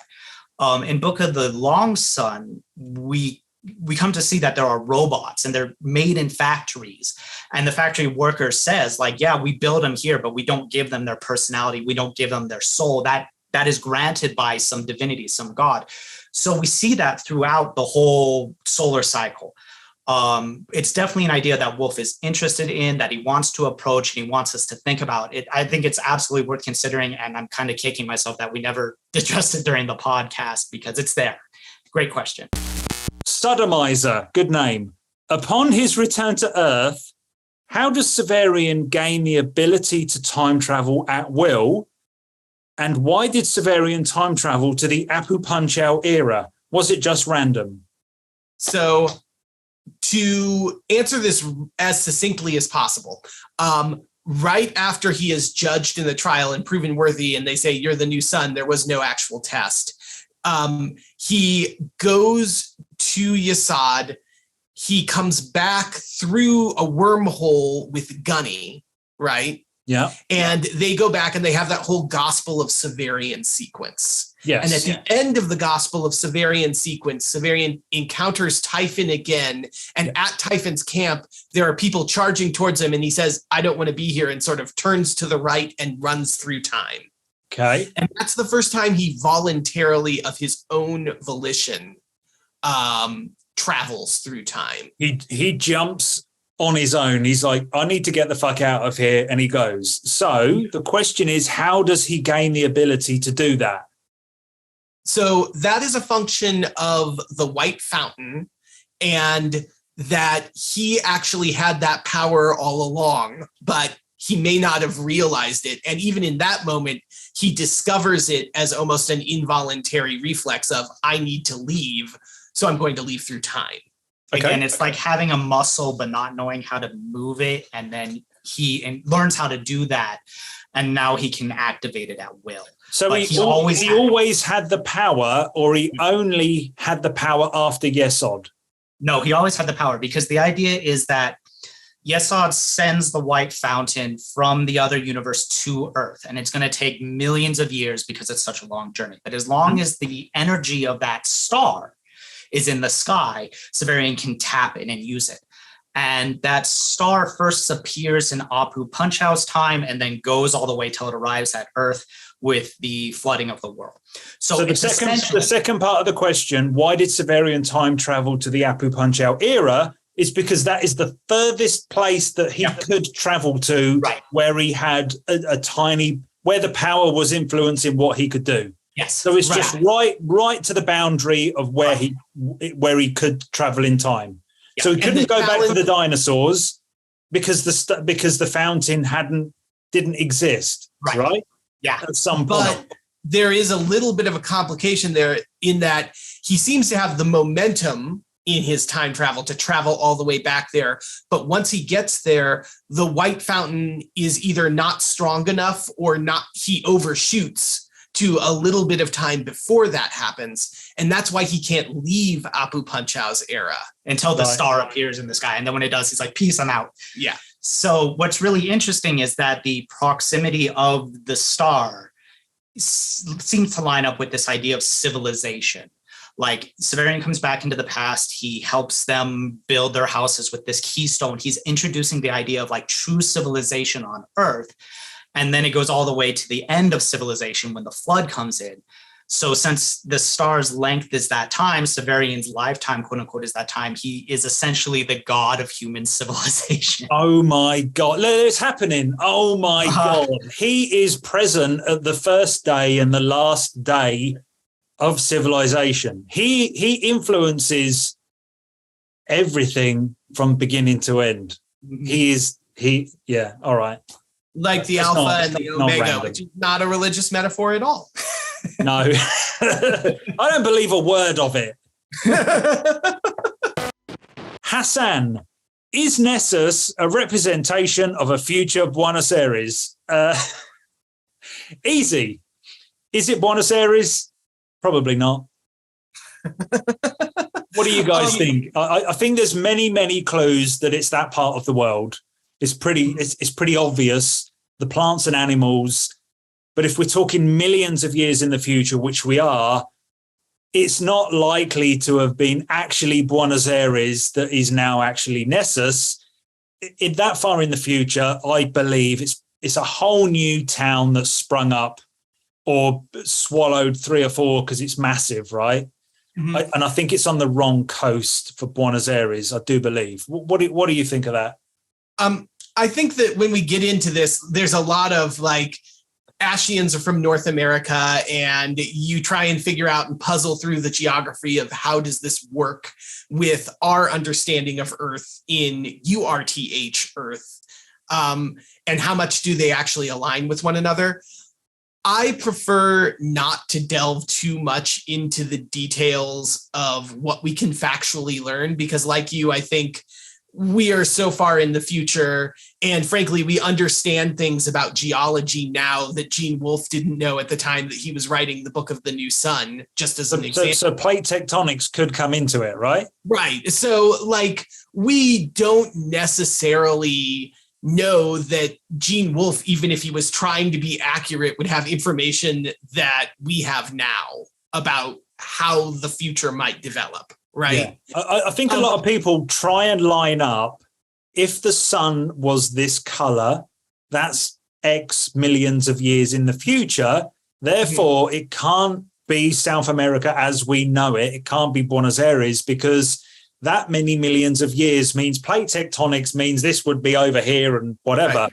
But I think they miss, I think there's room in the text, and I'm not just saying it's convenient for us so that we can slot it all together, but I don't think it's 50 million years in the future, because I don't, or however, probably something ridiculous like that, for the sun to have gone that red and be dying naturally. Because of the black hole, the manipulation that's been gone on, right. It could be 10,000 years in the future, right? It could be a much, much smaller thing, which means South America is essentially the same size and shape, and it could just be a city that exists right now. Because again, just a verbal diarrhea here, Jonas does mention Korean, right? Chinese. He mentions things from our world, which then makes me think, we're not so far in the future that these things are just wiped from history. It's reachable, kind of reachable, many thousands of years, but I don't think we're talking 100 million, right? Right. To go back to the question too about Buenos Aires, I think that it is totally appropriate to say Gene Wolfe was designing something that was a thematic Buenos Aires of the future, that he took elements of what he loved or knew about that city, including things like Jorge Luis Borges, who gets his stand-in role as Olton in the library, right? And built things that would be resonant with that place, and use signifiers of South America like mate, like certain types of animals that appeared, to give us that flavor without necessarily trying to build a one-to-one representation of the geography of the future to our geography now. I think it's important to recognize that it takes place in the Southern Hemisphere through these contextual clues, because it displaces us. As readers of an English text, we come to it with like a Northern Hemisphere like assumption. Like you read a fantasy novel, you're assuming Europe. There's this white history of this kind of work that we just assume when we begin. And by placing it in a different continent, a different hemisphere, it displaces us, it wakes us up, it makes us recognize this is stranger than we thought, and invites us to consider the text more deeply and not rely so much on our assumptions. I never thought of that. Even where it is in the world is very different from where Wolfe was actually writing it, and for the vast majority of people that are going to be reading it. Mm-hmm. Yeah, it is an odd thing. You think, it's South America. Yeah, that's weird. We don't live anywhere near there. And finally, Richard Lowe, in your own personal journeys to become autarchs of the text, how did you select the Book of the New Sun as your speciality? Did the journey start with other science fiction classics such as 1984, Dune, etc., or were you led to Wolfe via more literary authors and genres? In simpler terms, why the Book of the New Sun? Boy, why? Why are you doing this? Why did you pick this? I have the easy What's going on answer here. Phil handed me the book when I was in college and said, you should read these. And I did, and I loved them. And then fast forward about 15 years later or so, Phil offhandedly texted me and said, you know what we should do as a podcast where we talk about the Book of the New Sun. And that pretty much started our journey for Alzebo Soup.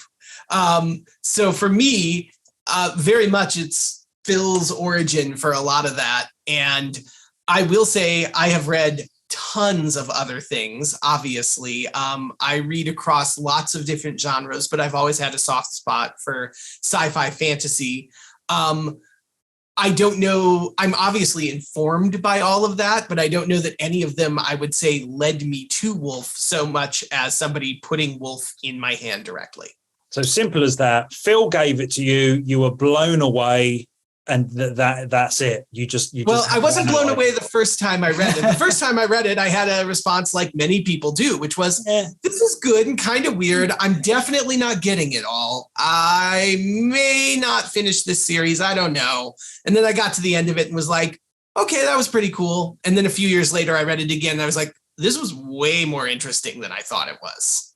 Okay. Phil? For me, I was reading the standard science fiction stuff like Dune, like you say, like 1984, the stuff everyone knows. And I'm a fan of the genre for sure, but it came to me of all places from a video game. There was a text adventure game that used obscure language and high vocabulary to hide what was actually going on. And in the author's notes of that game, it said I was inspired by this story by Gene Wolfe. I'd never heard of him before. And I liked the game. So I was like, oh, I'm always looking for new things to read. I'll check it out. What was the game? It's called For a Change. It is For a Change. You can text adventure For a Change. Look it up. It's a free game. And so I was like, oh, I want to check this thing out, see what it's all about with this author. And I read the first couple of chapters at Barnes & Noble. I was like, wow, this is pretty interesting stuff. I'll take it home. And from there, it was, this is good. Oh, wow, this is really good. Oh, wow, like I don't even know what I'm encountering here. It's so good. It was a whole new way of reading. I didn't know that books could be so in depth, have so much mystery in them, so much, obscured story or philosophical text. I had read some classics before in high school and college, but reading Book in the New Sun allowed me to come back to those books and understand them better, understand what the authors in those books are doing better. And it really, really opened my mind up to the power and depth that fiction can have. So it was a real sea change moment for me. And then, of course, after you read Gene Wolfe, you spend the rest of your life looking for someone who's as good as Gene Wolfe. And yeah, that's the problem, isn't it? You're like, well, where do I go now? And you're like, well, you've kind of found the best. You know, it can lead you down some interesting paths, which is where I'm going next. But I'm not sure where I'm going. Fifth Head of Cerberus. We're gonna come back and do that. I am gonna grab you guys. I don't know when, after Christmas, I think. But more Gene Wolfe. I'm just holding back on doing Long Sun and Short Sun. I don't know if I'll ever do it because I am quite restricted in recording and reading time, and I don't know if I want to go down there. One day, I'm sure I will, but not for now. So before you done this podcast, you didn't do another podcast. You went straight into Shadow of the Torturer. Well, we did. We knew we wanted to do Shadow of the Torturer, but we didn't feel like we were ready to like jump into it from the get-go. So we did The Sorcerer's House, which is Gene Wolfe doing a mystery portal fantasy kind of thing. Yeah. And then we did Fifth Head of Cerberus as his, classic science fiction text. And then after we had spent a year going through those books, we said, okay, let's crack the fingers. Let's jump in. And we went into New Sun. And then you found me. Yeah. Hey, how about that? Like a beeline, point A. That's a good place to end this. Thanks for that. We've been recording for about 3 hours. I think I'm going to chop up, because it's all good. It flowed pretty well. I think I'm going to chop up that whole thing into probably 3 videos. Okay. No one wants to sit for 3 hours watching us, do they? Wow. But you never know. So expect to see them, I don't know, next week. So I've got the busiest schedule ever. But people watching this in the future won't care because they've already switched off by now. Yeah, again, we could say whatever we want. Nobody's watching at this point. They've all moved on to a different video. You can offend people. You can be racist. You can be sexist. You can be anti, whatever you want to do. All right, drop it in. This is your last chance before I press stop. In all seriousness, thank you for everything that you've done. We've done about 12 hours of the Book of the New Sun. It really is a dream come true. I'm getting a little bit emotional and I can't stop talking. I never thought I'd be able to do something like this. It's been wonderful. And to be honest, I still don't understand what the books are about, but that's not the point, is it? Nope. No, it's about being able to have these conversations and being able to do them over and over and over again. I do want to say thank you, Moid. It's been so much fun.